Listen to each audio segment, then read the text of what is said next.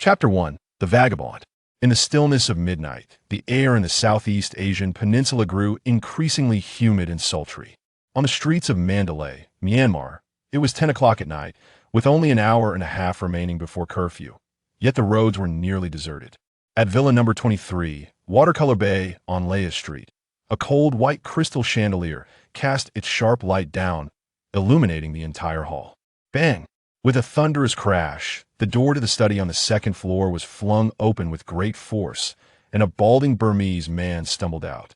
His corpulent figure struggled to maintain balance, his face a mask of terror, veins bulging, and a gun clutched tightly in his hand. In a panic, he fired 2 shots into the empty air behind him, but lost his footing and tumbled down the stairs.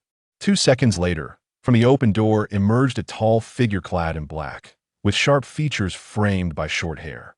He toyed with a military knife in his hand, moving at a deliberate pace, his black combat boots echoing on the solid wood floor. Tap, tap, tap, like the ominous tolling of a death knell. "Barut, I beg you, do not kill me. I will give you all the gold. I do not want a single penny for myself.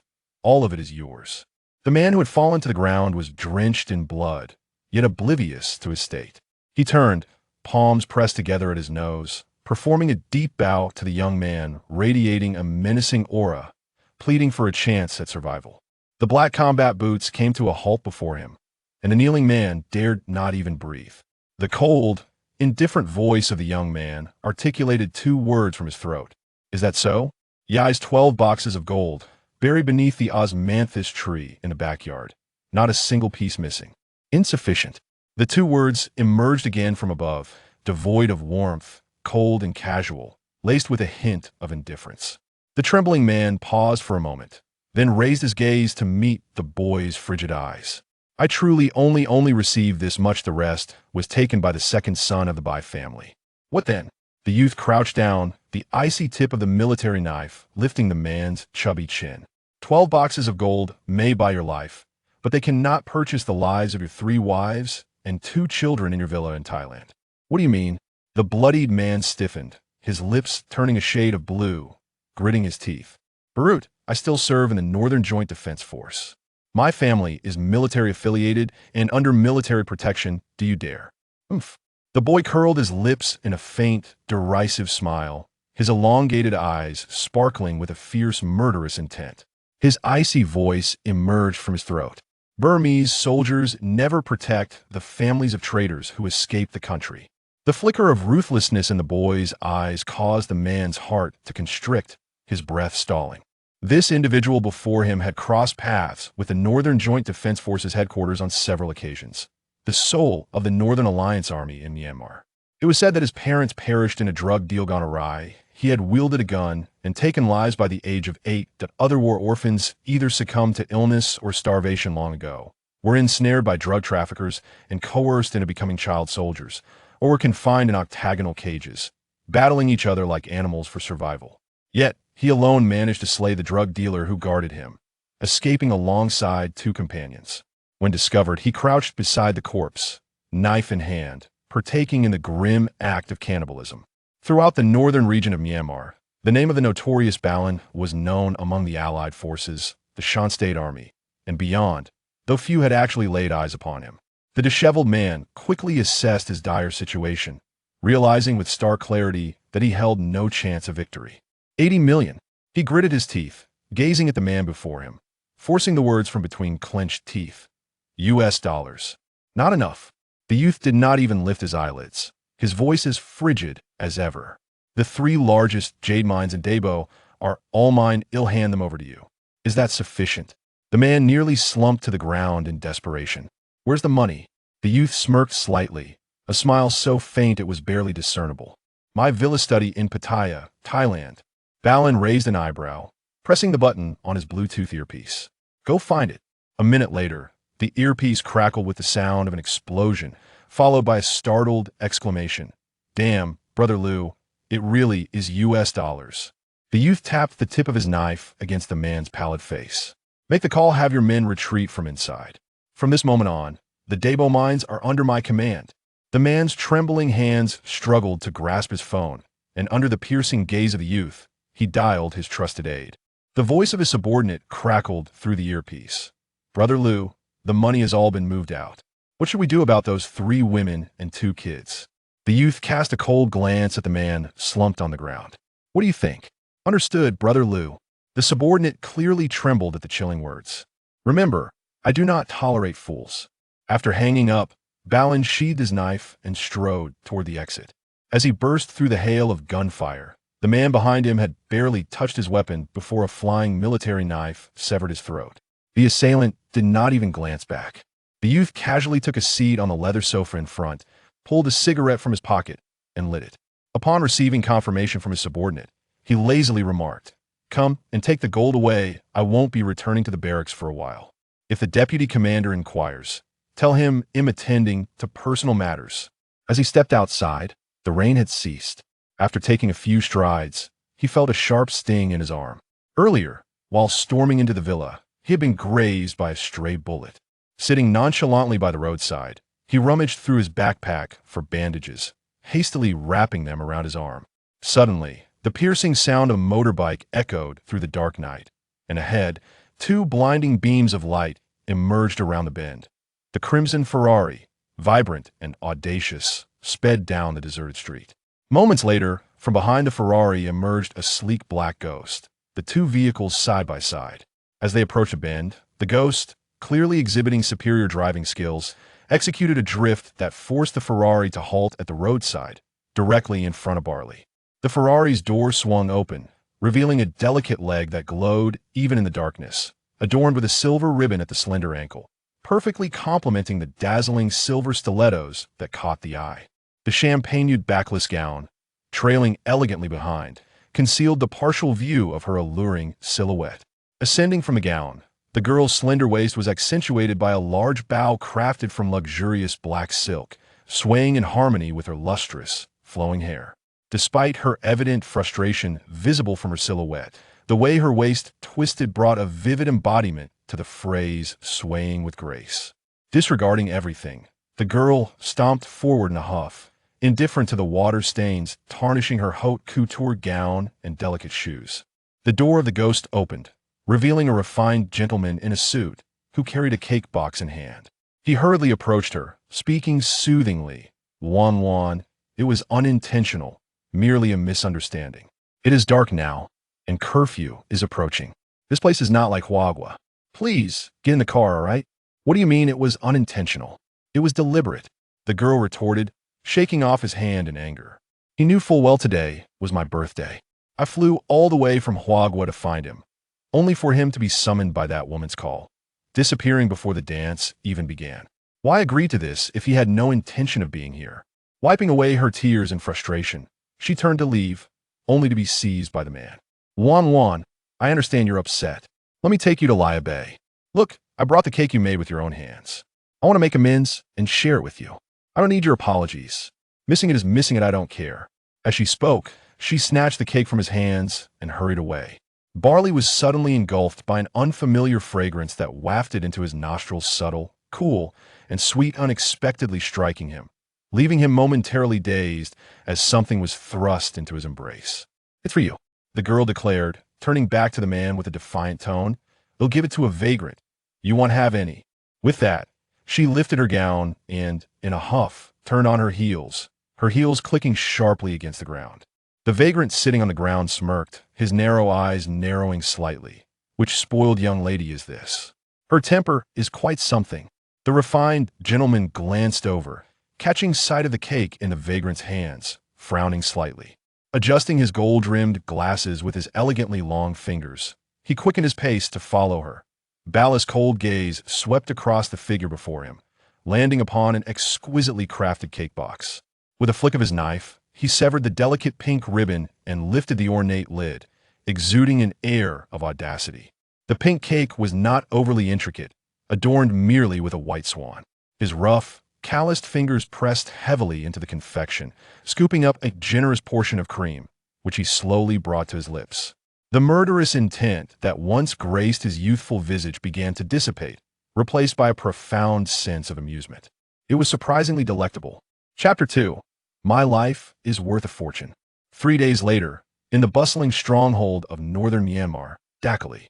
Within the stifling, feverish confines of an underground gambling den, metallic music erupted, reverberating throughout the hall. The scantily clad, alluring dancers twisted to the rhythm, their enchanting gazes and crimson lips captivating the fervent male audience.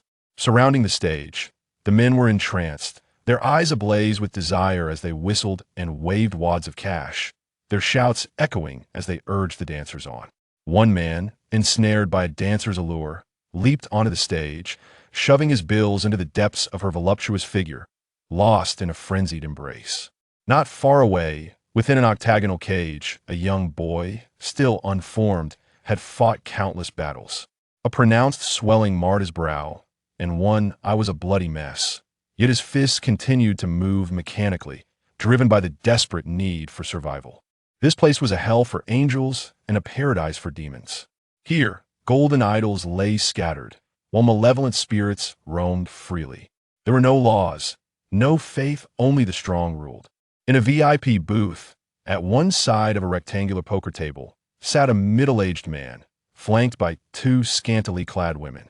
His stubby fingers rested upon 3 cards presented by a beautiful croupier. His demeanor relaxed as he withheld their reveal, his beady eyes scrutinizing the boy across the table.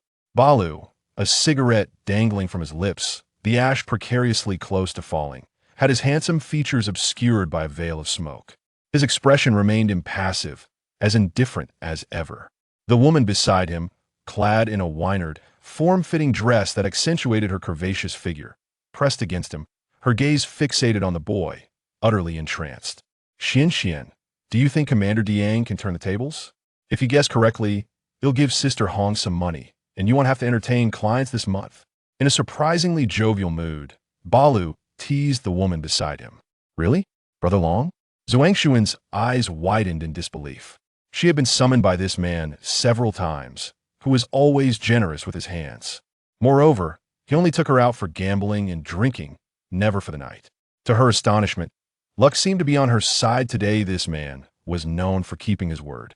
With half a month until the end of the month, she had ample time to heal her body and rest, an opportunity that her peers in the red light district could only dream of. Take a guess.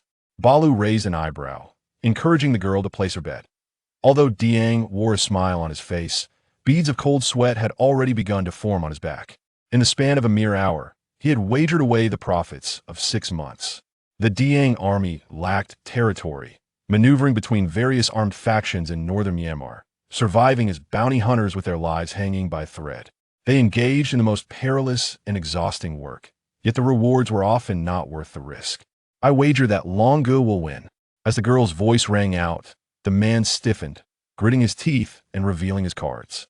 At that moment, Diang's murky eyes brightened slightly, and his dark face seemed to bloom like a withered tree in spring. His voice trembled with excitement as he exclaimed, "Ha ha ha! 3 kings! Along a full house! The arms deal is mine!" Balu maintained an air of calm, his handsome face betraying no emotion, yet no one noticed the almost imperceptible flex of his rough fingers. "Patience, Commander Diang, I have yet to reveal my cards." The youth's lips curled into a faint smile, a blend of disdain, sarcasm, and confidence. "Xian," he called, his thin lips parting as he fixed his wicked gaze on the man across the table. His voice, though soft, carried an inexplicable chill. "You take the lead." The prostitute named Xian, her crimson nails gripping the cards, lifted them from the table, held her breath, and closed her eyes as she tossed them away.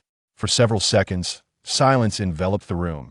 Even the cacophony outside the private booth seemed to freeze. "Impossible. This cannot be. Along you cheated." The man's hoarse voice was particularly grating. In this round, he had staked an entire year's worth of military funds for the Diang army, money that meant life or death for his brothers. Having navigated underground casinos for years, how could he possibly lose to a newcomer arms dealer? Yes, a newcomer. He hardly understood the rules of the game, did he? The primary rule here was that there were no rules. The barrel of a gun dictated everything. As this thought crossed his mind, a glint of murderous intent flashed across the man's rugged face. He drew a handgun from his waist, arriving at a swift conclusion.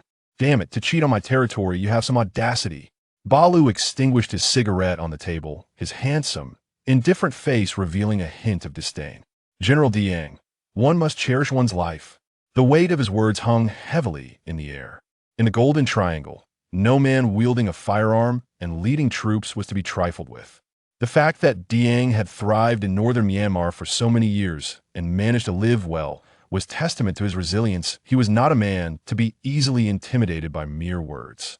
The glint in his triangular eyes sharpened as his finger hovered over the trigger, ready to unleash violence.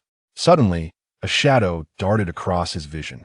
The youth seated across the table had leaped onto it, delivering a swift kick that sent the P229 handgun clattering to the ground. In the blink of an eye, the cold muzzle of the gun was pressed against his temple. The speed of the movement so phenomenal that it seemed almost supernatural. Not even a single breath was taken before his life was held in the grasp of the young man. Had he not witnessed it with his own eyes, Diang would never have believed that a human could possess such grotesque speed and explosive power. General, one must heed advice, don't you think? The cool voice of the youth echoed in the air, akin to the tongue of the Grim Reaper, caressing the most sensitive nerves and raising goosebumps all over. What do you intend to do? My men are outside. Once the gunfire erupts, do you believe you can escape? The man's body stiffened, his lips barely able to move. This is my affair. The youth extended his other hand, delivering a measured slap to the man's bruised face. You merely need to choose wealth or life. Doang's breath deepened, his molars clenched tightly. Shall we play another round? Do you dare? The youth arched an eyebrow. Very well, but you must first ante up the previous wager. I refuse to gamble with a deadbeat. Baoru put away his gun and returned to the sofa, his expression devoid of any emotion. Xian, perceptive to the atmosphere, picked up a cigarette from the table and offered it to the youth. Observing his thin lips clasping the cigarette, she eagerly lit it for him. Baoru casually tossed a handful of circular chips in her bosom. A tip. Xian brought her hands together at her nose, her excitement spilling forth in rapid tie. Thank you, Dragon Brother. With that, she lifted her leg to perch on his thigh. Adhering to the customs of the red light district, when a patron provides a tip, additional services are expected as a gesture of understanding, hoping to entice the patron to return. The overwhelming scent of cheap perfume invaded his senses, causing the youth to frown as he pushed away the approaching woman. No need, just sit quietly. For some inexplicable reason, a faint memory of a cool, sweet aroma from days past suddenly surfaced. He could not tell if it was the scent of perfume, as he had never encountered it before. He reached out, his thumb brushing against his chin, a restless itch stirring within him. All right, but for this round, I shall wager your life. Daong's heavy voice resonated from across the table. The youth lifted his gaze. My life is quite precious, while your trifling stakes are hardly worthy of the gamble. Chapter 3 Captured. Your currency. The armed forces of Daong are most active in northern Myanmar, engaging in any business that promises profit. From escorting deliveries for gangs to fighting on behalf of other armed groups, and from seizing territory from affluent bosses to hunting game for orchards, they pursue any opportunity to line their pockets. The major armed factions in northern Myanmar, despite lacking territory, turn a blind eye to Daong's activities, acknowledging their combat prowess but allowing them to earn a living. As time passed, the financial resources of Daong's army gradually accumulated, enabling them to procure relatively advanced weaponry. Balu had initially pursued a traitor to Mandalay with the intention of swift retribution, fearing repercussions from the deputy commander, and planned to lay low for a few days. Unexpectedly, he encountered such a gullible fool, and he couldn't resist the temptation to exploit the situation. However, he never anticipated that this imbecile would dare to point a gun at his forehead, demanding a gamble on their lives. The young man stretched his neck, his elongated, indifferent gaze shrouded in darkness. If the general cannot produce a wager that piques my interest, then this is where the matter concludes. Gather sufficient funds and return when you are ready to play, he declared, taking a step to depart. Hold on. The man across from him narrowed his triangular eyes into a line. The young man paused, lifting his eyelids slightly before turning back. I wager this, the man exclaimed, producing his phone and revealing a photograph, an imperial jade raw stone, estimated to be worth 100 million in the market, sufficient to arm an entire army. I stake this against your life. Balu returned to his seat, casually tapping on the table. This worthless rock is merely a stone. To put it bluntly, it has a price, but no market. You think you can gamble my life with it? Besides, it's just a photograph. Who knows where you acquired it? Do I appear that gullible? This raw stone has been reported by the Yangon Daily. You can verify it. It was purchased by a Chinese merchant and was hijacked during transit from Mandalay. Now it is in my possession, ready to turn a profit. Are you too cowardly to bet? The psychology of a gambler is always to seek a comeback after a loss. Balu pressed his thin lips together, contemplating. Not enough. Damong was taken aback. He could not afford to lose. He had already risked his life savings in a moment of impulse. With no advantage gained from a show of force, he had no choice but to continue wagering. Grinding his teeth, he suddenly recalled something. A few days ago, I hunted down a stunning beauty, the daughter of a wealthy family. I'll throw her in as well. Humph. The young man scoffed disdainfully. Do you think I am in need of women? Can a prostitute compare to the daughter of a wealthy family? Do you even understand the value of what you offer? Look, look. The man insisted, retrieving his phone once more and showcasing a photograph of a beautiful woman from China. Such a stunning girl, and you, having lingered in the Golden Triangle, would never encounter someone like her. The youth cast an impatient glance, the words of refusal barely forming on his lips when, suddenly, he caught sight of the champagne-colored dress and the silver-studded high heels. His heart felt as if stung, his wolf-like gaze abruptly lifted, as though dark waves surged within him. Though he had not seen her face that night, the delicate fabric of the girl-esque skirt, the silver shoes, the chilling and unique scent, and the exquisite texture of the cake had haunted his dreams almost every night. In the photograph, even though the girl hung limply, her raven hair obscuring her face, with just a single glance, he could ascertain it was undoubtedly her, the fragrant, temperamental, and proud young lady with a fierce gaze. He wondered, in this predicament, had she shed tears? A sudden desire to witness her weep surged within him. Suppressing the strange feelings in his chest, he pressed his tongue against his cheek, thinking, if you possess such little sincerity, shall I not take a photograph and wager against you? As the youth appeared ready to depart in irritation, Daong raised his hand, signaling towards the door, and his trusted aide immediately understood and exited. The raw stone was situated in warehouse number 3 on the outskirts of Mandalay. I have instructed someone to bring that girl over right now. The atmosphere fell into a stifling silence once more. Neither man spoke, each lost in their thoughts as they smoked. 5 minutes later, a cage shrouded in black cloth was pushed through the doorway. Through the steel-welded gaps, a strand of soil-stained fabric could be seen, barely hinting at the champagne-colored skirt trailing on the ground. The silver high heels had mysteriously vanished from the girl's exposed ankles, and her delicate calves were smeared with blood and dust. As the black covering was lifted, blinding light fell upon her face, and Nancy instinctively closed her eyes. Her mouth was sealed, her cries reduced to pitiful whimpers. Her hands were bound behind her back. Her dark, slightly curled hair was disheveled, with a few strands clinging to her cheeks from tears. The exquisite couture dress was marred with dirt. The large silk bow had unraveled, yet it accentuated her slender waist, making it appear even more alluring, as if it could be snapped with a single grasp. Crouched in the corner of the cage, the girl seemed so small, her body trembling, her face streaked with tears, her beautiful eyes tinged with pink. A sign of her recent anguish. Nancy could never have anticipated that after a quarrel with her brother, when she ran out, she would encounter a military coup. The moment gunfire erupted, her brother had shielded her in his arms, both of them falling to the ground. She hadn't even had the chance to see if he was injured before someone pressed a gun to the back of her head. Upon awakening, she found herself trapped in the cage, with no sense of whether it was day or night. For 3 days, apart from a few drops of water, she had not consumed a single morsel, her body now weakened to the point where she lacked the strength even to cry. Look! Daong kicked the cage with his foot. Along, such a stunning girl, I assure you, you won't find another like her throughout Southeast Asia. Not even the daughters of royal houses possess such beauty. I originally intended to deliver her to Yangon in exchange for military rank. Is she not worth your life to gamble? The elderly man spoke in a language incomprehensible to Nancy, leaving her utterly bewildered. However, the intensity of his gaze lingered upon her, hinting at the unsettling possibility that she might be perceived as a mere commodity for trade. She instinctively lowered her head, attempting to conceal her troubled visage, acutely aware that this effort was largely futile. Soon, a younger man's voice reached her ears, yet she remained too fearful to look up. After their exchange, the cage was unlatched, and she was forcibly extracted, thrust into the open air. Her frail form collided with the robust chest of a man, causing every hair on her body to stand on end. An instinctive urge to flee surged within her, but a strong grip ensnared her waist, pressing her against the heat radiating from him. Was this man made of fire? The warmth emanating from his body was overwhelming, igniting a sense of dread within her.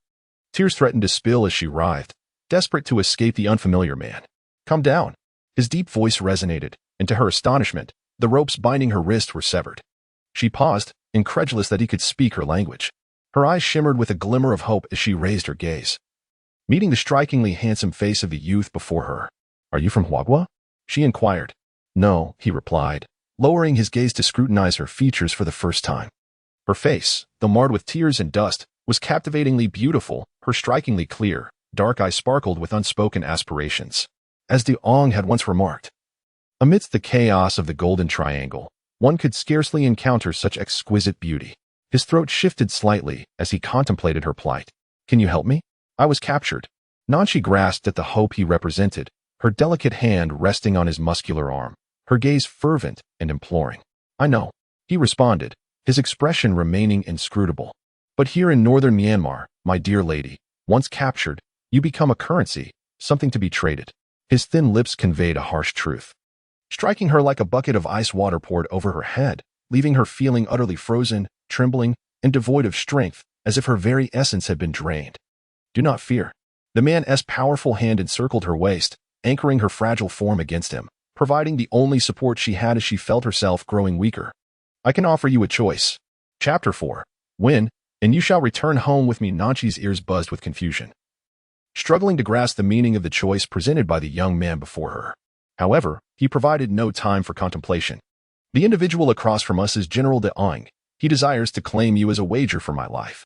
He bent closer, his lips nearly brushing against her delicate ear, his potent masculinity overwhelming her senses, causing every hair on her body to bristle with anticipation. "My lady, what do you say? Shall I take the gamble?" Her legs felt utterly weak, lacking any strength, her body pressed against his, as she heard the deep timbre of his voice. Her cherry-red lips trembled uncontrollably, unable to articulate a single word, while large tears cascaded down her cheeks. Balu observed her frightened demeanor with a hint of amusement. It appeared that the little wildcat, so fierce in her den, was reduced to a mere timid creature once she stepped outside. He affectionately ruffled her hair, questioning her tears. Even in defeat, he declared, it was merely his life at stake. She would only be sent to share a bed with an old man. The pampered young lady, raised in a peaceful realm, struggled to comprehend why this Southeast Asian man, so young, would wager his life as if a new game could be played upon his demise. Speaking of it with such nonchalance, she found it even more bewildering to grasp what he meant by merely being sent to accompany someone to bed. What did he think of himself? Her nails dug deep into her palm, her breath quickening, her chest rising and falling with palpable agitation, stirred by the man's casual demeanor. "What I say is the truth. You have no choice, young lady," Balu declared, releasing her and settling onto the sofa, pulling out a cigarette to light. "No," Nanshi protested, her trembling form barely steadying against the table. Yet her inner strength and pride refused to allow her to be so debased. Even in such dire straits, she remained the daughter of the foremost family in Cloud City, resolute that these Southeast Asian men would not treat her as mere merchandise. Gritting her teeth, she found an unexpected surge of strength and dashed toward the window just a few paces away. Everyone was taken aback by her audacity. "This is the second floor. Young lady, you won't die from jumping. At most you'll break a leg, but it won't prevent you from sleeping with an old man." The man, with a cigarette dangling from his lips, watched her futile struggles with amusement, reminiscent of a predator toying with its prey. "I have no time for such games, clearly. Young lady, you have missed your chance." He lazily retracted his legs, uttering a phrase in Burmese to the others, his hands thrust into his pockets as he prepared to leave. De Ong, growing impatient, slammed his hand on the table and shouted to his confidant at the door, "Give her an injection. There are no disobedient women in the Golden Triangle." Balu's handsome brows furrowed slightly, his thin lips forming a straight line. Yet his departing steps faltered. Within a minute, someone entered with a tray. Two burly men, one on each side, pinned Nanshi against the wall, rendering her immobile. The tattooed blonde man toyed with a syringe in his hand, causing the girl's pupils to dilate in shock, her lips trembling violently, every pore screaming in resistance. "No, I can stand and die, but I refuse to be used," she implored, suddenly realizing the futility of her defiance. The only variable in this situation might be that overly youthful Southeast Asian boy. "Please, help me." Her soft pleas clawed at Balu's nerves, igniting his irritation. A flash of white light streaked through as the military knife struck the syringe from the blonde's grasp. Daong, with shrewd, slitted eyes, waved his hand, signaling his subordinates to step back.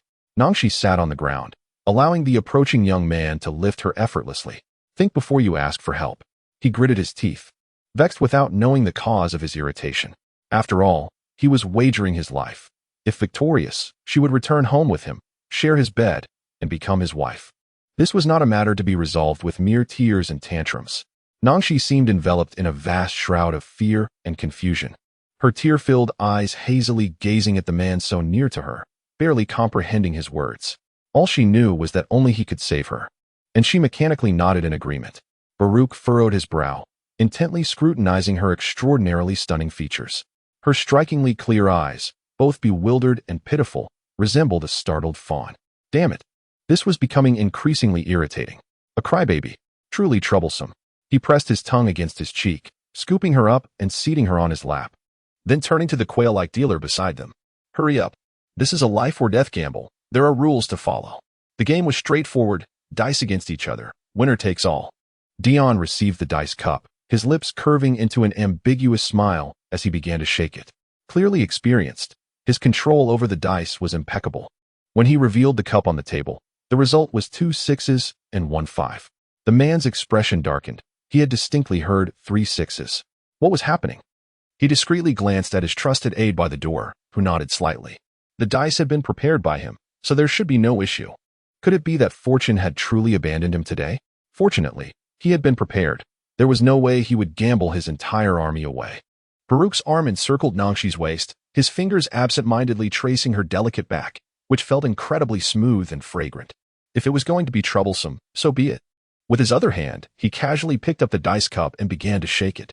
All eyes were fixed on his erratic movements, while Dion listened intently, able to discern the outcome from the sound within.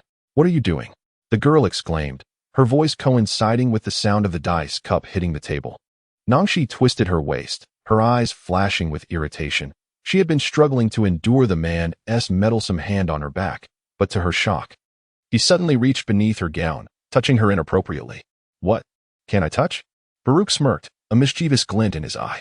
The girl bit her lip tightly, her eyes misty with embarrassment, feeling utterly helpless. Don't bite. I still intend to kiss you later, he teased, his thumb pressing against her delicate chin, forcing her lips to part in a playful manner. Nangshi turned her face away, remaining silent. Distracted by her response, Dion momentarily lost focus, unable to recall the previous points. His sharp gaze fixated on the dark dice cup on the table. Barrett gently tugged at his lips, one hand pressing against the nape of the young girl nestled in his embrace, his slender lips brushing against her delicate earlobe. Darling, it's your turn. The girl's trembling slender hand was clasped within the man's grasp, resting atop the dice cup. Anxiety quickened her breath. She shut her eyes tightly, unwilling to gaze upon the 3 dice that would determine her fate. Bang! Daong rose, disbelief etched across his face as he beheld 3 6s. Almost instantaneously, he sank back into his chair, his complexion shifting from a pallid hue to a deep purple, then to a ghastly black, as if death itself were creeping upon him. You concede, General Dong. Barrett stood, wrapping an arm around Nangshi as they made their way toward the exit. I've taken my prize, and my men will retrieve the money in an hour. The casino agent will be here shortly to settle the accounts. Chapter 5. Could you possibly wear something? Outside, the streets shimmered with neon lights, the vibrant night market bustling into life. Upon exiting the underground casino, Nangshi found herself swept up in the man's arms, traversing the lively streets before veering into the expansive area behind the red light district. Once off the main road, they navigated dirt paths, even weaving between piles of refuse, the acrid stench making her gag momentarily. Such fragility. Barrett's agitation only intensified at this juncture. There were no streetlights, and Nangshi wondered how this man managed to navigate the night with such ease. She was deposited into a robust and imposing off-road vehicle, exuding a wild spirit. It was her first encounter with such a machine, clearly modified, far removed from luxury, yet undeniably resilient. However, the ride was far from comfortable. Before they had even left the dirt path, a glint of malice flickered in the man's dark eyes. Pressing the Bluetooth headset, a rough voice crackled through. Brother Lou, I'm in Dakali, about to emerge at the main road exit of the red light district in 1 minute. There's a tail. Take care of it. Daong was not the type to sit idly by, willingly surrendering his life and fortune. He had anticipated this. Yet, the rules of the Golden Triangle dictated that the gun ruled supreme. Nanshi, unable to comprehend Burmese, dared not inquire about her destination. The man's demeanor suggested a volatile temperament. Yet men who frequented casinos were typically driven by greed. She could only hope to charm him into releasing her for a price. The off-road vehicle twisted and turned, amidst which she faintly heard the sounds of gunfire. Nanshi, bewildered by the unfolding chaos, could only huddle in her seat, terrified that a stray bullet might penetrate the windshield and bring her harm. Barrett gripped the steering wheel with one hand, while with the other, he yanked a jacket from the back seat and tossed it over her head, as if playing with a kitten. Stay still, if you're going to hide. Do it properly. She remained hunched over, the man's jacket draped over her, imbued with the scent of masculine hormones, which was rather unsettling. Tom stretched on, and eventually, the vehicle came to a halt, the jacket being lifted from her head. Get out. The man, after speaking, leapt from the vehicle, circled to her side, and opened the door. Can you walk? She longed for strength, yet her feet were bare. She lifted her gaze to the hazy night surrounding them, pondering the remoteness of this secluded forest. Biting her lip, she murmured softly, my shoes are missing, and all I see are stones. With a twinkle of amusement in his dark eyes, he remained silent, spreading his arms wide, standing there with an unmistakable invitation. If she desired to be embraced, she must climb up to him herself. Reluctantly, Nanshi bit her lip and pulled her clothing slightly upwards, leaning to drape herself around his neck. What are you adjusting? Do you think you can evade my touch? He teased with a mischievous grin, lifting her effortlessly as he strode towards a small courtyard. He kicked open a half-closed bamboo door and ascended the creaking staircase with confidence. The dwelling was exceedingly rudimentary, a bamboo stilt house characteristic of Southeast Asia, 2 stories high, with clutter below and living quarters above. Upon entering the inner room, the man turned on the light.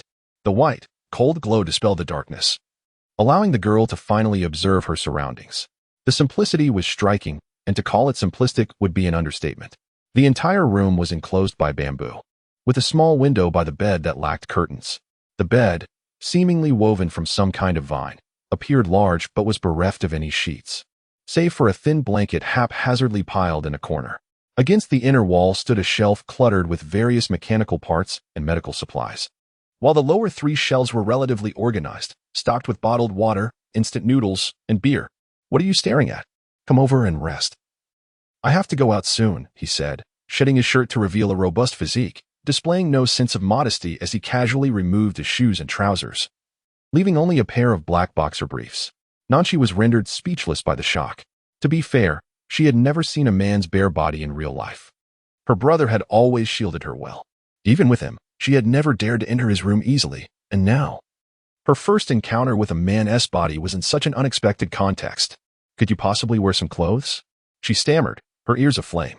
Despite her reluctance to engage with this man, she found it impossible to maintain composure in the presence of a nearly naked man, especially with those well-defined muscles that appeared quite intimidating. I am wearing something, am I not?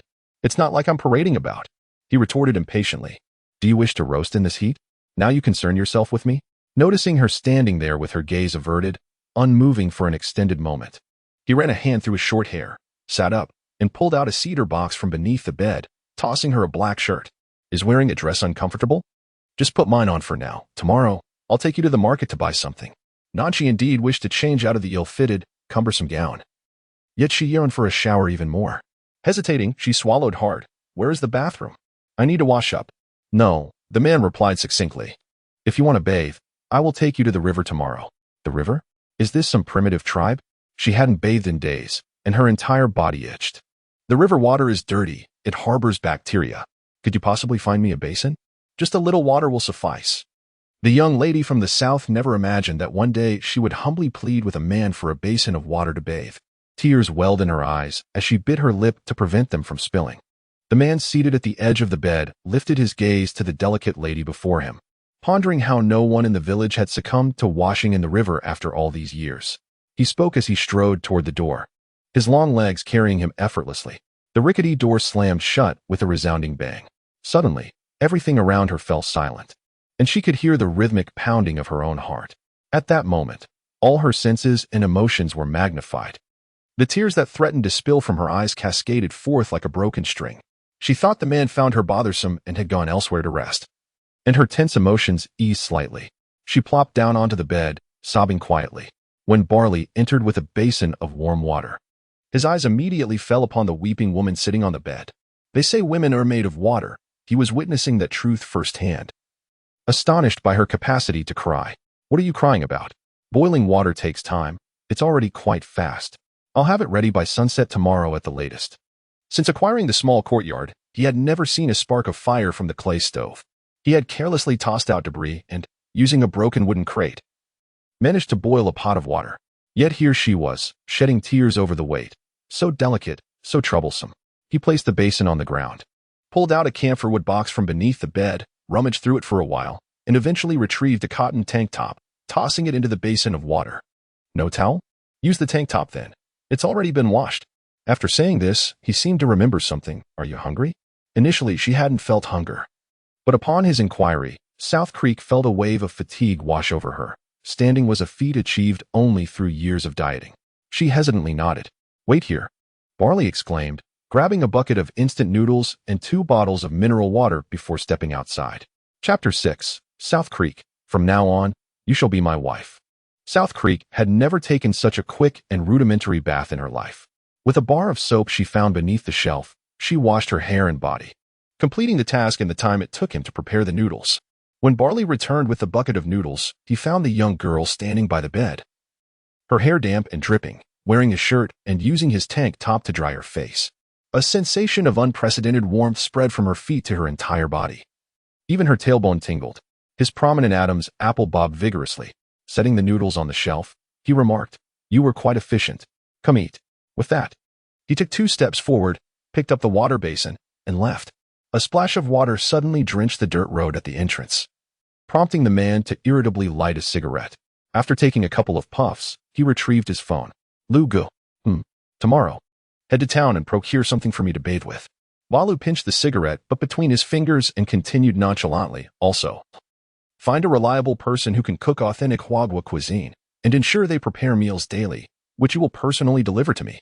The voice on the other end of the line fell silent for several seconds, ultimately refraining from any inquiries, and simply replied, "All right." After hanging up, the man discarded the cigarette and ascended the stairs, even when ravenous to the point of experiencing stomach cramps. The sight of the girl dining remained remarkably elegant and pleasing. Balu was unaware that one could appear so enchanting while eating alone. Indeed, beautiful individuals exuded grace in all their endeavors, particularly when the individual in question was his own wife. He chuckled foolishly, scratching his head. A rare display of youthful exuberance surfacing. Nanshi stood by the shelf, swallowing a mouthful of noodles, pursing her lips. "Do you have any tissues?" Balu pulled out a crumpled roll of coarse paper from a camouflage backpack stowed beneath the bed and handed it to her. The girl wrinkled her nose in disdain, momentarily forgetting her composure. Such inferior quality paper was scarcely fit for the servants' bathrooms in her family. Whether you like it or not, Balu discerned her unreserved feelings, and a surge of unbidden anger welled up within him. What of being a wealthy heiress? She still had to obediently share a bed with him. He tossed the paper onto the shelf and declared, "Have you finished eating? If so, sleep." Nanshi bit her lip, aware that her previous reaction had been somewhat excessive, provoking this man. Contemplating whether to sweet-talk him a bit, she thought it wise to be a little charming while under his roof. "Don't misunderstand. I didn't mean to be dismissive." To prove her sincerity, she stepped closer and tore off a piece of paper to dab at her mouth. The rough texture caused her lips to sting slightly. Balu observed her cautious demeanor, and a wave of tenderness stirred within him. Well, it's not entirely unreasonable. After all, she is a young lady from a wealthy family. It's only natural that she requires a bit more care. Let us make do tonight. And tomorrow I'll take you to town to buy some things, all right? Nanshi, relieved by his amiable response, nodded obediently and sat at the edge of the bed, hesitating to speak. "If you have something to say, just say it. I have no time for guessing." The man interlocked his fingers behind his head, reclined on the bed, and closed his eyes, uttering a single phrase. The girl paused for a few seconds, organizing her thoughts. You must be in need of money, right?" The man, resting with his eyes closed, perked up, a mischievous smile spreading across his face. The girl, noting his response, swallowed hard and continued. "If an opportunity were to present itself, one that could yield you a substantial sum of money, you wouldn't refuse it, would you?" Balu tightened his lips. suppressing a smirk, and replied, "Not bad. Already thinking of ways to help your man make money on the first day? Rest assured, I can provide for you." Observing his devilish smirk, which seemed to oscillate between a smile and a sneer, Nenshi suppressed the rising ire within her, asserting, "I am serious. I am not jesting." At that moment, the man rose and leaned against the bed's backrest, inquiring, "Well then, do tell, what grand venture do you propose?" The young girl tightened her grip on the edge of her black shirt, biting her lip. "If you return me to the Mandalay Watercolor Bay Villa, my brother will reward you handsomely." The man's indifferent gaze turned icy, his eyes dark and fathomless, fixating on her delicate features with an intensity that evoked the ferocity of a dragon in the jungle, exuding an aura of menace that no innocent maiden could withstand. And she felt as though her breath had ceased. He had yet to utter a word. Yet the chill radiating from him was sufficient to raise the hairs on her skin. Suddenly, his rough, calloused hand clamped down on her chin, causing her soft cheek to ache painfully, the area turning crimson under his grip. "Do not play such games with me," he hissed through clenched teeth, his expression terrifying. "I do not appreciate it, do you understand?" The pain and fear entwined within her, rendering her paralyzed. This man was genuinely formidable, eliciting involuntary tears in her eyes.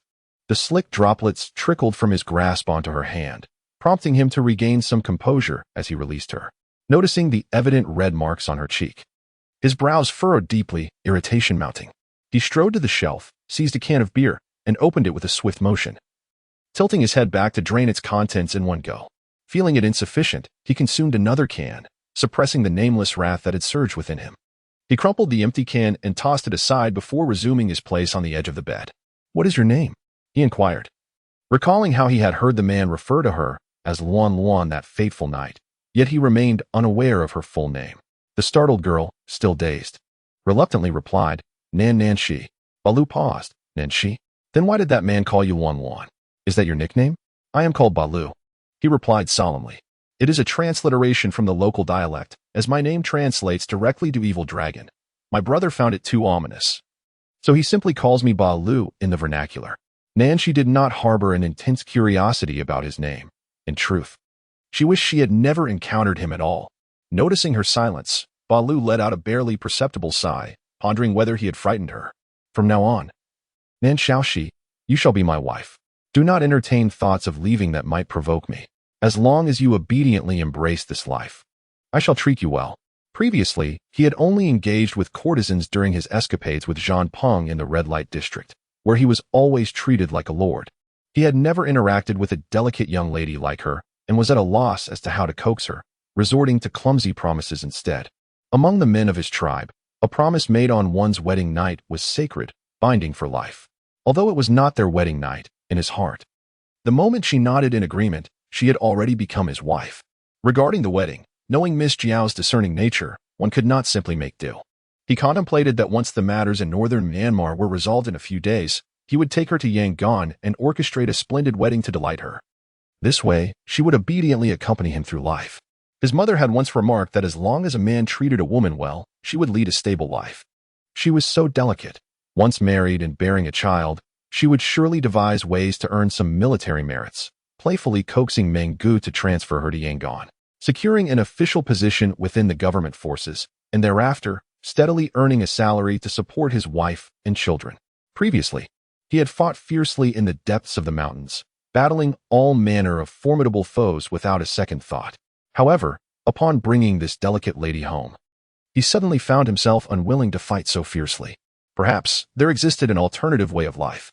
Chapter 7. The rough man's first experience of embarrassment naturally. Nanshi remained oblivious to the man's inner calculations. She bit her lip, sitting rigidly at the edge of the bed. Even while seated, discomfort plagued her.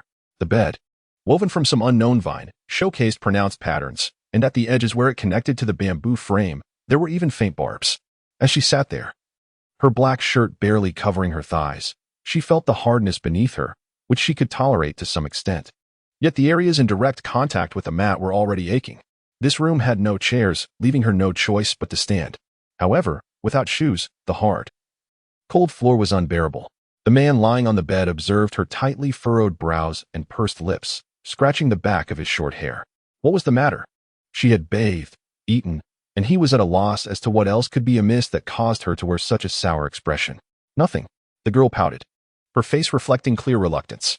Yet, she was far too fearful of this volatile man to dare test his patience further. Why was he always so harsh and fierce when he spoke? She had not provoked him in the slightest. In her home, her brother and father had always spoken gently and kindly. Even when she made mistakes or acted capriciously, they would coax her with soft words. She had never known that such irascible men existed in the world. Ba Liu felt a surge of frustration, a tension building within him with no outlet. He decided not to speak further. With a swift motion, he pulled her into his embrace, declaring it was time for sleep. Nanchi found herself ensnared within his strong grip, the overwhelming aura of masculinity enveloping her, causing her to feel frantic. Moreover, his large hand had already lifted her black shirt, leaving her vulnerable and in pain from his grasp. "What are you doing? Hands off." She bit her lip, angered as she tried to push away this insatiable man. Ba Liu, with a mischievous grin, replied, "I have a battle to fight later tonight. I cannot indulge in women. That is the rule. Isn't it just a little teasing to assuage my cravings? Do you think I risked my life for you to worship me like a deity?" The young girl was taken aback, her starkly contrasting eyes swirling with emotions, her thick lashes fluttering slightly. "What do you mean?" The implication was clear. Not only did he intend to touch her, but he also desired to share the bed with her and wished for her to bear his children. "Do you understand?" His hand, pressing against her waist with a firm grip, pinned her entirely against his robust chest. D'Angelo was indeed correct. In the Golden Triangle, there were no disobedient women. You would do well to behave. It's fine if you want to throw a tantrum or scowl at me. I can cater to your whims. But should you choose to defy me, do not blame me for my ruthlessness." Such words were nothing less than a blatant threat. Nanchi bit her lip tightly, remaining silent. Although she had been somewhat spoiled by her family, it did not imply that she was a foolish girl devoid of wits. How many men who toyed with guns and gambled with their lives were ever agreeable? In this predicament, where she was at the mercy of another, her only recourse was to compromise and feign compliance. "Is what you say true?" Her voice, delicate as a whisper, reached the man's ears, teasingly. "What?" Barrett momentarily failed to grasp the meaning behind her words. "Am I allowed to make requests?" She raised her gaze, her fluffy, large eyes meeting his piercing black ones, unwavering and even tinged with a hint of challenge. The man found her amusing. Indeed, she was quite the actress. He had already witnessed her demeanor. Closing his eyes, he took a deep breath, letting out a soft HM. "This bed is rather hard, and there isn't even a pillow. I'm uncomfortable." She decided to probe gently, testing the boundaries to understand his limits, hoping to navigate the situation. Barrett had not anticipated her bringing this up. The rugged man felt a flush of embarrassment. His throat bobbed. This was merely a temporary refuge for him, and while there were many high-end hotels in the area, there were equally many who sought his life. In the lawless Golden Triangle, a moment's inattention could be fatal. Everyone avoided the bullets. No one would shoot without provocation. Previously, he hadn't seen anything wrong with his situation.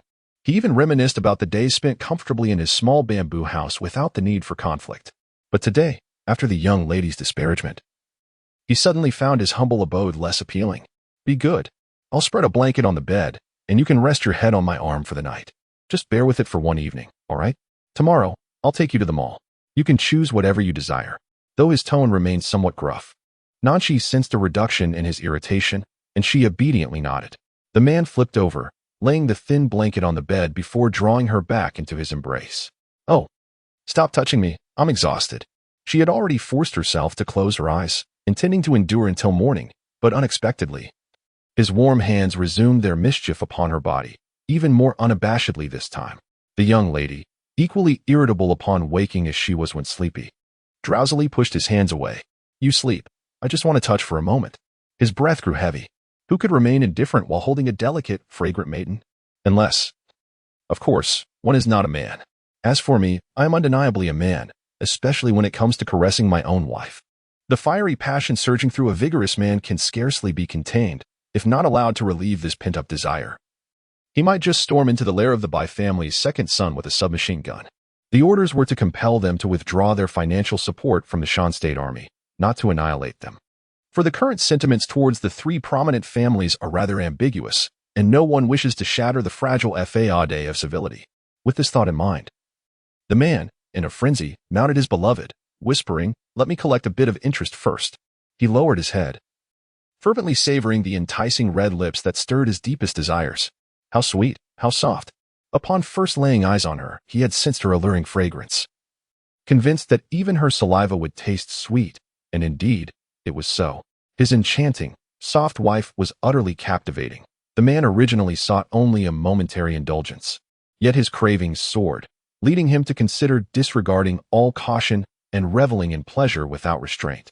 However, the mission at hand must not falter. Should he release himself in the woman, any slip could jeopardize everything, and he would undoubtedly face dire consequences at the hands of Brother Meng. The ironclad rule of the Alliance forbids any dalliance with women, even one's own spouse, before the battle is concluded. Nachi felt as though her skin was being worn away. The heat was unbearable. She found herself unable to weep, her body drenched in perspiration.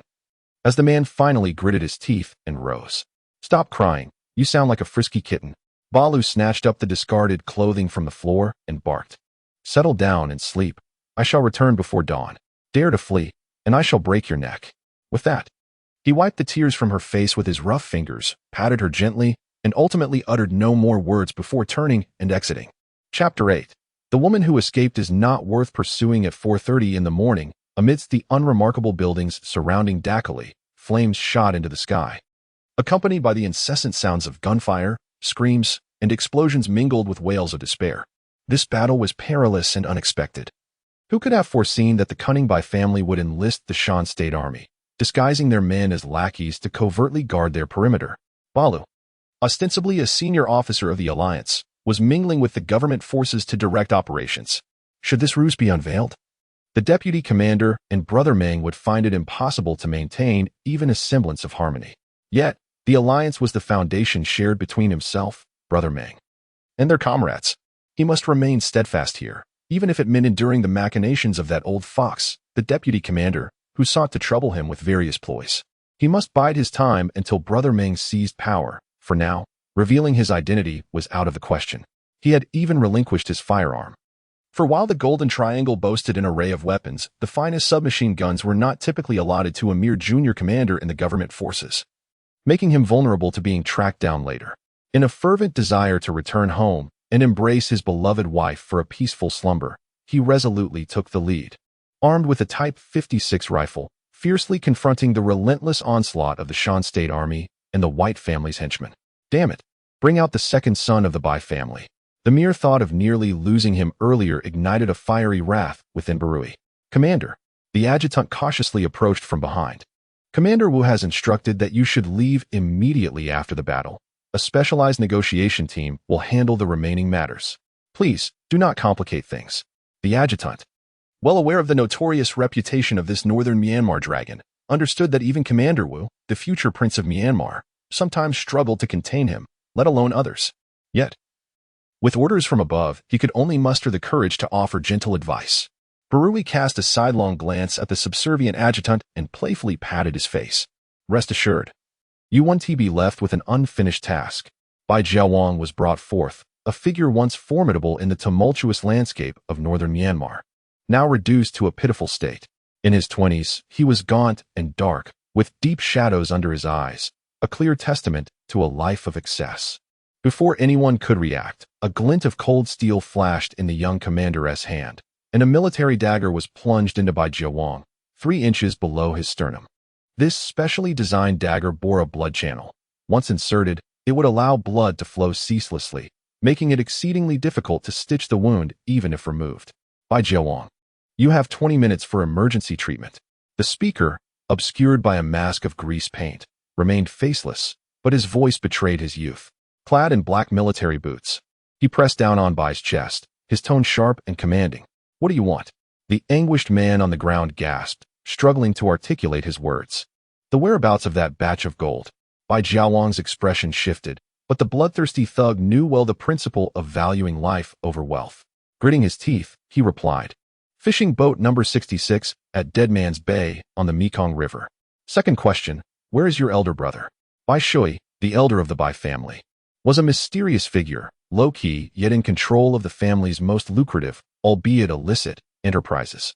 After the death of the notorious drug lord Kunsha, his subordinate Chow Tong had taken over much of the business and left the Golden Triangle, but recent intelligence suggested that Bai Shui had re-established contact with Chao Tong, attempting to forge a new route and restore the Golden Triangle's operations.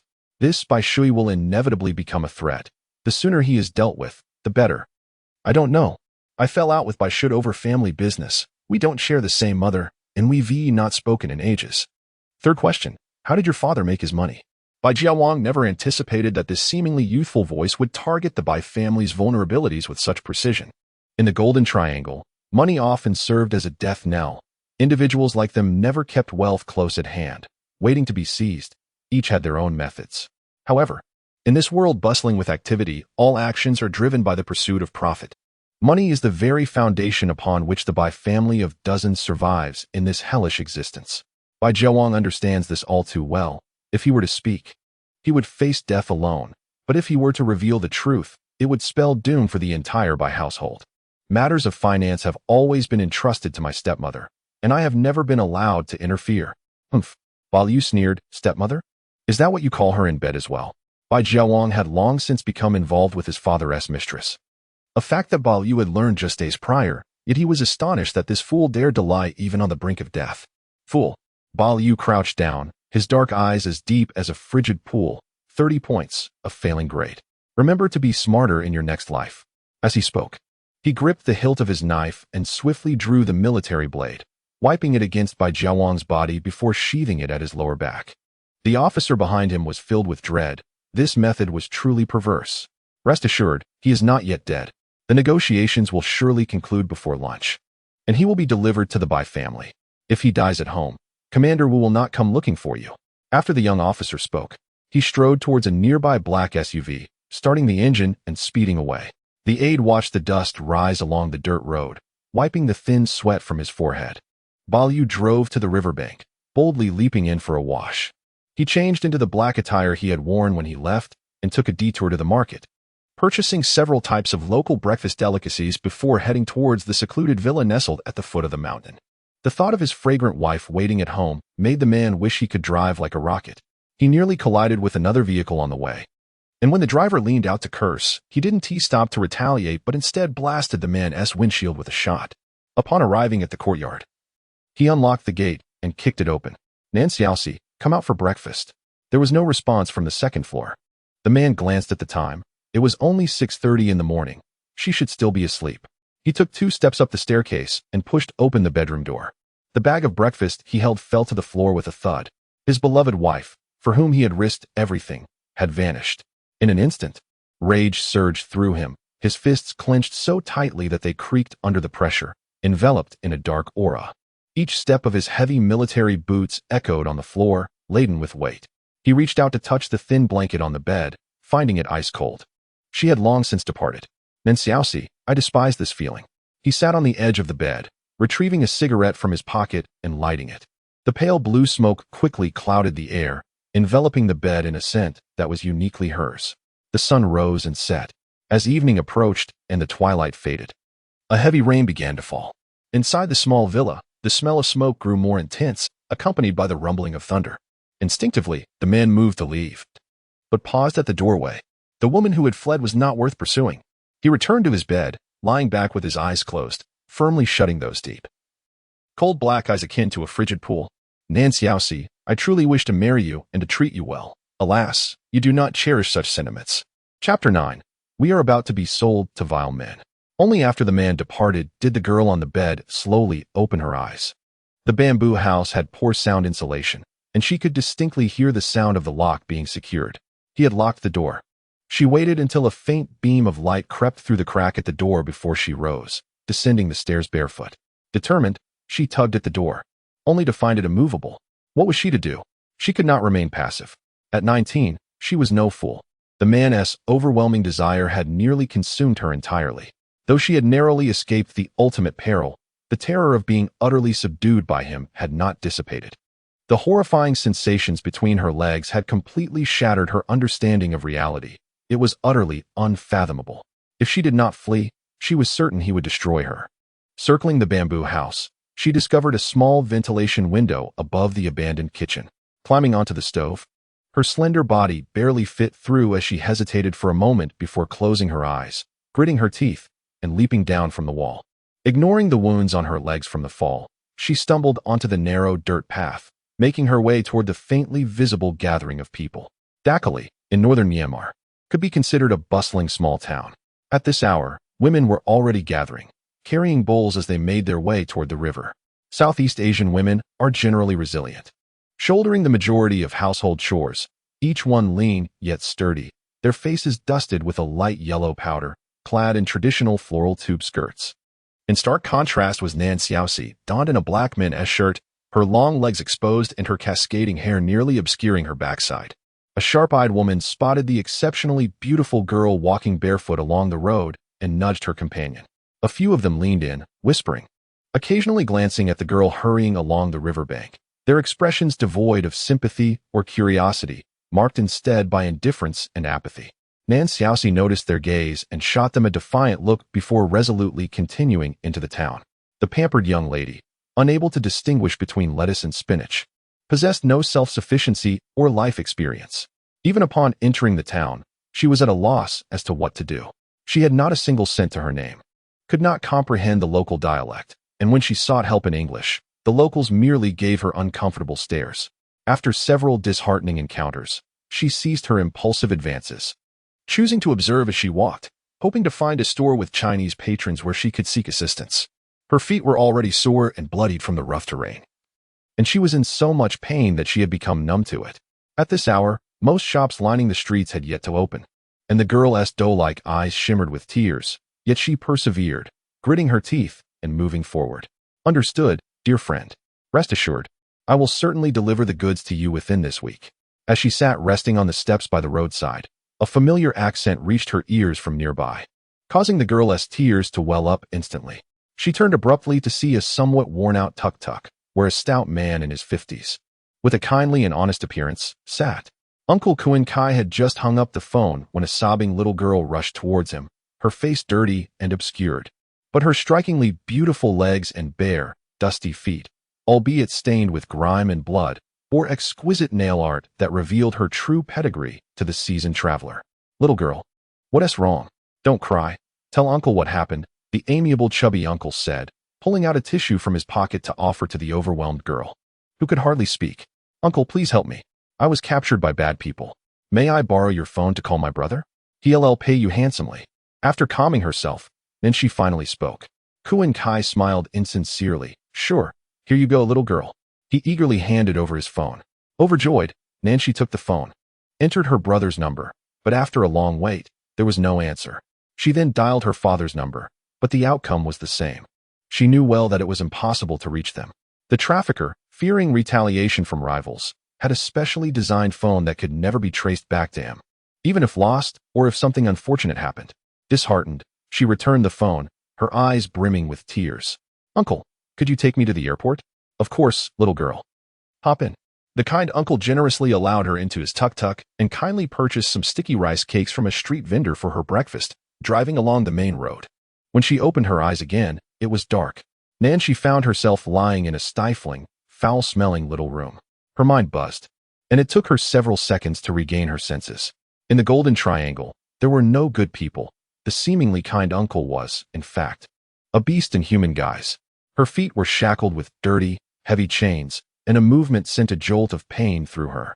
Frustration, regret, and despair nearly engulfed her, and in a fit of madness, she tugged at the heavy chain clamped around her leg.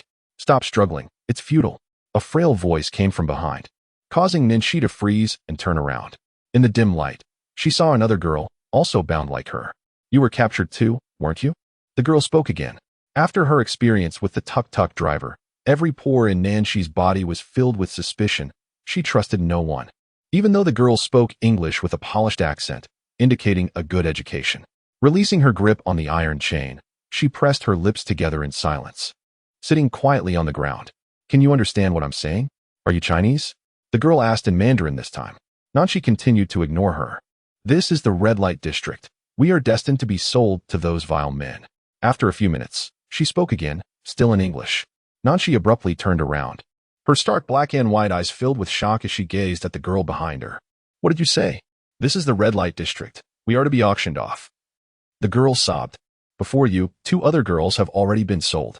They said they would keep us for the big clients coming tonight. Stricken again. Nanshi's teeth began to tremble. Why? She had done nothing to deserve such fate. Why must destiny treat her this way? Tears silently streamed down her cheeks as she nearly crushed her fingers, yet she knew not whom to blame for her plight, nor what kind of fate awaited her. We may not survive until tomorrow. My name is Yana, my father is Thai, and my mother is Chinese. What about you? The girl spoke again, her expression devoid of any defensiveness or hostility. Nanshi sighed. My name is Nanshi. I am Chinese. You should stop tugging at the chain. It's futile. Do not resist. They will inject the girls who struggle. Once injected, they can only be taken away for worse fates. Yana kindly warned her. How do you know that? I understand Burmese. I overheard the guards chatting at the door. Just as Yana finished speaking, the iron door swung open from the outside, and several burly men entered. Chapter 10. Who is Cece? Balu was jolted awake at midnight by the sound of a door opening downstairs. He immediately sprang up, neglecting to put on his shoes, and rushed towards the door. Cece. Zhamping looked up, and in the moonlight, he saw his good brother rushing out, a grin on his face. Who is Cece? Were you having a spring dream? Upon hearing his voice, Balu ignored him, turned back to his bedroom, and chugged a bottle of beer. Missing women? Zhamping, unfazed by Balu's cold demeanor, plopped down at the edge of the bed. Had I known you were here, I would have stayed at a hotel in the red light district. Running over in the middle of the night just to share a bed with you. Zhamping pulled out a cigarette and lit it, then nudged the silent man beside him with his shoulder. I heard you pulled off a big score. You must have made quite a bit, right? You owe me a treat. Balu crumpled an empty can and tossed it casually at the door. Then go spend it. Just put it on my tab. Hurry up and get lost. Don't delay my sleep. Humph. Zhamping scoffed. Do you think you can sleep? You're as red-eyed as a rabbit thinking about women. Good thing there is no mirror here. Otherwise, you'd see what a mess you look like. Damn it. If you don't want to get beaten, get the hell out. Balu was too annoyed by Zhamping's incessant chatter and kicked him in the rear. Zhamping sprang up like a monkey, patting his backside and exclaiming, "What a lack of charm." He then strolled over to the shelf, uncorking a bottle of beer. Lala just called me, saying she's got two exceptionally beautiful girls waiting. Come on, let's go pick one each. What a delight. Not going, came the irritable reply from the figure lounging on the bed, who squeezed out two words. That old man's illegitimate son is here too, along. I can't handle this personally. You know that. Zhang punged down the beer in one gulp, finally shedding his flippant demeanor and speaking in a subdued tone. Are you sending people to watch me? No. I heard the government forces clashed with the Shan State Army and guessed you might be here, so I came to try my luck. Barry rolled over, sitting up and casting a cold glance at his so-called brother, who only shows up when there's something to gain. What about that house in Mandalay as compensation? Why don't you just go rob it? That's South the place I'm saving to marry. Zhang Peng fumed, nearly bursting with rage. I'm too valuable to waste my time on your trifling gains. Barry lazily pulled out a cigarette and lit it. Why don't you dive into money like a pig? Consider me blind for coming to seek you out. You merchant. Zhang Peng shot him a glare, seething as he stormed out. The footsteps descended the stairs, yet the sound of the door closing did not follow. Moments later, the footsteps returned upstairs.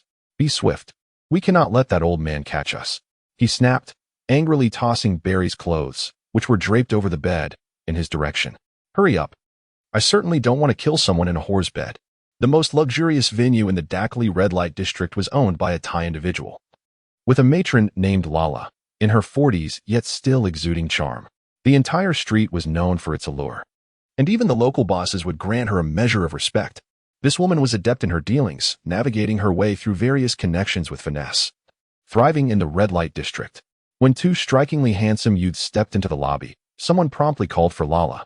Young Master Zhang Peng was renowned as a playboy, known for his lavishness, and was a senior officer in the Northern Myanmar United Defense Army, making him a distinguished guest of Lala. Ah, young Master Zhang Ping has arrived. I thought you wouldn't make it. Those two girls are waiting for you. Lala exclaimed, her laughter vibrant as she approached, twisting her alluring waist.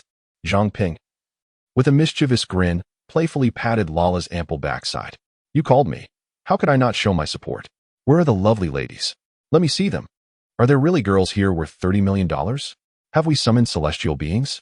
Rest assured, young Master Zhang, they are absolutely worth it. I personally verified their quality. They are a rare find, a once-in-a-lifetime treasure. You will know at the moment you lay your hands on them. I've spent half my life in this business, seen all kinds of women from all corners of the earth, and even I was taken aback. This is a once-in-a-lifetime deal. 30 million is a friendship price. If you can afford it and get them to Yangon, you can definitely exchange for a military district commander.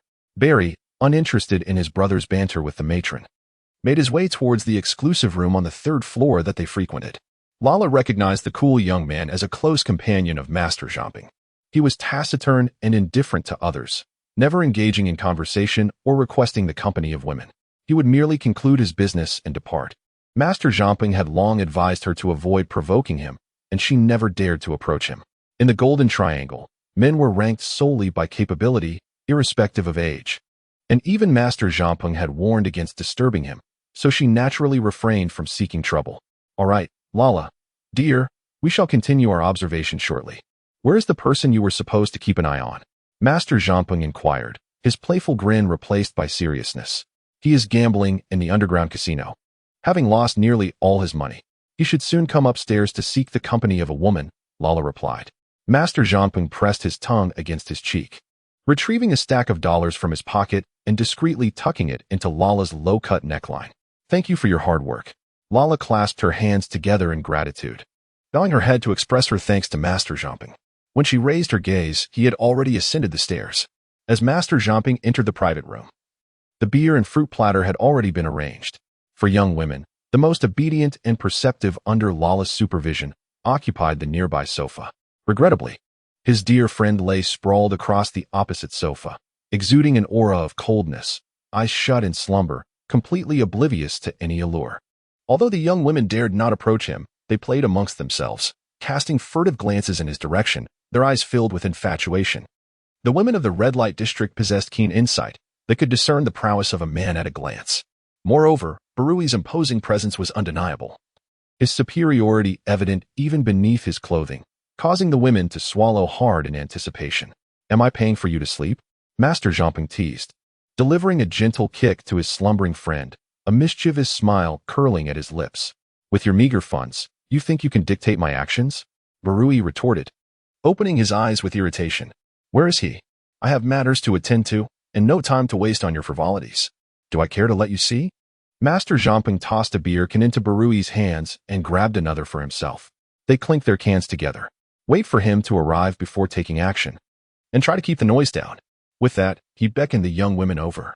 Barui, in a foul mood, kicked Master Jumping's backside, urging him to leave and not sully his resting place. Have you consumed explosives today? Master Jumping exclaimed, indignantly tumbling off the sofa, fury igniting within him. Barui, you had better not come seeking my favor later. Two perceptive young women hurried over to assist him, but he waved them away. Get lost. All of you, leave. Have Lala bring in the new arrivals to alleviate my frustration. Disappointed, the young women departed, initially hoping for generous tips from Master Jumping, only to be dismissed. Inside the room, the two men ignored one another, one asleep, the other engrossed in gaming and smoking. Moments later, Sister Lala burst through the door, exclaiming in distress, "Oh dear. Master Jumping, those two girls have been discovered by Master Tuaming. He is trying to take them away and nearly threatened me with a gun. It was utterly terrifying." Chapter 11.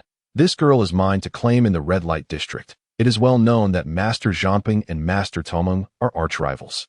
The peculiar reason for their animosity dates back to an incident involving their fathers, who had a violent altercation over a woman many years ago, resulting in her untimely demise, after which the two elders ceased hostilities. Yet, a few years later, their sons ignited a new conflict in the same district. At that time, Tuaming had the advantage in numbers, while Jumping was accompanied by only 2 bodyguards, nearly suffering a fatal beating. Fortunately, a group from Barui arrived and recognized the commander's close associate, promptly calling for reinforcements. Barui almost shot Tuaming, but it was only through a desperate phone call from Tuaming's father, utilizing 2 armories worth of firepower, that his only son was rescued. Since that incident, whenever they crossed paths in the red light district, Jumping and Tuaming would inevitably clash, although both sides tacitly agreed to keep the disturbances contained. However, today Tuaming, fully aware that those 2 girls were set aside for Lala, dared to make a move, an affront that could not be tolerated. Jumping sprang to his feet, striding towards the door with fierce determination. Damn it, Tuaming's mother is courting death, daring to snatch my girl. As Lala and Jumping descended the stairs, they found Nanshi already in Tuaming's arms, while a burly man followed closely behind, cradling Yana. The two girls wore expressions of sheer horror, their faces pale with fright. No one anticipated that Lala had just released the two, intending to tidy them up for jumping, only to encounter a half-drunk Tuaming at the door.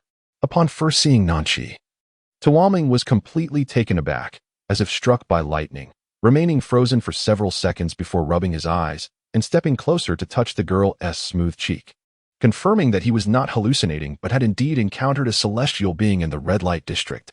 Without hesitation, he sought to purchase her. Sister Lala stepped forward to negotiate, while Yana and Nanchi clung tightly to one another. Tuaming struck Lala across the face, instructing his subordinate to stay behind and settle the payment. As he attempted to carry Nanchi away, noticing Yana's rare beauty, he contemplated acquiring her as well, thinking it would be a splendid gift. Seeing his prize about to be taken, Jiangping swiftly drew his handgun from his waist and fired a shot towards the door. Tuaming halted, turning to meet Jiangping's furious gaze, which seemed to blaze with fire. Tuaming, do you not understand the rules? Go home and have your mother bear you again. Stop wreaking havoc in my territory. Tuaming, aware of his disadvantage, nonetheless had his sights set firmly on the enchanting beauty before him. He signaled to his subordinate, who then relinquished Yana into his arms, declaring, one girl for you, one for me. Let us not provoke one another. Jiangping wrapped an arm around Yana's waist, shielding her behind him, and raised his gaze with a roguish grin. Who the hell do you think you are? Both of the young ladies belong to me. Be wise and leave at once. Tuaming narrowed his brown eyes. This girl is mine. Name your price. 200 million. Jiangping extended 2 fingers, a wicked smile adorning his face, in USD. Tuaming's expression instantly soured. Even if his family were wealthy, they had an elder looming over them. $200 million would suffice to drain the entire Wu family's fortune. Jiangping was clearly looking for trouble. Jiangping, regarding past events, I was young and impetuous. Today, do not make things difficult for me. As long as you allow me to take this girl, in the future, within the Golden Triangle. As long as it pertains to the power of my Wu family, you Jiangping may come and go as you please. I could even persuade my father to join forces with you, and the military merits would be attributed to you. Clap, clap, clap. Jiangping, with a cigarette in hand, clapped mockingly, chuckling lowly before lifting his gaze, filled with derision. Tuaming, do you still think this is a few years ago? Do I need your band of brigands to take action in the Golden Triangle? You are terribly overestimating your own importance. Having spoken, the cold muzzle of the gun pressed against Tuaming's forehead. Either leave the girl with me, or I'll end you. You have 3 seconds. Even as Jiangping raised his gun, another dark muzzle was already aimed at his forehead. Tension crackled in the air. Nanchi could not comprehend their words. But as the guns were drawn and the confrontation escalated, panic gripped her, and tears streamed down her face like a broken dam. Feeling the rigidity of the woman in his arms, Tuaming looked down at her tear-streaked face, softening at the sight. He gently set her down, shielding her behind him, pressing his forehead against Jiangping's gun. You must have spoken with my father just a few days ago. You know what was discussed. If you dare, pull the trigger. I wish to see whether you would abandon your cause after killing me. Jiangping's knuckles whitened around the gun as he glared at his adversary. Noticing a flicker of hesitation in Jiangping, Tuaming raised his hand to push the gun aside, smiling. Brother, men must duel to understand one another. It's merely a girl. I'm not refusing to pay. Let me have her. What do you say? Jiangping glanced at the disheveled girl not far away, whose true visage was obscured. His gaze drifted downward. She is utterly pale. After a few moments of contemplation, he lowered his gun. 60 million. Tuaming closed his eyes, inhaling deeply, gritting his teeth, pointing a finger at Jiangping's nose, nodding for what felt like an eternity, before finally relenting. He turned to his men and commanded, pay him. He then bent down to lift Nanchi into his arms, striding toward the waiting black Maybach. Jiangping, having secured a lucrative deal, felt quite pleased. He turned to survey the timid Yana, lifting her delicate chin with his finger and leaning down to plant a forceful kiss on her lips. What is your name? Little Beauty? Yana, utterly terrified, cried copiously, trembling, Yana. Ah, a lovely name indeed. A nefarious man reached out, pulling her waist. Zayana, come, follow your brother. I will take you flying.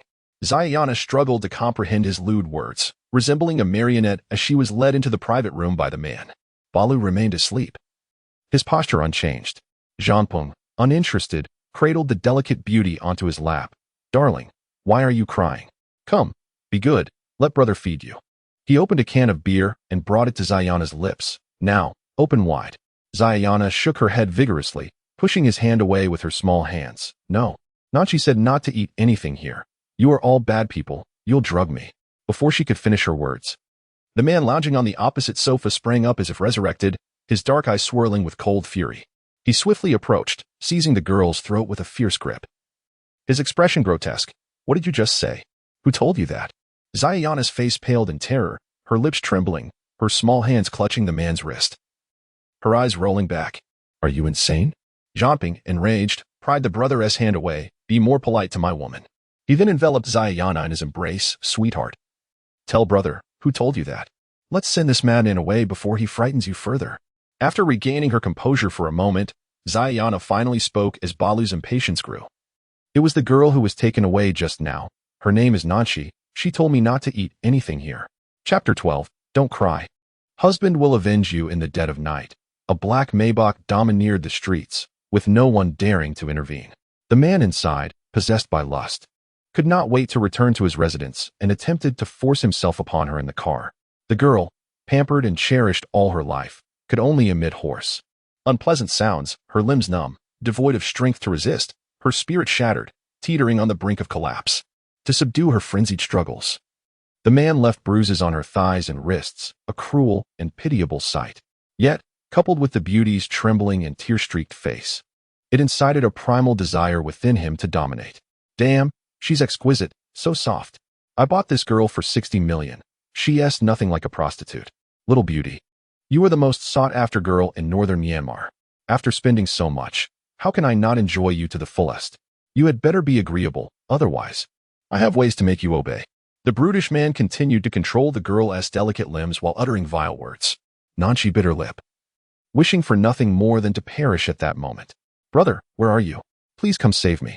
In that moment, she found herself praying for the one who had always treated her with kindness, the person she had relied upon since childhood, to descend like a hero from the heavens and rescue her from this hell. However, it is inconceivable. My brother could not possibly know where he is, nor could he comprehend the tribulations he is currently enduring. This is northern Myanmar, a hell within hell where no soul resides.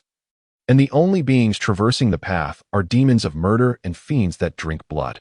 Gradually, the strength of the young girl's resistance waned, and upon her tear-streaked visage, the shadows of resignation crept in. Nanchi understood that she had no escape. Her long, thick lashes fluttered as they concealed her reddened, tear-filled eyes. She wished to avert her gaze from this sordid world. Suddenly, a jarring screech of brakes pierced through her eardrums. The vehicle violently swayed, followed by a thunderous crash that propelled the man who had been imposing upon her away from her. Damn it, how does one drive like this? Tuaming muttered, nursing his back that had nearly been broken in the collision, but before he could rise, the driver in front had already succumbed to a bullet to the head. Startled, he instinctively reached for the gun at his lower back, but in the next moment, a dark muzzle pressed against his forehead. The crimson-eyed Barley gazed down at Nanchi, who lay in the back seat like a lifeless doll, her spirit seemingly extinguished. His wolfish eyes narrowed as he lifted his foot, black military boot pressing against the side of Tuaming's face, applying pressure as he reached out to slap Nanchi's face. Nanciausi? Nanchi was taken aback by the unexpected appearance of this man at such a time and place. It was not due to her familiarity with him, having exchanged only a few words, but because in this world, no one had ever called her Nanciausi, save for him. Yet, it mattered little. She harbored no curiosity about his motives or intentions. In her current plight, whether she perished today or tomorrow made no difference. It mattered not whose hand delivered her demise. She lay there, motionless, her eyes still closed, seeing her pallid complexion and lack of response for a fleeting moment. Barley felt as though his heart had ceased, his breath caught in his throat, fearing she had truly met her end at Tuaming's hands. However, when his fingers brushed against her neck and detected a faint pulse, the violent urges within him were quelled at the brink of eruption. She must have been terrified. For reasons unknown, he had initially convinced himself that a woman who had fled would never settle down, and it would be more comfortable to find a docile and obedient partner. Yet, upon hearing of her predicament in the red light district, even he could not fathom why he had pursued her, nor why fury coursed through him. The thought of such a beautiful, delicate creature being claimed by another man, potentially even that perverse Wu Tuaming, while his own notoriously lecherous father loomed, filled him with an insatiable desire to obliterate the Wu family army. No, Nan Xiaoxi, you promised to be my wife. Troublesome, delicate, disobedient, whatever it may be, I damned well accept it. He scooped her entirely into his embrace. His foot still pressing upon Wu Tuming's head, Barley cast a glance down at the incapacitated man. Tuaming, my father has little ammunition left to barter for your life. With that, he carried her to a few steps away to the off-road vehicle, until the noodle-like figure was placed in the back seat. Barley finally discerned the ghastly bruises adorning her legs. The suppressed fury erupted, and the man's eyes turned a menacing shade of crimson, his jaw clenched tight. He tilted his head back, closed his eyes, exhaling a few heavy breaths. He leaned down to kiss the damp corner of her eye. His voice laced with a tender sorrow. Do not cry, my dear. I shall avenge you. With a decisive click, the gun was loaded. And as he shut the car door, the surrounding air thickened with an icy tension that mirrored his resolute footsteps. Within mere strides, he reached the wrecked Maybach, flung open the door, and seized the hair of the still-occupied Tommen, dragging him out from within. I've changed my mind. A thunderous gunshot reverberated through the dark night. The prostrate Nanshi flinched at the sound. The car door swung open once more, and the familiar scent of masculinity engulfed her senses anew, still the same coat from the previous day. Barley glanced back at the motionless girl, his thin lips forming a straight line, and swiftly ignited the engine, racing away. At the entrance of the small bamboo house, the military doctor awaited, summoned down the mountain by a call from the commander. Upon seeing the commander cradling a girl, he felt an overwhelming chill emanating from him, rendering him almost trembling as he saluted. Follow, Barley commanded coldly, squeezing out the two words as he passed the doctor. This young and enigmatic commander was notoriously aloof. In the Allied forces camp, he seldom made an appearance except during critical battles. Despite his youth, he exuded an immense presence, normally reticent when he did speak. Not a soul dared to oppose him. Not even the vice commander would challenge his authority, had it not been for Commander Wu Meng personally introducing him before his reassignment. Barley might never have been trusted, given his notorious skepticism even towards the vice commander. Come in. His hoarse voice snapped the doctor from his thoughts, prompting him to step closer. Examine her. See if she is terrified or has any other issues. Why hasn't she awakened? The doctor, receiving the directive, followed Barley's gaze to the still figure of the girl on the bed. The moment his eyes met her face, he was taken aback, even with her eyes closed. The girl on the bed radiated a beauty that was almost aggressively captivating. She possessed the kind of striking beauty that was rare, a brilliance so direct and pronounced. It seemed to exist on an entirely different plane from ordinary mortals. Such an exquisite girl could not possibly emerge without consequence. Her presence signified calamity, not just for herself, but for any man fortunate enough to claim her. In northern Myanmar, a beautiful girl is as valuable as gold or divine powder, serving as a universal currency. She could be exchanged for money, power, even weapons or territory, as long as she was alluring enough, and there were those willing to possess her. Look any further, and I'll gouge your eyes out. Baruch's voice thundered, shattering the chaotic thoughts of the military doctor as he extinguished the cigarette in his hand and cradled the unconscious figure on the bed, pressing her delicate face against his chest. The military doctor cleared his throat awkwardly. He was merely a normal man reacting to the sight of an enchanting girl. Did the commanding officer truly need to overreact so? Chapter 13. A disobedient woman does not live long. When Zhanping arrived with Yana, Baruch was furiously gripping the military doctor's collar in the courtyard. What the hell? If she's fine, why is she lying there with her eyes closed? Are you daring to deceive me with my military funds? The young officer, his temper flaring, had slammed his fist on the table during a military meeting months prior. Now, he was nearly tearing at the doctor's collar. The doctor, with trepidation, could only stammer an explanation. Commander, she really has only superficial injuries. The most likely reason is that she simply refuses to open her eyes, and there is nothing I can do about it. Zhanping raised an eyebrow and stepped forward to pull his brother away, waving dismissively at the military doctor. Go on, go on. The one who needs treatment is your commander. Of course, you wouldn't know how to handle it. The military doctor, feeling a wave of relief wash over him, wiped the cold sweat from his brow and lifted his gaze to Baruch. The young officer's anger was evidently not abated, yet he was disinclined to engage further. Gesturing for the doctor to leave, the doctor hastily exited the courtyard. Yana, observing the irate man, swallowed nervously and retreated behind Zhanping. Upon seeing Yana, Baruch furrowed his brow and glared at his friend with displeasure. Did you really bring a woman from the red light district here? Are you out of your mind? Yana is not like those prostitutes. She is a good girl and will soon be mine. Show her some respect when you speak. Baruch was in no mood to entertain explanations about the girl's virtue. He was simply irritated, stating, I have no time to assist you in killing today. We'll discuss it another time. If that's all, take your woman and leave. I am not here to entertain you. He turned to ascend the stairs. That won't he do? Jean Ping stepped forward urgently, as if he had discerned something crucial. My sources say he intends to send her to Thailand the day after tomorrow. If you don't act now, the opportunity will slip away. Then find someone else. Baruch retorted, his thoughts consumed by South Xiaoxi, who still lay in bed awaiting his care. I have no interest in making money off this. You think anyone else can kill for me? Dying is costly and brings trouble. I refuse to meddle. You've already promised me. Today, you must see this through. If not, I'll take care of your girl myself. Jean Ping remained silent, but when he finally spoke, Baruch cast him a cold glance. Are you truly unaware of your own character? Hey, Baruch, what do you mean by that? Even if I am a lecher, I would never touch a brother's woman. What do you take me for? Without further ado, Baruch ascended the stairs, his tall figure commanding like a pine tree, ignoring the agitated protests of his friend, and closed the door behind him.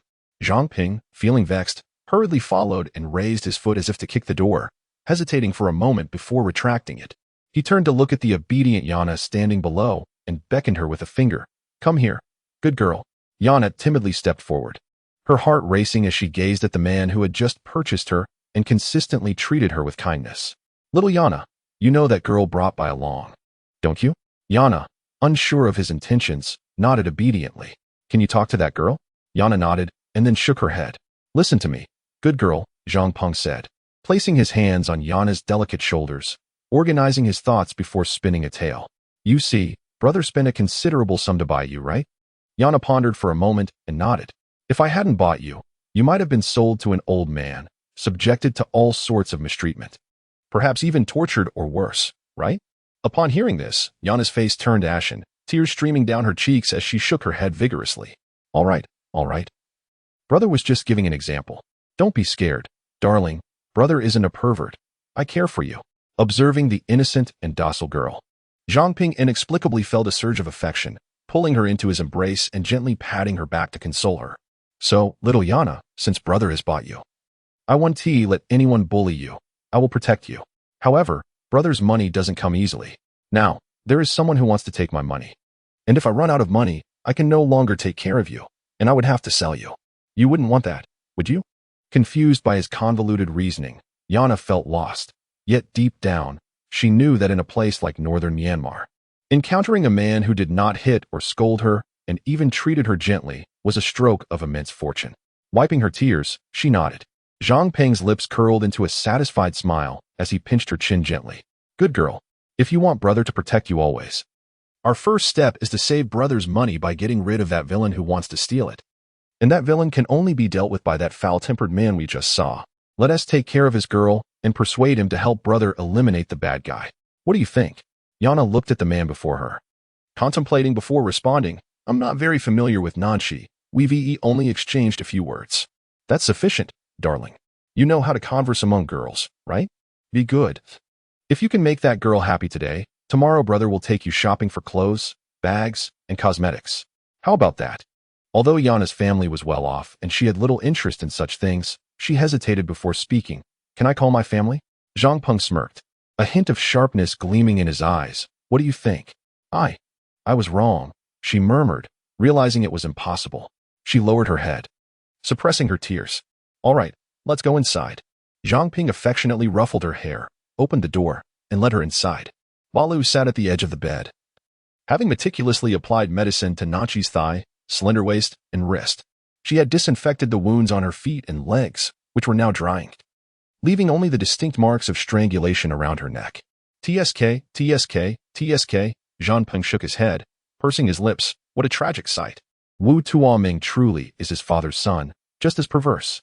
Look, he continued, drawing Yana closer and whispering in her ear. Now you realize how fortunate you are to follow your brother, right? He wouldn't even dare to touch you with a single finger. Balu, irritated, tossed the empty medicine tube at his good friend. Get lost. Do you think I'm deaf? I can hear perfectly well how he is coaxing this woman at the door, and I can't be bothered to engage with him. Along, Jean Ping interjected. I'm not trying to hide anything from you. A rough man, wouldn't he know how to care for a woman? Let my little sweetheart take care of you for just a few hours. I guarantee nothing will go wrong.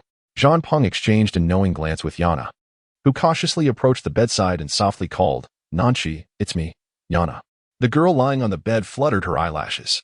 Balu's gaze sharpened as he turned back to his friend, nodding slightly. Jean Peng understood and took Yana's hand as they exited the room. "Nanshi," Balu began after they departed. "Here, you must be obedient and lucky to survive. I can give you until nightfall to decide. If you wish to live, be my wife. If you seek death, no one will stop you once you leave this courtyard." With that, he stepped out of the door. "If she is willing to get up, have your girl prepare some instant noodles for her." Balu glanced anxiously towards the entrance. "Damn, my sweet girl still has to take care of your woman? If I could take him on, Jean Peng would love nothing more than to kick this insatiable dog. Then I'll stay and personally attend to her." "Take your woman and leave," Balu shot back. "Balu, you're ruthless." Jean Peng gritted his teeth, pulling Yana closer and kissing her forehead. "My little sweetheart, bear with it for your brother, all right? Tomorrow, I promise a grand reward." Yana obediently nodded. See, this is my girl. So obedient." Jean Peng shot a glance at his friend, proudly ushering Yana through the door. Chapter 14. How precious do you think you are? In a single night, the sons of two veteran warlords in northern Myanmar met untimely deaths, executed at a 45-degree angle, indicating that the victims had no chance to resist, showcasing the formidable strength of the assailants. Early in the morning, the streets were under martial law. The locals had grown accustomed to it. Here, the chaos of warlords clashing was a perennial reality, with gunfire, casualties, and even gunfights being utterly commonplace. As Balu and Jean Peng entered the room with breakfast, Nachi was already awake, leaning against the edge of the bed, accepting a bottle of mineral water from Yana, frowning as she took a sip. The first time Jean Peng clearly beheld Nanshi's true appearance, he could not deny the shock that washed over him. This girl possessed an allure that was undeniably captivating. Even in her barefaced, sickly state, with her brow arrogantly furrowed as she sat there, she was a vision of beauty. As a notorious playboy known for his extravagant escapades, he had indulged in the company of stunning starlets in Pattaya, yet none could compare to her caliber. Despite her wearing a dark, oversized t-shirt and her hair cascading untamed. With a complexion devoid of color, the haughtiness in her eyes revealed her as a pampered heiress from a prestigious family. Jean Peng cast a discreet glance at his good friend who had already approached the bed, feeling a heaviness settle in his heart. A woman of such stature, regardless of whether Balu could possess her or not, would never lead a simple life. With an appearance rated at 80 points and temperament at 90, she would be ideal to have by one's side. But this woman, with a beauty rating of 300, exhibited a temperament that was evidently delicate and troublesome. Even frowning at the prospect of drinking cool water, Balu would have his work cut out for him. Turning his gaze to the obediently standing Yana, he felt a sense of relief. Being a good girl was preferable to being excessively beautiful. Balu took the mineral water bottle from Nanshi's hand and asked, "Are you hungry? Let's go down for breakfast." Nanshi pursed her lips in silence, unwilling to engage with him.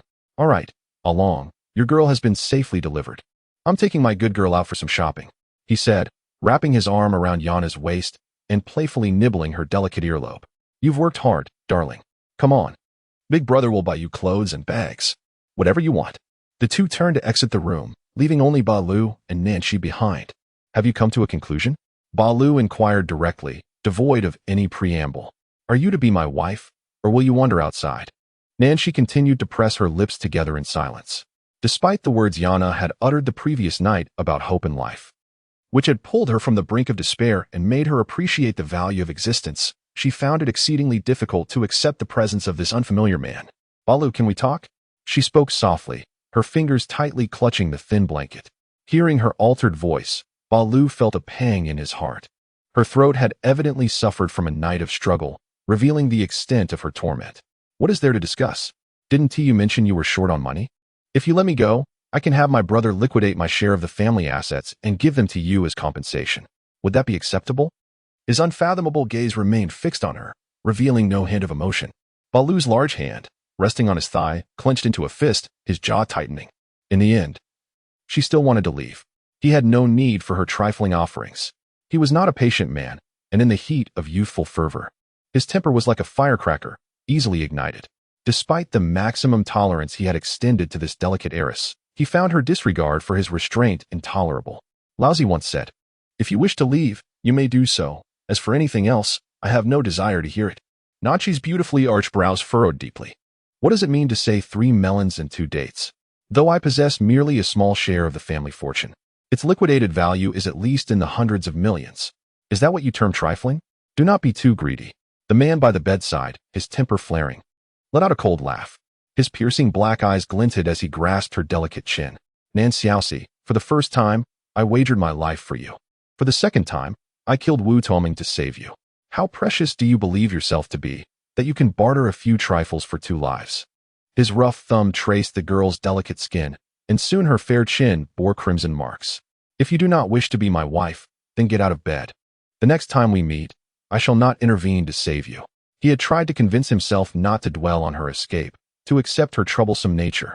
Yet all of this hinged on her willingness to nod and follow him in life.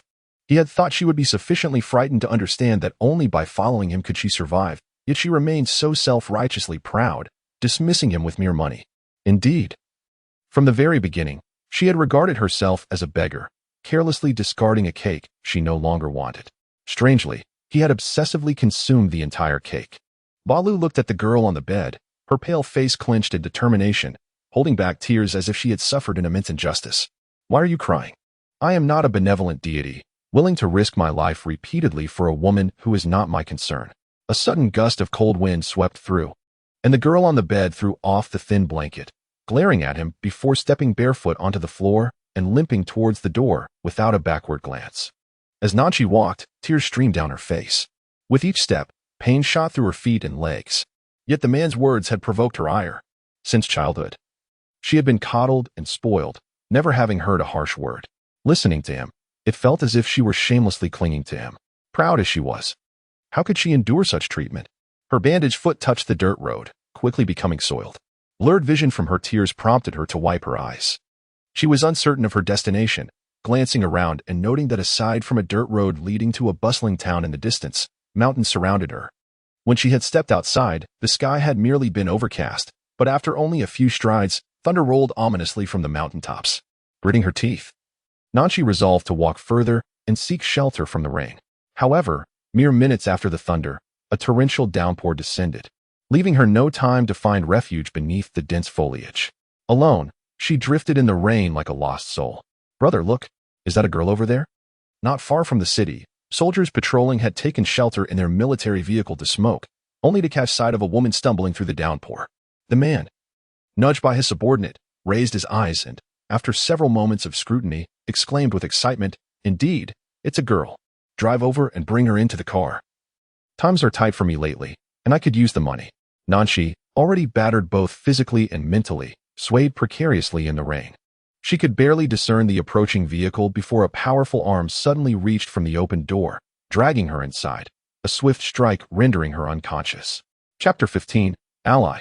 Retreat quickly by Lu understood better than anyone that the notorious Big Chili was rampant. As a beautiful young woman, she was acutely aware of the dire fate she would face without the protection of a man.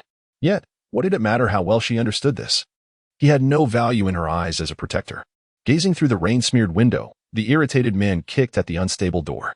Just as he was about to deliver another kick, his phone buzzed in his pocket. The displeased voice of the deputy commander, Lu, crackled through. "Where have you been gallivanting off to? Have you no sense of decorum? We haven't seen you in weeks." The young man smirked coldly, leisurely lighting a cigarette before responding. "Isn't it more comfortable for you when I'm not around, Commander? Or has your aging body begun to falter again, requiring your subordinates to stir up some trouble for you to stretch your bones? Even if I were to remain idle, Wu Ming would not linger long within the Allied forces. We both know that. So why do you persist in opposing me? The commander's position has been vacant for a year. I have afforded him ample dignity. How much longer will you hold a grudge against me?" With a scoff, the young man's eyes gleamed with mockery. "Dignity? Is it for Meng Ji's sake, or are you merely securing an escape route for yourself? We are both aware of the truth. Lu, I do not expect you to align your heart with mine, but understand this. Officially, you are still my soldier. Avoid entangling yourself in matters that do not concern you." The deputy commander's patience was wearing thin, his tone rife with irritation. "We have received intelligence that the Wu family will be shipping a batch of goods tonight. flowing through Mysay into Thailand and subsequently distributed across Southeast Asia. You must ensure that your men intercept those goods. At the ASEAN conference, the military government had been marginalized by various countries due to issues in northern Myanmar, and they were seeking to vent their frustrations on us. We must contribute in some capacity, otherwise we will have no explanation to offer. The young man's brows knitted together in a stern frown. Damn it. Whenever something good arises, it's always your trusted aides who reap the benefits. Why must my men engage in perilous dealings with drug traffickers? Alu, Wu Ming has just joined the military government and is on shaky ground. You should not let your temper flare at this moment. The old fox's words were a blatant threat. The young man pressed his tongue against his cheek, his dark eyes narrowing as he pondered in silence for a while before finally responding, "Understood, Deputy Commander.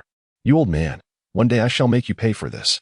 Upon hanging up, the young man sat by the railing outdoors, gazing at the torrential rain and the indistinct mountains shrouded in mist, lost in thought. Perhaps he recalled the time at the tender age of 8 when he, consumed by youthful exuberance, ventured to the mountains with his companions. When hunger drove them back to the village that night, they were met with the harrowing sight of their home reduced to ashes, engulfed in flames. Leaving only the 5 of them, once carefree friends, they became orphans, scavenging through the ruins for scraps to sustain themselves. Before long, a group of armed men captured them and took them to another tribe. There, they encountered many children of similar age, yet they were markedly different, filthy, disfigured, some missing teeth, their bodies riddled with sores. Balu instantly recognized that these individuals were not children, but rather drug addicts, devoid of humanity. For the sake of the so-called fairy powder, they would do anything, offering up anything as tribute. He cautioned his companions to avoid falling victim to their tricks and to refrain from consuming what was offered. Yet, how long could children, the eldest barely 12, resist such temptations? Ultimately, only he, along with Zhang Peng and Na Tu, managed to endure the trials. They were confined in a cage, starved for refusing the drug, facing the grim reality of death by hunger. By chance, he observed the armed men handling their firearms and memorized their usage. Eventually, he feigned compliance, seized a weapon, and under the cover of darkness, escaped with his 2 brothers. Zhang Peng's father, who had been absent that year, was conducting business in Thailand, and they aimed to clandestinely cross the border to seek refuge with him. However, they were discovered midway, and in a desperate bid, they formed a human wall to push Zhang Peng through the iron fence, while he and Natu continued to fight for their lives. That day, the rain poured heavily. Natu fell ill, and Balu dragged him to the small clinic at the foot of the mountain, watching as he was taken inside before retreating back up the mountain. The drug dealers were relentlessly searching for him, and having gone several days without food, desperation drove him to search for sustenance in the rain. He stumbled upon a corpse, and, gritting his teeth, he unsheathed his knife and cut into the flesh to quell his hunger. It was during this grim moment that Jean Gu discovered him. Observing the young man, only slightly older than himself, clad in military attire, Balu felt admiration for the first time. Jean Gu inquired if he could handle a firearm. He picked up the gun, swiftly chambered a round, and with one shot startled a bird into flight, another shot bringing down a fleeting shadow above. Jean Gu proclaimed him a genius and took him back to the military camp. Meng Gu, Jean Ji's close comrade, shared his meals and his bed, teaching him the skills necessary for a man to thrive, enabling him to live with dignity. In his life, few held significance for him, but Jean Gu and Meng Gu had long assumed a fatherly role in his heart. As long as he drew breath, no one would dare harm them. Balu remained seated until twilight descended, before finally dialing Natu's day. The Falcon Squad was his elite unit, answering solely to him, with Natu at the helm, deployed only for critical missions. This operation was pivotal for Meng Gu's standing in Yangon. Even without intelligence from the deputy commander, he was compelled to engage in battle. He donned his superior gear, equipped with a 4-eyed night vision device, checked his weaponry and ammunition, and stepped out into the night. In a moment of inexplicable impulse, he loosened his grip on the lock, allowing it to dangle loosely before turning to enter the vehicle, departing at a rapid pace. The Mise River flowed quietly in the midnight hour, while a special operations team lay concealed within the grass by the riverbank, merging seamlessly with the darkness of the night. According to intelligence reports, a truck from the Wu family was expected to pass this route to the Mise port at 2 o'clock, yet it was now 4. And not a single soul had appeared. What was going on? Where were the people? Barley clenched his teeth, removed his helmet, and retrieved his phone from his pocket to call Wu Meng, who was far away in Yangon. 10 minutes later, Wu Ming returned the call. Lu, retreat quickly. The cargo has already arrived in miles ahead of schedule, and they are plotting against you. Barley's dark eyes flared with fury as he gritted his teeth. I will take down that old fool, Zaka. Now is not the time. If Zaka dies, the military government will seize the opportunity. You are still too young. Ajin has mentioned sending you to a military academy. Aside from your rank, you must not become entangled in this. Wait a bit longer. I will find a way regarding the cargo. No. The impulsive spirit of youth surged within him, igniting his rage. Menggu, don't interfere. I am heading to Mize now. The head of the cargo should not have left yet. I will definitely intercept them. Without regard for the protest from the other end, he hung up the phone. If this batch of goods were to escape, the military government would undoubtedly place the blame squarely on Meng Ji's shoulders. Through the radio headset, the youthful commander's voice resonated with clarity. Plans have changed. Everyone, disperse and enter Mize individually through the port to search for clues related to the Wu family's cargo runners. Report immediately upon discovering any suspicious individuals. Chapter 16. Here. Obedience is essential for survival. The madam of the red light district had a heart as dark as night. How could such a beautiful girl be priced at less than $3 million? The captain of the Wu family's guards was unwilling to accept this, handing the girl over to a familiar cargo head. Seizing the opportunity to transport her, he planned to take her to Thailand, where he could sell her for a high price and later split the profits. Initially reluctant to take such a significant risk, knowing that being caught smuggling by General Wu would lead to dire consequences, he ultimately succumbed to temptation. The girl was simply too exquisite. Promising a handsome sum, resolutely, he forced the wooden crate containing the girl into the truck. Nanshi was bound hand and foot, her mouth sealed, utterly immobilized within the confines of the small wooden box. Her eyes, hollow and unfocused, brimmed with tears that dripped down one by one. It was in this moment that she truly understood the weight of Yana's words, in the golden triangle. A girl without a man to protect her cannot walk 10 steps outside without being taken. Alas, it was too late for regret at this point. Even death seemed a luxury. The truck moved intermittently, swaying as it traveled for an indeterminate length of time before finally coming to a halt. When the cargo head removed the crate, the girl inside had already turned as pale as parchment, barely clinging to life. The man, filled with impatience, splashed half a bottle of cold water onto the unconscious girl, causing Nanshi to slowly open her eyes. With a lascivious grin, he thought to himself that such a beautiful girl would fetch a high price, and if not for the potential profit, he would have succumbed to his desires long ago.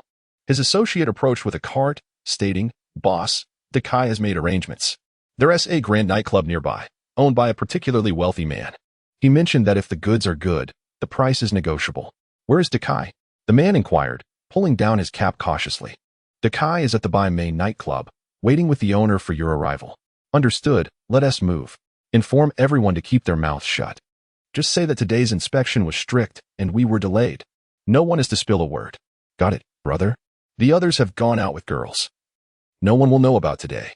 The man, satisfied, patted his associate's face, saying, "Go ahead, and once we have the money, I'll arrange for 2 stunning girls for you."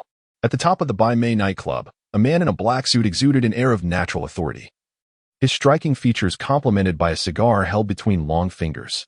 With a detached demeanor, his dark eyes, obscured by gold-rimmed glasses, held an inscrutable depth. "Nan, the girl my brother has brought this time is truly a beauty. This is our first collaboration, and I hope you will look after us in Southeast Asia." Dakai's sycophantic tone accompanied a smile as he refilled the teacup before him. Nan Suji did not even glance up, his voice cold as he replied, "Dakai, you should understand that if it weren't for our childhood bond, this trivial matter would not warrant my time." "Yes, yes. Rest assured, once you leave today, the inquiries in the village will cease. You are Nan, the businessman from Huagua in Southeast Asia, and not just a childhood friend of mine." Nan Suji narrowed his eyes, taking a sip from the cup before him. "You're clever, I'll give you that. Now, I have matters to attend to. Let manager's son take care of the goods. I am doing you a favor unrelated to the goods. Once the money is secured, keep your distance." With that, Nan Suji stood, signaling to his staff, while he himself was escorted by bodyguards to the private elevator. The gunshot wound on his back throbbed painfully, yet he had struggled to leave the hospital as soon as he awakened. With Luan Luan missing, he could not remain idle for a moment. Apart from leveraging connections with the police to search for his sister, He had risked exposure to his father by utilizing all his dark influences in Southeast Asia, yet still, he had achieved nothing. The delicate girl, timid yet quick-tempered, who often cried and fussed, was somewhere out there, undoubtedly frightened. The mere thought of Nancy ignited a restless fury within him, as if he were being scorched by flames. Upon my visit to the United States, my initial intention was to meet with a business associate renowned for his extensive connections, seeking his assistance in locating my sister. Unexpectedly, I was recognized by a former playmate from my village, which necessitated a period of social navigation. The identity of my biological father remains an indelible stain on my life, one that I cannot allow to be exposed to the world, especially not to my beloved Luan Luan, as I cannot bear for her to discover the sordid origins from which I hail. The years of restraint, perseverance, and relentless striving have been devoted solely to deserving her, to confidently approach my father with the desire to care for her throughout her life. My toil and sacrifice must not be rendered futile by a mere misstep. Contemplating this, the man's dark eyes deepened, and he raised his hand, instructing Ali to attend to a task. As the elevator descended to the ground floor, his subordinate nodded and turned to leave, while the man's tall figure proceeded directly towards the approaching gust. Meanwhile, another elevator ascended slowly, carrying a man pushing a cart, who pressed down the brim of his hat. Nancy was in a state of complete oblivion. After the goods were exchanged for money, she was taken away by the madam. The cramped lounge was filled with unpleasant odors, a blend of cheap perfumes and cosmetics, and the filthy bunk beds were overcrowded with several prostitutes asleep. Nancy was unceremoniously tossed onto a lower bunk near the door, which had become vacant after a girl who had attempted to escape was brutally killed. She sensed someone speaking near her ear, but the words were incomprehensible and indistinct, her consciousness fading further, her eyes unable to open. It was unclear how much time had passed when the sounds of others waking and preparing for the day began to filter through, accompanied by the overwhelming sense that caused her to furrow her brow. A straw was offered to her lips, and after struggling to take a sip of water, she finally managed to open her eyes. Before her stood a slender girl with yellow hair, slightly tanned skin, who spoke in Thai, a language she could not understand. With parched lips, Nancy managed to faint. "Thank you. Are you from Huagua?" The girl, Akai, inquired in broken Mandarin. Nancy nodded in response. "Little sister, this is the border of Thailand and Myanmar. You two have been sold here, haven to you?" The clarity in the girl's eyes assured Nancy of her good nature, and she bit her lip in acknowledgement. "My name is Akai. I'm Thai." The kind-hearted girl offered her another sip of water and cautioned, "This is a nightclub. We have all been sold here and possess no freedom. However, if you comply and fulfill your duties, no one will cause you harm. Do you understand? Akai, can you help me escape? I do not wish to remain here. My brother is very capable. If you assist me in escaping, I will have him come to rescue you as well. All right?" Akai sighed, gently advising, "Do not entertain thoughts of escape. Being discovered will lead to your death. You are very beautiful, and the madam will allow you to entertain wealthy clients, shielding you from the filthy hands of the lowly workers. Little sister, here. Obedience is the key to survival." Nancy bit her lip, falling silent. She recognized that these girls had become numb, resigned to their fate. However, she was unwilling to endure a life as a courtesan in order to survive. She would rather embrace death. Chapter 17. Regrettably, she could no longer afford the luxury of naivety. When Barut and Nat arrived at the underground parking lot of the nightclub, following the clues, they found that the cargo leader and Dakai had already been slain. Damn it, Nat cursed under his breath, realizing they had arrived too late.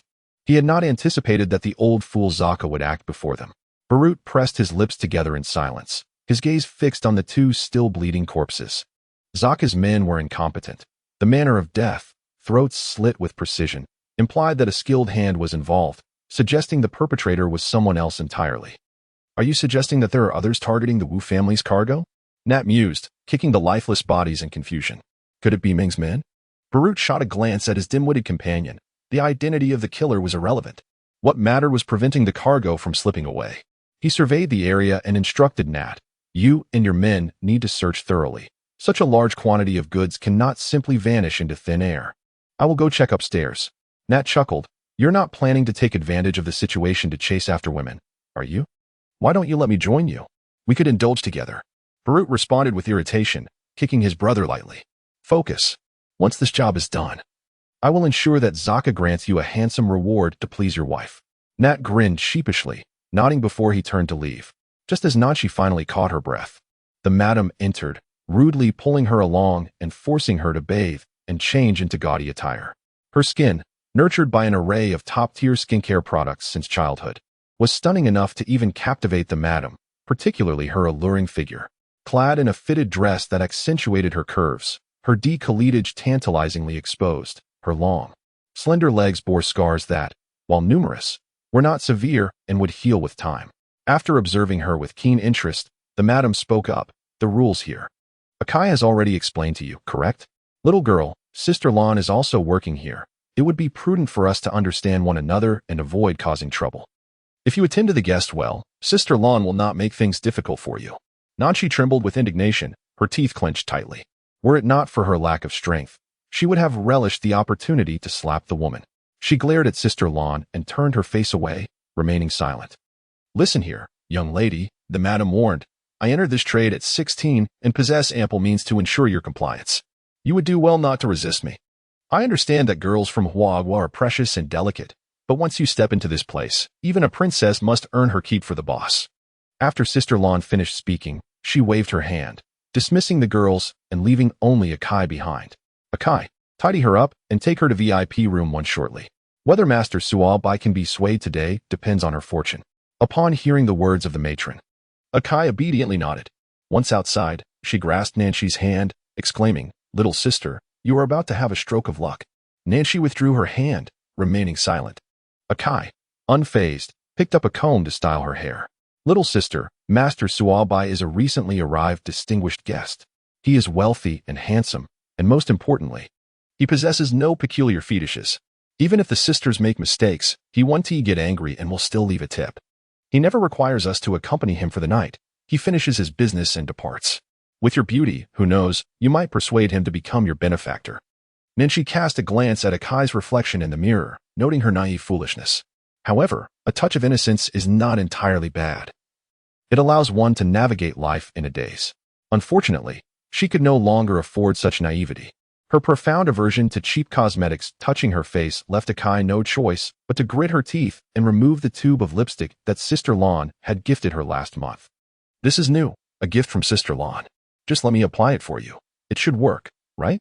Nanchi frowned at the gaudy color, ready to refuse. But Akai pressed on.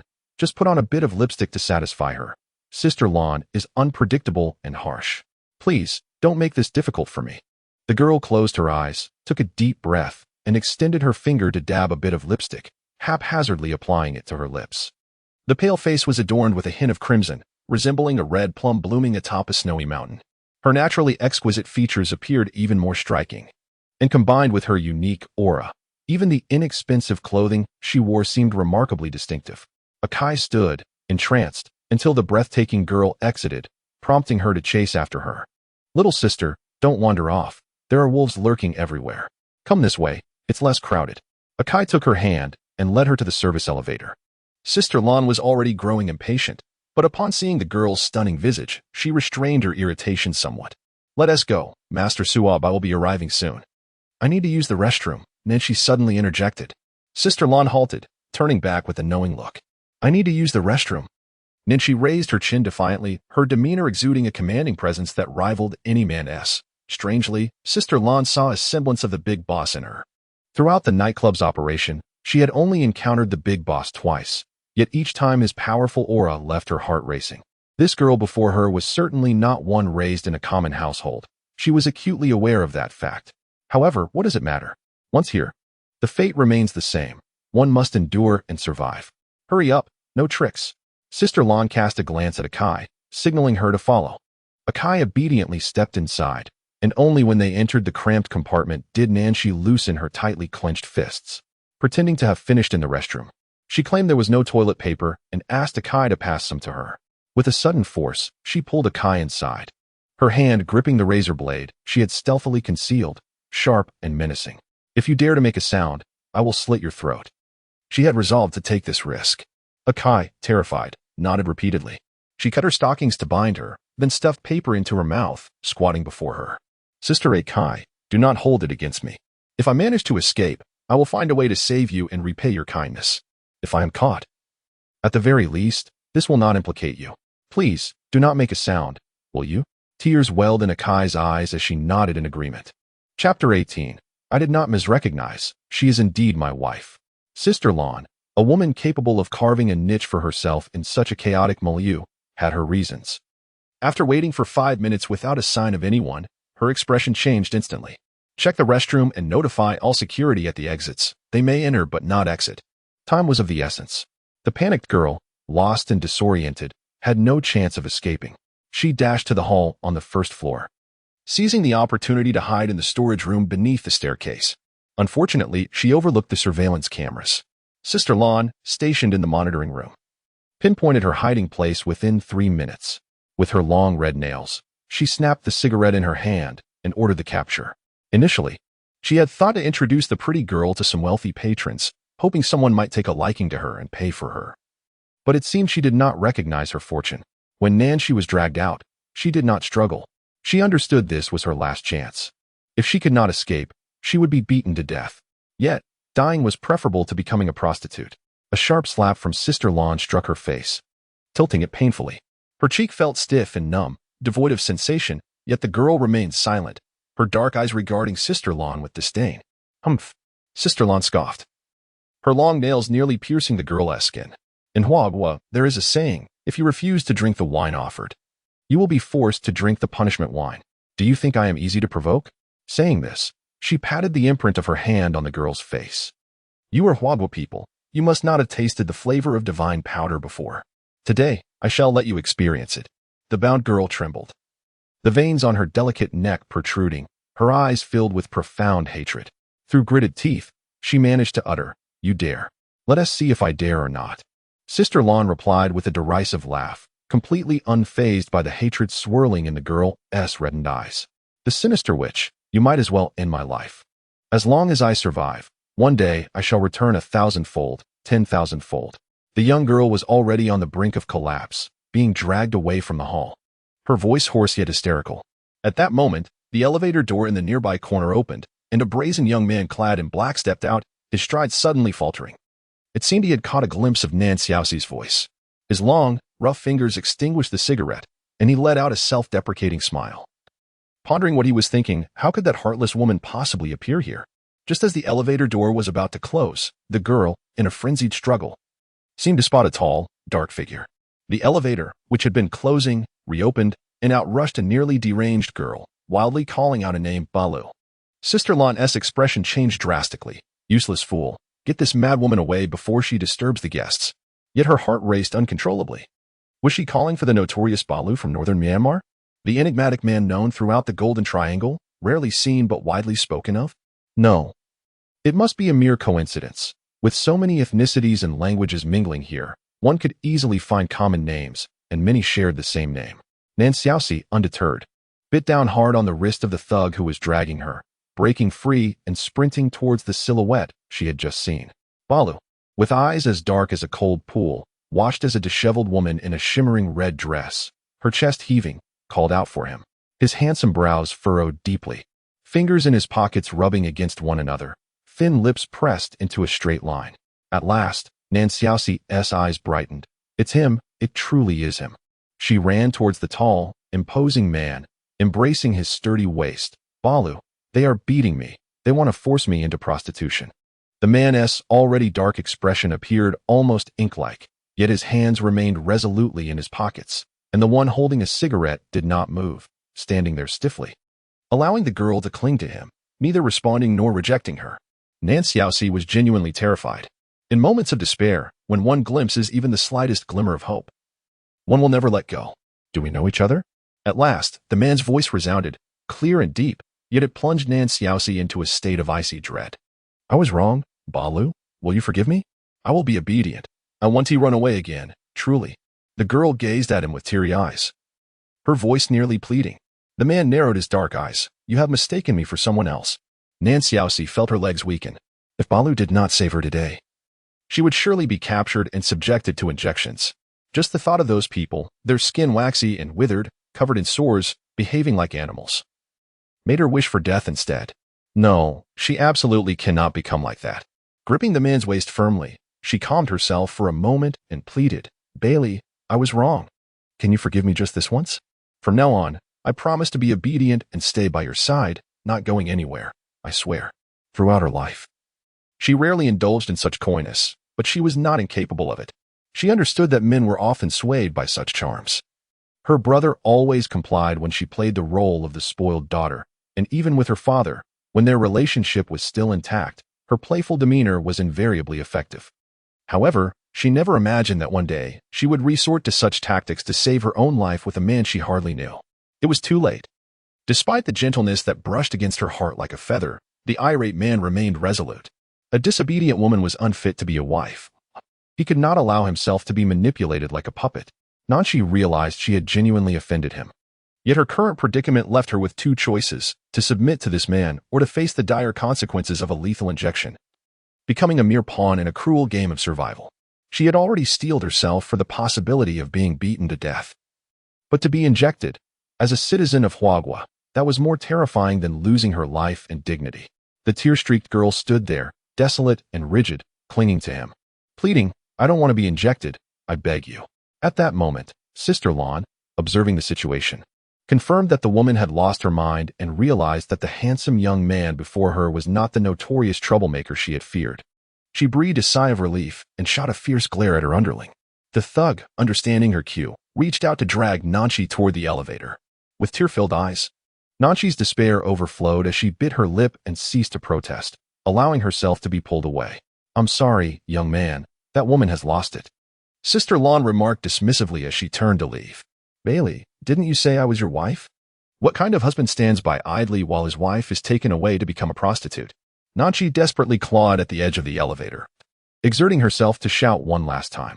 Suddenly, 3 deafening gunshots reverberated through the hall, shaking the very foundations. "My apologies, I couldn't see clearly. But that is indeed my wife." The man, wielding a 1911, stepped forward with a wicked grin, striding toward the elevator. He kicked the thug with force, sending him crashing against the back of the elevator before falling heavily to the ground, lifeless. In one swift motion, he pulled the still-dazed girl into his embrace, his rough hand ruffling her hair. "There won't be a next time, remember that." Nanshi clutched at his clothing, her legs weak. She knew she had been saved and sighed heavily, leaning silently against the man. "Young man, I advise you to mind your own business," Sister Lon said. Her heavily made-up eyes filled with malice as a group of thugs gathered behind her, drawn by the commotion. Bailey tilted his head back, stretching his muscles. And with a menacing air, he asked, "Wife, was it this old hag who harmed you?" In the depths of her crimson gaze, Nanxi's resentment surged. She still intended to inject me, compelling me to share a bed with another man. Chapter 19. How did I end up with a wife? For the first time, Barui found Miss Janao's haughty demeanor somewhat pleasing. Perhaps this indulgence was a gift of his own making. "I offer you 2 choices, declared the man, his arm encircling the slender waist of the girl beside him as he turned to face the arrogant Blue Sister. "Either my wife kneels and bows her head, and I will spare your life, or I will marinate you in divine powder." His tone remained calm, laced with an air of casual indifference. Yet the seasoned Blue Sister discerned an unprecedented ferocity in the young man's eyes. "Brother, I'm merely a worker adhering to the rules. This woman was purchased with our money and is meant to generate profit for the boss. Since she is your woman, you may buy her at the original price without further complications." A woman adept at navigating her circumstances sought to create an easy exit for herself. "Humph," Barui scoffed coldly.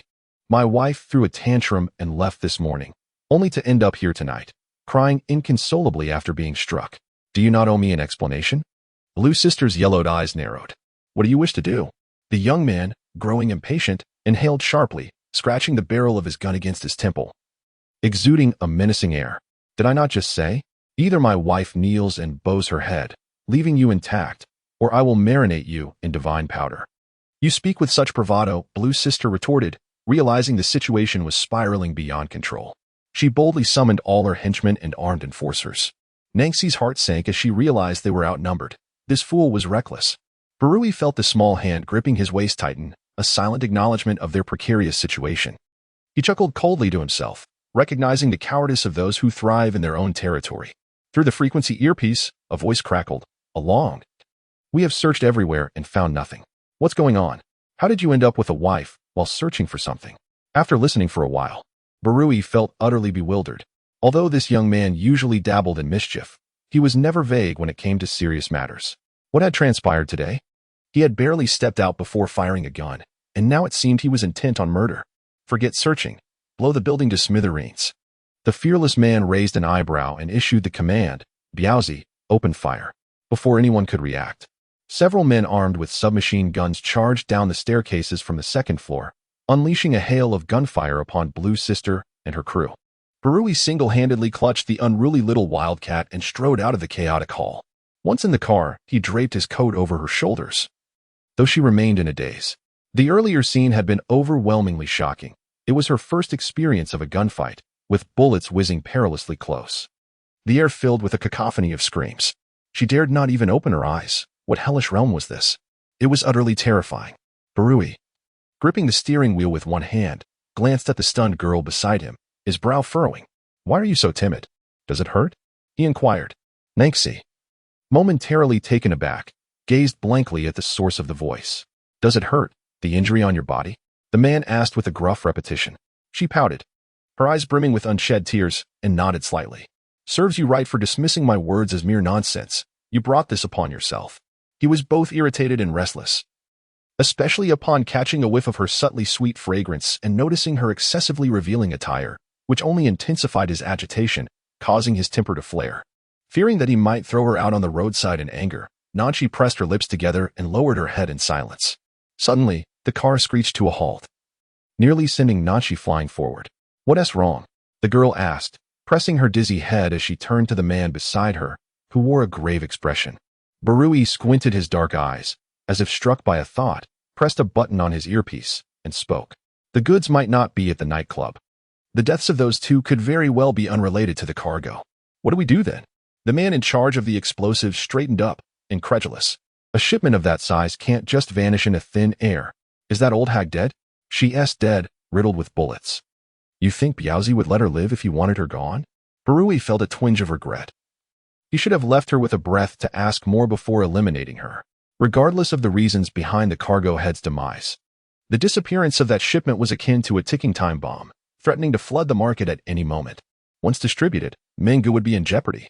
The man scratched his head, leaned back, lit a cigarette, and began to gather his thoughts anew. Nanchi, wary of disturbing him, sat in silence, yet her hunger was overwhelming. It had been ages since she last ate, and her stomach began to rumble audibly. Her face flushed crimson in embarrassment. "Are you hungry?" Barui asked lazily, not even opening his eyes. "Just hold on a bit longer. Once we're out, I'll take you for seafood rice noodles." Nanchi could have relished seafood, but being confined in a box surrounded by the pungent odor of seafood made her nauseous at the mere thought. "No, I don't want seafood. Let us have something else." She hastily refused. "Such delicacy," he remarked. "I'm not being delicate. When I was brought here, I don't know what they put in the car, but the stench of seafood was overwhelming. I nearly fainted from it. How could I possibly eat?" The speaker's words were unintentional, but the listener took note. Barui's mind rapidly conjured images of the architectural structures surrounding the 100 Charms nightclub. A seafood market? Yes, behind 100 Charms lies a modest seafood market. With numerous trucks coming and going, no one would pay attention. The trucks carrying seafood have a potent odor, and inspectors seldom open them for thorough checks. No one knows if they're carrying anything else. Recalling the location where the cargo head was killed, he remembered an inconspicuous truck parked there, emanating a fishy smell. "Not to." Barui's tone turned serious. "Head to the seafood market behind the nightclub, open all the trucks parked there, and conduct a meticulous inspection." A sudden sound of surprise erupted from that direction. "Along, we found it, 12 trucks, each containing hidden compartments, and the goods are concealed within them." "Damn it. It's suffocating me." Barley raised an eyebrow, a smirk playing at the corners of his mouth. "You stay there. I'll have Ming's men come to handle it." The man, having finished the call, was in high spirits. He turned, his dark eyes deeply fixed on the girl beside him, an unspoken emotion swirling within them. Nanchi felt an unsettling chill under his gaze. For a full half-minute, he remained silent, not driving, simply gazing at her, as if he intended to drown her in the brilliance of his eyes. Before she could react, he captured her lips in an unexpected kiss, dominant and forceful, devoid of finesse, yet imbued with an overwhelming possessiveness that left her breathless. The masculine scent enveloped her senses, his fervent lips rendered her numb, and his powerful arm restrained her within the confines of the car. In that moment, surrounded by the silent mountains, the vastness of the world seemed to fade. allowing them to acutely sense each other's heartbeat, warmth, scent, and the tremors of their souls. It was an indescribable sensation, so vivid that every pore seemed to tingle. The youthful fire within him surged, insatiable and restless, yearning for more than just the entanglement of lips. He reached to push up her skirt. The cheap bodycon dress yielded to his impatient strength as if it were paper, tearing with a single sound, revealing the delicate lace-trimmed panties beneath. Chapter 20. Dare to refuse again. The girl, caught in the forceful kiss, was rendered motionless, her cheeks flushed with embarrassment. She was terrified by his overwhelming aggression, her complexion paling as she shrank back in fear. Barley had not intended to escalate things. He merely sought to indulge in a kiss with his wife, now reclaimed. However, he found her too enticing, too soft, too irresistible, and once he touched her, he could not stop. He acted with reckless abandon. After all, she was his wife, and he could kiss her whenever he pleased. As he pressed her down, he intended only to caress her. But the poor quality of her clothing led to an unexpected tear. The sight of her lace-trimmed panties ignited a primal urge within him. "Wife," he murmured into her ear, his voice deep and husky, reminiscent of a beast savoring its prey. He couldn't hold back any longer. The girl was startled into rigidity by his raw words. Her mind clouded with fear. She was terrified, yet there was no one to protect her but this man. I'm hungry. Can we eat first?" she stammered, attempting to delay the inevitable. "I don't want to eat. I want you." The unprecedented thrill coursing through him was more exhilarating than the rush of wielding a gun. The young woman winced as his rough, calloused hand pressed against her, tears streaming down her cheeks. "Balu, I am so hungry. They haven't given me a morsel to eat." Having previously clashed with this man and always coming off worse, she had learned to adapt this time, employing a strategy of gentleness to counter his force. His tumultuous hands paused, and his dark eyes met her tear-filled gaze. He took a few heavy breaths, then roughly wiped her tear-streaked cheeks with his coarse fingers, causing her face to sting. "Sit tight, we're going home to eat." As the vehicle roared to life, Balu nonchalantly removed his shirt with one hand and tossed it onto her, urging her to wear it against the night's chill. Bathed in moonlight, she could clearly see the defined muscles on his body, a testament to years of fierce struggle and combat, each sinew alive with vitality. His strong, imposing frame was marred by numerous scars, each one a stark reminder of past battles. Noticing her gaze, he smirked, pretending not to see her. After crossing the Mise port and traversing a bridge, they navigated the winding mountain roads for half an hour until they reached the small bamboo house. Upon seeing the door plank carelessly discarded on the ground, Nanchi paused. The dwelling was already sparse and austere. Without the door, how could it provide shelter? It fell off. "I'll fix it later," Balu said, turning his face away uncomfortably as he kicked the plank 2 meters away, clearing the path. Nanchi bit her lip, remaining silent as she obediently entered the room and settled onto the hard rattan mat. "I've sent someone to bring food over. It should be here soon. Just bear with it a little longer." He casually twisted open a bottle of water and offered it to her. "Thank you." The young woman accepted the bottle, still unaccustomed to drinking directly from it, taking only a small sip. Balu's gaze lingered on her lips, now damp with water, stirring a heat within him that made his throat tighten. "Have a bit more." "I can't. It's too cold," she replied, shaking her head and replacing the cap.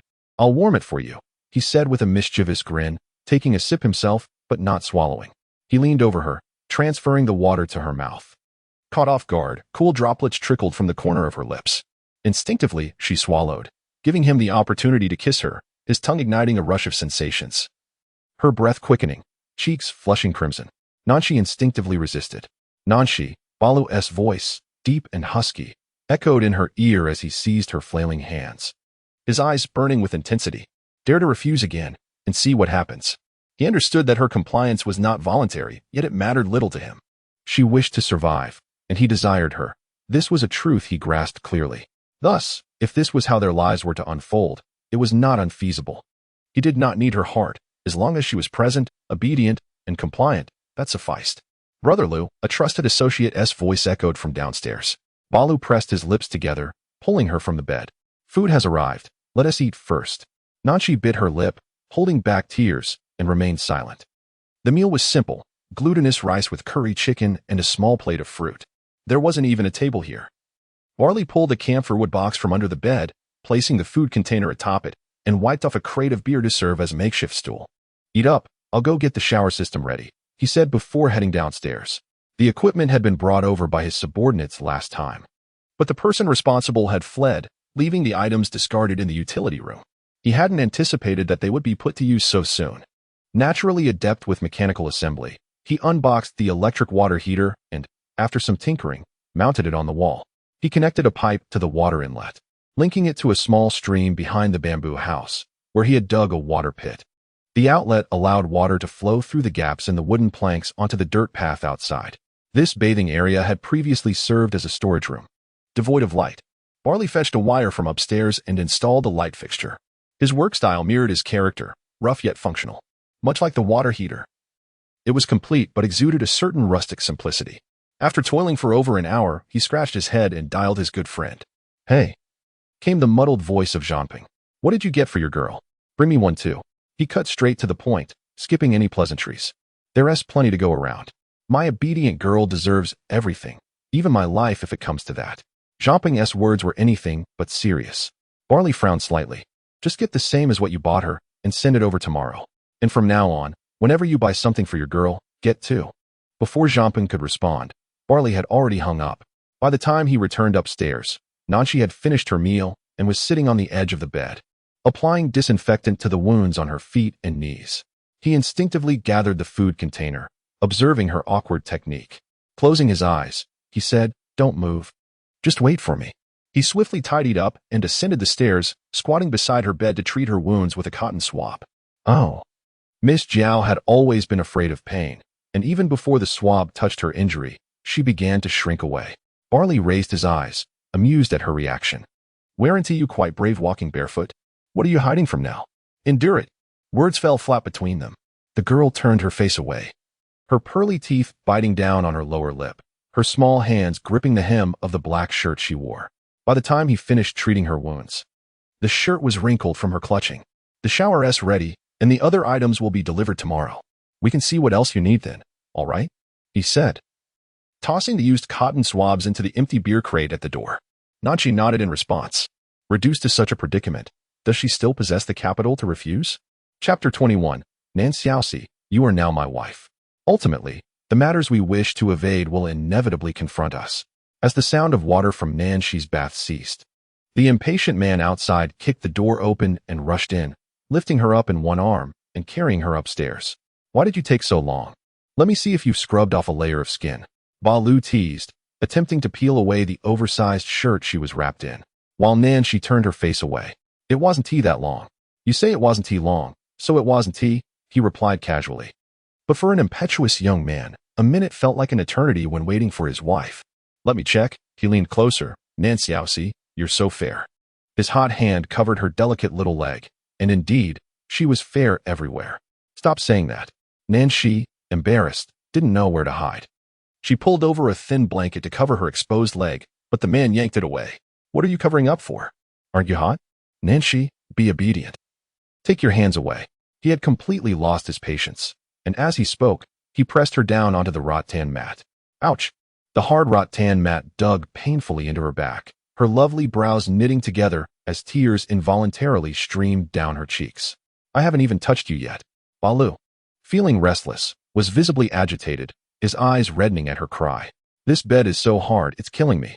Then she murmured, feeling wronged. Such a delicate flower. The man, with his long arms, retrieved the thin blanket that had been tossed aside and placed it beneath her. "Is that better?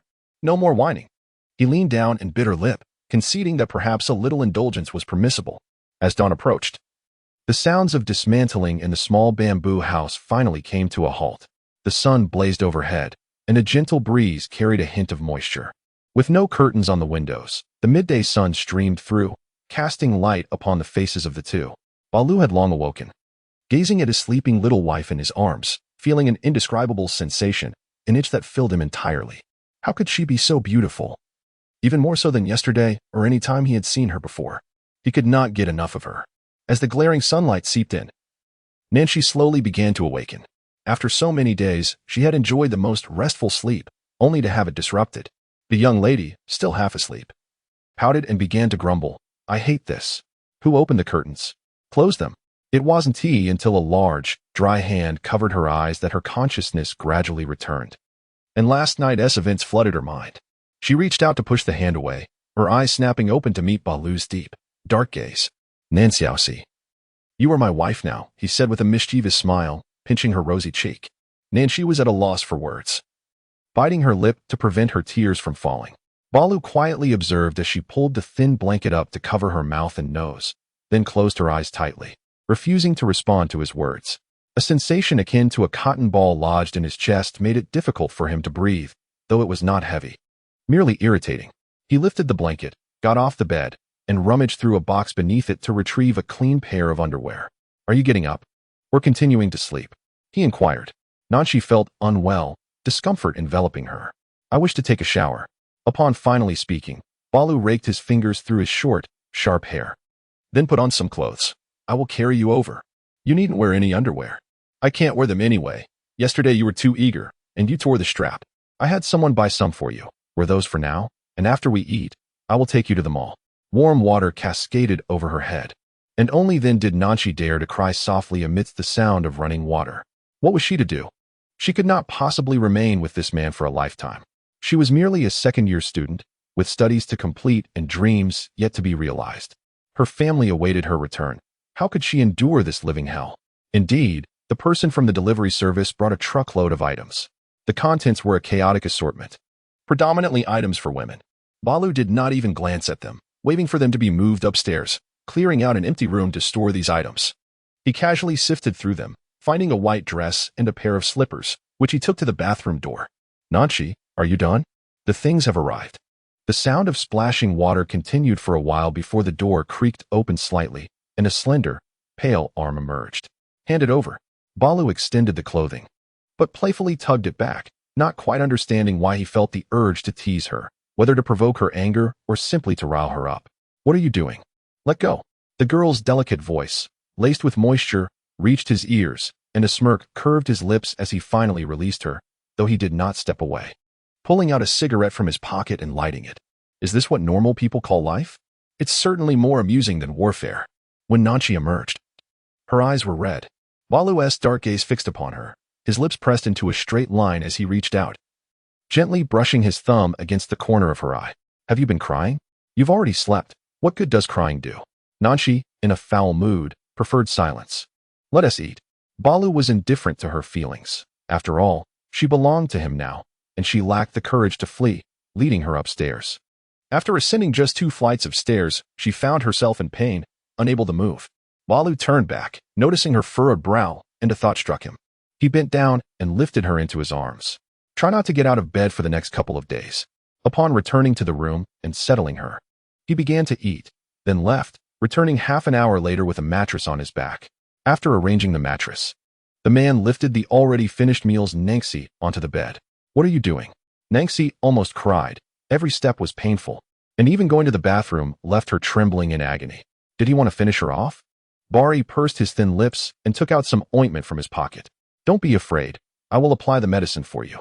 Nancy blinked, feeling uncomfortable. I can do it myself. Do you even know where the wound is? Just stay still. Bari chuckled. We've already crossed that line. There is no need to feel embarrassed now. Is there anything more humiliating in this world? Nancy gritted her teeth, her ears flushed. However, she dared not defy this man too much, fearing he might throw her out. She wasn't afraid of death, but she dreaded a fate worse than death. All right, sleep for a bit. I'll clean up. When you wake, take a look next door. Everything is prepared for you. Bari realized that his young lady was genuinely oblivious to her surroundings. She needed to be reminded to place the utensils nearby during meals and would sit obediently after eating, unaware she needed to tidy up. If something fell, she would merely walk around it, lacking any awareness to pick it up. Even the clothes she changed out of were carelessly tossed on the bathroom floor. The man shook his head resignedly. Bari, is there hot water? Cold water is upsetting my stomach. Just wait. A hint of indulgence flickered in Bari's striking eyes. She only acted so sweetly when making demands. Chapter 22. It has been 3 days. Why is it still painful? The rain poured throughout the night in Mandler. Nansu, who returned to the villa late at night, was startled awake from a nightmare as soon as she lay down. This time, however, it was different from before. Previously, her dreams were filled with visions of him and her father being held at gunpoint, helplessly witnessing their mother's plight, her father being killed by a drug lord, Her mother sleeping with others, and the heartbroken soldier who secretly let him go, only to have their mother meet her and crashing into the rocks. This time, she dreamt of Luan Luan, the sister he had cherished, protected, and adored for 15 years. She saw Luan Luan crying, asking him why he hadn't come to save her, questioning if he no longer wanted her. Nansu, agitated and sleepless, threw back the covers and went to the living room for a smoke. Suzu, why are you still awake at this hour? A woman clad in a red silk camisole, her long hair cascading down, revealing strikingly alluring legs and lacking even a hint of undergarments, descended the stairs with an air of boldness. The man seated on the sofa didn't lift his gaze, tilting his head back to finish his glass of whiskey in one gulp. Thud. He placed the glass on the coffee table, maneuvering around the seductive woman who had wrapped herself around him, and turned to head upstairs. Suzu, Haning Na called out again. Do you really not want to see me? Luan Luan doesn't like you being here. You should go back tomorrow. Your father brought me here. If it weren't to see you, do you think I would have come? Haning Na stamped her foot, playfully complaining a few words before quickly chasing after him. Sushi, I really miss you, she said, her body becoming as pliable as a willow as she leaned against the man. Nan Sushi, with a look of disdain, pushed her away, his large hand gripping her delicate neck tightly as he gritted his teeth. Focus on your duties. Do not entertain thoughts that do not belong to you. Otherwise, return whence you came. Do you understand? The last two words dripped with sarcasm. Haning Na trembled, nodding vigorously in response. Only when he felt her near the brink of unconsciousness did he release her, retrieving a disinfectant wipe from his pocket to clean his hands after touching her, tossing the used tissue onto her face before turning to leave. Haning Na stood there, utterly dumbfounded. She had been purchased from an underground human trafficking market by this man. And when he took her away, her heart nearly leapt from her throat. He was undeniably handsome, cultured, and gentlemanly. Squatting before her to unlock the cage that held her captive, smiling as he asked if she wished to accompany him. Naturally, she agreed, believing she had encountered her own heroic savior. However, she never anticipated being instructed to seduce his adoptive father, a woman without agency. She found herself ensnared by a mystical power that controlled her. Yet, each time they were in bed, she involuntarily envisioned him as Nan Sushi. He was so wicked. Yet her love for him bordered on madness. Nanshi remained in bed for 3 whole days before finally summoning the will to rise. During this time, apart from using the restroom, she was entirely attended to by Balu, even for meals and bathing, though the primary reason was her futile resistance. Though rough around the edges, Nanshi found herself gradually accustomed to Balu's forthright manner. Nan Xiaoxi, your underwear has dried. You should change, Balu announced, his large hand resembling a fan as he held out her pitifully small, wrinkled white panties. The girl, lying in bed, furrowed her brow, quickly stretching out her hand to snatch the underwear beneath the thin blanket, her face flushed. I know, you may leave. Balu, seemingly ignoring her words, reached beneath the blanket to check. It's been 3 days. Does it still hurt? Should we go to the hospital for stitches? Nanshi was on the verge of tears. Be quiet. She kicked his hand away and hurriedly donned her underwear. I'm fine. You can go now. Really fine? Let me see, he replied skeptically, recalling how she had been desperate for his touch that very morning. I'm fine. Hurry up and go. We need to finish our shopping and have lunch, she insisted, recoiling from him as if he were a plague. Balu, irritated by her avoidance, forced her to undergo a quick check, and only when he confirmed she was indeed fine did he release her. Nanshi was exasperated, but she dared not provoke him. As the young lady stormed out, she shot him a furious glare. The man resembled someone who had grown a pair of eyes on the back of his head. If he glared at me again, I would ensure he remained bedridden for a week. Nanshi felt a sense of relief that she had not picked up a stone from the ground to hurl at him. Once inside the vehicle, the man examined the Barrett sniper rifle resting nearby, then drew a 1911 pistol from his waistband and checked the ammunition before lighting a cigarette. With an air of bravado, he drove towards the city. In recent years, Dakali had thrived relative to surrounding towns, largely due to certain gray industries. However, this prosperity was merely a local phenomenon. To Nanshi, the area exuded a sense of disarray typical of urban-rural fringes. The streets were bustling with cars and motorcycles, punctuated occasionally by the passage of luxury vehicles.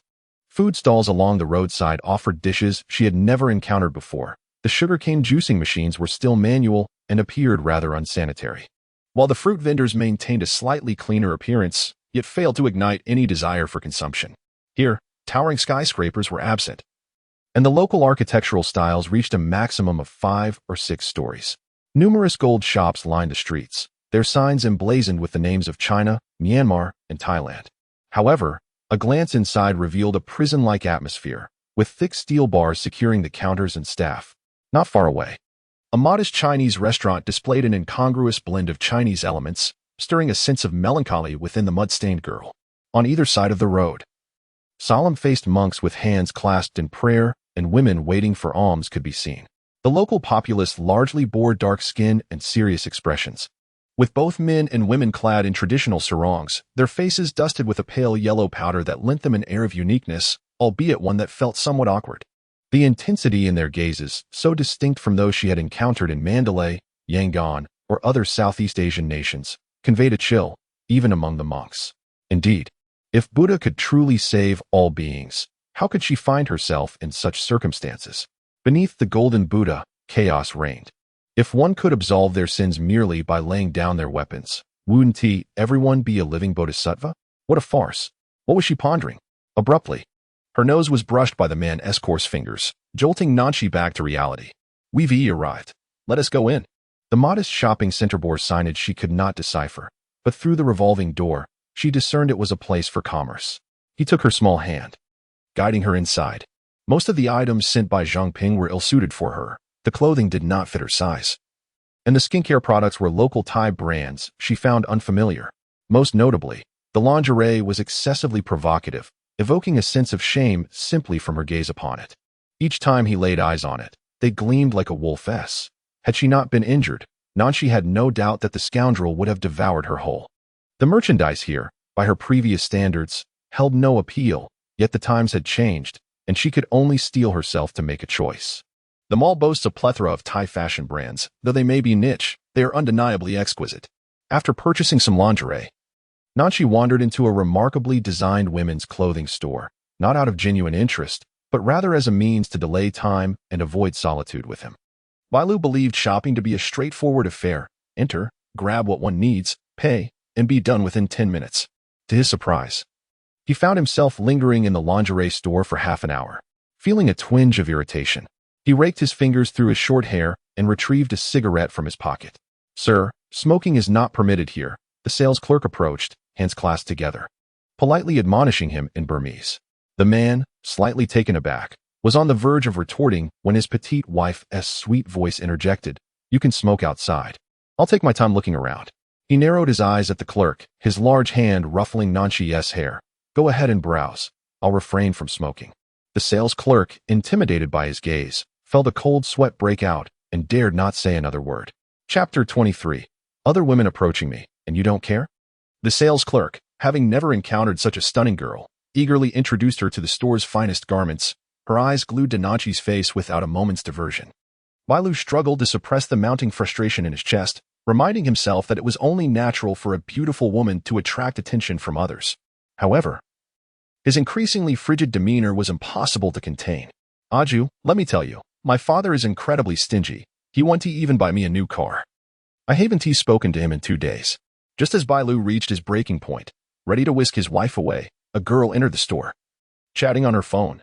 Her voluminous, wavy hair cascaded down her back, and she wore an ostentatious halter dress, flaunting an extravagant Hermes handbag. Zhang Min never anticipated that the person she had sought in the military several times would turn up unexpectedly in a mall. Initially taken aback, she hung up her phone, adjusted her sunglasses perched on her nose, and, with a look of disbelief, exclaimed, "Ah, Bailu, is it really you? I came looking for you as soon as I had a break. My father always says you're not around. I thought he was deceiving me." Bailu was utterly perplexed. He had encountered numerous women in the red light district, but this was the first time a woman had approached him in such a manner while his wife stood beside him. Frowning, he turned slightly, causing the excited girl to stumble in her advance. "Where did this crazy woman come from?" Bailu remarked coolly. "Ah, Bailu, you truly don't remember me? I'm Xiaomin." The girl, her enthusiasm undiminished, even spun around in front of him. "What do you think? Haven't I changed since before? You didn't recognize me, did you? Are you out of your mind?" Bailu scoffed, turning away and motioning to the sales clerk to wrap up the items Nanchi had tried on. "Bailu, you really don't recall? My father is your superior. Last year, I was kidnapped, and you were the one who led the rescue, right there in Miji." The daughter of Zaka. Balu smirked coldly, recalling the person before him, Zaka's young daughter. Last year, she had been captured and used as leverage to threaten Zaka into withdrawing his troops, prompting Zaka himself to humbly seek his assistance for her rescue. The man, disinterested, merely responded with a monosyllabic utterance before proceeding to the counter to settle the bill. Brother Alu, what are you doing in a women's clothing store? Jamin, encountering him for the first time, was undeterred by his aloof demeanor and approached him with enthusiasm. After paying, the man grabbed the various bags from the counter and made to leave, only to be intercepted by Jamin. Brother Alu, let us go eat together. Balu, with his tongue pressed against his cheek, chose to ignore her and turned to glance at Nanshi, who was preoccupied with her nails. Why do you let other women encroach upon me? He had been awaiting Nanshi's reaction, fully aware that she did not comprehend the Myanmar language, yet hoping her eyes would betray her awareness. The woman was practically clinging to her man, and Nanshi remained utterly unresponsive. What did that signify? I don't understand what she is saying, Nanshi replied dismissively. You didn't comprehend what the sales assistant said either, yet it didn't stop you from purchasing clothes, he retorted, feeling a tightness in his chest. Why are you being inexplicably hostile? I haven't done anything to provoke you. Nanshi was filled with grievances. She couldn't care less about other women's advances on him. In fact, she preferred if he were entangled with someone else, as it might prevent him from venting his frustrations upon her upon returning home. Let us go. As he noticed her on the verge of tears, Balu's irritation escalated. He grasped Nanshi's hand firmly and pushed past Jamin to exit the store. Who was this woman? Jamin, spoiled and reckless due to her family's indulgence, had only seen Balu once, yet he had already become the subject of her dreams. Finally encountering him again, only to find him accompanied by another woman, ignited her fury. She seized Nanshi's other wrist and, with tears streaming down her face, demanded answers. Let go of my wife. Upon seeing her clutching Nanshi, Balu's dark eyes narrowed, an aura of menace enveloping him. She is your wife? You're married? Jamin's mind erupted with disbelief, shaking her head in tears. How is that possible? How could you possibly be married? She could not reconcile the notion of her hero being wed to another. My marriage is none of your concern. Who are you to interfere? The impudent youth failed to grasp the depth of her despair, finding her tears exceedingly bothersome and grimacing in distaste. You were unattractive to begin with. Your crying only makes you worse. Nanshi, however, is beautiful, and even more so when she cries. The image of Nanshi weeping beneath his grasp softened his agitation considerably. He released her and instead wrapped his arms around his petite wife's waist. Let us eat first. We can shop for other things afterward. The young lady remained incensed, turning her tear-filled eyes away as he led her out of the store. Behind them, Jamin's voice echoed in despair. Balu, how could you marry? Why did you get married? They found themselves at a Huagwa restaurant by the roadside.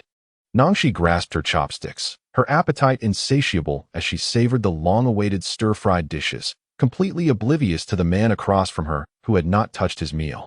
Barui found himself unable to eat. His young wife adored Chinese cuisine and had little fondness for the sticky rice of Myanmar. She relished the prosperity of China, yet despised the daunting mountains of northern Myanmar. She was indifferent to whether other women would throw themselves at him, unconcerned about her own feelings. Her heart was restless, and it was only a matter of time before it wandered away. What could possibly bind her? Outside, the sun blazed fiercely, while the man seated indoors was shrouded in a cloud of gloom. Are you finished? He inquired, only after the young woman across from him had set down her chopsticks, his cigarette still smoldering between his fingers. Nangshi sipped from her cup, replying with a nonchalant mem. It was only then that she noticed the untouched rice before him, casually asking, why aren't you eating? The man extinguished his cigarette, a wry smile creeping onto his lips. Did you just notice? Nangshi shrugged, averting her gaze and feigning interest in her drink, indifferent to his meal. Barui fell silent, lifting his bowl and devouring the remaining food with great vigor, as if a storm had swept through. Nangshi watched in astonishment as she barely finished her drink, while the man had already cleared the table of its remnants. Shall we go? Didn't you say you wanted to buy some oil? He said, wiping his mouth and rising to pull her towards the door. It's called essential oil. She corrected him. Got it. Buy a few more barrels. That stuff is sold by the bottle. All right. Buy whatever you want. No need to hold back. I have money. To her surprise, this small place was teeming with wealthy individuals, she muttered. Barui chuckled. There are far more than just the wealthy here. Anyone who dares to live recklessly is filthy rich. Otherwise, how could he amass such military funds? How do you know there are so many rich people here? He asked, playfully ruffling Nangshi's hair. Isn't it obvious? The streets are lined with jewelry shops, and luxury cars worth millions are everywhere. Even your car, after modifications, must be worth over 3 million. And that girl we just saw? She was carrying a globally limited edition Hermes bag made from rare matte blue crocodile leather, priced at over 1.7 million. Only the elite can purchase it. TSK, I almost cried when my father wouldn't buy it for me. I had to throw a fit for my brother to get it for me. Speaking of her favorite bags, a spark of life returned to the young lady. Perui regarded her with a gaze that was both inscrutable and profound. Nangshi, why don't you ever act cute with me? He asked, his dark eyes fixed on the girl before him. Nangshi furrowed her brow in confusion. Why would I act cute with you? If you do, I'll buy you a bag, he proposed. How about 10? No, I'll buy you a whole truckload. The flicker of excitement in her eyes dimmed as she lowered her head, replying softly, I don't want that. She had reached such a state. What need had she for a bag? A person who could not foresee tomorrow had no use for such things. Barrett's expression darkened, his handsome brows knitting together. Do you think I cannot afford it? I do not know if you can afford it, but I know that I do not want it. She still did not look at him, instead gazing out at the blinding sunlight, her heart shrouded in gloom. How could it be that, in less than 10 days, her former life felt like a distant memory? Would she never return? She could not go back to Mandalay, could not return to China, could not see her brother, her grandfather, that detestable father, nor her classmates. In an instant, the young girl crumbled emotionally, covering her face in anguish. I do not want a bag. I want to go home. Barrett was bewildered by her sudden tears. He had merely intended to cheer her up. Yet, her words about wanting to go home struck him deeply. Then we shall return after we finish shopping. He repressed the turmoil within him, attempting to comfort her awkwardly. I do not want to return to the bamboo house. I want to go back to Mandalay. No, I want to go back to China. I want my grandfather. I want ending. I truly want to go home. She forcefully shook off his hand, crouching down to cry loudly. A chill swept over Barrett. As if the stares of those around him could freeze him in place, he stood helplessly to the side, realizing that she indeed wished to return to China. She did not wish to stay. Her previous reassurances had only been a means of self-preservation. Going home? He crouched down, towering over her significantly, blocking the brightness and casting a shadow over her. His words emerged slowly. Nan Xiaoxi, you want to return to China? You do not wish to stay and be my wife, do you? The distraught girl was jolted back to some semblance of rationality by his cold tone. It took her several moments to suppress her overwhelming emotions. After a brief pause, she replied, I was just being sentimental. I am fine now. She stood up, took a tissue from the table, and wiped her reddened eyes, feeling guilty yet cautious. I am not crying anymore. Let us go. Barrett remained seated, his chest swelling with frustration as her deliberate, unfamiliar attempts to please him only fueled his anger. Let us go, miss, she awkwardly tugged at his sleeve, trying to pull him up. With a forceful motion, he stood and enveloped her in his embrace. Would you treat your brother like this? Nan Xiaoxi turned her face away, her long lashes trembling slightly. Of course not. I am my brother's cherished little princess. He has always indulged me, and I have always trusted, relied upon, and spoiled him in return. There is no need for me to please him, for he always brings the best to me. Silence lingered, signifying her unspoken answer. Barrett's lips pressed together tightly as he inhaled deeply. If you cannot please me, then do not pretend. I am not forcing you. He believed that an obedient and compliant woman would make a suitable wife, yet witnessing her humble demeanor in front of him inexplicably stirred a sense of discomfort within him. That is certainly not the genuine Nan Xiaoxi. As I took her hand to lead her outside, Nan Xiaoxi suddenly halted. What was the matter? He furrowed his brow, his handsome face adopting a serious expression as he gazed at his little wife, who appeared flustered and had reddened ears. Balu, I need to use the restroom. Didn't you just go when you came in? His immediate reaction was to suspect that she was up to something. No, Nan Xiaoxi replied, her voice softening as she leaned closer to his ear and whispered, It's that time of the month. What time? He asked, demanding clarity. You know, it's that time, she said shyly, her lips pursed. What on earth is that? The rough man struggled to comprehend her coded words, scratching his head in confusion. Do you even understand? Nan Xiaoxi stomped her foot in frustration. It was only then that Balu finally grasped the situation. Previously, when he had visited the red light district with Zhang Peng, he had heard that girls would only make appearances a few days each month, and Zhang Ping had jokingly remarked that no one would willingly engage in such battles. he had paid double to be with a few girls, who had subsequently forced him to drink, only relenting after he had given a generous tip. The sight of his little lady's angry stomping and eye-rolling inexplicably delighted him. Easing the tension in his chest, he cupped her face in his large hands, shaping her rosy lips before bestowing a fervent kiss upon her. Nanxiaoxi, you are adorable like this. You're insane. This man is utterly deranged. Nanxiaoxi pressed her sore face, casting him an exasperated glance. Go on, darling, Balu said, gesturing towards the restroom. Shall I wait here for you? Or at the door? Why was he suddenly so accommodating? Nanxiaoxi, her lips pursed in suspicion, replied. You can wait here. I'll be quick. She awkwardly made her way to the restroom, waddling like a duck, while Balu chuckled heartily behind her. It seemed as though he had felt this joyful in years. As the realization struck him, he scratched the back of his short hair and lit a cigarette. Nanxiaoxi, once I find my enemies and avenge myself, we can lead a normal life together, all right? When Nanxiaoxi emerged from the restroom, her cheeks were tinged with a delicate pink. Her skin was exceptionally fair, yet the repeated shocks and injuries, along with her unfamiliar diet, often rendered her pallid. Now, with a hint of color on her face, she appeared even more radiant and enchanting. It was at that moment that Balu finally recognized just how poor her complexion had been before. What's wrong?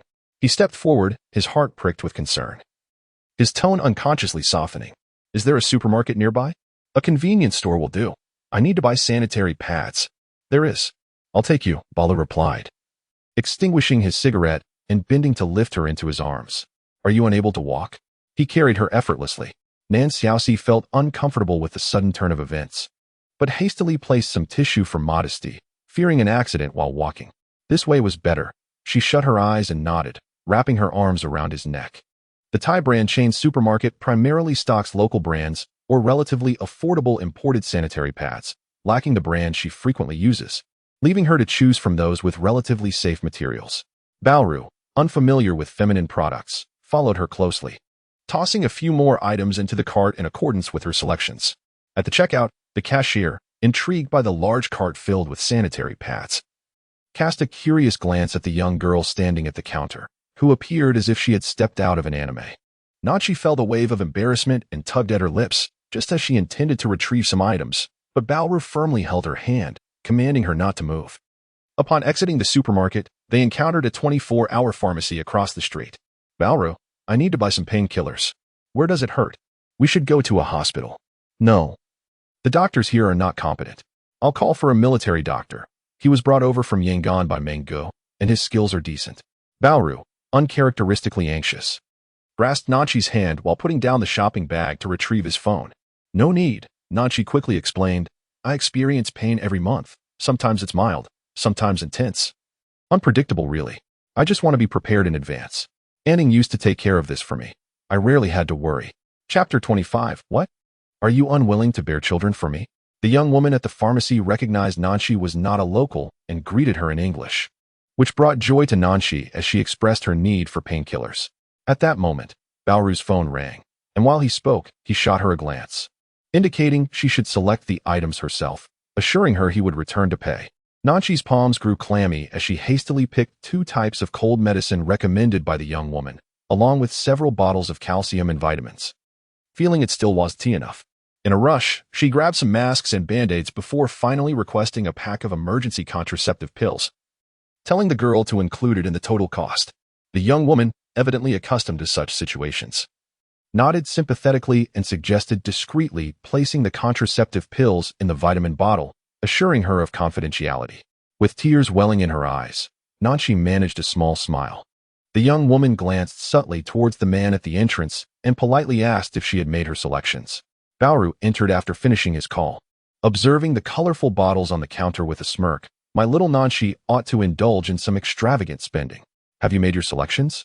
He casually wrapped his large hand around the slender waist of the girl, resting his chin atop her head as he spoke. Yes, just these. You've looked unwell lately. Let us buy some supplements, like ginseng, bird's nest, or fish maw. Don't people from your country love those? Nanshi chuckled, unsure of where he had acquired such knowledge. Those things shouldn't be consumed indiscriminately. Rhubarb can be ineffective, and ginseng can be harmful. Everything must be tailored to the individual, and besides, they don't have those here. We need to go to a traditional medicine clinic. Balra scratched the back of his short hair, grinning foolishly. Once I'm done with this busy period, I'll take you to a traditional medicine clinic. You're too thin. Pregnancy will take a toll on your body. Nanquan felt as though her head had been struck with a heavy hammer. She raised her gaze, her eyes wide with astonishment as she looked at Barrett, her crimson lips trembling. Pregnant? The man's dark eyes narrowed, a thick wave of emotion washing over him. What? Are you unwilling to bear my child? Only a woman who has expressed a willingness to bear children would lead a stable life. A child? Nanquan wondered if this man had lost his sanity.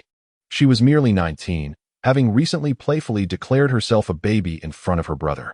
How could she possibly bear him a child? Moreover, children should be born to the man one loves. How could she ever consider having a child with him? Speak, Nanquan. Barrett's gaze was fixed on her as she turned her face away, wearing an expression as if the sky were falling, his anger bubbling to the surface. I haven't considered this issue, she managed to respond, offering a vague answer. Haven't considered, or simply don't want to? Why are you so insufferable? Are you buying or not? If not, then forget it. She was not a meek little rabbit. With her temper flaring, her eyes reddened as she confronted the man, her gaze betraying her unfiltered rejection. Barrett, infuriated, clenched his jaw tightly, staring at Nanquan, who seemed to have cast caution to the wind, unbothered. After a few seconds, he threw his head back, harshly wiped his face, turned, and pulled out money, grabbing a bag of medicine before dragging her out the door and tossing her into the car. The off-road vehicle navigated the streets with intensity, and those with discerning eyes knew that in the Golden Triangle, such fiery young people should not be trifled with. Yet, not everyone possessed such discernment. Before the vehicle had even exited the main road, a blue Bugatti accelerated behind them, a car too eye-catching to forget. Nanquan recalled it had been moving slowly moments before, and she hadn't anticipated it would pursue them after being overtaken by Barrett. The car window rolled down, revealing a group of audacious youths with varying hair colors and skin tones. They whistled and gestured provocatively, their expressions radiating arrogance. The driver's face tightened with fury, boiling over. Hold on tight, Nanquan. Suddenly, he executed a sharp drift, and Nanquan felt as if her heart might leap from her chest. The vehicle came to a halt in the middle of the road, causing the Bugatti, unable to brake in time, to crash into it, the striking blue front crumpling. Barrett unfastened his seatbelt and leaped from the car, wordlessly opening the back door. He seized the most arrogant blonde youth from the driver's seat by his hair, yanking him down. You little brat, he growled, his teeth clenched, repeatedly slamming the youth's head against the front of the car. Bang, bang, bang. The resounding crashes echoed through the street, and for several meters around, no one dared to approach. Nanquan watched in horror as Barrett continued to pound the young man's head, blood splattering with each impact. Yet, the furious man showed no signs of stopping. The occupants of the Bugatti, finally recovering from their shock, reacted by drawing guns and exiting the vehicle. South Creek was startled, her pupils trembling. Before Balu's voice could escape, it was drowned out by a series of gunshots. When she opened her eyes again, several men had already collapsed in response. Balu, disdainful, wiped the blood from his hands on one of the corpses, tucked away his firearm, and turned to get into the car, departing with his entourage. He need not concern himself with the aftermath. Others would come to handle it. Power in the realm of Great Chi was not merely a function of wealth. It required military might and strength. The drug-fueled young lord rampaging through the streets, provoking high-ranking military officials, would meet a fatal end, and no one would dare to question it. It was only when she returned to sit on the bed that South Creek's face remained pale as a ghost. It was utterly terrifying. He had actually crushed a man's skull, and drawing a gun to kill was done in the blink of an eye. To him, human life was as insignificant as weeds. This realization sent shivers through the young girl, her eyes glistening with unshed tears. He was a devil. Would he not hesitate to crush her skull if he were displeased? South Creek, the hot water is ready. Balu entered, carrying a basin of water, and noticed the girl seated by the bed, her complexion alarmingly white, her handsome face tense. He quickened his pace, placing a large hand on her forehead. What's wrong? Are you ill again? South Creek's teeth chattered as she instinctively recoiled. Avoiding that hand which had recently been stained with blood, her gaze cast downwards. Balu pressed his lips together, his deep-set eyes fixated on her trembling form. And after a moment, he set down the water cup. Do not be afraid. I did not kill indiscriminately. Those men were bad people. Seeing her still silent and avoiding his gaze, Balu placed the cup on the ground, boldly climbed onto the bed, and sat cross-legged opposite her. Those ruffians were high on drugs. If I had not intervened, they would have drawn their guns and come to rob you.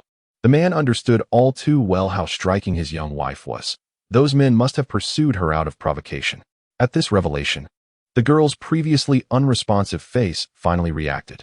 She lifted her eyes, filled with incredulity, meeting the depth of his dark gaze. Yet her emotions were so complex that she could not utter a word. So, they came after her? If Balu had been even a little weaker, she would have been taken by those ruffians, and the outcome was all too predictable. I would never use such matters to frighten you. She. Do you realize how captivating you are on the streets of Great Chi? Southeast Asian women tend to have darker complexions, often due to genetic factors. And their bone structure is typically less appealing, with faces dusted with yellow powder, resembling distorted fruits. South Creek, with her extraordinary beauty, stood out on the street like a swan amidst a flock of gray ducks, stunning and ostentatious. Balu sighed, taking her cold little hand in his. If there is a hell on earth, the Golden Triangle is its 18th layer. The tears South Creek had been holding back fell in an instant. Her expression bewildered and shattered. This is hell. Then what about you? Balu smirked, his handsome face exuding a charming arrogance. I am the dragon that slays the king of hell and vanquishes the little demons. Thus, South Creek, only by following me can you survive. Chapter 26, most likely mercenaries in the serene night, under the luminous moon accompanied by twinkling stars, a robust man squatted on a smooth boulder beside a tranquil river, diligently rubbing a small piece of fabric, which could vaguely be identified as a pair of white lace women's panties. An AK took a few steps closer, and, upon recognizing what his comrade was washing, was momentarily taken aback, followed by an eye roll. Damn, wasn't it you who used to complain about me being overly attached to my wife? Just look at yourself now. Who really has the backbone here? Oh, you're washing them? NAK cleared his throat, a mischievous grin spreading across his face. Balu had already noticed the commotion. He placed the panties into a nearby plastic basin, ensuring that no other man could lay eyes on the intimate belongings of Nan Xiaoxi. He casually fished out another item, a white bra, only to return it hastily, rummaging through the basin until he retrieved a skirt to wash. Be gentle with that skirt. It's delicate. Don't ruin it with your rough hands, or you'll have to face the consequences at home. Balu's comrade chuckled, trying to impart wisdom through his laughter. Get to the point. If you have nothing to say, then leave me be. I have work to do, Balu replied, unfazed by his friend's teasing, as he continued to scrub the clothing, foam flying everywhere. Of course I have something to say. I'm not just here to chat. NK squatted beside him, lighting a cigarette. Along, I want to retire. Balu was not surprised. If given a choice, no one would wish to live such a perilous life, constantly flirting with death. All right, I'll speak to Mengu about it. The Falcon Squad did not belong to the Allied forces. Initially, Wu Ming had been astute, incorporating them into the Northern Myanmar Joint Defense Forces, and subsequently, under the guise of joint training, he had managed to integrate them into the Allied forces. This arrangement allowed their military funding to come from the Allied forces, yet the Allied forces held no command over the Falcon Squad. Thus, Zaka was intent on removing this thorn from his side. Don't rush. I'll leave only after Zaka is dealt with. That way, I'll feel more secure. Balu carelessly wiped his hands, pulling out a cigarette to light. By the way, has the bonus from the last operation reached your account yet? It has. My wife plans to buy a house in Yangon, saying that our child will need to attend school there in the future. NAK's face broke into an uncontrollable grin. My wife insists that since I Haven T had much education, always embroiled in fighting, our child must study hard and not follow in my reckless footsteps. Balu cast a disdainful glance at his comrade. What a pathetic situation, letting your woman take charge. You're such a coward. NAK twitched the corner of his mouth. And you think you're so brave, washing women's underwear by the riverside at this hour? My Nan Xiaoxi is delicate, but she doesn't control me. She is obedient and well-behaved. That only indicates she is afraid of you. NAK retorted unabashedly. A man who is managed by his wife is truly happy. You wouldn't understand. After making his point, NAK stuffed his hands into his pockets and turned to leave. Balu's jaw was clenched tightly as he gazed at the faint light emanating from a distant bamboo house. He nearly forgot the matter at hand. The departing comrade turned back. What is it? Balu withdrew his gaze and brushed off the ash from his cigarette. Today, an individual visited my father-in-law's clinic, afflicted by the flower wax poison, a foreigner. My father-in-law's clinic is situated at the entrance of a small village in the mountains, frequented only by locals, with scarcely any unfamiliar faces. It is a place primitive and backward, devoid of tourists. There is something amiss. Balu's dark eyes met those of his good friend. Did he exhibit any distinctive features? Indeed. My wife captured a photograph. Nada retrieved his phone, located the image, and handed it to Balu. Your wife possesses quite the audacity. She seems unperturbed by potential repercussions.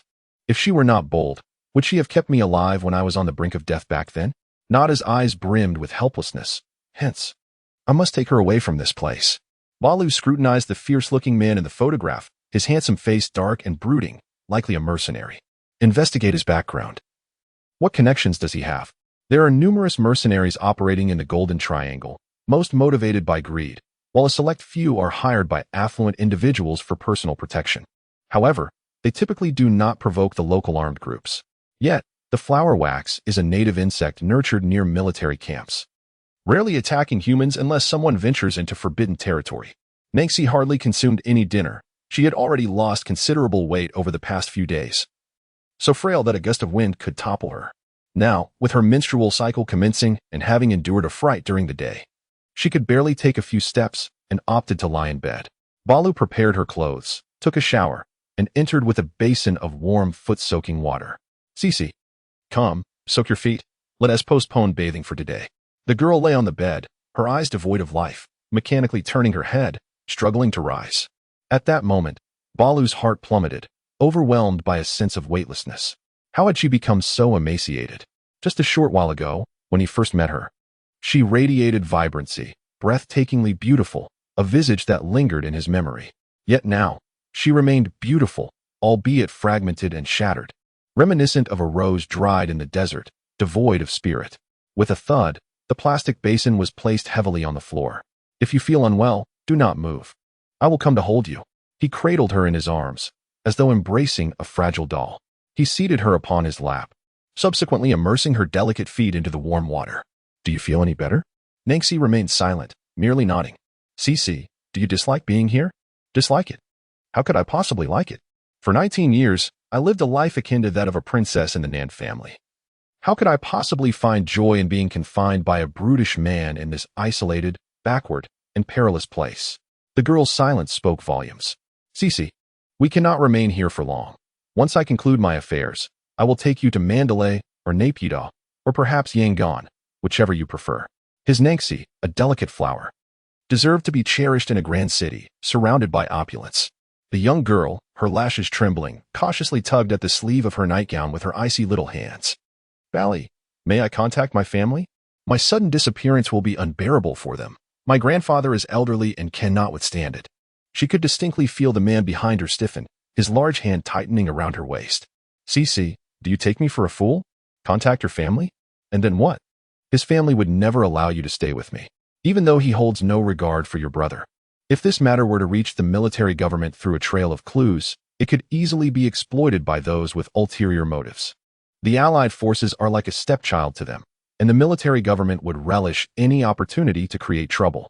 If it were revealed that a high-ranking military officer purchased a girl from Huagua from a bounty hunter, Zaka could conveniently team up with the military office, threatening Ming with his future and life. He could never allow anyone to jeopardize Ming's significant affairs, nor could he permit Nan Xiaoxi to be used as a pawn.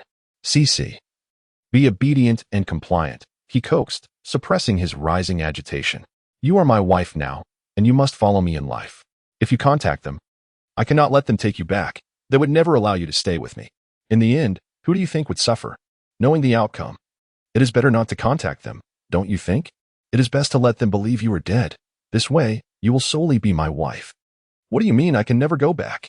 Ninshi weakly uttered, aware of the truth within, yet his words made the reality suddenly difficult to accept. You are my wife, Nan Xiaoxi, destined to spend your life with me. Wherever I go, you must follow. I cannot live in Huagua, so I cannot return.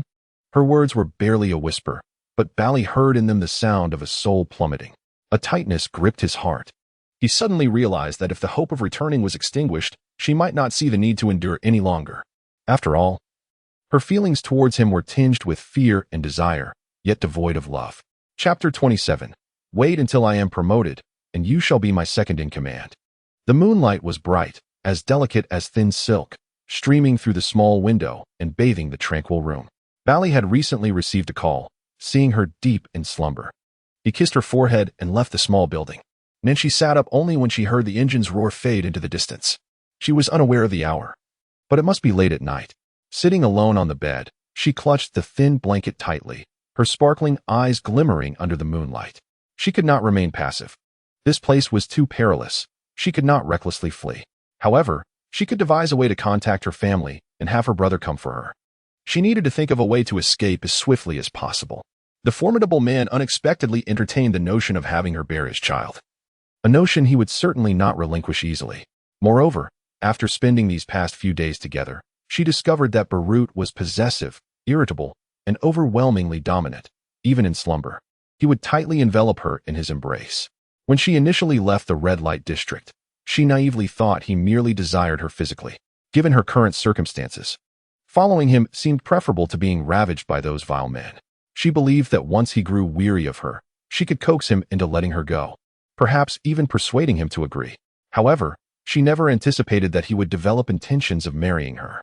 Particularly, just before bedtime one evening, he proclaimed, "Cici, I have contacted Master Zanjie to officiate our Buddhist wedding. Next week is the Luachi festival. We could celebrate our union on that day. Once we leave Dakali, and I secure a position in the government army, I will arrange a grand wedding for you. What do you think, Cici? I am desperate to marry you. I cannot wait another day." Although she was taken aback, Barut did not relent, continuing to embrace and caress her with the ferocity of a ravenous wolf, nearly losing control. The thin blanket was twisted in her grasp, and her youthful, contrasting eyes shone resolutely in the night. The Mekong River at midnight was both serene and treacherous. Nestled within the narrow cabin of a fishing boat, three brothers, fully armed, fixed their sharp, wolf-like gazes upon the riverbend through their night vision goggles. "Zhang Peng, it's already the dead of night. How reliable is your information?" One of them kicked Zhang Ping in annoyance. "Of course it's reliable. My informant has been tailing him for over a month. There's no mistake." "Just wait," Zhang Peng replied, shaking his head to dispel the drowsiness. "This time, we've grasped the 7 inches of Daotuokakin. If your behind doesn't find a seat in the Joint Defense Army's office, you'll be going home to raise children and change diapers instead of lingering in the military." Barut irritably adjusted the direction of his night vision goggles. "Rest assured, we've secured evidence against the old dower's son for arms trafficking. If he dares to obstruct my path to power, I'll eliminate him directly in Yangshui, one swift into it all. After all, the arms of the Northern Myanmar Joint Defense Army must find their way into my pocket." Zhang Peng, with a rogue spirit, patted his comrade on the shoulder. "When I ascend in rank, you shall serve as my right-hand man. What prospects are there in guerrilla warfare with the Allied forces? Don't let a long paint grand dreams for you. Learn from me." Zhang Peng began to sow discord, having long desired to have Natu assist him, thereby allowing him to indulge in laziness at home with his wife. Yet, to his dismay, this stubborn fellow was singularly focused on following Barut, unyielding to persuasion. "Forget it. Along has gone to military academy, and I'll retire, taking my wife and children to Yangon to engage in business. Who among us with a family would live life with their heads wedged in their belts?" Natu extracted a cigarette, removing his mask to smoke. "Let me tell you, tonight's endeavor is a private affair. The payment must be credited to my wife's account by tomorrow, without a penny less, or you can forget about me participating next time." Look, Zhang Ping exclaimed, directing his grievances at Barut. "Truly, he is your soldier, greedy just like you, with no brotherly loyalty whatsoever. My request for you to procure some jewelry favored by women in Bangkok, along with a few crocodile skin bags, which my wife adores. Make sure to select the more expensive ones." Barrett spoke in a cold, emotionless tone, his thin lips moving without much expression. Yet his gaze remained fixed upon the river outside. "Do you all have wives, huh? Who doesn't? My Yana is both obedient and charming. I shall marry her upon my return. By the way, alone, let us wed on the date you chose." Zhang snatched the cigarette from Nada's hand and tilted his head to smoke. "Get lost. Don't involve me. Let each marry their own." "What sort of arrangement would that be?" Barrett impatiently rubbed his thumb against the barrel of his submachine gun. "Barrett, don't come begging when you need something from me," Zhang retorted, his anger evident. "Enough with the noise. Something is afoot." Natu abruptly grabbed his gun and crawled towards the ship's cabin. The quarreling men swiftly transitioned into a combat-ready state, akin to predatory beasts lurking in the shadows, poised to pounce. A cargo ship, with a capacity exceeding 400 tons, approached. And none would suspect that on the small fishing boat, merely passing by the river bend, Three agile figures akin to leopards stealthily ascended, unnoticed, making their way to the VIP lounge. The eldest son of Dao Tuo remained blissfully asleep, only to be bound and shoved beneath the bed. The guards stationed outside had been dealt with, and the ambush team, having laid in wait, received the signal to swiftly take control of the entire vessel. Once everything was in order, Biaozi entered. Lu Ge, everyone is secured, and the weapons have been accounted for. They are indeed the batch of arms supplied internationally. Barrett took a deep drag from his cigarette, exclaiming, "Damn it. It's better to sell these weapons to local armed groups for profit than to let them be used by the troops below. The military and political structures are utterly rotten to the core. Well, this isn't a recent development. Myanmar has been marginalized within ASEAN. All because those in power only care for their own wallets. What can we soldiers do but tend to our own patch of land?" Zhamping patted his good brother on the shoulder. "Biaozi, call Dao Tuo Kachin and demand a ransom of $100 million for his son's life." Nada tossed his phone to a subordinate, issuing the order. Biaozi looked somewhat bewildered, raising his eyes to Barrett. "What are you staring at?" "I am your superior," Nada scolded, slapping Biaozi on the head, disapproving of his dazed demeanor, which only seemed to heed Barrett's commands. Barrett nodded slightly, indicating Biaozi should follow his instructions. "Initially, I couldn't comprehend why you insisted on saving Biaozi from the underground fighting arena, where so many children perished. He was small, frail, and appeared rather dim-witted. Hardly worth $10,000. Yet now, it seems you have gained much." Zhamping lit a cigarette, took a puff, and lounged on the VIP room sofa, sharing a knowing smile with his close brother. Indeed, who could have anticipated that this clumsy lad would grow into such a swift and obedient weapon in 3 years? As Nada pondered, Biaozi had been under his command ever since he was dispatched to the military camp. Yet, this fool heeded no one's orders except for Baloi's. At times, even Nada found him unmanageable. Baloi twisted open a bottle of water and gulped it down before speaking. Jingo once remarked that only those who dared to fight fiercely deserve to live. Biaozi, despite appearing weak at that moment, fought with unparalleled tenacity and ferocity. Such soldiers are invaluable. Chapter 28. Baloi, have you no shame? An hour after Biaozi's departure, the sky had begun to brighten. The three sprawled on the sofa were utterly undignified, particularly Baloi, whose long legs were haphazardly draped over the armrest, exuding an air of nonchalance. Suddenly, the phone in Zhamping's pocket vibrated, jolting him awake. He hastily retrieved his phone, glanced at it, found it unworthy, and returned it to his pocket. He then pulled out another phone, only to discover it silent as well. "Damn it, why do you have so many phones?"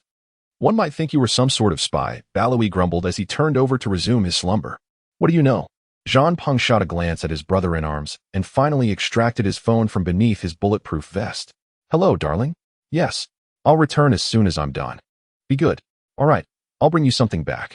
Don't be scared. Sleep a little longer, and I'll take you out on the yacht to fish and play." "Okay, good."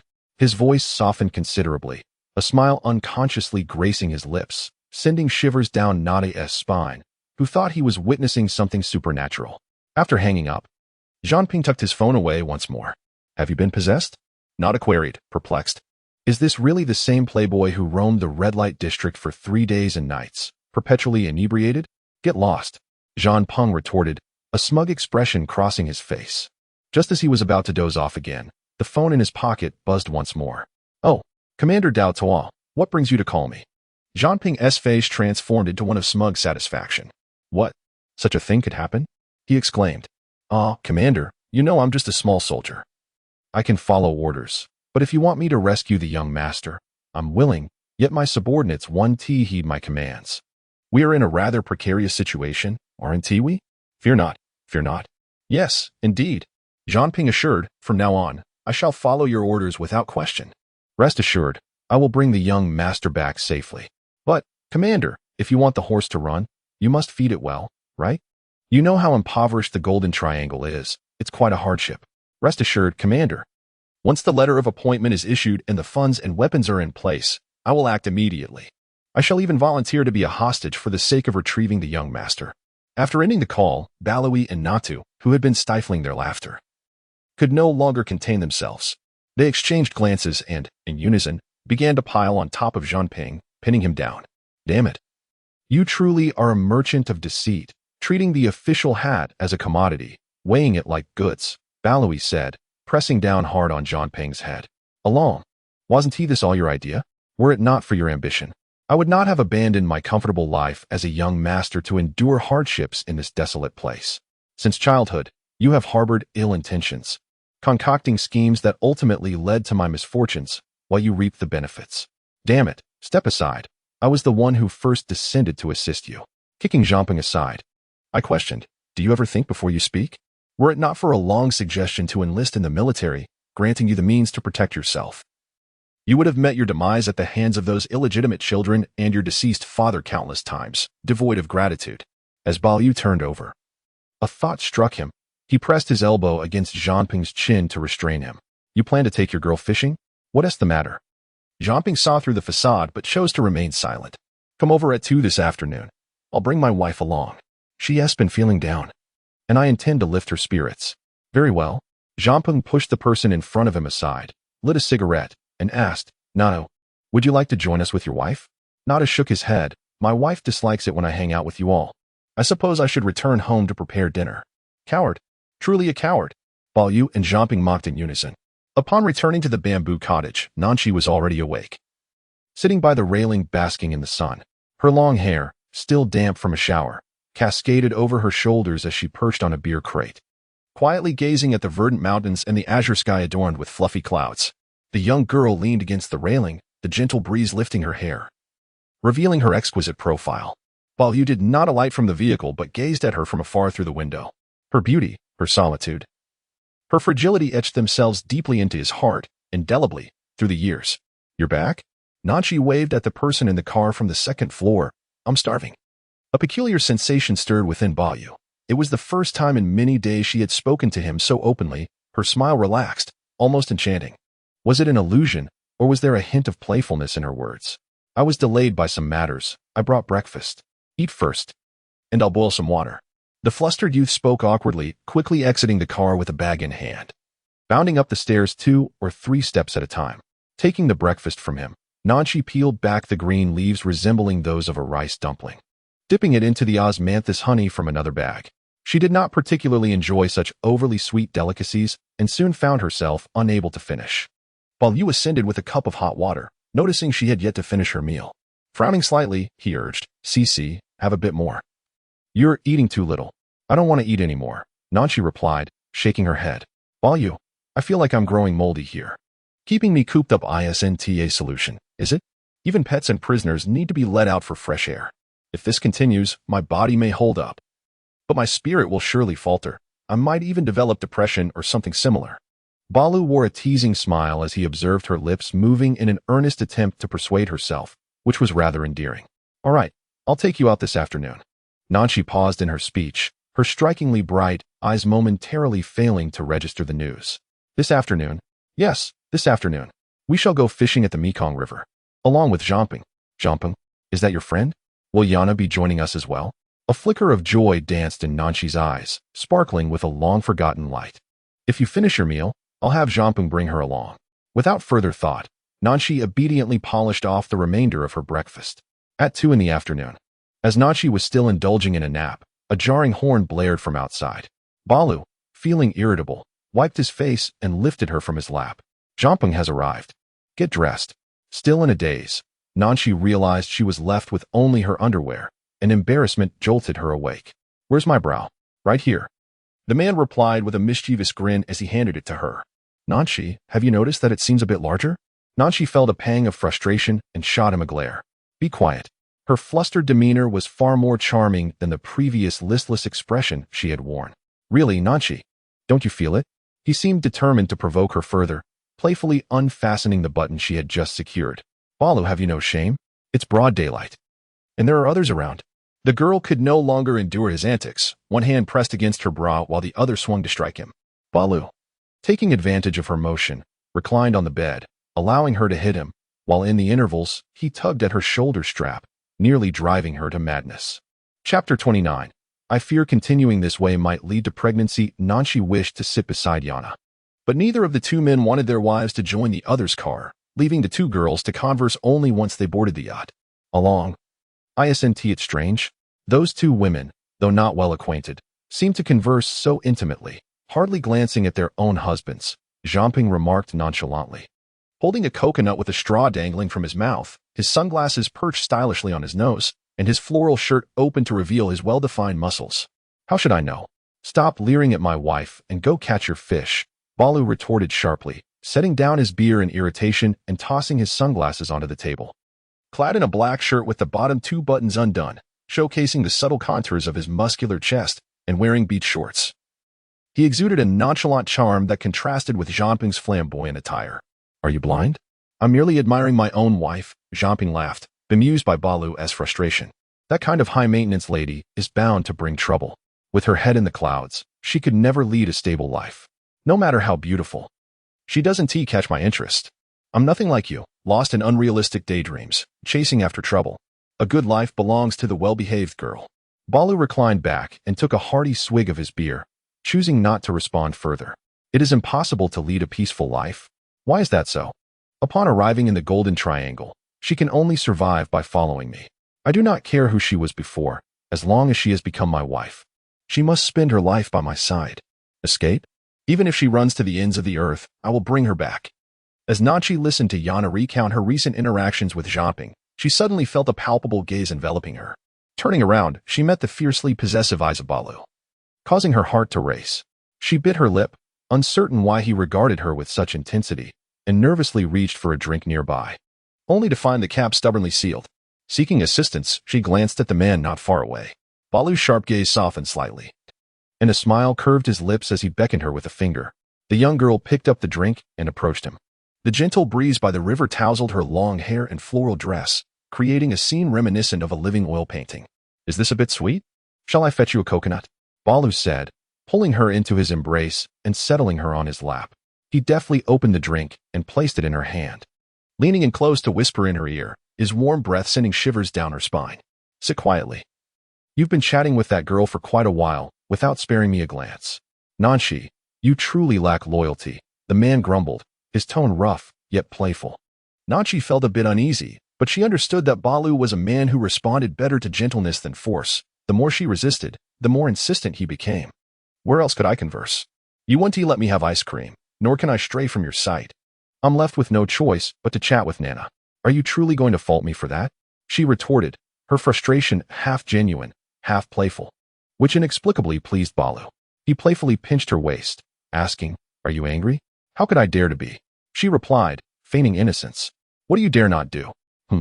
Before we left, you were hitting me while riding on my back, he teased, his expression darkening as he glanced at his friend Zhamping. Hey, I'm still right here, Zhamping exclaimed, nearly choking on his coconut juice. Balu's handsome face hardened. So why are you still lingering here? You're in my way. Reluctantly, Zhamping stood and strode towards Yana, saying, Come on, sweetheart, let us go inside and enjoy ourselves, lest we disturb some people's eyes. Yana cast a glance at Nanshi and smiled softly, allowing Zhamping to wrap his arm around her waist and lead her away. Look away if you wish to return home, Balu said coldly, discontent with his young wife's lingering gaze on Zhamping's companion. The unique, slightly sweet scent emanating from Nanshi captivated him, and Balu buried his head in her bosom, becoming increasingly restless. His hand slipped beneath her skirt, and frustration surged within him. Why does this seem never-ending? I'm suffocating. His breath grew heavier as he tugged at the edge of her panties, leaning closer to her ear and questioning in a low, teasing tone. You do realize we are in public. Could you be a bit more discreet? Nanshi was genuinely frightened by his audacity. In the privacy of their shared space, the crude remarks may have been tolerable, but to utter such words in broad daylight was utterly shameless. What have I even said? The man appeared utterly indifferent, as I had merely indulged in a hearty meal. It had been several days, and whether from injury or menstruation, it was a wonder I hadn't suffocated from the restraint, yet I was still not permitted to voice my thoughts. He, in turn, adopted a demeanor of victimhood, his eyes reminiscent of a neglected wolfhound. Barley, did you not say you were going fishing and would prepare grilled fish for dinner? Nachi wished to divert from the embarrassing topic and nudged the man's arm in search of an excuse to dismiss him. Barley's expression remained sour. Yet upon recalling her rare craving for something delectable, he refrained from further tormenting her, leaning closer to whisper in her ear, I've checked. That affair lasts only 3 or 4 days. Do not attempt to deceive me. Upon completing his sentence, he playfully pressed a kiss to her cheek and swaggered away. Zhamping, come with me to fish. Damn it, can't you wait until nightfall? Have your girl come out to keep my wife company." When Zhamping emerged, grumbling, Yana's face was already flushed. With the two men off to fish, Nachi and Yana finally had the opportunity for a quiet conversation. "CC, what should we do? I fear that if this continues, I may become pregnant." Zhamping knows no restraint, and he never employs protection. Yana spoke, her anxiety evident. Nachi furrowed her brow. "Yana, have you not considered breaking free from Zhamping?" Yana shook her head with a bitter smile. "I merely wish to survive. A man like him could never truly value me. I am merely a fleeting novelty. Besides, I do not harbor affection for him. There is someone else I like, though it seems impossible for us in this lifetime." As she spoke, tears streamed down her cheeks. She was a crucial member of the school cheerleading team, secretly in love with a senior from the basketball team. Yet her timid nature had prevented her from confessing, and fate had thrust her into the company of another man. Nachi felt a pang of bitterness. "Nana, do not speak like that. We are both victims of circumstance. It is not our fault. As long as we find a chance to escape, we can forget everything here and start anew. Do not lose hope, just as you once advised me." With tears still glistening on her face, Yana managed a faint smile. "Yes, we will surely return. By the way, Cici, Zhamping gave me a mobile phone." Yana retrieved a red phone from her bag and handed it to Nachi. "He said international calls are not allowed, but I recall you mentioning your family is in Mandalay, so it should work." Nachi's eyes widened in surprise, her heart racing as if it were lodged in her throat. Her delicate fingers trembled as they hovered over the pristine device, her breathing seeming to halt. Chapter 30. He would surely end his own life receiving the phone from Yana. Nachi expressed her gratitude profusely before quickly entering her brother's number. Just as she was about to press the call button, her slender fingers hesitated in midair. No, they could arrive at any moment. She hastily returned the phone to Yana's bag. Now was not the time. What if they were to come upon them unexpectedly? Moreover, although the guards they brought were not present here, they were not far away on a yacht, occasionally casting a glance in this direction. Even if a message were to be sent, one could not say whether her brother, being so cautious, would believe it, and even if he did, he might call to confirm. To make a call recklessly at this moment would be perilous. "Nana," Nachi suddenly grasped Yana's hands. "Tonight, after Barley falls asleep, can I sneak out to make the call? At 11 o'clock, you could go to the restroom, turn off your phone, and place it in the trash bin. After I finish the call, you can retrieve it in the morning, thus ensuring no one would discover it." Yana contemplated for a moment before nodding in agreement. Throughout the afternoon, Nachi oscillated between excitement and anxiety, feeling rather dazed. By the time Barley and Zhamping set up the barbecue grill, darkness had descended, and the boat was aglow with colorful lights. A massive spotlight illuminated the area, and unique rock music filled the air, creating a delightful ambience. "Cici, come here." Barley, having not been affectionate with his wife for several hours, felt an overwhelming yearning and hastily left the grilling to Zhamping to seek out Nachi. Nachi and Yana were crafting flower crowns together, though she was not particularly skilled at handiwork and was progressing slowly. Setting aside her half-finished project, she approached him, asking, "Did you miss me?" Barley enveloped her in his embrace, affectionately rubbing his cheek against her hair. "Nen Xiaoxi, I missed you so much. Just seeing you makes me feel this way." He was unsure of his own feelings. Whenever he could not see her, an unease would settle in his heart, and seeing her only intensified his desire. He mused that perhaps only by pressing her down on the bed could he find solace for the restlessness in his chest. Nachi, too, felt a deep unrest. Her small hands clutched the hem of her dress, hesitant to push him away yet unwilling to reciprocate. The barbecue tonight was unexpectedly delectable. Nachi had not anticipated that Barley's grilling would be perfectly charred on the outside and tender within, particularly the chicken wings, which had become her favorite meal after so many days. "Cici, here, this fish was caught by me today. It's very fresh. Would you like to try?" Barley presented a foil tray to Nachi, peeling back the seasoning to offer her the most tender part. Nachi felt a bit shy. "You should share it with everyone." "No need. I grilled this specially for you. They can manage on their own." Barley was unconcerned about others. As a man, his priority was to care for his own wife, leaving the others to fend for themselves. Zhamping shot a disdainful glance at his good friend, exclaiming, "As if I coveted, sweetheart. Come, eat this. Your man prepared it himself." At the table, there were 4 people in total, with the 2 men simultaneously attending to their wives while indulging in a few cans of beer. It was not until 10:30 that things finally quieted down. Nachi exchanged glances with Yana. "Zhamping, I'm quite tired and wish to rest now." Yana gently nudged Zhamping's arm, her innocent gaze stirring a desire within him. Let us go, let us sleep. Zhang Peng discarded the cigarette but from his mouth, impatiently pulling the person beside him inside. Bai Lu, I wish to rest sooner, Nanshi whispered, biting her lip. The man tilted his head and chuckled. Nan Xiaoxi, do you know whether Zhang Ping prefers his dreams savory or sweet? Is that why you're enticing me? Nachi's fingers intertwined nervously. I'm not. I'm merely exhausted. All right. The young lady is tired from chatting. Let us go. Bai Lu, with a rogue demeanor, downed his beer and then wrapped his arm around her waist. Come, I shall give you a massage. The sound of rushing water echoed from the bathroom while Nanshi sat outside, restless, uncertain if Yana could persuade Zhang Peng to step out for the restroom. After enduring the wait for the man's massage to finish, Nanshi felt utterly drained, forced to feign sleep on his strong arm. Bai Lu had not slept much the previous night, and after a drink not long ago, he soon succumbed to slumber. Yet, like a beast accustomed to the jungle's perils from the age of 10, even in sleep, a part of him remained vigilant. When Nanshi stirred from his embrace, he opened his eyes, one hand pressing against her slender waist. Where are you going? I feel a bit unwell. I need to use the restroom. You sleep. I'll return shortly. Fearing he might rise, she gently caressed his chiseled face. Sleep. I will call you if I need anything. Bai Lu's watchful gaze relaxed, akin to a beast that had been soothed, and he obediently closed his eyes. All right. I'm not accustomed to using indoor restrooms. I'll go outside. To allay his suspicions, Nanshi declared this in advance. Knowing her peculiarities, Bai Lu thought little of it and donned a jacket before leaving. The girl finally exhaled in relief, slipping on his black shirt from the bedside. Once in the restroom, after ensuring the door was securely locked, Nanshi turned her gaze to the adjacent trash bin. The private yacht was impeccably clean, maintained by dedicated staff, thus, one would expect the trash can to be devoid of refuse. However, it was evident someone had deliberately discarded a few tissues inside. Nanshi's heart raced. She peeled back the tissues, revealing a wrapped phone at the bottom, precisely the one Yana had given her earlier that day. Suppressing her excitement, she held her breath, feeling the brief moment before powering it on stretch into eternity. In the empty restroom, her heartbeat echoed loudly, amplifying her anxiety.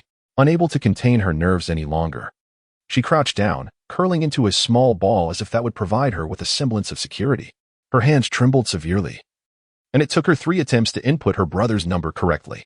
As the first ring echoed on the other end, she felt herself drifting into a daze. By the 5th ring, she was so tense that beads of sweat formed on her brow. Suddenly, for reasons unknown, the phone disconnected. Nanshi was on the verge of tears. Unwilling to relent, she dialed again. With a resounding crash, the restroom door was forcefully kicked open from the outside. Nanshi was exceedingly tense.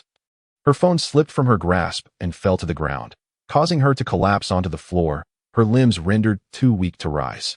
With a resounding thud, a kick deformed the door, causing it to topple down, nearly crushing the despairing girl who lay lifeless on the ground.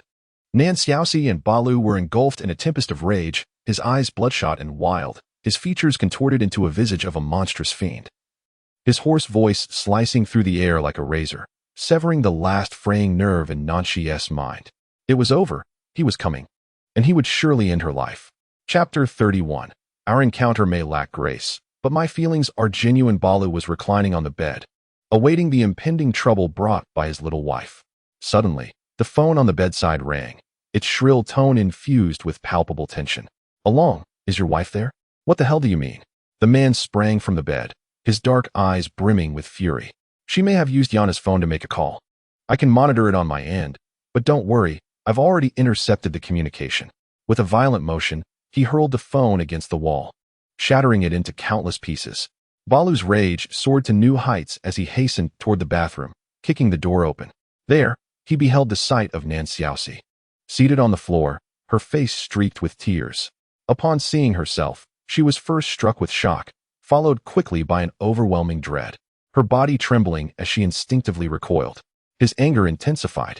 With the wedding just days away, he did not wish for Nan Xiaoxi to fear him. As Zhang Ping had advised, women were meant to be cherished, and he longed to learn how to pamper her properly. She had expressed a desire to leave the small bamboo house, so he had taken her out for a respite. She wanted to converse with Zhang Peng's girl, and he complied, even adopting Zhang Peng and Nada's gentle demeanor to amuse her. He had even arranged for the renovation of the Mandalay residence, intending to infuse it with the elegance of Huagua style, envisioning a life together after their marriage, hoping to foster a pleasant atmosphere during her pregnancy.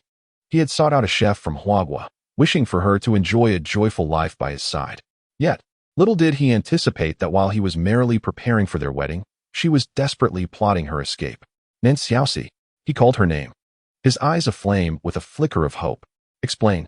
He longed to hear her declare that it was all a misunderstanding, that she had merely stumbled upon the phone, or perhaps reveal that she had been incited by Zhang Peng's girl.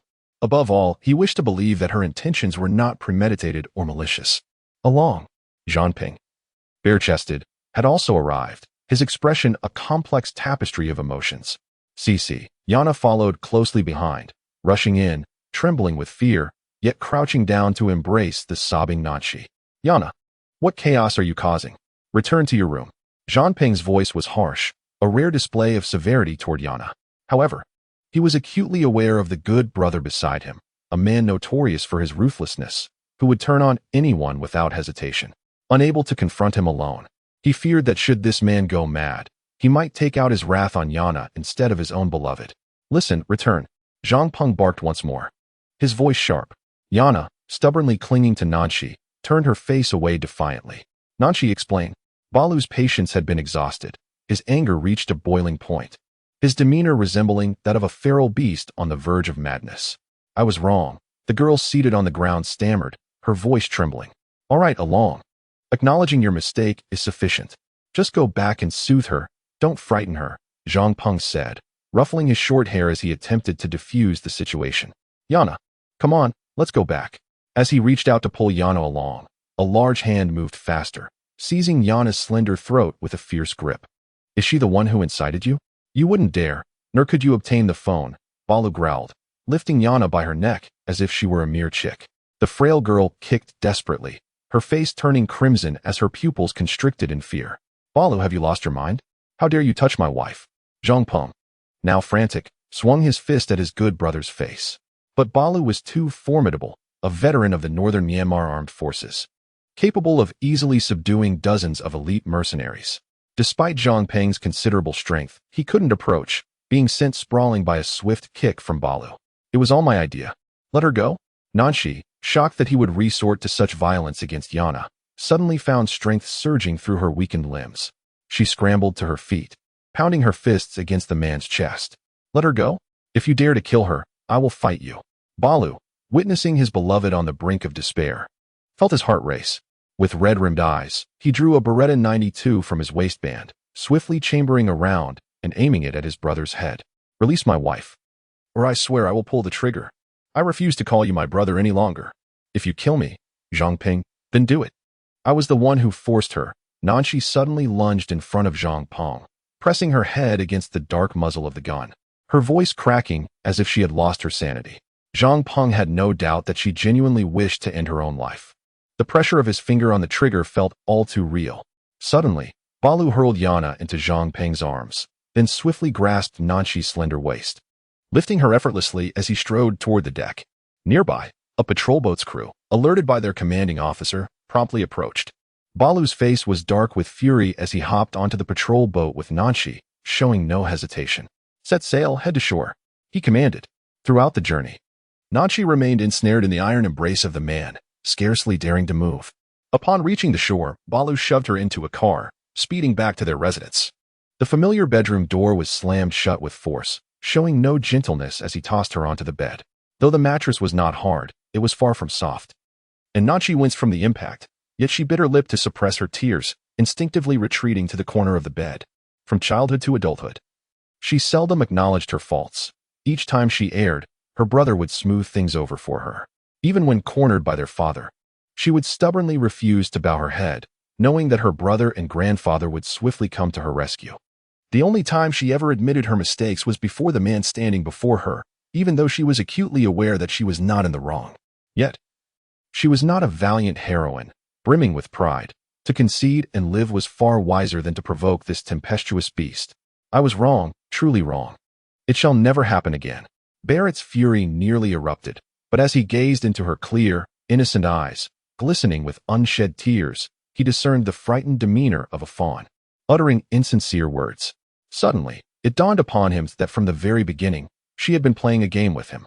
Nan Xiaoxi vigorously wiped her face, knelt on the bed, and leaned closer to him, her eyes reddening as she fixed her gaze on her glistening orbs. You never considered building a life with me, did you? No matter how kindly I treat you or how much I try to please you, you will never choose to stay with me, will you? The last 3 words, though phrased as a question, were laced with unwavering certainty. Nanshi pressed her lips together, unable to utter a denial or make any promises of companionship, fully aware of her limitations. The crimson in Barrett's eyes threatened to spill over, and amidst the bloodshot gaze, there flickered traces of glimmering tears. Our encounter may lack elegance, but my feelings do not. Why must you degrade them so? Chapter 32. No one has ever sullied my affections like you. Barrett, I have not, Nanshi protested, her tears cascading in a show of distress. I have never promised you my heart, nor have I ever demanded your affection. So, you imply that I am merely being sentimental? Barrett's nose tinged with bitterness, his heart heavy, as he blinked against the pain in his eyes. Yet, his handsome face remained sharp as he grasped her delicate chin, commanding, "Speak, Nanxiaoxi. What would you have me say?" Nanshi met his gaze boldly, willing to lay it all bare. "What do you wish to hear? Do you want me to confess that I like you? Or perhaps that I love you?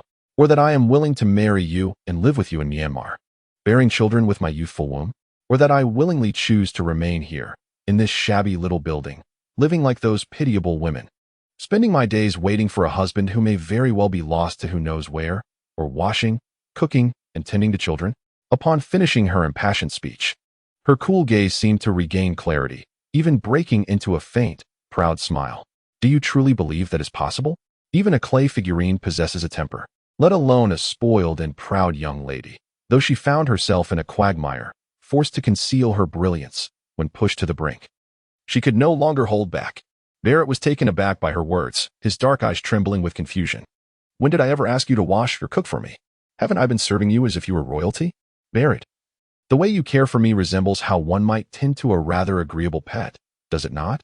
The young girl's eyes, clear yet tinged with indifference, bore an air of mockery. "Regrettably, I, Nanshi, am the esteemed young lady of the first family in Yunqing.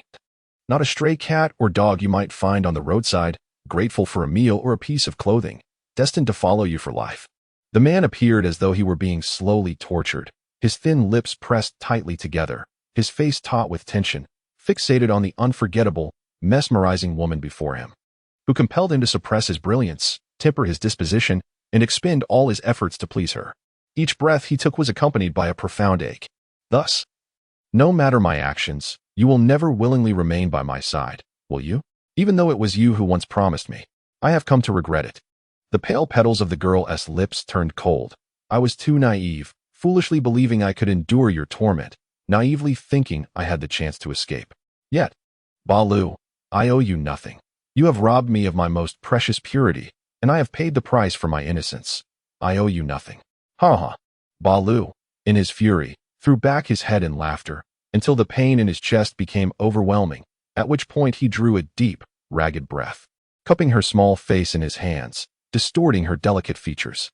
He was nearly driven to madness, his eyes wild, forcing her forehead against his, their breaths deep and rapid, his sturdy chest heaving. "Nan Xiaoxi, you must retract your words. You swore to marry me, to be my wife. Let us pretend today never happened, and I shall love you still." The man's low roar resembled the anguished cry of a trapped beast. Yet, the girl before him refused to utter a word. "Nan Xiaoxi." He forcefully pressed her against his solid chest, the pain in his eyes drowned by determination. "I wielded a gun and killed at the age of 8. No drug dealer has ever compelled me to bow my head. For 18 years, no one has so thoroughly ravaged my feelings, treating me as refuse." In his fury, the man seized the girl's slender waist with a powerful grip. "What are you doing, Balu? What do you intend?" Nanshi exclaimed, helplessly clutching her skirt to thwart his advances. However, how could the man possibly regard her feeble resistance? Frustrated, he seized her wrists, pinning them above her head, while his other hand roamed indiscriminately. "Scoundrel! Devil!" Her despair shattered like glass, tears streaming forth uncontrollably. "I hate you, Balu. I loathe you. Then hate me." The man replied, his teeth clenched. "From now on, I shall no longer seek your affection. Hate me if you must. I do not give a damn." With a sudden tearing sound, her pure white panties, along with her delicate chiffon skirt, were ruthlessly ripped away. The man looked down, only then noticing the pristine sanitary napkin, and let out a cold laugh, mocking himself for being deceived by her. Nancy had not anticipated that he would inspect the sanitary napkin, her clumsy lie laid bare. The last vestiges of the beast's compassion reduced to ashes. What? At the entrance of the small bamboo house, Jean Ping believed he had misheard. He rubbed his ears in disbelief, gazing at the composed Biaozi, who held a food container. His eyes widened in astonishment as he raised his voice. Are you telling me this fellow hasn't stepped out for 6 whole days since his return? Indeed, Biaozi replied with an air of professionalism. Is every meal really being delivered by you? Jean Ping reached out to grab the large bag of food from Biaozi's hands, only to be met with a swift dodge. Young Master Jean, this is Brother Lu's lunch. If you wish to eat, you ought to purchase it yourself. Irritated, Jean Ping kicked Biaozi lightly in the rear. You oaf. I'm delivering it for you, and you're not even grateful. Off you go, stand aside. Jean Ping, disinterested in further debate with the simpleton, strode into the small building. Along, he knocked on the door. There was no response. Along, come out. I have important matters to discuss. That day, in a fit of rage, Balu had gone too far, bullying her relentlessly until Nancy, in tears, slapped him hard, causing her to faint.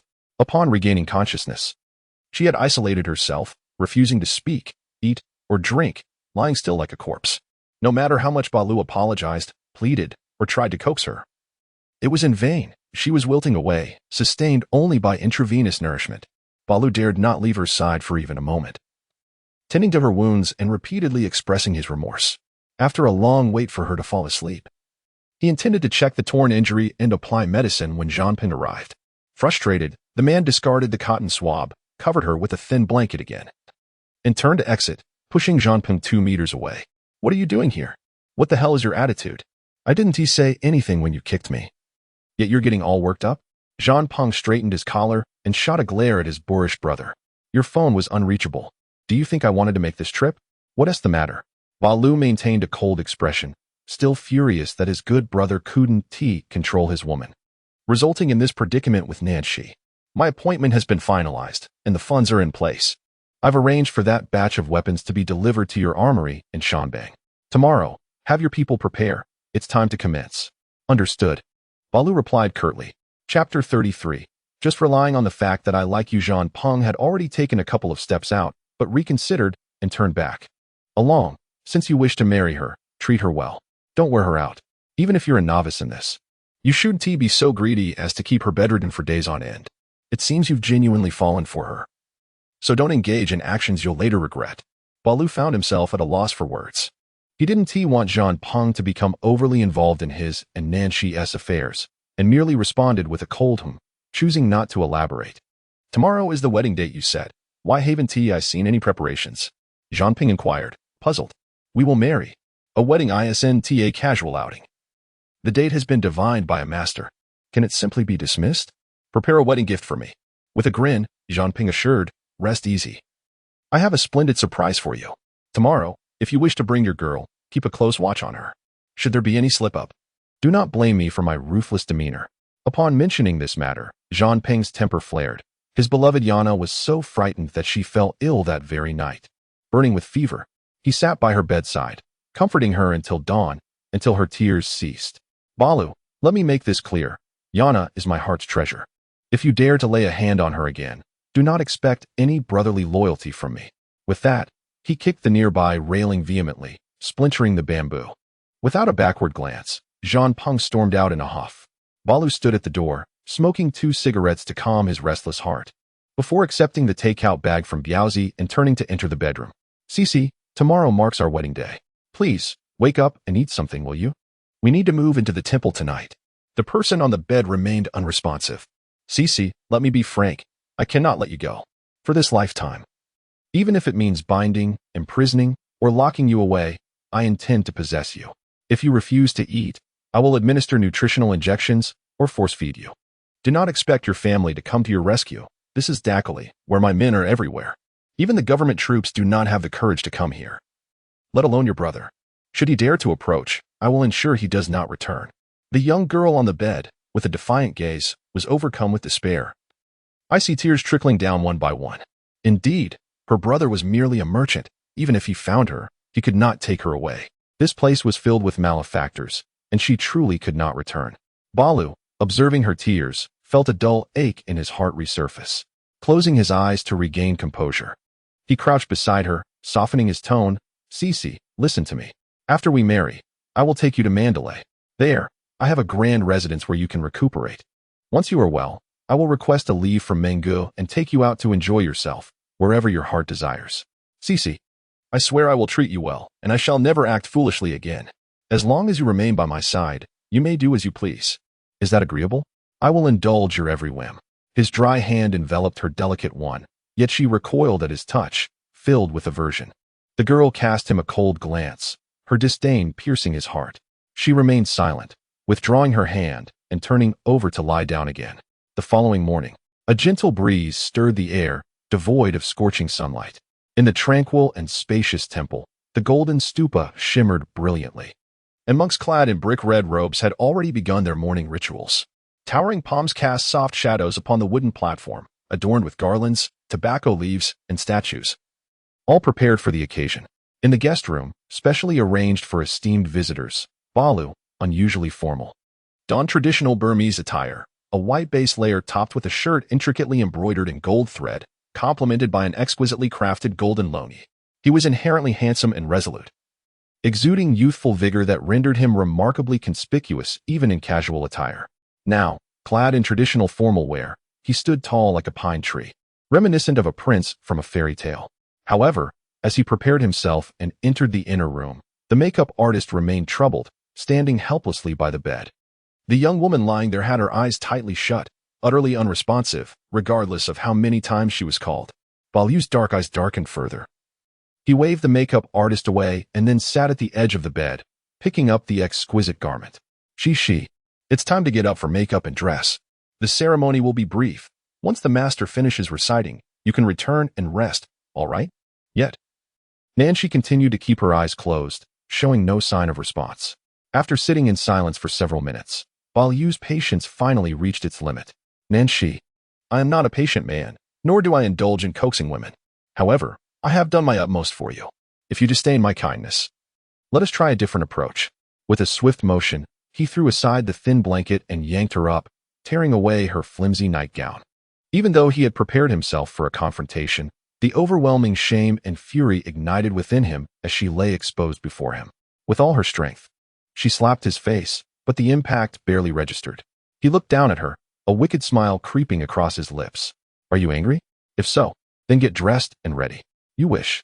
Balu, I would rather die than marry you, this Burmese thug. Go ahead and kill me. His brows furrowed, and he clenched his jaw tightly, fury surging within him. I know you fear nothing, but if that were truly the case, you wouldn't have clung to me back in the nightclub in Maesai. Nanshi, your current bravado is merely a fade, relying on my affection for you. Let me make this clear. I have clawed my way out of the depths of despair. My heart is unyielding. If you wish for death or life, I shall grant you your wish. The nightclub in Maesai is not the only one. There are plenty of red light districts in Pattaya. If you refuse to accept my kindness, then you may go to the place you truly belong. I do not covet your presence, and do not think of ending your life, Nanshi, before you reach Thailand. I have ways to ensure you remain powerless. His anger was genuine, fueled by her repeated self-deception, her disregard for his feelings, and her treatment of herself as worthless. He wiped his face vigorously and pulled out his phone. Hello, Brother Liu, a voice crackled through. Go find a smuggler heading to Thailand. Send a woman to the red light district. Price is negotiable. Just get her there. Before he could finish his sentence, Nanshi finally broke down. Sitting up and pressing her hand against his mouth, her eyes brimming with tears, her body trembling. Balu, are you insane? In your eyes, I have never been normal. Just a vagabond or a thug. He forcefully shrugged off her hand and shouted into the phone, get it done, immediately. Nanquan felt utterly powerless. She had hoped that angering Barrett would provoke him to shoot her in a fit of rage, such a demise she could accept. However, she never anticipated that this scoundrel would instead send her back to that place. Once there, even death would be a luxury. A fate worse than death awaited her. Far more terrifying than the end itself. How could a swan possibly contend with a natural predator, especially when he was a hellish dragon coiled in malice? Chapter 34. I take it back. You do as you please. The girl on the bed felt her legs weaken, her eyes swollen from tears. Trembling, she spoke, Barrett, please spare me. I beg you. Letting me go would cost you nothing. You are mistaken, Nan Xiaoqi. You are not me. The man rose, his tall, robust figure blocking the dim light that filtered through the window. Nanquan was enveloped in a cold, shadowy gloom. If you are truly aggrieved, why not just end my life? Why must you degrade me? What heinous act have I committed to deserve this treatment? I am a soldier of fortune, a rogue, and Xiaoqi. Do not preach to me. I have borne arms for survival since I was 8. No one taught me to be a good person, nor did anyone instruct me on the principles of justice. I will not kill you, for I cannot bring myself to do so. Yet I no longer wish to love you. It is too painful. The best course of action is for you to go where you must, while I remain as the rogue I am. Do not expect me to escort you back to Mandalay. If you wish to sever ties, you must understand that I am no benevolent soul, devoid of compassion. Barrett's phone buzzed again, piercing the eerie silence. Nanquan distinctly heard the voice on the other end, informing him that the car was on its way, arriving in about 10 minutes. At some point, Barrett had begun speaking Mandarin, and those around him followed suit. She finally believed that he was serious, not merely attempting to intimidate or threaten her. Indeed, he had never been one to bluff. His actions were always in accordance with his words. Moreover, he possessed a pride that rendered him indifferent to threatening a woman. If he said he would take her, he meant it. Nen Xiaoqi, put this on. Someone will come to take you shortly. Barrett calmly walked to the corner where a wicker cabinet stood, retrieving a set of pale yellow sportswear from a pile of bags and tossing it onto the bed. These items had been prepared in advance, intended for a brief getaway following their wedding, a chance to unwind together. Now, they would serve a different purpose. The man tilted his head back, closed his reddened eyes, and fought to suppress the bitterness welling within. One by one, he meticulously unfastened the exquisite gem-studded buttons of his collar. Though a simple act, it rendered the strong, resolute man's fingers numb, his arms heavy as if burdened by 1,000 weights, his entire being trembling. Only then did Nanquan realize the gravity of her situation. Having reached this point, with no retreat available and nowhere left to run, she pondered why she had provoked him, leading herself into an even deeper abyss. Beside Barrett, at the very least, she would not endure humiliation, be subjected to poisonous needles, or suffer daily torment at the hands of different men. She would be spared from contracting filthy diseases. Why allow oneself to be ensnared by that damned pride and self-esteem, leading to utter despair? It was evident that this man responded to softness rather than force. A few kind words could preserve the green hills, allowing time to unfold. Why rush into a hasty decision? She had never realized how dreadful her stubbornness could be. I was wrong, Barrett. I apologize. She murmured through tear-filled eyes in a moment of clarity. The man, having finally undone the last button, smirked wryly, his teeth clenched, and in a fit of anger, he discarded his shirt onto the floor. It's too late. Nan Xiaoxi, I told you, there will be no next time. His chest heaved with rage as he pulled a black shirt from another bag and donned it. At that instant, a slender, warm, bare body embraced him from behind tightly. Nan Xiaoxi, disregarding everything, leaped from the bed, pitifully pleading, I'm just trying to provoke you, Barrett. She was uncertain of what excuse to find. Aware that her behavior lacked dignity, yet compared to being reduced to an animal by poisonous needles, what did pride matter? She understood that by lowering her head, she had wasted many days of suffering. However, in choosing the lesser of two evils, she had simply grown accustomed to her capriciousness, unable to temper her temper. Though not truly fearless, I don't cherish it, Nan Xiaoxi. Since you disdain my feelings, I will not eagerly present them for you to trample upon. I retract my affection. You may manage as you wish. After speaking, he pried her hands from around his waist, preparing to leave. Barrett, Nan Xiaoxi gritted her teeth, her eyes reddening as she spoke. I acknowledge I have a fierce temper. I am willful and spoiled, but this is who I am. If you like me, you must accept my flaws. If I throw a tantrum and you withdraw your feelings, then I do not care for them. How long have I known you? How can one easily accept such a significant change? Is your affection truly so precious? If it is, you should refrain from presenting it to me. I did not beg for it. If you give it and cannot endure it, why should I be the one to suffer? Women are not delicate, and life has its pleasures. Even fine automobiles consume fuel. I, the proud daughter of the Nan family, am merely expressing a bit of displeasure towards my partner. Is it such a crime to be a little hard to appease? If you are unwilling to soothe me, there are many who would. You have said I am attractive. Even if I ventured into a red light district, I could charm an older gentleman into taking me away. It's hard to find a two-legged frog, but there are plenty of three-legged men. She had thrown caution to the wind, speaking without pause, increasingly convinced of her reasoning. Once finished, She angrily began to don her clothes, large tears falling onto the back of her hand, softly sobbing like a wronged wife bullied by a scoundrel husband. Nan Xiaoxi, you are quite unruly, Barrett fumed, his forehead throbbing, yet he took her words to heart. The sight that captured his heart at first glance was none other than her indignant and spoiled demeanor. The half-conscious Nan Xiaoxi lying on the bed was not the wife he desired. He would much prefer her current state, throwing tantrums and expressing her anger towards him. It is often said that a man of decisive character, one who is ruthless in his judgments, finds it impossible to be harsh towards this little woman. Despite being infuriated, he is easily soothed by her unexpectedly charming words. Just like now, inexplicably pacified by her calling him her man, he strides over, snatching the sports outfit from her hands. How do you plan to placate an old man? With such a fiery temper, can an old man endure it? Wasn't it you who intended to send me off? Move aside, do not waste my time. She wept with a heartbroken expression, turning her face away to avoid looking at him. The two indeed resembled a couple caught in a playful quarrel. Looking at her aggrieved appearance, Baruch could not help but laugh in exasperation. Nan Xiaoxi, I have truly fallen into your hands. He yanked the clothes from her grasp and, reaching for the bra on the bedside, began to put it on her. I concede. Is that satisfactory, my dear? Put on your clothes. Do not delay the auspicious hour. Though Nan Xiaoxi dared not continue her fussing, a breath of indignation remained lodged in her chest. This outfit is truly ugly, and so are you. Baruch understood her dissatisfaction and pressed his lips against hers in a tender kiss for nearly a minute before releasing her, cradling her small face in his hands. With a resigned smile, he remarked, Nan Xiaoxi, no one has ever had me under their thumb, not the drug dealers, nor the military government, not even Jinggu or Menggu.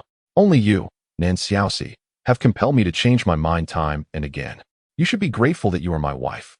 Nan Xiaoxi pouted in silence, yet it seemed she had begun to grasp his preferences. Chapter 35, Not counted the girl, already a breathtaking beauty in her natural state, donned an exquisite gown and adorned herself with delicate makeup, rendering even the majestic mountains of Myanmar pale in comparison. Baruch stood at the altar, his heart racing as he beheld the beautiful bride approaching with measured steps. His Nan Xiaoxi was simply too stunning. The traditional Burmese tube skirt accentuated her slender waist, while the fitted, elegant attire enhanced her youthful curves. Adorning her head was a complete set of pure gold jewelry, crafted by the finest artisans he had hired at a high price. She was truly more enchanting than the celestial beings depicted in temple murals that bewitched earthly emperors. Cici. The impatient man advanced a few steps, his gaze fervent. You look magnificent. With limited proficiency in Mandarin, he struggled to find the appropriate words to convey his emotions at that moment. Nan Xiaoxi forced a smile. I have never worn such ethnic attire. It feels somewhat unfamiliar. You look wonderful, Cici. No one is more beautiful than you. Were it not for the presence of others and the decorum required in the temple, he would have eagerly pulled her close for a passionate kiss. A teasing voice from behind broke the moment. Along. Have you lost your wits? Have your senses been entranced? Baruch, unusually unperturbed, chuckled and scratched the back of his head. His friend was such a playful rascal. Do not be shy, Cici. Let us move forward. He extended his hand, guiding his petite wife onto the ceremonial platform, instructing her to mimic his gestures, palms pressed together at her nose. Kneeling before the statue of the Buddha and the solemn monk, the palm leaves, dampened with pure water, accompanied the monk's melodious chanting, marking the commencement of this exotic wedding. Contrary to expectations of complexity, in this place of simple folk, under the witness of the Buddha, they received blessings from the monk and the heavens. The groom presented his newlywed wife with a gift, signifying the completion of the ceremony. Barley had prepared an exquisite set of imperial green jade jewelry, sourced from his mine in Dabo. The jade bangles, with their exceptional color and quality, were seldom seen in the market, as they were typically hoarded by the mine owners. Even Nanshi, who had encountered numerous top-tier jewels at auctions, could not help but be astonished by Barley's lavish generosity. After presenting the gift, the monk continued his recitation, producing a pair of scissors to circle around Nanshi's head a few times before snipping a lock of her hair, which he placed into a golden vessel atop the platform. Subsequently, Barley loosened the collar of his shirt, allowing the monk to use a dagger to make a small incision 3 inches below his heart, letting a drop of blood fall into the vessel. Below the stage, Natu and Zhang Peng exchanged glances, their expressions suddenly turning grave. Unfamiliar with the meaning of this ancient ritual, Nanshi felt an unsettling aura, especially as the monks began to chant around the vessel, surrounded by flickering red flames. After several minutes, the chanting ceased, and the strands of hair along with the blood were encased within a few round beads of transparent amber.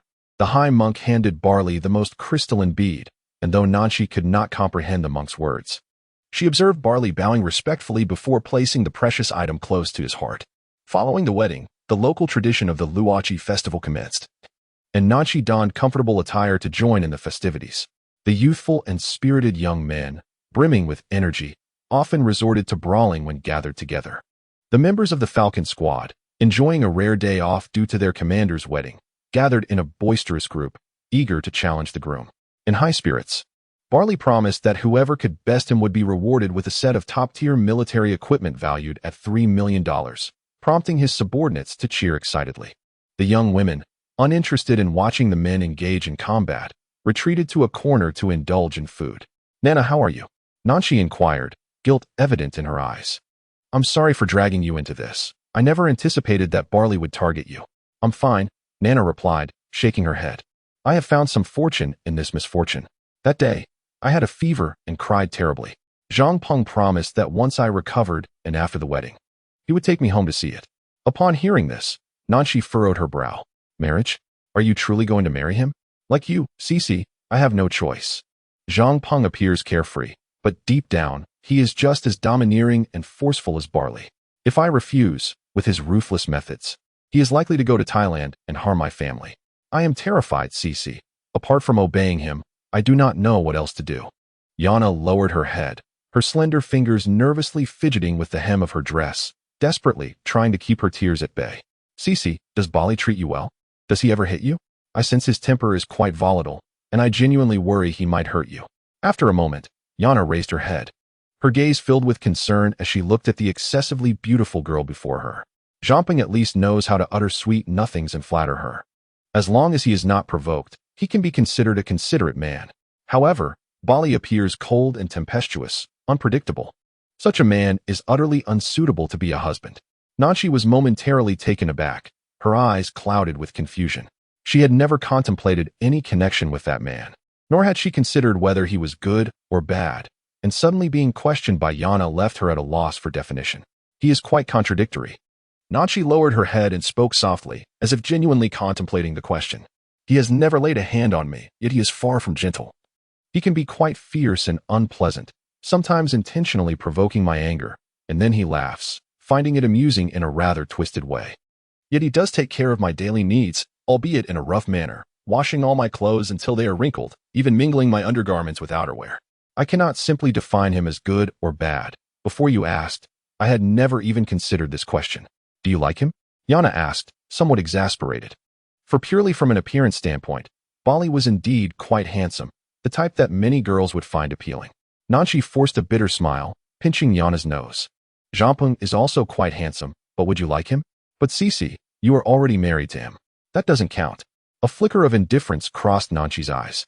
"In Huagua, marriage requires formal ceremonies, ancestral worship, and the witness of parents and friends to be considered legitimate. My relationship with Bali is merely a peculiar ritual and hardly qualifies as marriage. The laws of Huagua only recognize marriage certificates. I am 19, and he is only 18. Not even of legal marriageable age. Once I return to Huagua, I will forget everything that has transpired here, treating it as a nightmare.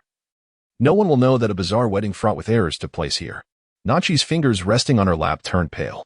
Once back in Huagua, no one will be able to threaten her. If Bali dares to act out, she will call the police and have him arrested. The Navi girl was unaware of the figure not far away, a monk with a face full of hostility, clearly not resembling a true monk, who was taking pictures of them with his phone. Chapter 36. I can no longer fight a battle without a retreat. The moon hung high in the starry sky, and a gentle breeze swept through the night. Within the bamboo house, the air was stiflingly hot. The man, with a voice laden with oppression, spoke in a hushed tone. "Nan Xiaoxi, you truly are ineffective. Just hold on a little longer." Suddenly, a cry escaped the lips of the young girl, abruptly halting the cacophony of demolition that had echoed through the night. The cold, white light dispelled the enchanting darkness, as the bare-chested man, now tense, sat upright. "What is the matter, Cici?" Bailu anxiously gazed at his wife, who was drenched in sweat and furrowing her delicate brows, unsure where to place his hands. He had been remarkably restrained. How could it have come to this? My stomach hurts, Nancy said, her face ashen, curling into a ball, tears streaming down her cheeks. It's all your fault. Blame me, sweetheart. It's all my fault. Bailu's expression darkened, feeling helpless as he reached out to embrace her. Don't touch me. Nancy, in excruciating pain, instinctively rejected him, her consciousness beginning to blur. To the hospital.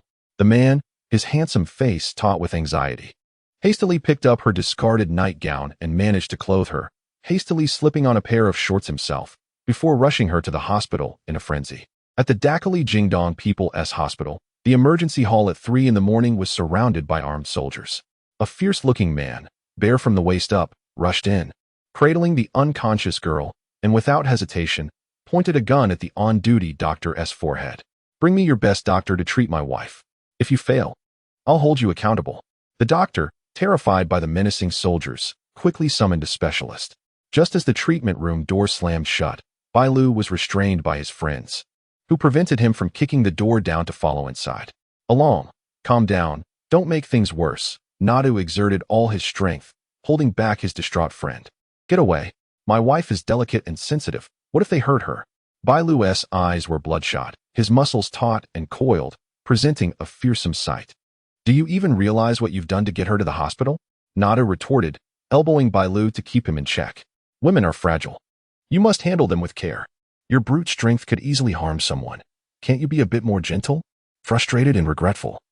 Bailu shrugged off his friend's hands, kicking a nearby chair that instantly contorted under the force. After what felt like an eternity, a doctor emerged, and the nearly frantic man rushed forward like a wild beast. What has happened to my wife? The middle-aged female doctor nervously glanced at the young man, understanding washing over her as she adjusted her glasses to maintain her composure. The patient has a ruptured corpus luteum. Fortunately, she was brought in promptly. We've administered hemostatic medication. She simply needs to rest. Coughing lightly, the doctor stole a glance at Bailu's bulging muscles, steeling herself to add, young man. It's advisable to exercise restraint in intimate matters and avoid excessive exertion. For the first time, the once reckless man nodded obediently like a chastised child, attentively absorbing the doctor's advice. Along, you certainly have your work cut out for you. He struck his good brother on the chest with a hammer, urging him to enter and soothe the situation. Don't blame me for not warning you. If you leave them with psychological scars, you won't even dream of touching the bedside, he remarked, casting a sympathetic glance at his companion before pulling him by the nape out of the room. What are you doing here, you single dog? Go guard outside. Bailu entered the ward with a heavy gait, each step seemingly laden with 1,000 pounds. Upon his arrival, the girl on the bed shot him a fierce glare, turning away to face the wall in silence. His wife, Bailu, crouched beside the bed, gently caressing her hair. Does it hurt? He inquired softly.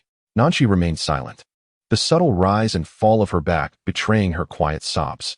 Dear, please don't cry, he ventured, struggling to comfort her with mere words. You need to leave. I don't want to see you. The girl, still turned away, voiced her discontent. Don't say such things, darling. If I go, who will take care of you? His words, though factual, only deepened her sorrow. It's all your fault, Bailu. You're the worst. You always bully me. I hate you. Unable to contain her emotions any longer, Nancy transitioned from soft whimpers to a desperate wail, accusing him of all her grievances. Bailu pressed his lips together, quietly listening to her plight until her sobs faded into exhaustion. He then gently gathered her into his embrace. The environment here is not conducive. Let us go home. He held her securely, wrapping her in a thin blanket without ever releasing her. Upon returning to their small bamboo house, daylight had fully broken. He carefully laid the exhausted girl on the bed and, with a stoic expression, stepped outside. By the ingredients I sent you, he instructed Biaozi before entering the kitchen, beginning to tidy up in silence. By the time Biaozi returned with the groceries, the kitchen was already somewhat organized. Having never cooked before, Bailu followed online instructions step by step, while Biaozi quietly chopped wood outside. Nancy was awakened by hunger. As she groggily opened her eyes, she saw the man waiting quietly beside her, holding her small hand. Sweetheart, you're awake? Are you hungry? Bailu asked gently, his eyes softening. Yes. Despite her frustration, the young lady would not neglect her own needs, boldly inquiring, is there something to eat? I made chicken soup. I'll cook you some noodles. Bailu leaned down to kiss her forehead. Just wait, it will be ready soon. He entered with a bowl of clear noodle soup, its appearance modest, but the aroma promising. Nanchi reclined against the headboard as he came over. Sweetheart, open your mouth. I'll feed you. Having never served anyone before, his rough fingers clumsily attempted to place a mouthful of noodles into her mouth. Hot, she exclaimed, her brows furrowed as her sharp black and white eyes shot daggers at him. You're so clumsy.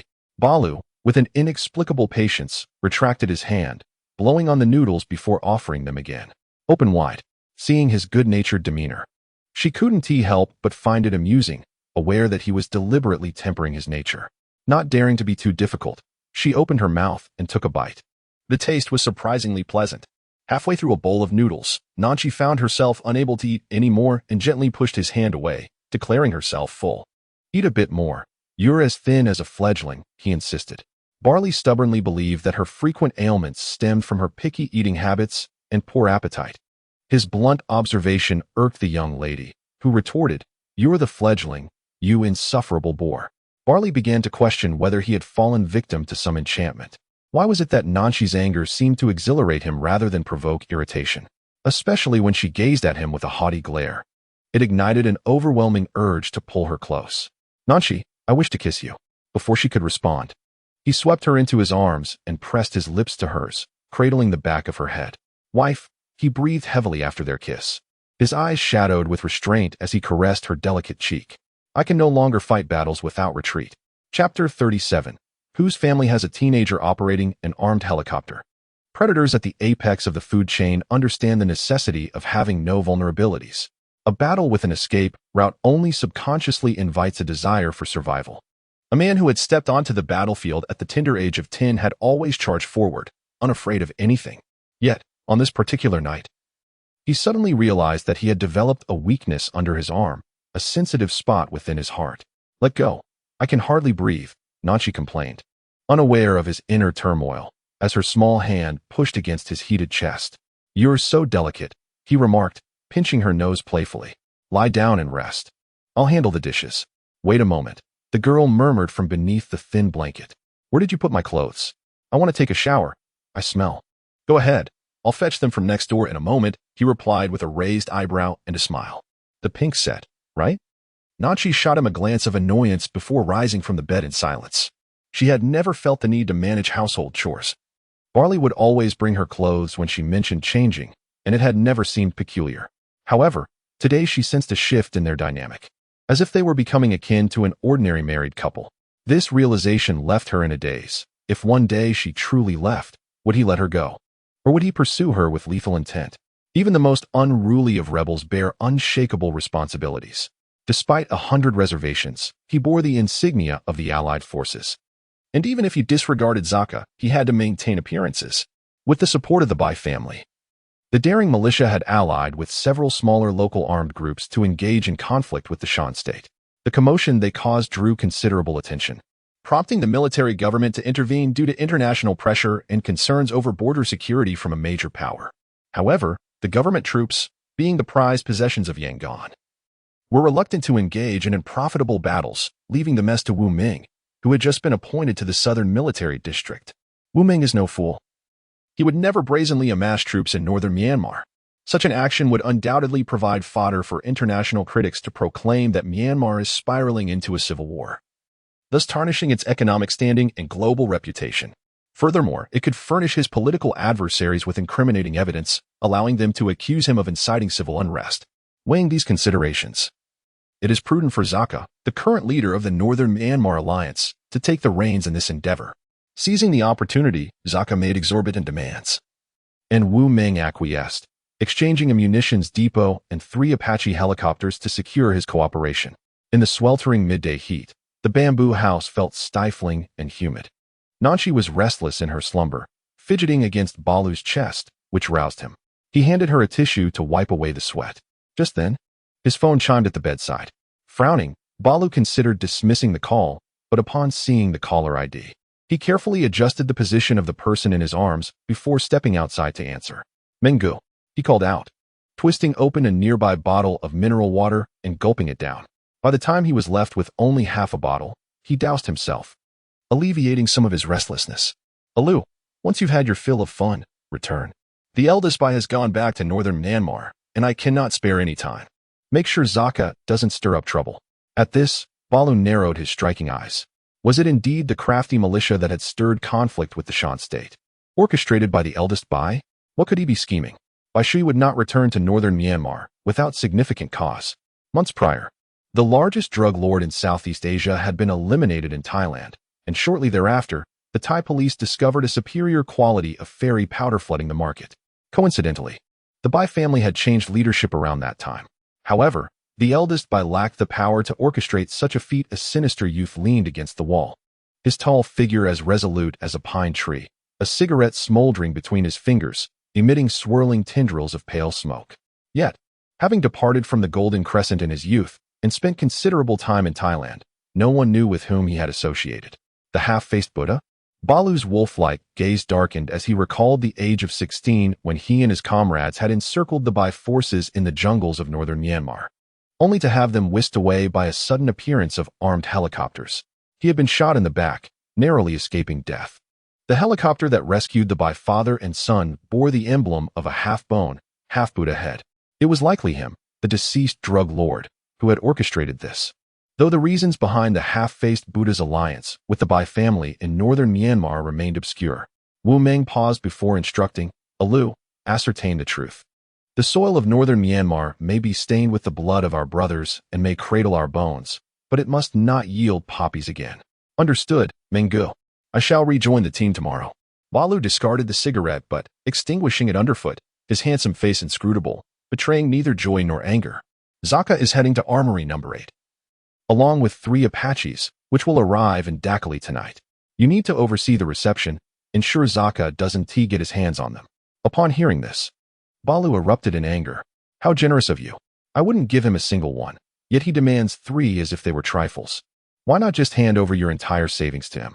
"Do not test my patience." Wu Ming raised his voice slightly, his tone laced with a hint of irritation.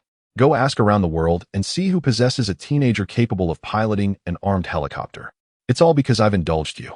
If it weren't for a gene suggesting you should toughen up, I wouldn't even consider it now. Let me make this clear, you little wolf cub. My resources are limited, guard them well. If you dare squander them and create trouble, I will not hesitate to eliminate you. You must relay this to Zaka. I obtained the helicopter from him, and if it's damaged, he is the one you must confront." His unruly subordinate, rebellious and defiant, raised an eyebrow in insolence. "Get lost." The other end, clearly incensed, shouted before abruptly hanging up. Balu remained unfazed, a hint of delight in his eyes as he dialed Nata's number. "Hello. Along. How is your wife? Why the hell do you care about my wife?" The man's expression darkened instantly. "You truly are a piece of work." His good brother roared from the other end. "Tonight, Mengu has brought 3 Apaches. Come with me to receive them. Tell the brothers that if Zaka's men dare to meddle, they should be dealt with severely." Balu hung up the phone and proceeded directly to the kitchen on the first floor. When Nanshi awoke, she felt considerably more comfortable. A refreshing sensation emanating from below causing her cheeks to flush slightly. He had administered the medication while she slept. That scoundrel, utterly shameless. The room felt stifling. She had no desire to linger, so she hastily tied her long hair up and descended the stairs in her slippers. The kitchen door was ajar, and upon lifting her gaze, she spotted the man inside.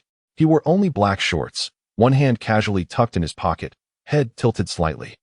A cigarette dangling from his lips, while the other hand stirred the congee in a pot on the stove. The white steam mingled with the bluish-gray smoke, enveloping him, allowing only the sharp contours of his profile to be discerned. "Shishi, you're awake? The food will be ready soon. Go get some fresh air in the yard." Seeing her standing on the stairs, Balu assumed she was hungry, extinguishing his cigarette and tossing it into the stove, the spoon clinking against the pot as he stirred. "Be gentle. It feels like you're about to smash the pot." Nanshi frowned, disapproving of his rough demeanor. "Rest assured, the pot is tougher than you think." He replied with a mischievous grin. "You're the one who is fragile." Nanshi nearly hurled her slipper at him to silence his banter. Chapter 38. Those who carry heavy hearts do not live long. The setting sun cast a dim yellow hue as the evening breeze from the primordial forest wafted in, carrying a faint scent of decay.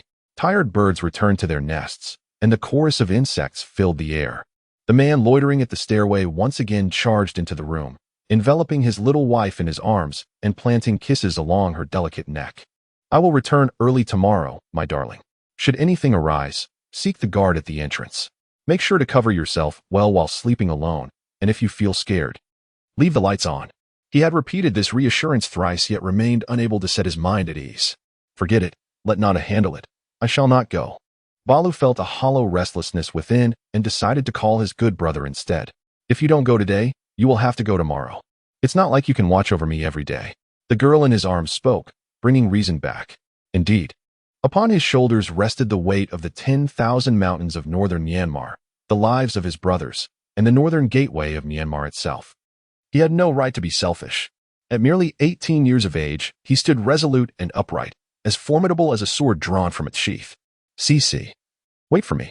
Suppressing the tumult within his chest, he held her head with one hand and bestowed a kiss before striding away. The engine of the SUV at the entrance roared. Apart from the guards accompanying Biaozi, everyone else boarded the vehicle and vanished into the distance. Logically, his departure should have brought him joy, yet the girl gazing from the bamboo house felt no relief whatsoever. She looked at the mountains gradually shrouded in night, her heart a desolate expanse. How would her brother traverse these great mountains to find her, the little one? Mandalay Watercolor Bay Villa. With a resounding crash, an ashtray was hurled against the exquisite Nanmu door of the study, creating a thunderous sound. Nan Zhenghua glared furiously at his inept adopted son, gritting his teeth. Useless. The man standing at the doorway, handsome yet unable to conceal his sorrow, replied, Dad, I'm sorry. What good is sorry? Can an apology bring back Cece? How many days has it been? Suji, after so many years in Southeast Asia, you can't even find one person. I have to question whether it's your capability or your heart that's lacking. Though of an age to know one's destiny, Nan Zhenghua still bore no signs of aging. His physique was upright, and his demeanor was exceptional, exuding an authority that required no anger. Dad, Wan is also dear to my heart.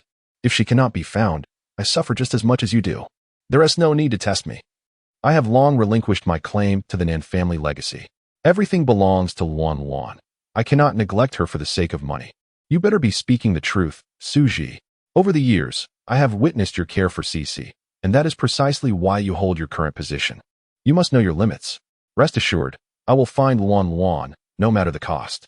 Behind the golden half-frame glasses, his dark eyes were as deep as a pool. Nan Zhenghua narrowed his eyes at his composed and elegant adopted son, sighed, and said, Go ahead. Cece has been pampered. I wonder if she has tasted hardship. As for the old man, keep it from him for now. Once you find her, send her back to Yun City immediately and arrange for someone to take good care of her. Understood. Suji nodded in agreement, then picked up the broken ashtray from the ground, tossing it into the trash before turning to leave. As the door closed, a fierce gleam erupted in his shadowed gaze. Just as he was about to step out, he was called back. He did not turn but stood there, his imposing silhouette alone enough to evoke thoughts of the powerful physique beneath. Haunting Na rushed out from the second floor, her eyes following him with a lingering attachment. Suji, why hasn't Cece returned recently? Is she with you? She was acutely aware of his coldness and feared his cruelty. If there remained a flicker of humanity within Nan Su, it undoubtedly resided in his sister, Nanshi. A woman's intuition is seldom wrong. She sensed the distinction in Nan Su's demeanor towards her sibling, yet she dared not dwell on it, feeling so humbled that she could only engage him in conversation by mentioning Nanshi. Wan's whereabouts are none of your concern. Your duty is to take care of my father. I understand. Haunting Na, noticing his intent to leave, stepped forward, closing the distance between them. It seems there has been some trouble in Yuncheng. Nan Zhenghua is urgently looking for Shishi. He wishes to take her back to meet someone. In an instant, a murderous intent flickered in Nan Su's dark eyes. He turned, glaring at the provocatively dressed woman before him. Who is this person? I couldn't catch the full name, but I believe it's Shin. Her father appears to be quite a significant figure. Nan Su immediately surmised the individual in question. His hands, which had been resting at his sides, clenched into fists before he relaxed, replacing his fierce expression with a gentlemanly smile. He retrieved a card from his pocket and handed it to her, speaking softly, Understood. You may return now. If you have your eye on any bags or jewelry lately, go ahead and purchase them. Haunting Na accepted the card, imbued with the unique scent of pine that lingered around him. Her eyes sparkled with hope. Suji, I ask for nothing more than for you to fulfill my wish, to settle me in a place near you, where you might occasionally come to share a meal I prepare. Is that too much to ask? Nan Su regarded her silently, the seconds stretching into an eternity as the atmosphere around them grew increasingly tense. Finally, he spoke, almost as if begrudgingly. "Dear stepmother, those who carry too heavy a heart do not live long." Meanwhile, Nenshi was unable to sleep. Her slumber had always been fragile. Even the slightest disturbance would rouse her. The light kept her awake, and when she turned it off, the mournful howling of the wind outside disturbed her peace. She counted stars until the early hours, managing to drift into a doze, only to awaken once more to the sound of a door creaking open. The sound of military boots echoed sharply on the wooden staircase, and just as Nancy contemplated investigating, her bedroom door was thrust open. A man, enveloped in wind and rain, entered, exuding an aura of lethal determination. He lunged towards her, enveloping her in his embrace. She, are you frightened?" His anxious heart finally found solace. While piloting a helicopter in low flight over the military training base in Shanbang, he had been restless. Knowing that the lights in their small building flickered on and off, a clear indication that his young wife had not slept the night through. After hastily completing his mission, he returned without even changing out of his uniform, driving through the night back to their residence. He understood that from that moment onward, wherever Nanshi was, that place would be his home. "Why are you back so late?" Nanshi, feeling unwell and clearly displeased, remarked. "I came to keep you company for a while. I must return early tomorrow for a military meeting."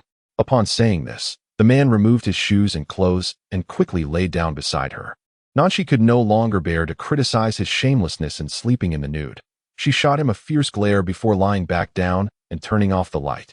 "Balu," he said, stretching his long arms to extinguish the lamp. "Do you miss me?" "No," she replied.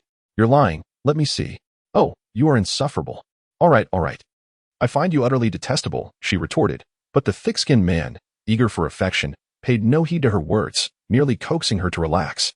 Chapter 39. A plea for favor. For an entire week, Balu returned home in the dead of night to accompany his young wife for a brief respite, only to depart early each morning. Left alone in the small bamboo house with nothing to occupy her time, and with Balu forbidding her from leaving at will, Nanshi could only have Biaozi purchase painting supplies for her to pass the time. As a young lady from a prestigious family, she had dabbled in the arts from an early age, inheriting her mother's talent for painting. Her family had never imposed any expectations on her, simply wishing for her happiness. Ultimately, she enrolled in the Yun City Academy of Arts, majoring in oil painting. While her academic performance was not outstanding, her reputation as the campus belle added a certain allure, making her the center of attention wherever she went. She was even sought after for performances at various school events. Later, upon learning of her situation, her brother took it upon himself to approach the school and personally resolve issues with a few persistent suitors, allowing her to focus on her studies. However, just when things had settled down, she decided to take a trip to Mandalay during the holidays, only to encounter unexpected upheaval. The lines on her canvas became increasingly erratic, prompting Nanshi to toss her brush aside and step outside for some fresh air. A military vehicle pulled up at the entrance, and it appeared somewhat familiar. Zhampeng, with his usual swagger, opened the car door and jumped out, subsequently helping Yana out of the vehicle. "Along worried you'd be bored alone. So he asked me to bring Yana over for a couple of days," he explained. He harbored some reservations about his good friend's somewhat troublesome wife, particularly when Along had tied his fate to this woman at their wedding. He truly believed the fellow was out of his mind. It was evident that this woman would not be easily tamed, and he found himself perplexed as to what kind of enchantment she had cast on Along to make him gamble his life. Nanshi was not particularly fond of Zhamping either. His brash demeanor and carefree attitude suggested he was no good. Offering a perfunctory thank you, she took Yana's hand and ascended the stairs without looking back. Zhampeng, cigarette dangling from his mouth, cast a glance at the closed door, scoffing softly before striding out of the courtyard. "Biaozi, remember? This is a matter of life and death for me and your boss. Keep a close watch," he instructed, patting Biaozi on the shoulder before turning back to glance at the second floor as he got into the car. As he drove towards the front line, which was currently ablaze with activity, he dialed a number to summon a squad of soldiers. A sense of unease lingered in his heart. He felt more at ease knowing that his own men were nearby. Since ascending to the leadership of the Northern Myanmar United Defense Forces, the number of those covertly watching him has been innumerable. The chaos engulfing Northern Myanmar has reached a boiling point, with the elder harboring lingering resentment over his illegitimate child, raising concerns that he might target Yana. Fortunately, Along has arranged for someone to be sent over, alleviating his worries. In the villages bordering the forest on the outskirts of the city, gunfire resounded endlessly, with both sides caught in a fierce battle, the war reaching a critical impasse. Barut sat in the military vehicle, his feet casually crossed atop the steering wheel, eyes closed as he listened to the distant gunfire, exuding an air of calm. In the passenger seat, Nadu was engrossed in a military game on his tablet. Zhang Peng's vehicle pulled up alongside, and he climbed into the back seat, exclaiming, "Damn, things are quite lively." Nadu, without looking up, scoffed, "Along is truly wicked to the core. This strategy of resting while others toil has cost Zaka dearly. He must be regretting his choices. Just wait, it won't be long before Zaka calls, begging for assistance." Zhang Peng burst into laughter. Zaka thought to send Along to tackle the toughest challenges, leaving his own men to feast on the spoils. Little did he know, Along cleverly concealed the hardest obstacles within the softest rewards. That's what he gets for his own folly. By the way, Along, I heard Commander Wu has procured a few Apaches for you. Let me take one for a spin. I've never piloted such an expensive fighter jet. Get lost. Don't even think about it. You think this is like driving a bulldozer? I wouldn't dare. If I broke it, Meng would scold me for being a spendthrift. Barut shifted his position without opening his eyes. Damn it. You're the apple of the Commander's eye, getting whatever you want. I filed several reports requesting a few third-generation fighters, yet received nothing. Zhang Peng complained as he reached for a cigarette. If you could secure northern Myanmar and strike wherever you please, winning every battle, Commander Wu would surely treat you like his favorite. Nada concluded his game, shutting down the tablet with a smile. Besides, what do you need a fighter jet for? You can't even fly one. Why can't I learn? Along can fly. What is stopping me? Zhang Peng retorted, kicking the passenger seat in frustration. Along is a prodigious talent. Raised under the meticulous guidance of the state, what makes you think you can compare? We're merely a ragtag force, barely scratching the surface of the Air Force. Nada lit a cigarette, exhaling smoke. Zhang Peng was right. You all need to learn to pilot fighter jets. I'll be heading to the military academy by the end of the year, and you must hold this place down. The man, who had been meditating with his eyes closed, suddenly sat up with a serious expression. Zhang Peng, the current situation is becoming increasingly convoluted. You must remain vigilant. The leader of the Bai family is quite devious. Do not fall into his trap. Understood. At this juncture, Nadu abruptly recalled something. Oh, Along. That mercenary you asked me to investigate a few days ago has inexplicably vanished. Barut furrowed his brow. Vanished? Yes. Not a trace to be found. It's as if he never existed. Perhaps he is not even human, the man in the driver's seat remarked ambiguously. The three remained in the vehicle until after 3 in the afternoon, and as expected, Zaka's call came through. Ally, where are you now? On Hill 3. I just broke through. What is the matter, Commander?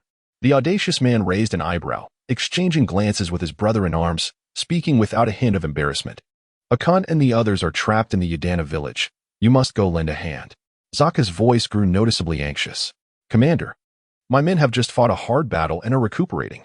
I regret to say, my intentions are noble, but my capacity is limited. The rebellious youth spoke dismissively, his eyes devoid of warmth. Ally, this battle was initiated by Wu Meng. What does your attitude imply? Oh, then you may report my misconduct to the military government and send me to a military tribunal. The person on the other end of the line gritted his teeth. The fighter jets sent by Wu Meng are all in your hands. I haven't even touched the edges. Although the armory has come under my control, your men guard the fortress, allowing not a single vehicle to pass. Do you truly think I dare not act against you?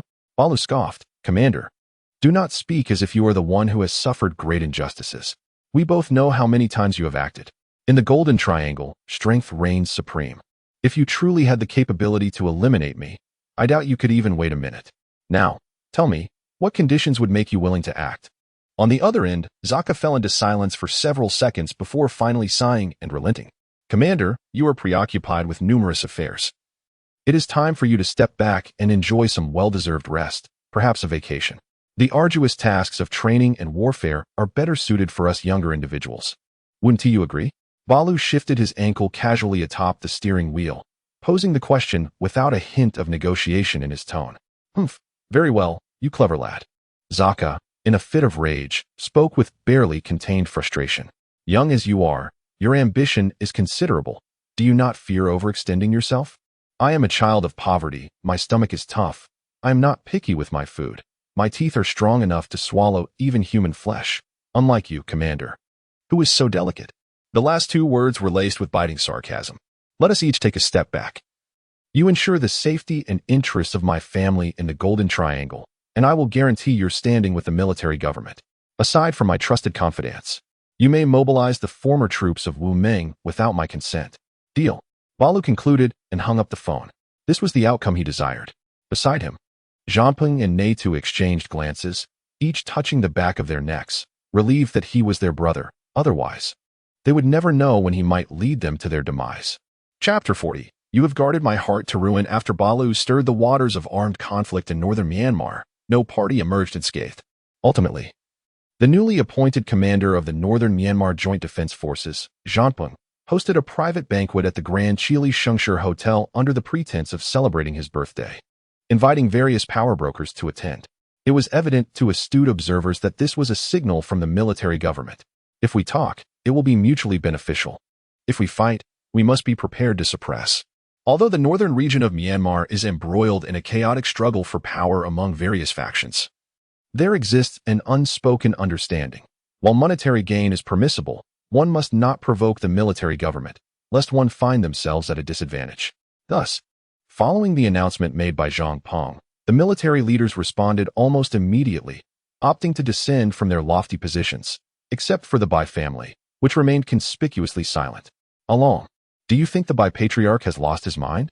This is clearly a declaration of enmity against all armed forces in northern Myanmar. Zhangping muttered to a well-dressed comrade, who stood tall in military attire, champagne in hand.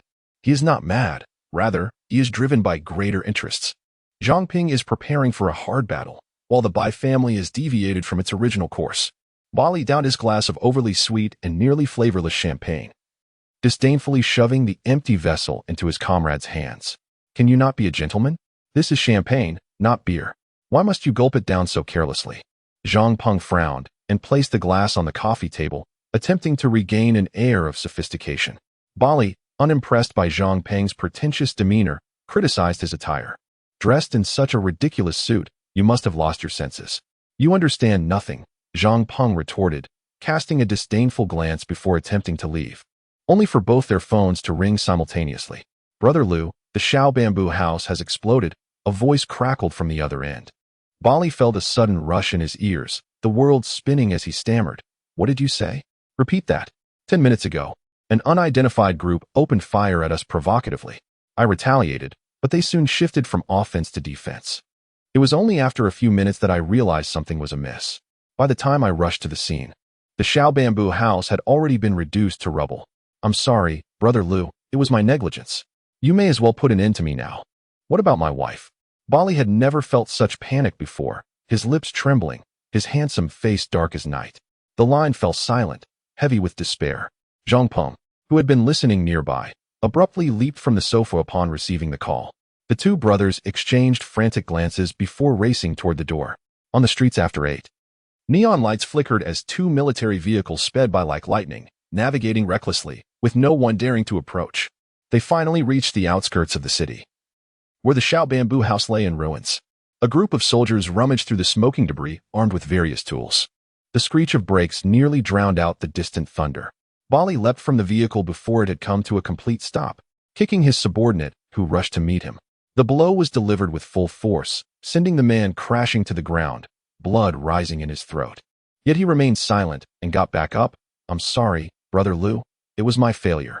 The nearly frantic man, with an expression of rage that could split the heavens, bellowed, Where's my wife?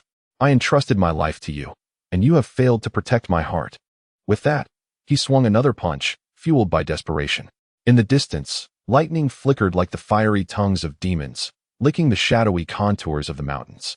The man, his mind clouded after throwing a punch, suddenly surged madly into the ruins, clawing at the smoldering debris with his bare hands. Meanwhile, the creek nearby was in no better condition, as Champing leapt from his vehicle, heedless of the chaos, hoarsely shouting for Yana, Along, and champing to remain calm. Nadu also rushed over, clutching his hands to his burned lower back, attempting to pull him away from the fray. But Qianba, shaking off his comrade, drew a gun from his waist, vowing that if he could not find his wife today, none of them would live. The resounding gunfire echoed through the night, sending shivers down everyone's spine. The commander had gone mad. The torrential rain continued well into the night, and the man, drenched and driven to despair, kicked aside a half-broken bamboo board. Chinpong, Natu, take your men to the Bai family's armed base. As the ferocity within him gradually subsided, clarity returned. All of this was orchestrated by the Bai family. By manipulating him and Chinpong, they effectively held sway over the highest echelons of power in northern Myanmar. The military government remained powerless. As long as the two of them turned a blind eye, the Golden Triangle would remain under the Bai family's dominion. This was the very reason the Bai family refused to relent to Chinpong's overtures. Even the skirmishes with the Shan state were merely a ruse, for not long ago.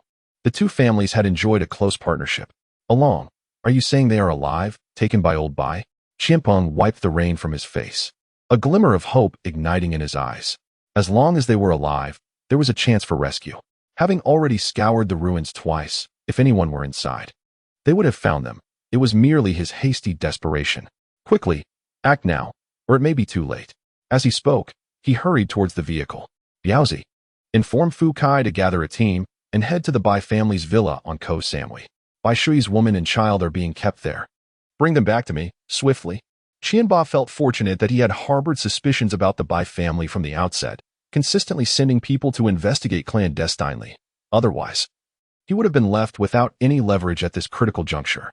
The Bai family, entrenched in the Golden Triangle for 3 generations, had seen their power extend throughout Southeast Asia, both in legitimate and illicit enterprises.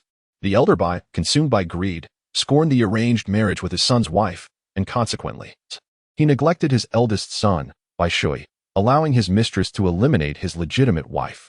Driven to the brink, Bai Shui left in a fit of rage.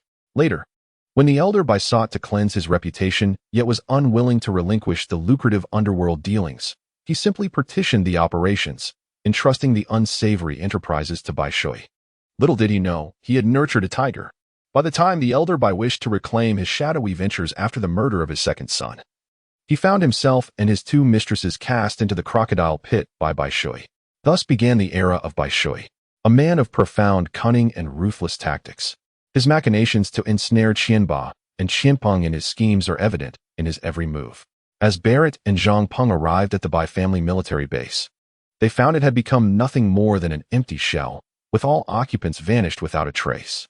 Zhang Peng, seething with rage, seized the submachine gun from his aide and unleashed a barrage of fire, exclaiming, "Damn it, Bai Shui, I will make you pay dearly." Barrett's jawline was taut, his eyes ablaze with murderous intent, his hands clenched tightly at his sides, knuckles whitening. Zhang Peng, prepare yourself. We are heading to Thailand. Chapter 41. Why didn't you bring him here? On Koh Samui in Thailand, the sun blazed fiercely, the sea breeze carrying a hint of saltiness. The white waves crashed rhythmically against the soft sandy beach, while the lush coconut palms cast dappled shadows.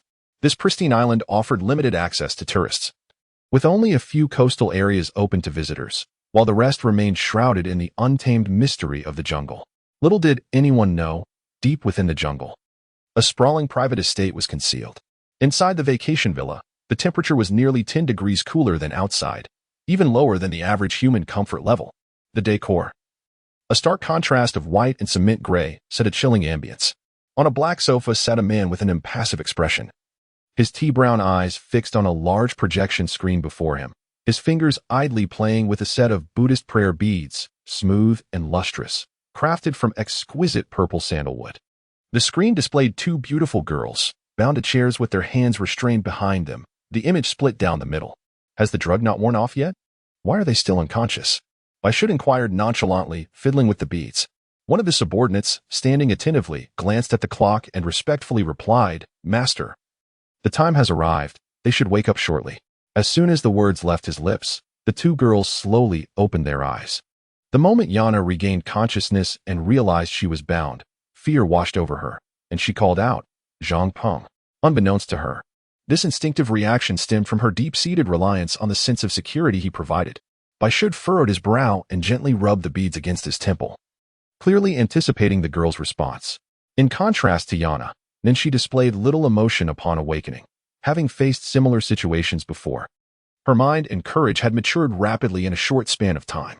After struggling fruitlessly for a moment, she steadied her breath and began to survey her surroundings. The room was modest, a typical Thai countryside wooden house with minimal furnishings, save for a surveillance camera perched in the corner. The girl's enchanting eyes sparkled with an otherworldly beauty. Even Bai Shui, who prided himself on being detached from worldly desires, found his heart skip a beat at the sight of her starry gaze through the screen. That Barrett fellow, tough and resilient, yet his taste in women is equally discerning. Such a stunning woman. It is no wonder he had a soul contract with her during their marriage at the temple, offering his life as the price.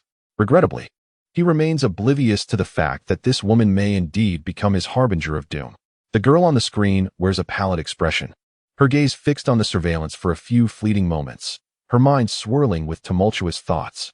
She had been abducted by a band of soldiers from a quaint bamboo pavilion, undoubtedly with intentions aimed at Barrett. It was certain that someone on the opposite side was observing her every reaction. Parting her delicate lips, she commanded, "Let your master come to meet me." Quite intriguing indeed, thought Bai Shui, a subtle smile gracing his lips. He had encountered a plethora of women, prostitutes from the red light district, self-righteous daughters of nobility, charming social butterflies, and even royal princesses. To him, they were all remarkably similar, affected, avaricious, and frivolous, mere superficialities devoid of substance. However, unexpectedly capturing the woman who was his sworn enemy has afforded him a novel perspective on femininity. This girl, though her face had drained of color from fear, feigned resilience, managing to compose herself in a matter of seconds, a rare quality indeed. "Go, bring Gallo in," commanded Nanshi, yet her words went unanswered. She closed her eyes, forcing herself to regain composure. The fact that they had not executed her outright, but rather went to great lengths to bind her, indicated a purpose, most likely to leverage Barrett. Thus, until Barrett made an appearance to negotiate, she should remain safe. But where was Yana? Where had she gone? As her mind wandered, the wooden door creaked open, revealing only shadows as a crocodile slithered through the entrance. The bound girl's pupils dilated, and every hair on her body stood on end. In the past, she would have screamed in terror, yet now she comprehended that such futile reactions would only serve to energize her captors. Clenching her small hands behind her back, she remained motionless, holding her breath, her focus unwavering as the crocodile approached. "Nanshi, do not fear. If they intended to kill you, they would have done so long ago.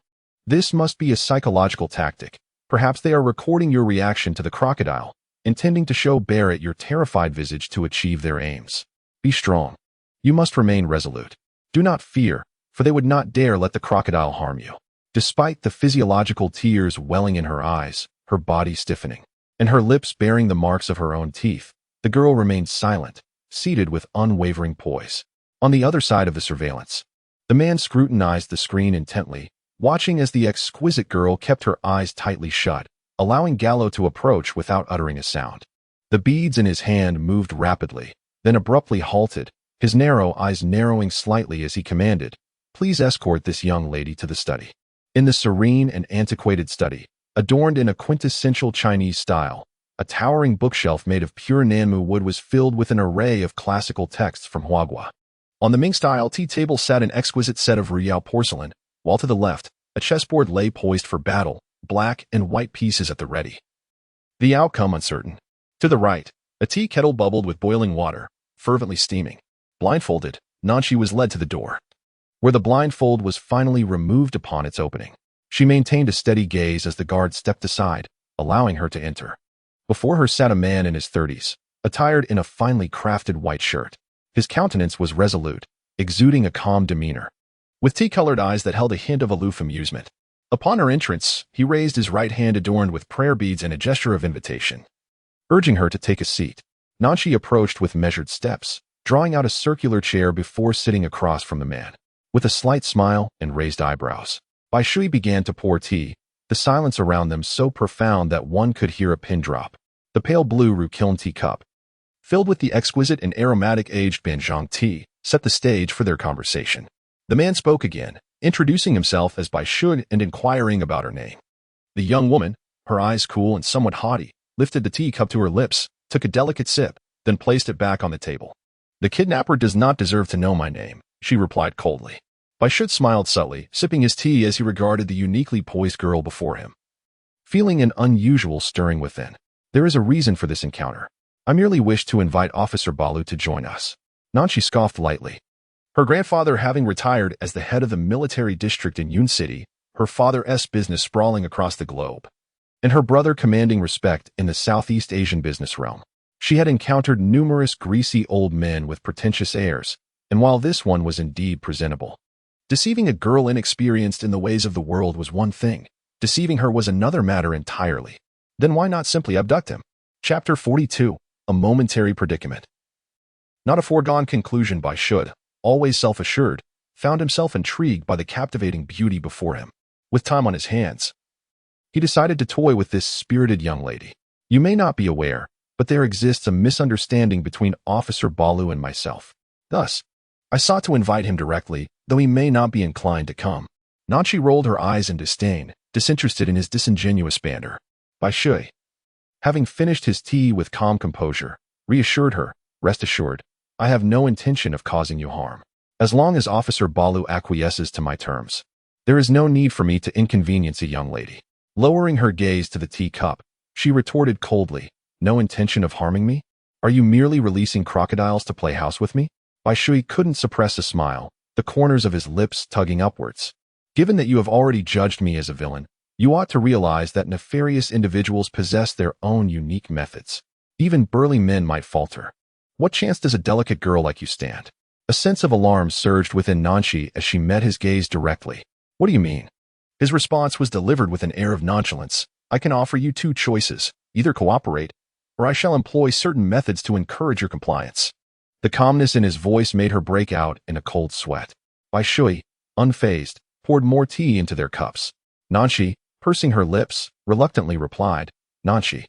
In the serene embrace of Nanchon's hibiscus flowers and the gentle sway of the trees by the creek, one cannot help but be reminded of a delicate beauty.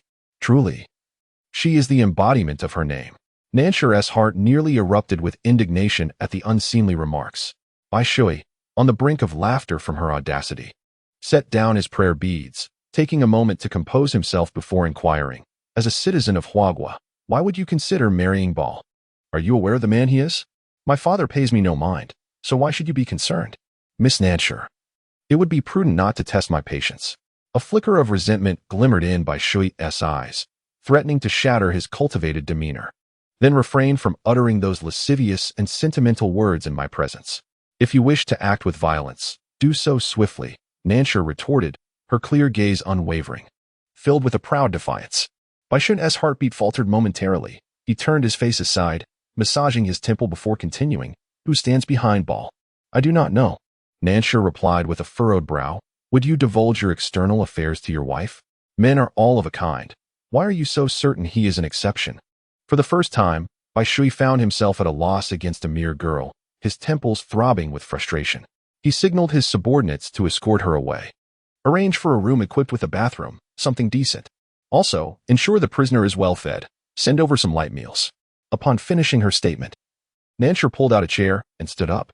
You are a hostage, not an ancestor, Bai Shui remarked with a hint of exasperation. Ancestors require the reverence of 3 bows and 9 kowtows. I am merely sharing a meal with you. If you find this arrangement unsatisfactory, have Bal compensate you later. She replied, a faint smile gracing her lips. With a casual flick of her fingers, she seized a white stone from the chess box and made a move that significantly tilted the previously balanced game in favor of the white pieces. The young woman raised an eyebrow in a challenge, asserting, a moment of entrapment does not equate to a definitive conclusion, so kindly treat me with a modicum of respect. As the door closed, the man at the table gazed at the chessboard he had pondered over for an entire week, his expression a tapestry of complexity. Minutes later, he summoned a trusted aide. Arrange for that girl to be accommodated at the hotel nearby. He paused, then added, actually, bring her here. Let her stay in a guest room on the 1st floor. The aide was taken aback. The master had never permitted a woman into the main building. Even the mother of the young master was relegated to Su Mei Island, seldom visiting. This time, however, a hostage was to be housed within. What? Did you not hear my command? Bai Shui glared at the aide, his voice cold. I will make the arrangements at once, master. At 6 in the evening, a helicopter whirled above the villa, its blades stirring a tempest. After circling like a lighthouse, it descended toward the estate, where armed guards stood vigilant. Inside the helicopter, a man clad in military attire wore a face of disdain, the open door revealing a Gatling gun capable of firing 600 rounds per minute, a harbinger of death. To him, the throngs below appeared as mere ants. Bai Shud understood that Bal's resolve was formidable, but he had not anticipated it to be as unyielding as steel. As the ground of the manor's main building was ravaged by his heavy machine gun, he finally commanded his men to bring Yana out. Bound. Aaron, cease fire. Someone's coming down. Damn it, it's Yana. Almost at the moment he spotted Yana in her white gauzy dress, Zhang Peng raised his hand to halt his frenzied brother. Through the shared Bluetooth headset, the resolute voices of his subordinates resounded. Wolf Squad, ready. Falcon Squad, ready. Tiger Squad, ready. Barley shook off the numbness in his shoulder from the recoil of the heavy machine gun, stretched his limbs, his gaze sharp. Move out. The helicopter's descent rope fell to the ground, and two armed men, equipped to the teeth, descended single-handedly. Upon seeing Zhang Ping, Yana, whose tears had momentarily ceased, now wept profusely, her cries heart-wrenching. My darling, don't cry. I'm here. Zhang Peng's eyes were bloodshot, his teeth clenched, ready to rush forward, but was restrained by Barley's grip on his shoulder. Officers, you arrived earlier than I anticipated. Bai Shui emerged unperturbed, flanked by several robust foreign mercenaries whose prowess was unmistakable. Bai Shui, capturing women, you are unworthy to be my adversary, Barley said, flexing his wrist, his eyes gleaming with murderous intent. For some inexplicable reason, Bai Shui found Barley's demeanor displeasing, reminiscent of another proud yet exquisite face. Barley, originally. We need not be foes. However, your hand slipped, you killed someone you should not have, and your long legs obstructed paths that should not have been blocked, thus compelling me to intervene. If you wish to spar with me, fine, release my wife. At the very least, I would regard you as a man. Bai Shui scoffed. I am a businessman. I discuss business only. Resorting to violence is too barbaric. Is that so? Barley retorted, his tongue brushing against his cheek, sneering. Number 2. Open the hatch. Bring her down. Instantly, a helicopter bearing no insignia swooped low, its door flung open, and a woman and a child were lowered. Since we are to discuss business, let us do so. The audacious youth pulled out a cigarette, placing it between his lips. Apologies. It's my first time engaging in such grand business. I'm unsure of the protocol. If your wife and son can endure, I'll take my time to learn. Bai Shui furrowed his brow, glancing up at the woman and child suspended in the air, his expression devoid of emotion. He closed his eyes, weighing his options for several seconds before gritting his teeth. Release my son. Take this Thai woman with you. Chapter 43. In our home, women rule Nanchi. Awakened by the gunfire outside, stealthily crept to the door to eavesdrop, fully aware of the unfolding situation. She understood Barley's temper. He would not allow anyone to gain the upper hand. Gritting her teeth, she opened the door and rushed out. Barley, exchange Yana, let her go first. In the small bamboo house, Yana had hesitantly confided in her that her menstrual cycle had been delayed for several days. Her appetite was poor, and she felt excessively drowsy. She suspected that Yana might be pregnant. However, at this moment, it is imperative that this matter remains unspoken. Otherwise, it would add another layer of restraint for Zhang Peng. Initially, outside, Barley felt unsettled upon not seeing Nanchi, but upon spotting his young wife safe and sound, the crimson hue in his eyes diminished slightly. Did you suffer, Cici? No. Nanchi shook her head, urging Yana to leave first, as she was timid. The glimmer in Nanchi's eyes spoke volumes, and Barley discerned other emotions reflected therein. His dark gaze deepened as he nodded. Lower that boy. As soon as the command was given, the helicopter began to lower the boy suspended by a rope. Zhang Peng seized the boy by the collar of his shirt, lifting him as one might a chick, bringing him close. Let my wife come over. Bai Shui's eyes were profound. He raised a hand, and the soldiers at his side lowered their weapons. Trembling, Yana approached Zhang Peng, but her legs weakened before she could reach him. Quick as a flash, Zhang Peng swept her into his arms while simultaneously pushing the child towards the opposite side. In Zhang Peng's embrace, Yana wept, and Zhang Peng's heart ached as he murmured, Do not cry, my darling. Your husband will take you home. Be good. Rumors had circulated about Bai Shui's unpredictable temperament and his cold demeanor. Barley had dismissed them, but today, he realized the truth of the whispers. Bai Shui seemed indifferent to his wife's fate. Daddy, please save Mommy. The rescued boy tugged at Bai Shui's pant leg, pleading for his mother's rescue. Incompetent child, be quiet and step aside, Bai Shui said dismissively, retracting his leg with an icy glare, signaling to his subordinate, who promptly came to escort the boy away. It seems this business cannot proceed. Barley raised an eyebrow, casting a sardonic glance at Bai Shui. A man who does not care for the life and death of his own wife is hardly a man at all. It is not that we cannot proceed. Rather, the terms are inequitable, Bai Shud replied, twirling the prayer beads in his hand with a frigid expression. That woman is merely a wretched creature who resorts to drugging and seduction. She cannot compare to Miss Nanchi's enchanting beauty and charm. Mr. Bai, at your age, you are quite shameless, aren't you? Nanchi interjected, her brow furrowed as she ridiculed him. Barley was taken aback by Nanchi's formidable spirit. The corner of his mouth twitched. Mr. Bai, I truly disdain you. Throughout his life, Bai Shui had rarely encountered anyone daring enough to speak so boldly in his presence. These past 2 days had marked the harshest he had ever endured. After a moment's pause, he managed to suppress his fury. Barley, let me be frank with you. You will not take her today. Others have claims on her. I am merely doing a favor, if you are wise. Allow your men to negotiate at the Myanmar-Thailand border, and perhaps this matter can still be discussed. Upon finishing, he waved his hand, and another group of armed soldiers appeared around the estate. 3 minutes later, 5 armed helicopters, marked with half a skull and half a Buddha's head, hovered above. Confronting the Apache from the Eagle Falcon squad, Barley regarded the man opposite him with a wicked glint in his eyes, betraying no fear.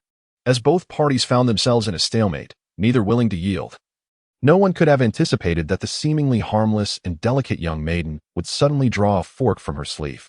With a swift motion, she seized the sobbing little boy hiding in the corner, pressing the sharp prongs against his carotid artery. Mr. Bai, it appears you have no right to determine my fate. Bai Shui's hand, clutching the prayer beads, turned pale, his voice emanating a chilling intensity. It was you who initially involved a woman in this matter. Thus, the rules you propose do not apply. Balu, taken aback, could hardly believe that his once helpless lady had the audacity to threaten a hostage. Though fear had drained the color from her face, the audacity and courage she displayed were undeniably admirable, a testament to her being his wife. Darling, come here. He beckoned to Nanchi. Enough. Bai Shui's face betrayed a rare glimpse of genuine emotion, as the situation spiraled further out of control. Nanchi, he fixated on the young girl, his lips moving coldly. If my son is gone, I can always have another. You have made your choice. If you take my son's life, I shall turn you into a sieve and annihilate your entire family. Nanchi's legs trembled uncontrollably, her hand clutching the fork shaking violently. With defiance in her glistening eyes, she met the man's icy gaze, resolute. Is that so? Then let us put it to the test. She tightened her grip, the fork piercing the boy's flesh. You may have another son, but Balu will never find another Nanchi. If you kill me, do you truly believe Balu will allow you to live? The most probable outcome is mutual destruction. You mentioned you are a businessman, driven solely by profit. If that is the case, you must first preserve your own life. In business, everything is negotiable. Mr. Bai, do not be so rigid. Were it not witnessed firsthand, none would dare believe such words could emanate from a seemingly fragile girl. Balu, with his tongue pressed against his cheek, inexplicably chuckled for several seconds before clearing his throat. Mr. Bai, in our household, women hold the reins. As you can see, I am not in a position to intervene in business matters. My apologies for the laughter. Bai Shui's expression was shrouded in ambiguity, a mixture of astonishment, calculation, conflict, and an inexplicable thrill. And how do you propose we negotiate? The one urging you to sell a favor is not your father. You need not comply blindly. Between action and inaction lies a possibility of failure.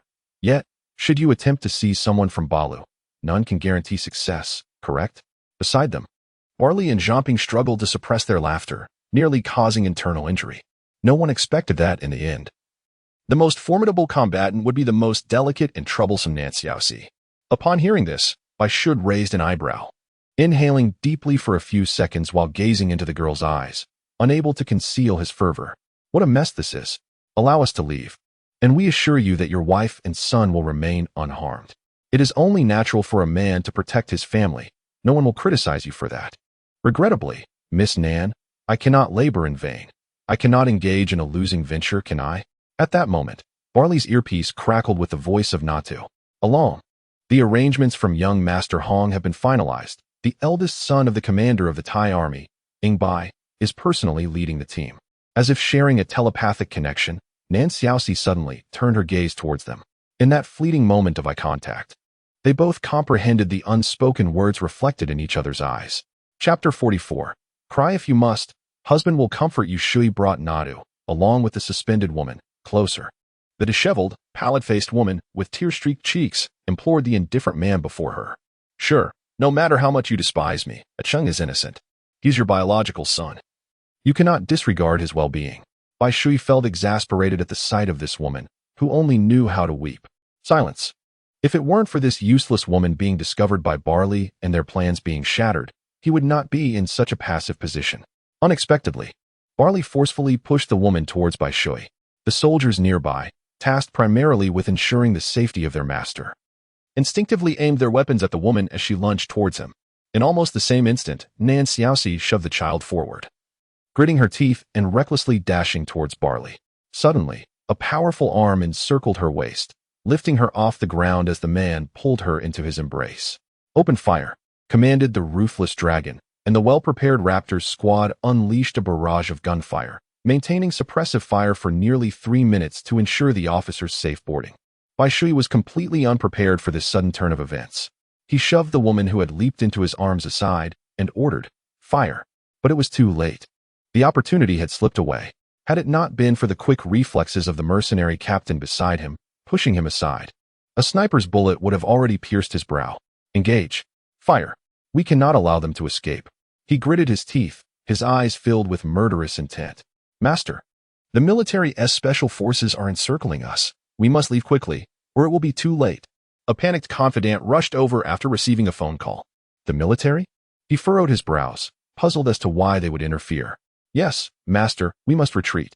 The half-faced Buddha said we have 5 minutes to evacuate. If we delay, his helicopter will depart, and we will be shot down by the military, with no one gaining an advantage. The man, rendered speechless by his anger, closed his eyes. Suddenly, a sweet voice echoed in his mind. A stalemate is not a definitive end. Retreat. Gritting his teeth, he finally forced out a single word and lifted his gaze to the Apache helicopter that had already taken to the skies, narrowing his tea-colored eyes. Nanchi, our time together is still abundant. Inside the helicopter, Yana clung to Zhang Peng's neck, nestled in his embrace, her small face buried in his shoulder as she wept uncontrollably. Zhang Peng gently stroked the girl's quivering back, soothing her patiently. Stop crying, my dear. Your husband is here. There's nothing to fear. In stark contrast, Balu Jun wore a dark expression, his lips pressed tightly together as he glanced down at his obedient little wife, who sat lost in thought in his lap. A wave of inexplicable irritation rising within him. Hadn't she seen how others pleaded for compassion from their men with tears? He was still alive, so why feign strength? He had often found her overly delicate, yet now, witnessing her stoicism to the point of refraining from pouting or shedding tears, he felt only frustration. Nan Xiaoxi, sensing his displeasure, raised her hand, her calloused fingers gripping her delicate chin, forcing her to meet his gaze. Don't you have anything to say to me? Nanchi looked at the sun-kissed, bronze face of the man before her, still trying to regain her composure. What could she possibly say? Balu's forehead pulsed with tension as he nodded toward her, gruffly asking, "Can you not pout or cry?" Only then did Nanchi realize that this insufferable man expected her to behave as she once did, tearfully seeking his sympathy. However, after he had threatened to send her back to the red light district during his last fit of anger, she understood that crying was futile, relying on others was unpredictable. I'm fine. There's no need to cry, she asserted. Balu felt as though his chest were stuffed with cotton, his dark eyes fixed on his little wife. After a moment, he spoke, "Is it my fault?" Nanchi pursed her lips, remaining silent. In Balu's world, silence was acceptance.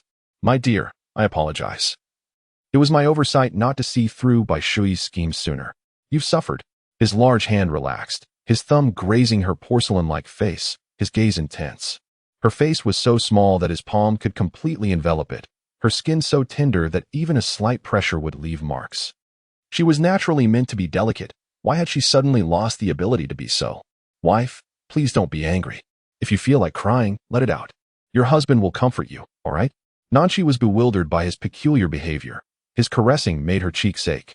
She pushed his hand away with annoyance, frowning. Oh, stop that. You'll rub my skin off. I've heard of making someone laugh, but never of making someone cry. What a weirdo. Balu placed his hand on her lower back, leaning in so that his nose brushed against her earlobe, chuckling softly. Today, you can cry, throw a tantrum, or be angry. I fear you might send me away again. Exasperated, Nanchi unintentionally voiced her thoughts. The man, resting his chin on her shoulder, stiffened momentarily before lifting his head, his dark eyes narrowing. Holding a grudge? I merely learned my lesson. Nan Xiaoxi felt as if her heart was being crushed by 1,000 needles, a subtle yet persistent ache coursing through her. From now on, I will never frighten you again. Please, do not be angry with me, along. On the opposite side, Zhang Peng, who had finally managed to placate his wife, spoke up. I need to take Yana back to her home. Is there a military-civilian dual-use airport nearby? We can depart, and you can return afterward. Bai Lu shifted his head away from his wife's shoulder, raising an eyebrow. Now, really? Zhang Peng nodded. You've seen how frightened Yana is. I will accompany her home. Then take her to Pattaya for a couple of days to unwind and shop before returning. Otherwise, she will just cry every day. Bai Lu's thumb incessantly caressed Nan Xiaoxi's arm. The tasks assigned by Minggu had been completed, and Zaka was likely preoccupied with delivering gifts to the military and political headquarters to cultivate connections, leaving him no time for personal matters. Baby, do you wish to go out and have some fun? His breath brushed against her ear, tinged with an inexplicable huskiness. Nan Xiaoxi felt a tingling sensation along her neck. She wanted to pull away but was abruptly drawn back by his strong hand. Speak. The helicopter landed at a nearby airport, and after dropping off the group, led by Na Tu, it flew back to northern Myanmar. Zhang Peng took Yana to Chiang Mai first, while Bai Lu and Nan Xiaoxi rested at the airport hotel for the night. The following morning, Bai Lu's people arrived to escort them, agreeing to meet in Pattaya a week later. Bai Lu had never consciously traveled for leisure. He lacked such awareness. After turning 10, he had transformed into a man, leading a life so monotonous that it revolved solely around warfare or preparations for it. Men from the Golden Triangle were not accustomed to romantic pursuits. This was his first experience, and rather than contemplating how to kill or engage in battle, he found himself preoccupied with thoughts of where to take his beloved wife, what to eat, and what sights to see. Chapter 45, The Discovery of the Young Lady's Whereabouts. Mandalay, Nan Suji's private villa. Bang! The man at the desk slammed his hand down, his entire being trembling as he stepped forward to grasp his confidant by the collar. What did you say? Repeat that. Sir, we've discovered the whereabouts of the young lady at a temple in the outskirts of Pattaya, Thailand. Nan Suji felt as though he had plummeted from the clouds, his heart still suspended in midair. After a few moments of silence, he finally spoke. Is the information reliable? Are we certain it is the young lady? This news comes from the underlings of a gang in Thailand. It should be credible. Ever since you issued the bounty, gangs throughout Southeast Asia have been scouring the world for her, and no one dares to present false information. Nan Suji leaned against the desk, returning to his chair, and closed his eyes, furrowing his brow in thought for a good 10 seconds. Arrange everything. In half an hour, I shall personally fly to Pattaya. Inform the chief of police and the mayor of Kanburi province that I wish to invite them to dinner, and also extend the invitation to the head of the Chinese embassy's office in Pattaya. Upon finishing his words, he adjusted his glasses, pressed his lips together, and discreetly went to handle the matter.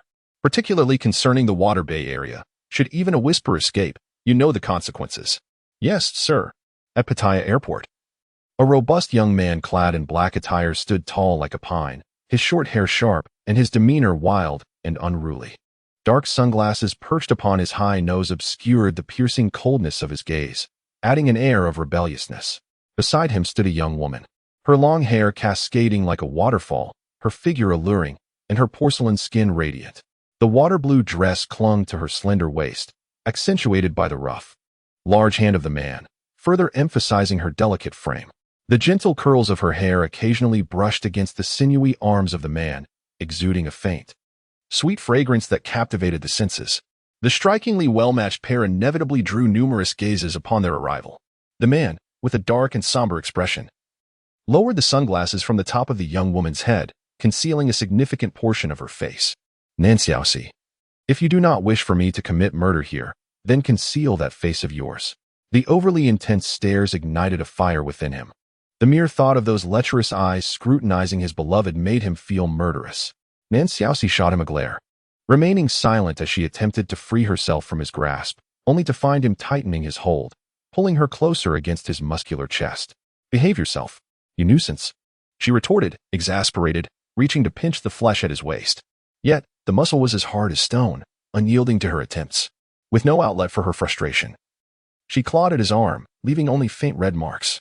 Observing her feisty demeanor, he felt an inexplicable comfort and leaned in closer, teasing, not feeling satisfied. Next time, Use a bit more force when you scratch my back. Her face flushed with a rosy hue. She bit her lip and shot him a glare. However, she refrained from retaliating. After all, in broad daylight, this man possessed the audacity to act like a rogue without a hint of shame, and she found herself conceding. Glare at me, will you? He smirked. Nan Xiaoxi, tell me, is there not a single good piece of meat on my back that you've clawed at? Shut your mouth, she exclaimed, stamping her foot and reaching out to hit him again. Unbeknownst to her, throughout this journey, she seemed to have lost much of her fear of this man. Not only was she unafraid, but she also found herself justifying her anger and even engaging in playful scuffles. One of Balu's greatest pleasures was to provoke his little wife. Watching her become flustered and red-faced as she playfully retaliated, which brought him inexplicable joy. That day on the helicopter, when Nan Xiaoxi chose not to cry or act coy, pretending to be strong while she was actually shattered, pierced his heart deeply. His Nan Xiaoxi deserved to be cherished and spoiled, to be tempestuous and spirited. The notion of strength should never have been a part of her existence while he still drew breath. In an atmosphere thick with playful banter, a voice emerged, cutting through the air, prompting Nanshi to cease her antics and turn around, momentarily blinded by the sight before her.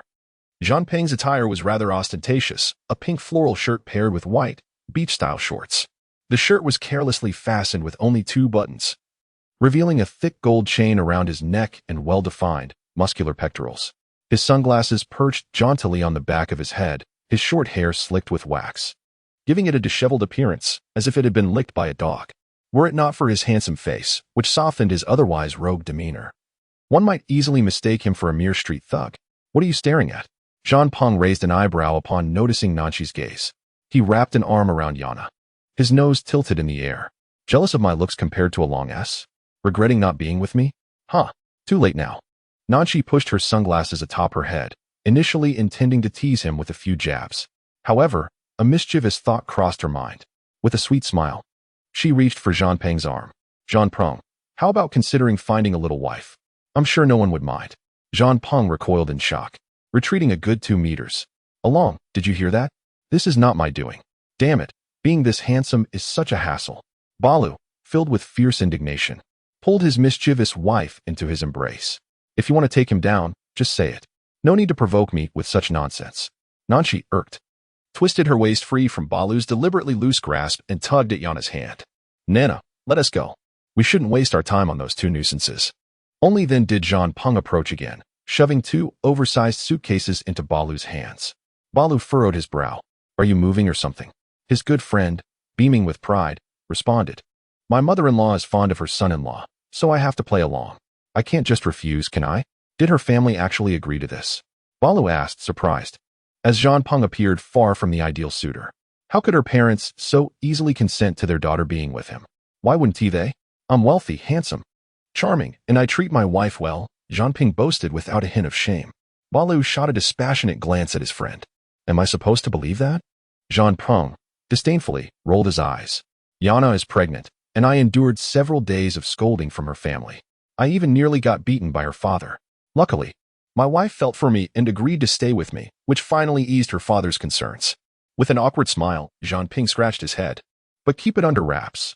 I am, after all, a commander now. Balu, uninterested in Zhang Peng's antics, grabbed the suitcase and headed outside. The car awaited them at the mall, ready to ferry them off to a vacation island after their meal.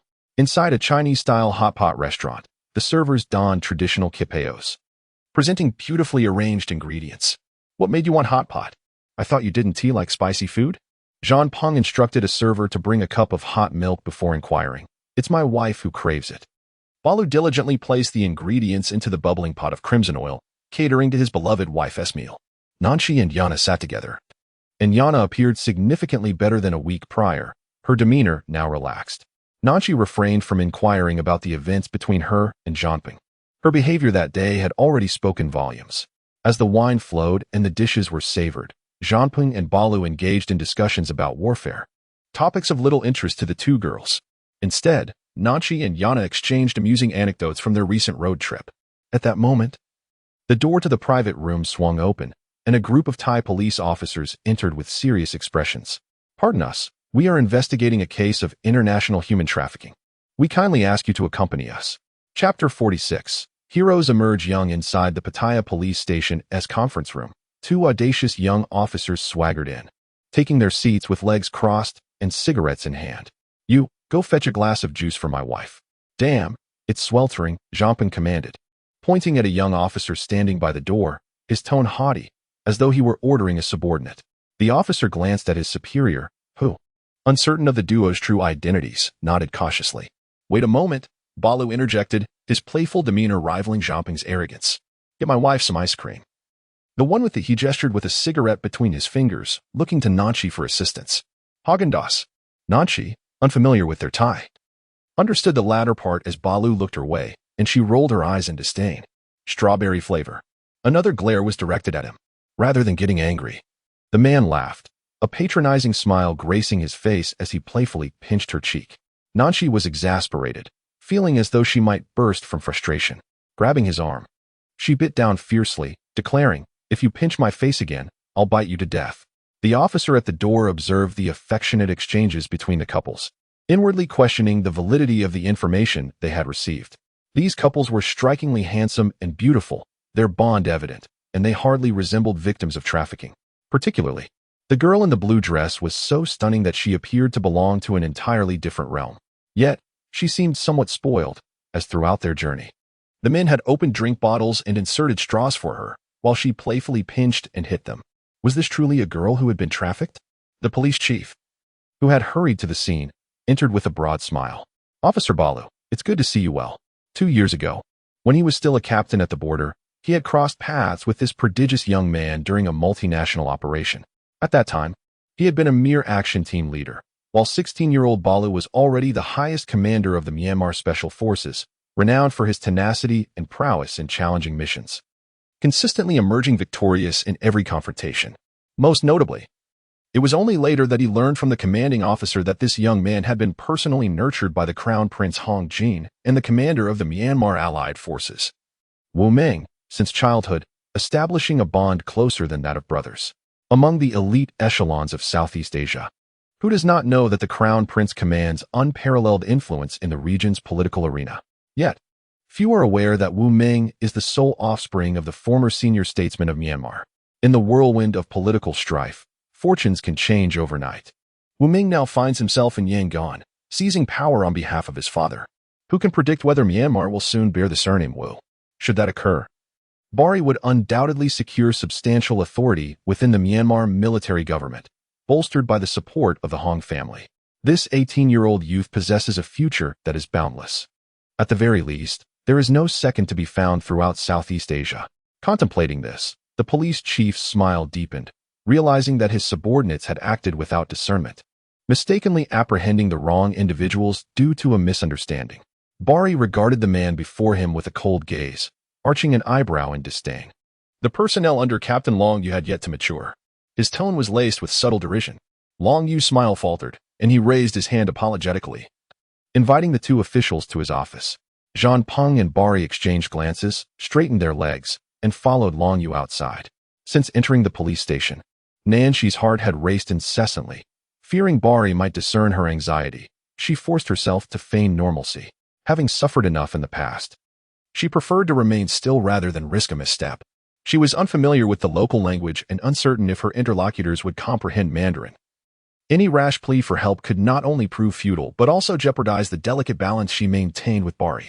This man, volatile and irritable, exhibited little patience. Though he presently appeared compliant, any provocation might unleash unpredictable consequences. What was she thinking? The man beside her pinched her palm, bringing her back to reality. Would they take us into custody? Bari chuckled, finding her naivety both foolish and endearing. Not at all, worry not. The arrogant gentleman settled into the leather sofa, pulling his young wife into his embrace and playfully toying with her hair. There was no need for further words. Jean Ping's position as the commander of the Northern Myanmar Alliance was sufficient to address this so-called misunderstanding. Jean Ping effortlessly engaged in the customary pleasantries of bureaucratic discourse, quickly establishing camaraderie with Long Yu, explaining that he and his close friend were on vacation, enjoying a honeymoon with his newlywed wife. Long Yu personally escorted them to the elevator, standing at attention to salute, while Bari and Jean Ping, with their youthful and upright postures, returned the gesture politely, creating an amiable atmosphere. At that moment, however, the elevator doors on the other side opened to reveal a stern-faced contingent from the Kanburi Provincial Police Headquarters, accompanied by several unfamiliar individuals in formal attire, who launched a surprise raid on the Pattaya police station without prior notice. As he gazed upon his superior's unexpected arrival, Long Yu felt a momentary pause, an ominous premonition swelling within him. "You cannot leave yet." The chief of the police department's personal guard stepped forward to halt the elevator, ushering the group that was about to depart back inside. Barui, his patience wearing thin, glared with a deadly intent in his dark eyes, reaching for the gun at his waist, only to be restrained by his steadfast companion. "Do not act impulsively, Long. We are in Thailand. A moment's carelessness could label us as instigators of military conflict." With this warning, Barui withdrew his hand, wrapping an arm around his petite wife's waist, his tone low and soothing. "Do not be afraid, just wait a little longer. It won't be long, all right?" Nanshi's heart raced, and she nodded in silent acknowledgement. Upon re-entering the police department's conference room, the chief of the Kanburi Provincial Police wore a grim expression, glaring at his ineffectual subordinate before gesturing for his personal guards to step outside. "You too, leave." The superior's tone was harsh, and Long Yu nodded, stealing a glance at Barui, who sat in silence, his dark eyes shifting slightly before he exited. "Director, one misunderstanding may be excusable, but two is deliberate, is it not? Do you think our soldiers from Myanmar are mere soft targets?"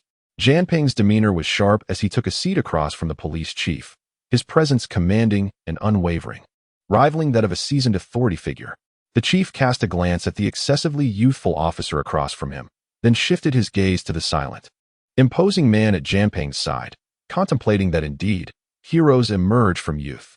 "Please, remain calm," the middle-aged man began, gesturing toward a composed figure clad in formal attire beside him. "This gentleman is Director Zhou from the Chinese Embassy's Pattaya office." Almost instantly upon his words, all four individuals at the table raised their gazes, their expressions a tapestry of varied emotions. However, the most pronounced reactions came from Barui and Nanshi. Nanshi's eyes widened in astonishment, sparkling with disbelief, while Barui's immediate instinct was to pull his wife into his embrace, reaching for his firearm. Chapter 47. "Baby, I am here to take you home. How dare you treat me like clay?" The young officer's fury, boiling over, led him to draw his gun, aiming it directly at the head of the police chief, his eyes blazing with wrath. "Long." Janping stepped forward, striving to contain the tempestuous dragon on the brink of eruption. He understood Barui all too well. He feared nothing and would act without hesitation. Nanshi was his Achilles heel, his vulnerable point. Now, with the presence of the Chinese embassy's representative, their secret was unsustainable. That woman was not Yana. She would never remain docile by Barui's side.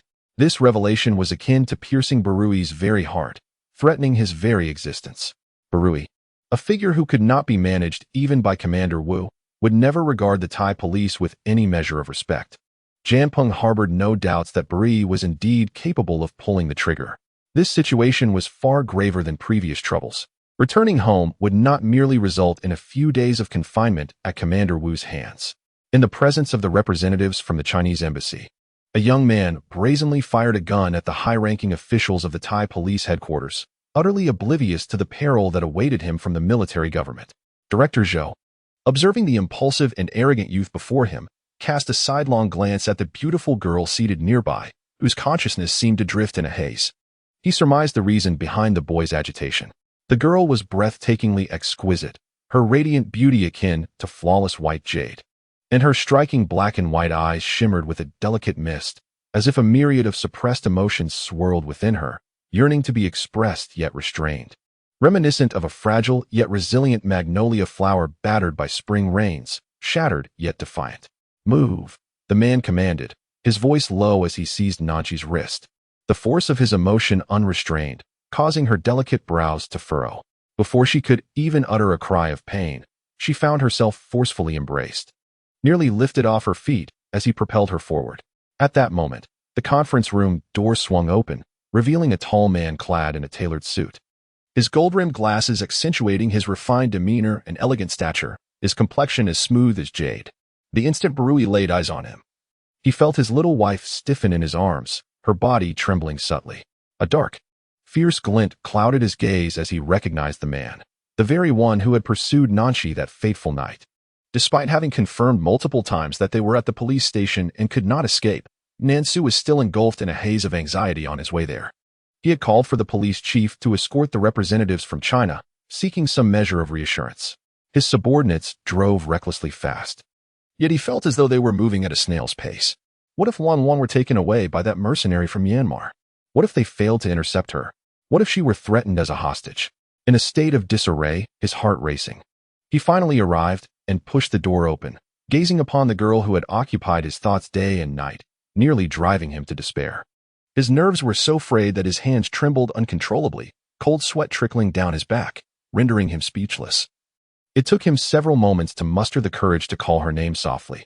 Nanshi, caught in a whirlwind of exhilaration and anxiety, fear and confusion, had maintained a facade of numb restraint throughout, observing the unfolding events with a calm demeanor, biding her time. However, upon seeing her brother, the fragile mask of strength she had worn crumbled into dust, and the overwhelming emotions that had nearly engulfed her surged forth like a tidal wave. She resembled a child who had been bullied in kindergarten, biting her lip to suppress tears, finally breaking down when her parental figure arrived, finding solace in their presence.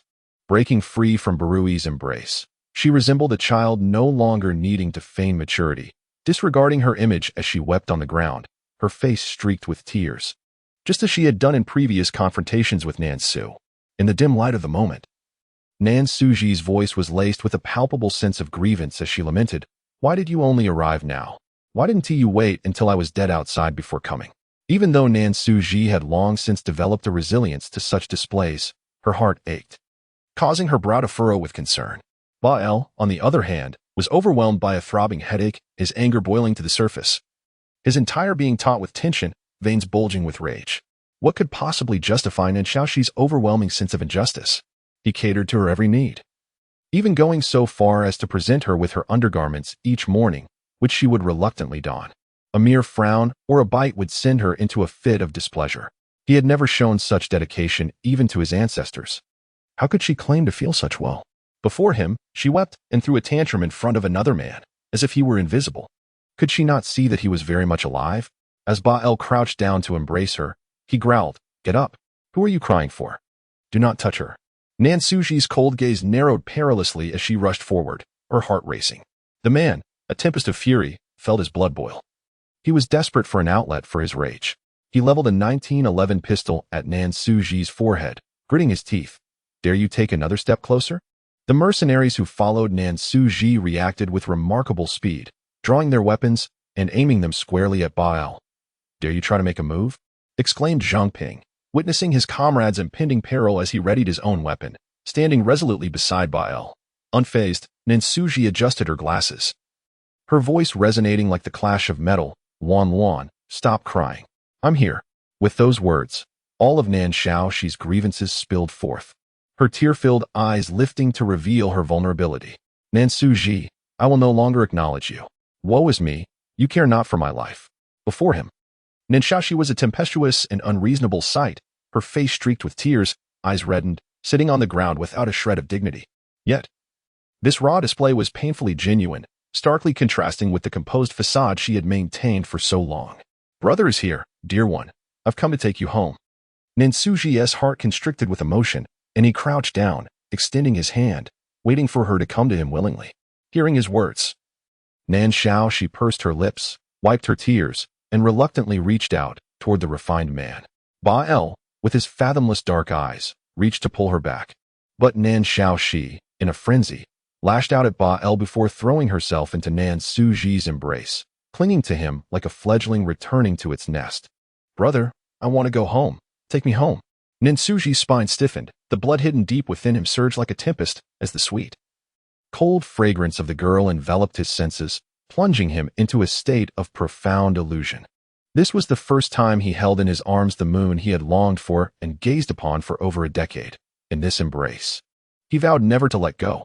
Before Nanshaoxi could utter another word, her nape was seized in a vice-like grip, yanked away from her brother's arms. Nansuji, unwilling to relent, swung his fist toward the man who had dared to snatch his sister away. The man, formidable to the point of terror, cradled his petite wife in one arm, unwavering and resolute.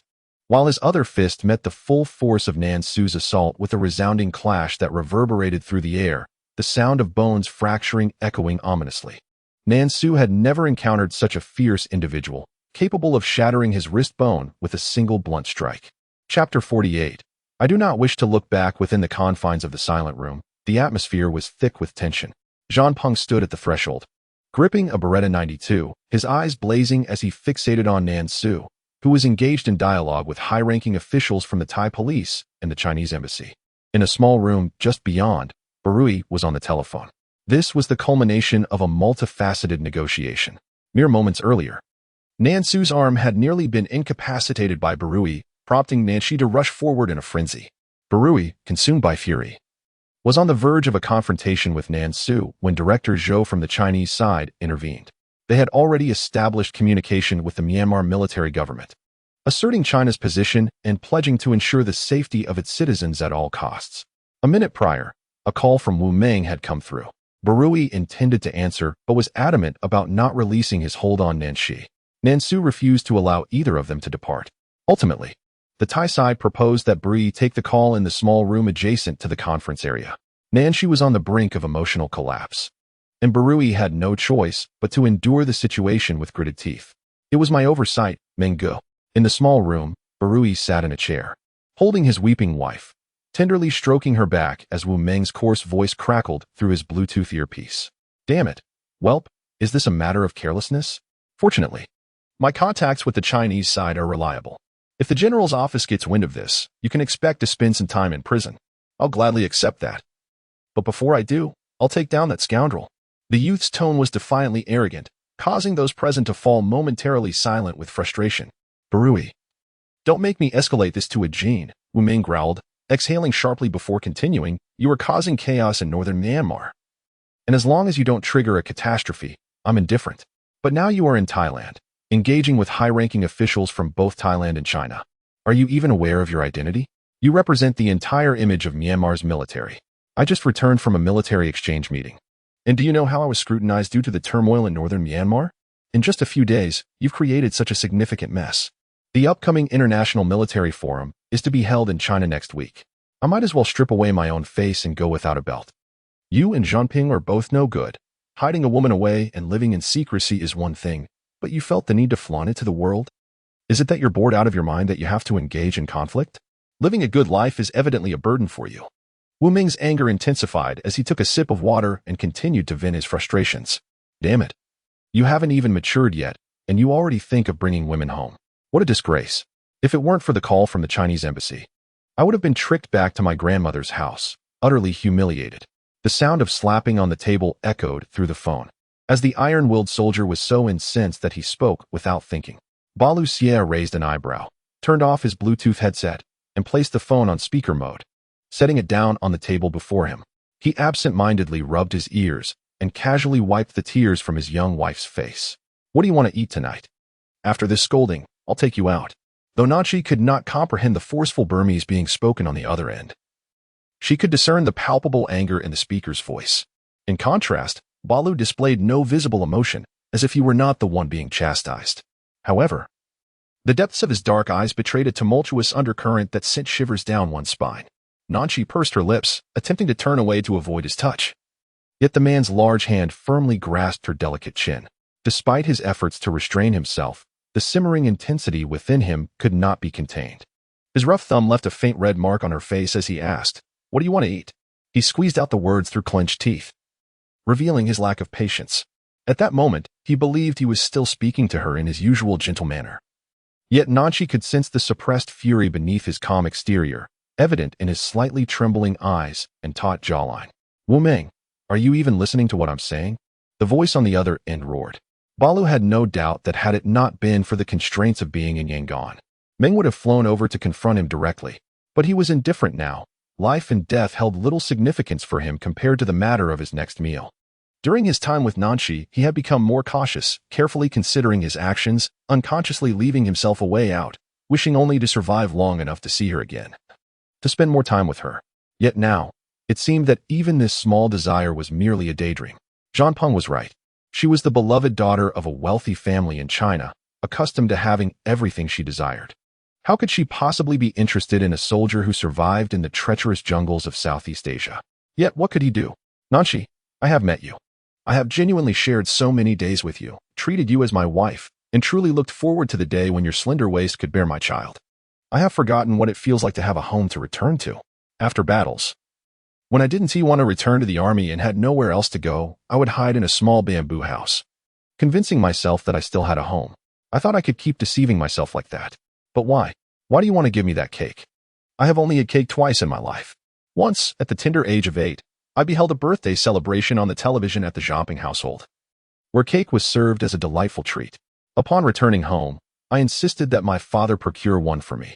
He took a long bus ride to the city and returned with a modest cake that has since faded from my memory, likely not tasting particularly exquisite. Yet, the very next day, tragedy struck, and my entire family was lost. What you provided me was my second encounter with cake. A delightful experience characterized by a subtle milky flavor that melted in my mouth with a velvety texture. At that moment, I found myself pondering whether your lips possessed a similar sweetness, softness, and fragrance. Nan Xiaoxi, you deceived me, yet I believed you wholeheartedly. My belief felt as though it must be genuine. In a fleeting instant, a tempest of emotion surged within Balu, as the cold winds of fate swept through. His dark, captivating eyes held a weight of unspoken words as he uttered, Mangu, I do not wish to look back, before abruptly ending the call. Cici. He lifted her with ease, positioning her upon his thigh, their breaths intermingling in an intimate dance. His large hand caressed her exquisite face, their foreheads touching as he roughly tousled her hair. Then, taking a deep breath, he drew her head into his embrace, closing his eyes. 1 second, 2 seconds, 3 seconds. Time flowed through Nanshi's mind with an unprecedented clarity. She sensed the weight of his decision, but the specifics remained elusive. In this strange silence, her previously tumultuous emotions began to settle.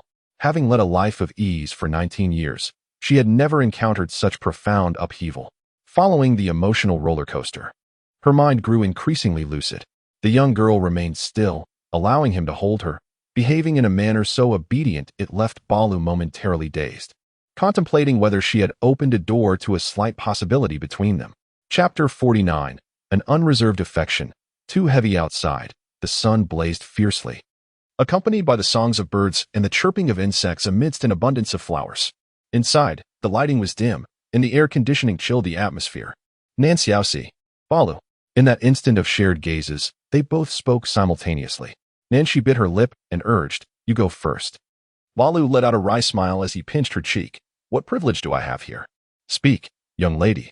The girl, her eyes glistening with conflict, paused for 2 seconds, her long, dark lashes casting soft shadows over her expressive eyes, concealing the tumult of emotions within. Balu, my brother has come to pick me up. Please allow me to return home. I am still studying and have family responsibilities. I cannot adapt to life in a foreign land. I implore you, please, she pleaded softly, her voice tinged with a gentle quiver and earnest yearning. She only exhibited such obedience when she sought something from him. Yet, with her brother, who bore no resemblance to her, she could act petulantly and whimsically. Nan Xiaoxi, what do you truly perceive me as? The man, brow furrowed, questioned through clenched teeth. Balu. Nankai gazed into the man's dark eyes, her own brimming with tears. Please, let me go. I merely appeared in your life at the wrong time. You have your own life, and to you, I am akin to a somewhat pleasing pet. I am Nankai. Balu interrupted her with gritted teeth, his eyes aflame with rage. If you intend to spout such nonsense, then silence yourself. Why? Nankai, why must you so cruelly trample on my feelings? Nankai felt a wave of helplessness wash over her. What compensation do you desire? I will do my utmost to satisfy you. I know my words may displease you, but apart from offering you compensation, I have no other recourse. Ultimately, I cannot return to you. The air around them chilled, thick enough to form icicles as the furious man let out a smile sharp as a blade. Compensation? He laughed, a wicked and roguish sound. You can offer your body, and I shall accept. The youthful beauty's face gradually lost its soft plea, her eyes becoming clear and indifferent. It seems you are not interested in a civil discussion. She pushed his hands away, rising to her feet. Before him, she raised her hand and slowly removed the imperial green bracelet from her wrist. I did not wish to reach this point. At the very least, I hoped for a dignified separation, but you have never cared about my feelings. After finishing her words, she placed the bracelet beside Balu's phone on the table and attempted to leave. Nang Kai, he uttered, his voice husky, still not lifting his gaze. I can go to Huagua with you, accompany you through your studies, and wait for you to graduate before you return to me. Would that be acceptable to you? This was the greatest concession he could offer. If he lived solely for himself, it would be manageable. However, behind him lay the lives and fortunes of many brothers. Defending Myanmar's north meant safeguarding Meng Ji's lifeblood, carrying the weight of thousands of lives on his shoulders. This was all he could offer. My dear, this is all I can provide, all for you. Is that all right? In an instant, the world seemed to freeze, and within the depths of the girl's heart, magma surged, nearly boiling the ice-encased soul. She had heard too many sweet nothings and witnessed too many superficial affections, feeling envy towards her classmates' syrupy romances. Yet, she never imagined that one day she would be profoundly shaken by a boy from Southeast Asia, whose words bore no embellishment. For days, she had forced herself to ignore his kindness, deliberately refrained from responding to his passionate feelings, and maintained a cold distance. Yet, in that moment, she found herself unable to feign ignorance. The weight of unreserved affection was overwhelming. Balu, with his face buried in his hands, crouched on the ground, weeping in despair and confusion. Why did he have to be this way? Why couldn't he be a little more heartless? At the very least, she could leave without guilt. Enough, do not cry. Your eyes will be ruined, he said, stepping closer and wrapping his arms around her slender waist. Let us go. Tell them you wish to return home with me, all right? I shall return to prepare and accompany you back to Hua country. Balu, please do not act this way. I implore you. Nanshi is in despair, unable to detach herself from Myanmar, just as I cannot separate from Hua country. We are from entirely different worlds, and I cannot bear the thought of leaving my homeland, nor can I endure your affections. Please let me go. At the very least, there remains a memory between us. I beg you. He will never comprehend the weight of a homeland for a girl raised in a peaceful nation, free from worry. He cannot fathom the torment of sleepless nights spent in fear while living in a foreign land. She does not reject a youthful, innocent love, but she cannot forsake her country for a flawed relationship, risking her whole life. Her mother sacrificed herself for a man and ultimately faded into despair and depression. She is not foolish enough to gamble on a man's elusive affections based on a fleeting moment or a few heartfelt words.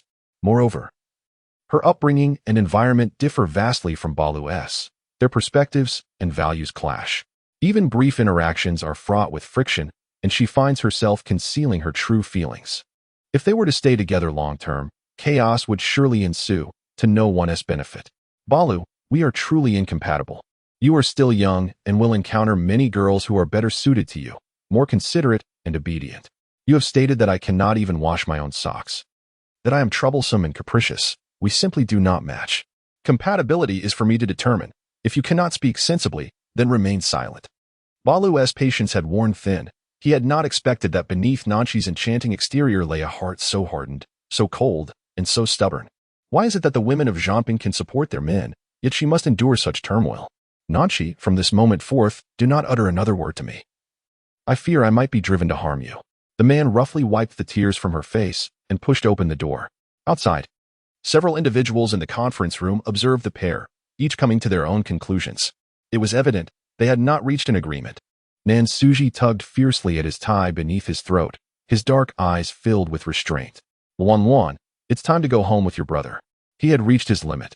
If that soldier continued to brazenly embrace his Luan Luan, he would have no choice but to issue a lethal command. Balu pressed his tongue against his cheek, his eyes flashing with a chilling intent. She is my wife. Wherever I am, that is her home. Who do you think you are? Put me down. Nanshi felt a mix of embarrassment, anger, and helplessness, yet she could do nothing against the foolish man. Desperately pinching the soft flesh beneath his arm. Calm down. I still have important matters to attend to. After uttering this, Balu set her down. Yet his iron-like arm remained firmly around her waist, an unbreakable shackle. The man arrogantly took a seat, glaring at the police chief across from him with a formidable gaze. Chief, are you certain you wish to escalate my personal affairs into a diplomatic incident? I fear your position may be too fragile to bear the consequences. No sooner had he spoken than both the police chief and Director Zhou's phones rang simultaneously. Chapter 50. What style does she possess? After concluding the phone call, the two individuals exchanged incredulous glances, both visibly astonished. Who exactly is this adolescent?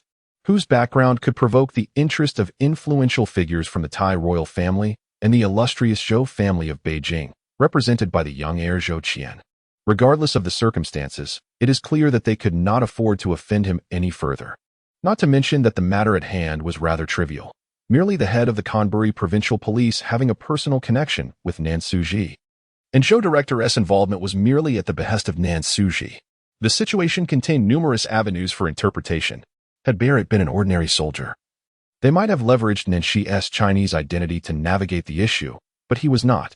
He held the rank of a senior officer within the Northern Alliance of Myanmar. Within less than 20 minutes of entering the police station, he had already stirred the attention of high-ranking military officials, and soon after, members of the Thai royal family and the scions of China's elite families also took notice. This indicated that the young man was not to be trifled with, nor was the individual he intended to escort, should he insist that he was merely saving someone. Claiming that the girl willingly accompanied him, only to have her relatives suddenly intervene, this would devolve into a matter of personal relationships between the couple. To cause such a commotion in the affairs of others would be a source of embarrassment for all parties involved, and the situation was far from straightforward. Mr. Nan, might there be a misunderstanding regarding this matter? Zhou Director was the first to speak. His distant cousin Zhou Qian, who had always held himself aloof from meddling in others' affairs, had come to him despite their familial ties, which dated back to their grandfathers being brothers. In a bid to return to Beijing, he had set aside his pride and visited the Zhou family estate, where Zhou Qian was merely a studious youth clad in home attire. Yet his aristocratic demeanor was unmistakable. Even then, it was evident to him that some individuals are inherently destined for positions of power. Today, Zhou Qian had taken the initiative to call, asserting that his younger brother was merely naive, embarking on a youthful romance without parental consent, leading them to flee to Thailand, with no implication of human trafficking whatsoever. This casual remark effectively redefined the nature of the incident.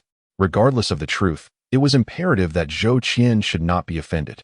You assert that your sister was kidnapped, yet it is evident that this young man is in a romantic relationship with her. Mr. Nan, while it is important to educate the young ones at home, creating a scene of such magnitude serves no one's interests, does it? Family matters should be resolved behind closed doors. Upon finishing his statement, Zhou Director's secretary approached, indicating that urgent business awaited his attention, thus providing an opportunity for him to depart. At this juncture, Nan Suji understood that through conventional means, the individual could not be taken away. He regretted underestimating his opponent, having presumed him to be an inconsequential soldier without significant connections. He had not anticipated that this youth would prove to be a formidable character. The expression on the police chief's face had shifted from its previous sternness, aligning with Zhou Director's narrative, characterizing the incident as a case of eloping lovers pursued by the girl's family, thereby seeking to facilitate a private reconciliation before making his own exit. At this moment, only the couple, Zhang Peng, along with Ba Lu, Nen Shi, and Nan Suji remained in the room. Brother, perhaps you should go to the hospital first. Nan Shi gazed at Nan Suji's trembling right hand, her heart heavy with sorrow and guilt. Ba Lu had the ability to send those adversaries away defeated, indicating that her brother was no match for him. With no alternative but to compromise, she wished to avoid further burdening her brother. I'm fine, Wan. Nan Suji replied, shutting his eyes to suppress the surge of anger within him. Moments later, he turned to face Ba Lu's wolf-like gaze. Speak.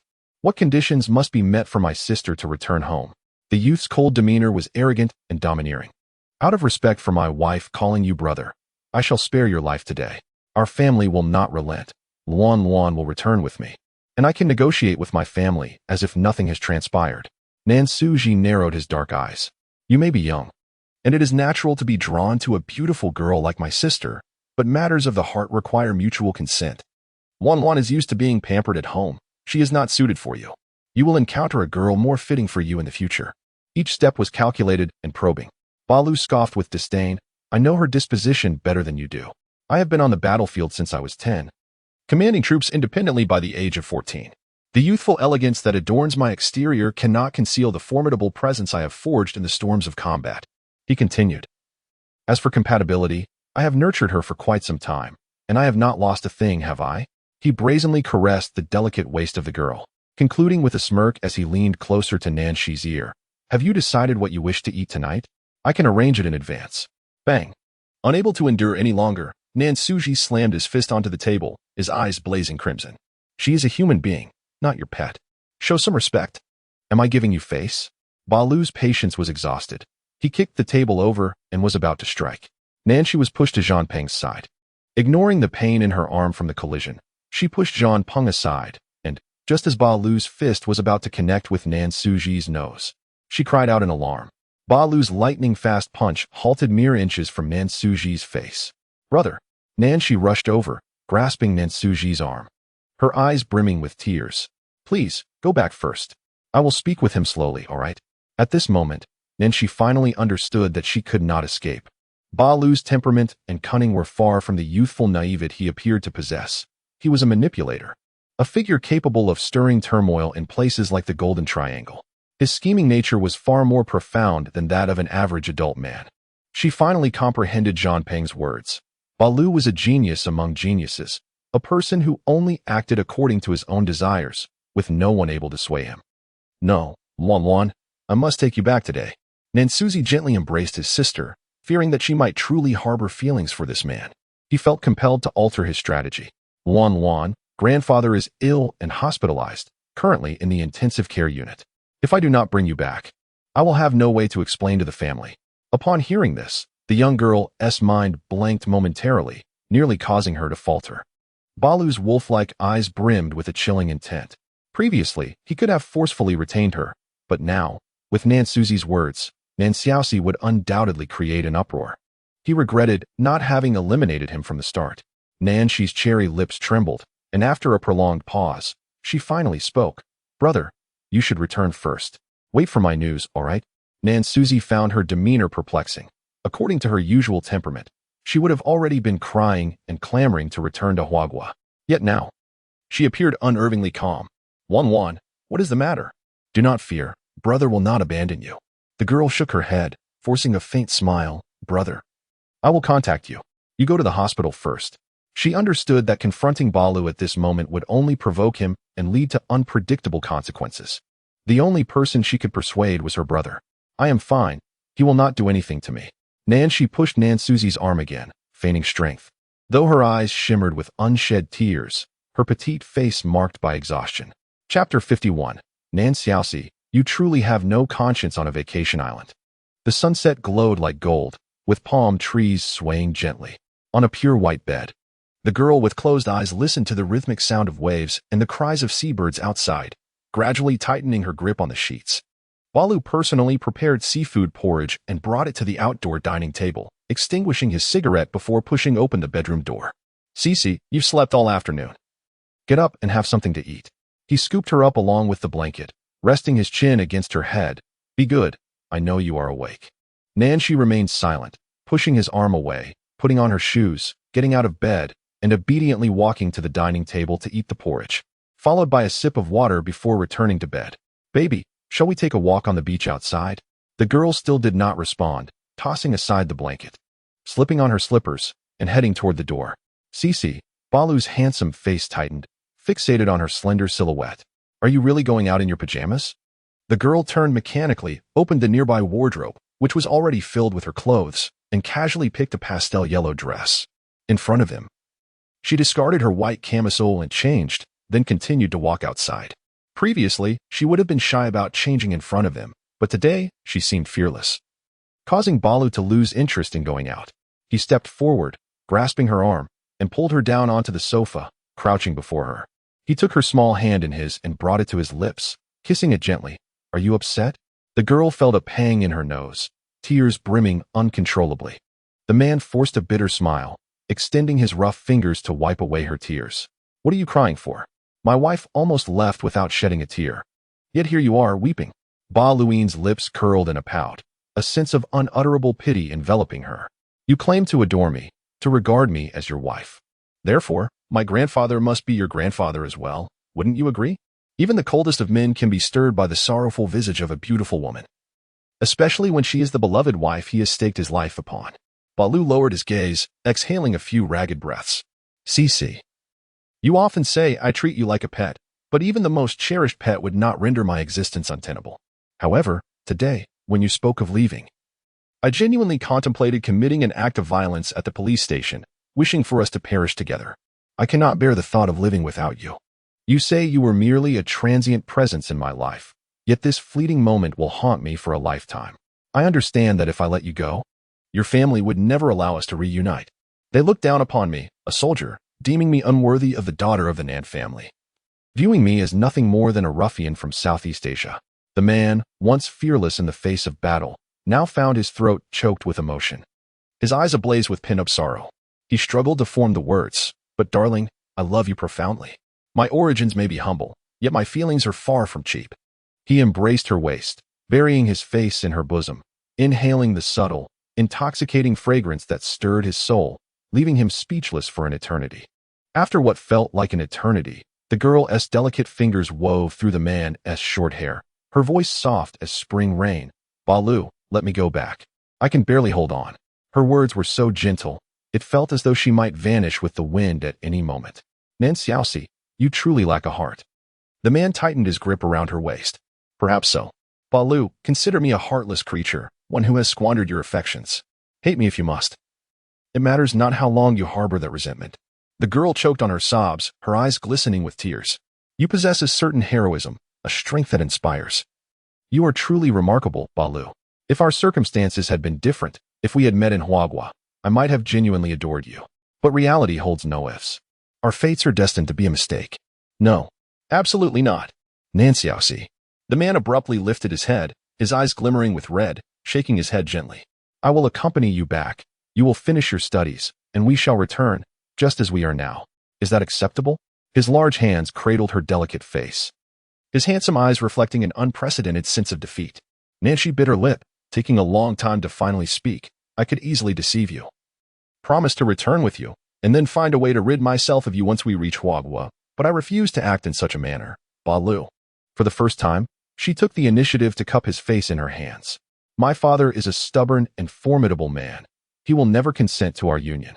If he discovers your existence, he will surely devise every means to separate us, and my brother will assist him. My family is rather intricate, although I have been indulged and pampered since childhood. There is one truth I hold dear. The decision of with whom I shall eventually unite is not solely mine to determine. I may engage in a romantic dalliance with a young man out of affection, yet the choice of a marriage partner must undoubtedly align with the interests of my family. This is the price I pay for the privileges I enjoy, and it is a responsibility that has been instilled in me from a tender age. Many young women in our circle share this sentiment. This, indeed, is the underlying reason for the incompatibility I perceive." Nancy herself is perplexed as to why she confides these thoughts to Barui. She has never voiced such sentiments to anyone, not even to Nan Suzy, to whom she has never revealed a whisper of her burdens. Then why return? Barui suddenly rises, enveloping her in his embrace, his teeth clenched in frustration. "Am I not worth more than some stranger? Nancy, you must be out of your mind. You fail to comprehend the intricate entanglements of interests among the old and new families of Yunqing. Although our family appears prosperous, due to my father's decision to pursue business rather than politics, the Nans have already begun to decline. We can only preserve the family's standing through strategic alliances with other clans. In Yunqing, there are merely 3 families capable of such ties, all of whom bear sons. My father has long harbored intentions of marrying into them. I have no choice, Barui. This is my responsibility, and I cannot be a coward. Is Nan Suzy's mother inept? Must a young woman lead the charge?" Barui is incensed, his frustration palpable. "Nancy, you are mine, and dare not entertain the thought of marrying another man. Dream on." Barui, lacking the patience to hear more, pulls her out the door. The beach is sparsely populated, yet the atmosphere is vibrant. As twilight descends, colorful lights twinkle with lively illumination. The two walk barefoot on the sand, Nancy leading the way, her long hair tousled by the sea breeze, the pale yellow floral ankle-length dress slightly lifted by her hands, revealing a glimpse of her fair, translucent calves. Barui trails behind, clad in a black shirt and shorts, exuding youthful vigor, his dark eyes never straying from his petite wife ahead. They continue walking until the last vestiges of blue in the sky are devoured by the encroaching darkness. Barui muses on the prospect of walking endlessly to the very ends of the earth until their hair turns white, a beautiful thought. From a distance, the sounds of lively singing reach them, emanating from a bar hosting an outdoor party. Nancy, she suddenly halts, turning back with a radiant smile that rivals the brilliance of the sun, her eyes sparkling like a sea of stars. In that moment, Barui casts aside all his frustrations, affectionately reaching out. What is it? There's someone singing over there. Let us go take a look. The young man affectionately ruffles her hair. All right. Chapter 52. When this scar fades, I will forget you. On the tropical beach, a youthful band plays a metallic rock tune. While the surrounding men and women sway to the rhythm, the atmosphere fervent and electric. Occasionally, stunningly voluptuous women would step onto the stage to interact with the singers, while others presented an array of vibrant flowers. A beautiful Asian girl, grasping the hand of a handsome and resolute young man, squeezed her way into the lively crowd, clapping in time with the music. She was utterly absorbed in the evening, momentarily forgetting the unpleasantness that had transpired earlier, and even fully opening her heart, shedding her previous reserve and indifference. It was as if she and Barrett were indeed a newlywed couple on vacation. From the moment she took his hand, Barrett began to feel disoriented. He dared not ponder what might be amiss with her and numbed himself, refraining from asking questions. He feared that this fragile happiness, akin to a soap bubble, would shatter upon the slightest touch, and thus he allowed himself to be led into this blissful oblivion by her. Barrett, let me sing you a song. Suddenly, the girl beside him turned, her eyes sparkling with joy. The young man produced a $100 bill, handing it to the band in exchange for a rendition of a song that belonged solely to her. Let bygones be bygones. Life has already seen enough storms. Though memories cannot be erased, love and hate still linger in the heart. Truly, one must sever ties with the past to allow tomorrow to flourish. Do not relentlessly pursue news of me. Why can't you understand? Where there is love, there is pain. One day you will realize that life without me remains unchanged.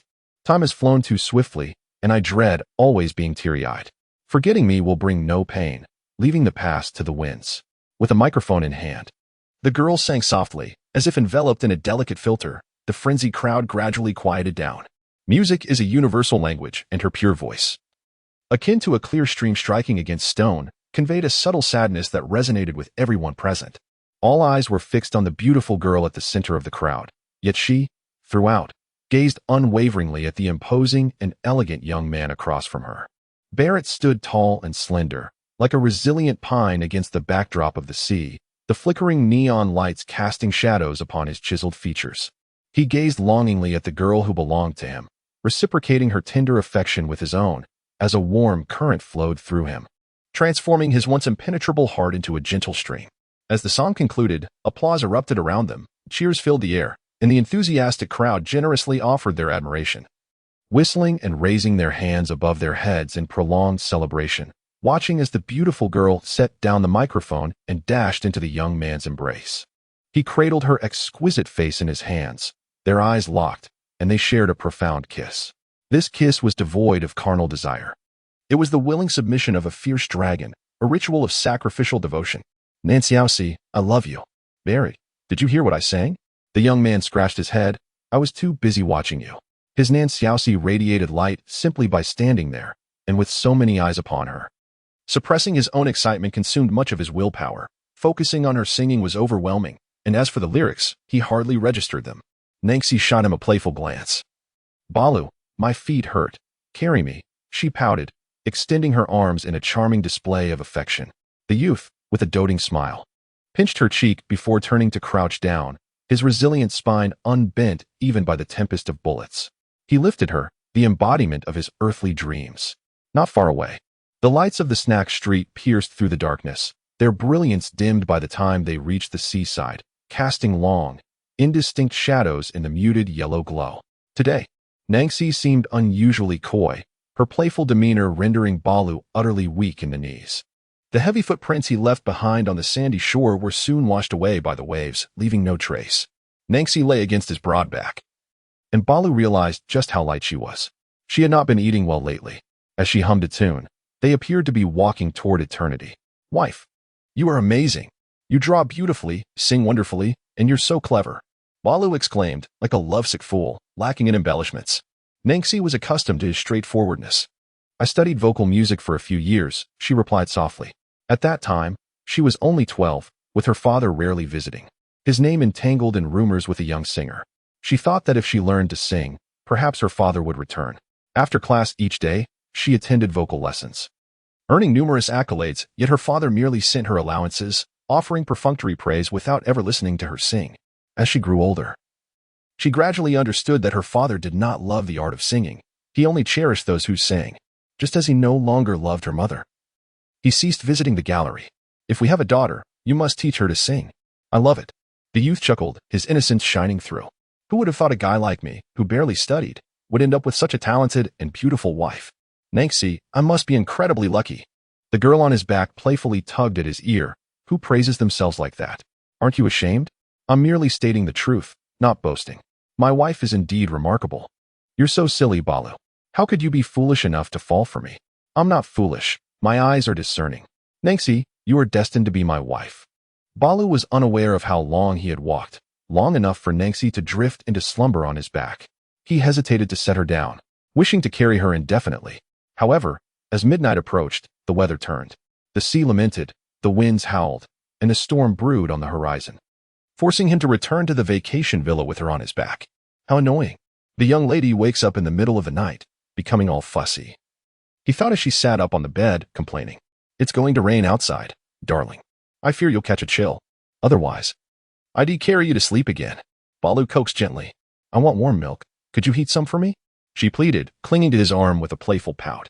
He truly adores this South Siaosi. As the milk warms, Nanchi takes a sip and offers a taste to Balu. "South Siaosi, drink up, once you finish. You can sleep well. Tomorrow, I shall take you diving. I have arranged to set sail with Zhamping at 8 in the morning. I cannot drink any more," she confesses. Sitting upon the man's lap, she brings the remaining half-cup of milk to his lips. "If you cannot drink, then sleep. Why do you insist on making me drink? You should drink.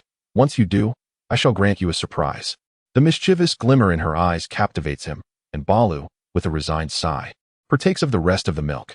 Setting down the cup, she unexpectedly cups his chiseled face and kisses him with fervor and zeal. A burst of fireworks explodes in Balu's mind, enveloping him in a euphoric daze, rendering him oblivious to the passage of time.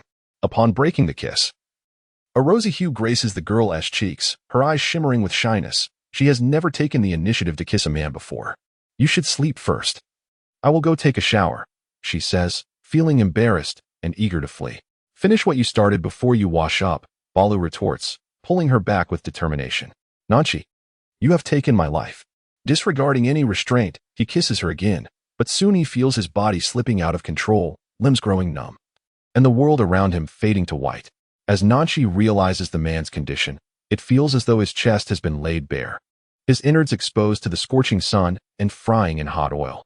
"Nanchi, how could you treat me this way? How dare you?" Holding his face, her beautiful eyes brim with remorse, tears cascading down her cheeks. "I am sorry, Balu. You must hate me. I have given you all that I can. Today, I have treated you as a husband. Just for this day, it is enough. In my lifetime, I have only this day. With a true husband, there are no regrets. In the future, find a good girl who truly loves you and live a good life." By the end of her words, she is weeping uncontrollably. Removing the bracelet he had forcefully placed back on her pale wrist, she slips it into his pocket. Approaching the door, she hesitates and then returns, biting down fiercely 3 inches below his collarbone. "Once this scar fades, forget me, will you? Do not dwell in hatred." With that, she turns resolutely, plunging into the night, leaving behind a man with a single tear tracing down his cheek. Chapter 53. You are not worth a long love. Nan Suji possesses a private laboratory in Singapore, where he conducts research on top-tier neuropharmaceuticals. Before his sister departs, he removes the cufflinks from his shirt and places them in her hand. Years of sibling bonds communicate volumes without words. The bar's neon sign subtly hints at the Nan family's enterprises in Southeast Asia, raised in an elite educational environment. The young woman requires only the faintest clue to unravel the entire scheme.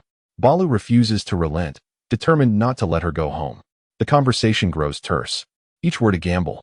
She cannot risk the Nan family's future and her life on the fleeting infatuation of an 18-year-old.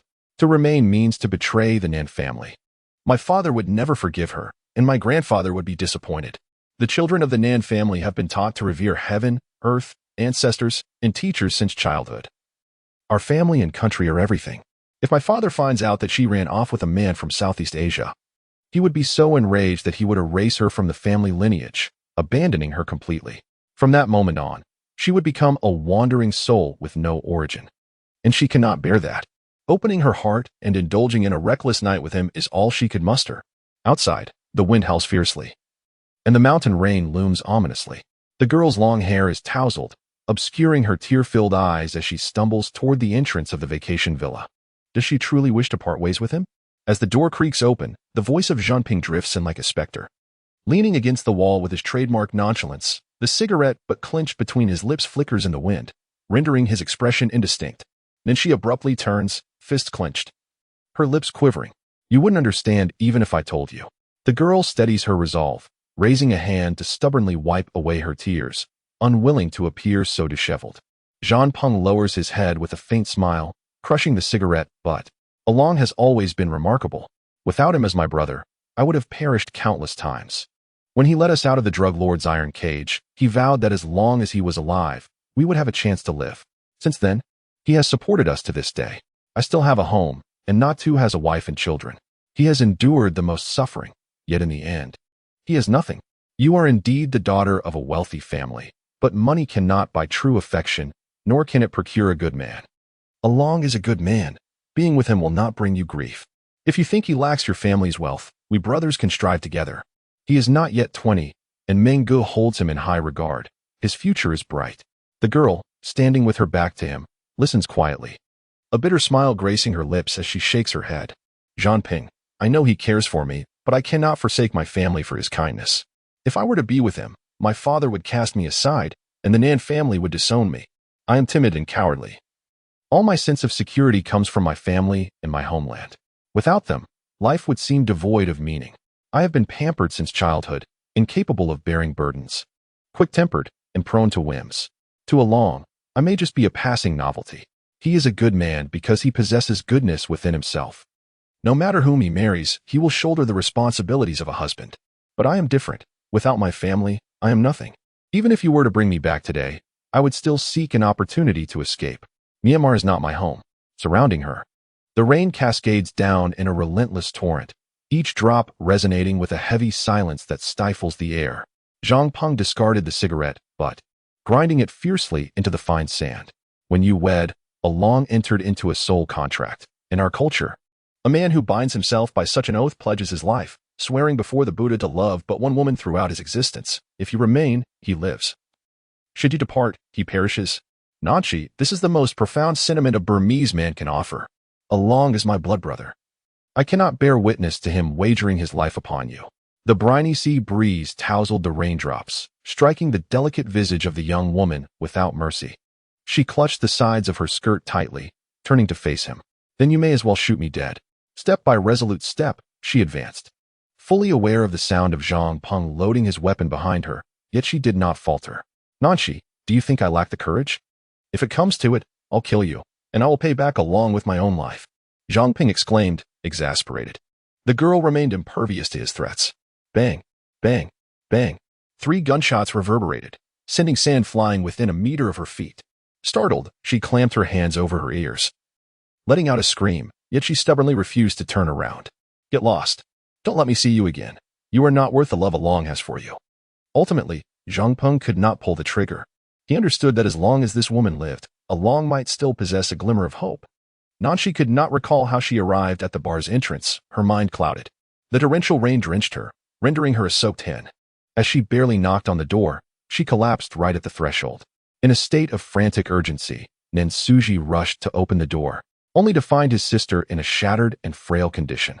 With a heart full of sorrow, he gathered her into his arms and instructed the driver to prepare for immediate departure. The helicopter tore through the curtain of rain, soaring into the heavens, accompanied by the roar of the rotor blades, whisking away the once young and lonely dragon, taking with it the last remnants of his worldly aspirations. On board the private jet, Nansuji held his sister tightly, unwilling to release her for even a moment. Their destination was Malaysia, to his private island, which he had purchased 3 years prior. He had commissioned a renowned Italian designer, investing a fortune to construct a magnificent estate resembling a white seashell, fulfilling a promise he made to his sister in their youth. When he was first brought to the Nan household, their gentle adoptive mother introduced his sister to him, saying, Suji, this is your sister. You must protect her well. His mother always referred to his sister as Nan Nan, but as he had just begun to learn Mandarin, his pronunciation faltered, and he often called her Luan Luan. leaving her to ignore him, causing him to stand there in embarrassment, unsure of what to do. His mother, smiling reassuringly, suggested, "I think Wan Wan sounds lovely. It's a name given by her brother. From now on, I'll join you in calling her Wan Wan, all right?" After his mother changed her address, his sister began to pay attention to him, constantly pestering him. "Brother, will you be my prince? I'm a little princess." He would grasp his pant legs tightly, mechanically nodding, indulging his sister dressed in her splendid princess gown, playing the game of marriage. "Dear prince, will you earn a fortune in the future to build me a palace like a seashell?" The delicate sister, resembling a finely crafted doll, blinked her eyes in anticipation as she inquired. "Certainly, Lun Luan, once I construct the shell castle, we shall wed, shall we?" The sister twirled in front of him, lifting her skirts, exclaiming, "Yes, yes. On our wedding day, I shall perform the most beautiful waltz in the world. It will be a sight to behold." That promise remained etched in his memory for many years. Their father wished to treat Lun Luan as a commodity, to be sold at the right price. But that would not come to pass. The man squinted his dark eyes, saying, "Lun Luan, do not fear. I shall take you to your castle. From now on, you shall be the little princess cradled in your brother's hands. No one shall separate us, not even our father." Chapter 54. Do you dare to shoot at my wife? "Sir." A loyal confidant observed his master's infatuated and frenzied demeanor, ultimately mustering the courage to speak. "I believe that now is not the best time to take the young lady away." Nan Su Ji remained still, resting his chin atop his sister's head, eyes closed. "Dama, do not persuade me. This is my only wish." Dama bit his lip, lowering his gaze, inhaling deeply for a few seconds, summoning courage. He understood that the consequences of impulsiveness could be dire, and the wisdom of temporarily relinquishing would lead to a longer-lasting outcome. The half-faced Buddha had attracted attention from Tai Fong, suffering significant losses and planning to relocate his factory to a village in the north of Myanmar, which was his stronghold. His men had sought me out numerous times, but I had not met with them. He was nearing his breaking point. "Sir, for his goods to leave northern Myanmar, they must pass through our docks. This is a once-in-a-lifetime opportunity. The quality of half-faced Buddha's goods is excellent, and the market supply is abundant. If we seize control, it would not be an exaggeration to say we could fill trucks with money. Within a year, your private army could be equipped with the most advanced weapons on the market, allowing you to dominate Southeast Asia. The old master could no longer constrain you, and obtaining the young lady would be but a matter of your word." Nan Su Ji's eyes, hidden behind golden-rimmed glasses, were deep and inscrutable, remaining silent for a prolonged moment. Indeed, he understood that enduring this moment of impulse and waiting for a more opportune time was the wiser choice. Yet, when it came to Lun Luan, he had always acted with impulse. "Sir, you have been patient for so many years, and it seems you are on the cusp of success. Do not falter at the final hurdle. The young lady remains under your control. She cannot escape. Why must you confront the old master at this juncture?" The man's chest rose and fell violently, his left hand gripping the girl, its knuckles turning pale. He gazed down at his sister's exquisite sleeping face, kissing her forehead, suppressing the tremor that coursed through him, even as strands of her hair brushed against his brow. "Return to YNCHing. Lun Luan, grant me 3 more years. After you graduate from university, I shall build you a castle in the sky." By the seaside villa, BL lay straight on the bed, while ZNPing sat across on the sofa, chain-smoking one cigarette after another. As the doctor departed, he remarked that Aaron had been afflicted by a neurotoxin. Fortunately, the dosage had been meticulously controlled. It merely paralyzed his limbs. In 8 to 12 hours, the toxin would be metabolized by the body, and with ample hydration, there would be no lasting issues. Damn it, that woman has truly lost her mind. With the dawn breaking, a mere 8 hours had passed, yet the wait felt interminable. Zhang Peng, agitated, tugged at his short hair and called the villa's steward to arrange a nutritious meal for his wife, while he uncapped a bottle of beer and gulped it down. Suddenly, the figure on the bed collapsed onto the floor. Zhang Peng rushed over to assist, but was halted by Barley's raised hand. He stretched his neck, rubbed his temples, and shook his heavy head before stabilizing himself with one hand on the bed. Silence enveloped him as he moved to the sofa, opening bottle after bottle of mineral water, urging Aaron to drink more slowly. Zhang Ping attempted to intervene, but Barley pushed his hand away. After downing a 4th bottle, Barley took a few sips, then poured the remaining water over his head, burying his hands in his short hair for a full 2 minutes, finally feeling his strength returning before rising. He retrieved a 1911 pistol from his lower back, chambering a round with a crisp click. His thin lips formed a straight line, exuding an aura of lethal intent as he strode towards the exit. Aaron, it's been 8 hours. She has likely flown back to Huagua by now. Zhang Ping urged with difficulty. Let it go. What does it matter? That heartless woman, even if you bring her back, what then? She must have been coerced by Nashu. If I eliminate him, she will have no fear and will return to share a life with me. His voice was hoarse and painful, reminiscent of a dry, weeping pipe. As if he were speaking to Zhang Peng and yet also to himself. Can you stop deceiving yourself? I pointed a gun at her head, and she still walked away. No one forced her. She left of her own accord. Zhang Ping felt a pang of sorrow within, in his heart. Barley was a valiant man of unyielding spirit, a hero forged of steel. Witnessing him bedridden for a woman was more painful than killing him. He harbored a profound loathing for her. Aaron, she is not worth it. I know better than you whether she is worth it. The man, teetering on the brink of madness, had eyes blazing with fury as he gripped his brother's collar, his teeth clenched. Are you dead? You watched her leave with your own eyes? Zhang Peng, I considered you a brother. You let my wife escape? I had my gun drawn. And she didn't look back. How could I keep her? Tell me, if I capture her and bind her, will she still not turn against you? This time it was a neurotoxin, but what will it be next? You truly are reckless, shoving anything into your mouth, aren't you? Would you dare to fire at my wife, Zhang Ping? You bastard. At last, Barley could no longer contain himself. He swung a fist at his brother's jaw. Where do you think you're going? Damn it, I will end you. Zhang Ping has also risen to prominence, roaring at his good brother, expressing deep regret for not having killed her. After all, seeing you in this state, you won't survive much longer. It would be better for you both to perish together, to spare the agony of a half-life. Zhang Ping's words thoroughly enraged Balu, whose mind was consumed by a singular thought. Nin Xiaoxi had been shot, and it was his brother's doing. She would never forgive him. A fist, as solid as steel, came crashing down, and Zhang Ping did not evade or flinch, meeting the blow with a punch of his own. The two engaged in a fierce exchange, each refusing to yield. Suddenly, the bedroom door was violently kicked open from the outside, causing the two combatants to halt in unison, turning to face the entrance. A man stood silhouetted against the light, impeccably dressed in a tailored suit that accentuated his upright posture, exuding an air of noble grace akin to a bright moon and a gentle breeze. He uttered not a word, casting a cold glance at the two grappling wolves before striding over to the sofa, crossing his long legs. He retrieved a cigarette from his pocket, tilting his head to ignite it. A pale blue smoke slowly ascended from his fingertips, curling above him, as the atmosphere around them gradually cooled. Fight, continue fighting. Hong Jin's expression remained impassive, his tone devoid of inflection. Jin Ge, what brings you here? Balu released Zhang Ping, straightened his attire, and casually took a seat on the sofa. He picked up the cigarette box that Hong Jin had tossed onto the coffee table, pulling one out for Zhang Ping and another for himself.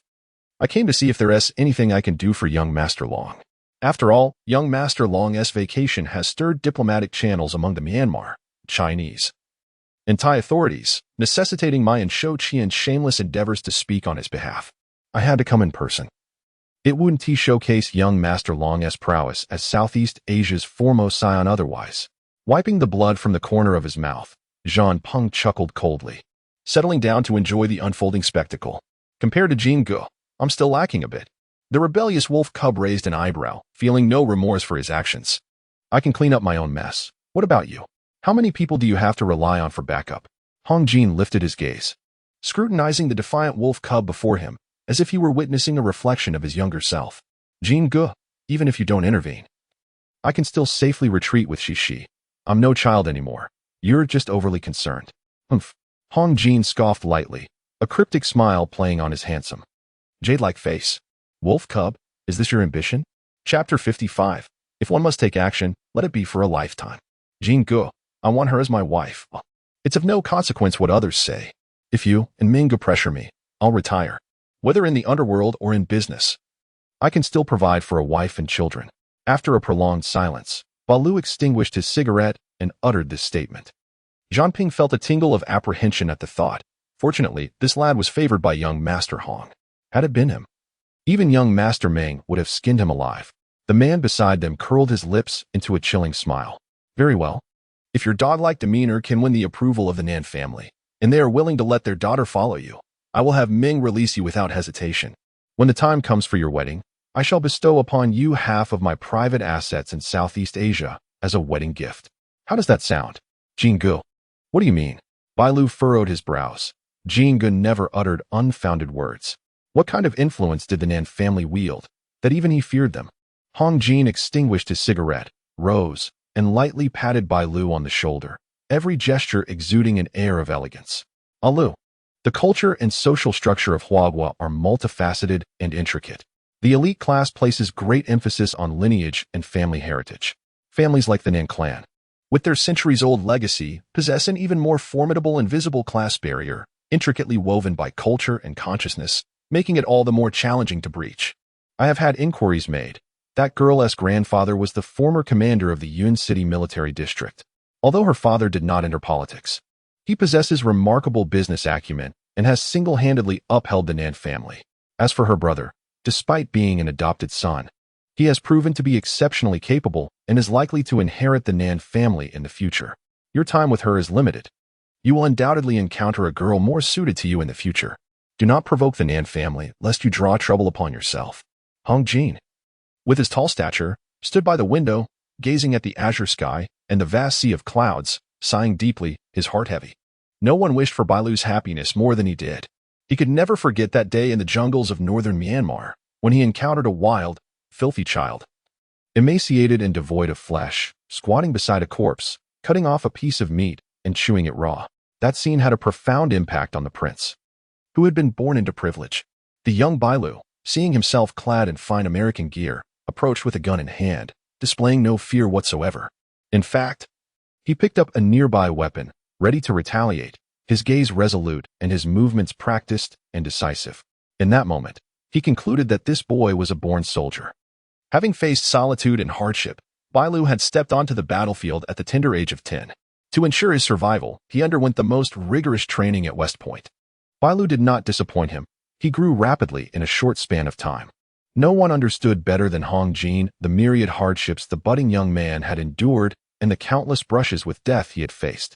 If only he could wish for that girl to remain by Bailu's side, providing a harbor for his lonely heart.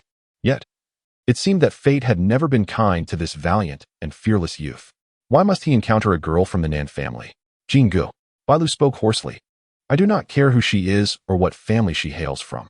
To me, she is merely the girl I rescued amidst great peril, my Nan Xiaoxi.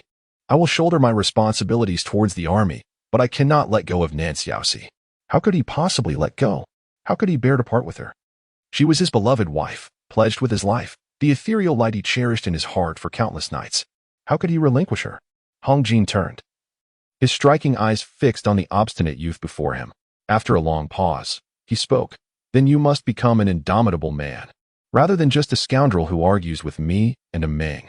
Once you have sharpened your skills, then you may tackle the tough challenge that is the Nan family. The prince's time is precious. Managing to intervene with his troublesome younger brother during the Southeast Asia Economic Forum was already a formidable feat. With a terse admonition to resolve his affairs and report to the military academy, he departed in haste. For an entire day, Barrett sat by the seashore, gazing at the turbulent azure waters, immobile and inscrutable. No one could fathom his thoughts. When Zhang Peng came to visit that evening, Barrett remained there, blending seamlessly with the surrounding desolate rocks. His good friend shook his head and silently left with his pregnant wife. Once the scar heals, forget me. Do not dwell in hatred, were the last words spoken to him by Nan Xiaoxi before her departure. Yet, Nan Xiaoxi, while hatred may fade, what of love? How shall I accommodate this love? They say I will encounter a finer maiden, but only I know that you are the finest. No one surpasses you. Since you left, no one can ever be you, nor may they. He retrieved a vial of medication from his pocket, expressionless as he sprinkled it upon the bite marks on his chest. The wound corroded instantly, oozing crimson droplets. Nan Xiaoxi, this scar is destined to remain for a lifetime. You are fated to be with me eternally. The sting of the wound brought a sharp sensation, and he seemed to feel the faint warmth of Nan Xiaoxi's lips when she had bitten him. Nan Xiaoxi, I do not wish to be your husband for merely a day. If I am to be, let it be for a lifetime. The situation in northern Myanmar was rapidly evolving. Suddenly, a group of well-equipped mercenaries appeared in the tropical jungles surrounding Muse, their true intentions shrouded in mystery. Wu Meng, overwhelmed in Yangon, paid no heed to his subordinates' trifling grievances, cursing late into the night. Damn it, if you're not dead, get moving. Tu has already gone to fetch you, and Zhang Ping. If you continue to dawdle and embarrass me, I'll have both of you eliminated. Zhang Ping, cradling his still-sleeping wife, grumbled as he boarded the helicopter. I cursed when I was a soldier, and I curse now that I am an officer.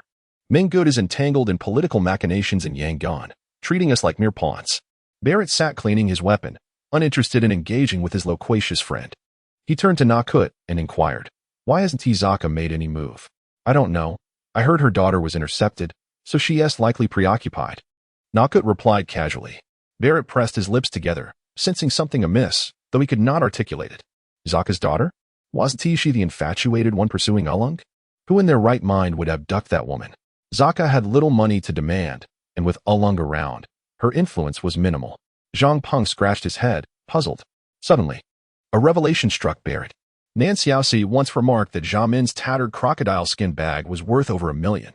At that time, he was so preoccupied with winning her over that he overlooked critical information. Zhaka was not as simple as he appeared. The military expenses of the alliance were self-funded, and Zhaka had always feigned poverty in front of others, unwilling to let his comrades who fought alongside him suffer. Together with Menggu, they devised numerous ways to generate income. Aside from Zhaka's trusted confidants, even the money for groceries was sourced from them. Zhaka had to support his confidants, cultivate relationships, provide for his large family, and maintain a number of concubines and illegitimate children. With his daughter flaunting $1 million back, where did he acquire such wealth? After returning, I instructed someone to get close to Zhaka and uncover the true sources of his income beyond the transparent ones.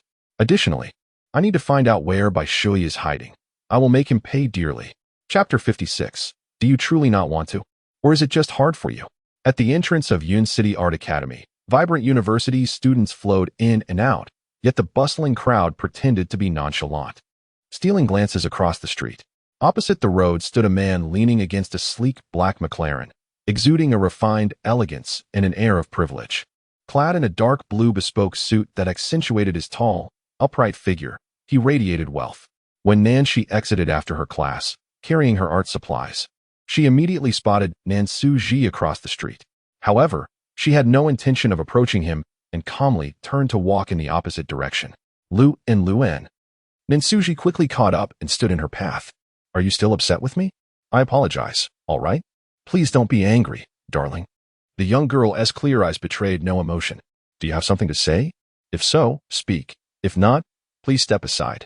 Luan. Must you speak to me this way? Nansushi adjusted his glasses, furrowing his brow. Nancy remained silent, turning her face away.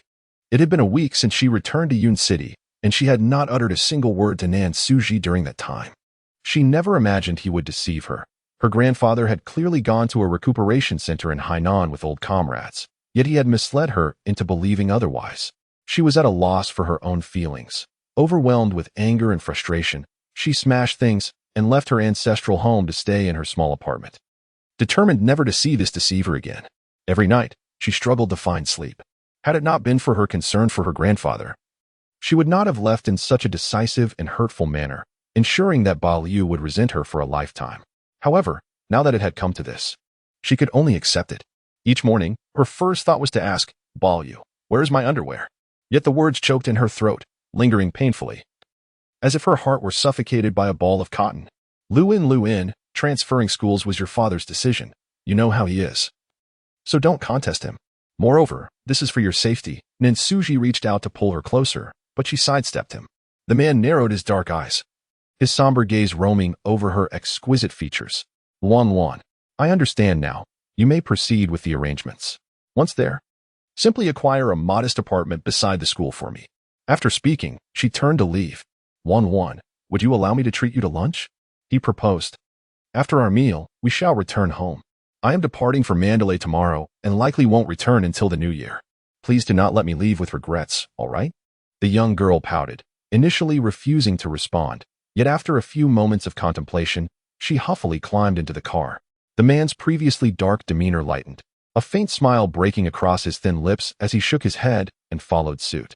The confined space within the vehicle was filled with the cool, ethereal fragrance emanating from the girl, more intense than before, occasionally wafting into his senses. The man tugged at his tie in irritation, an inner fire igniting within him.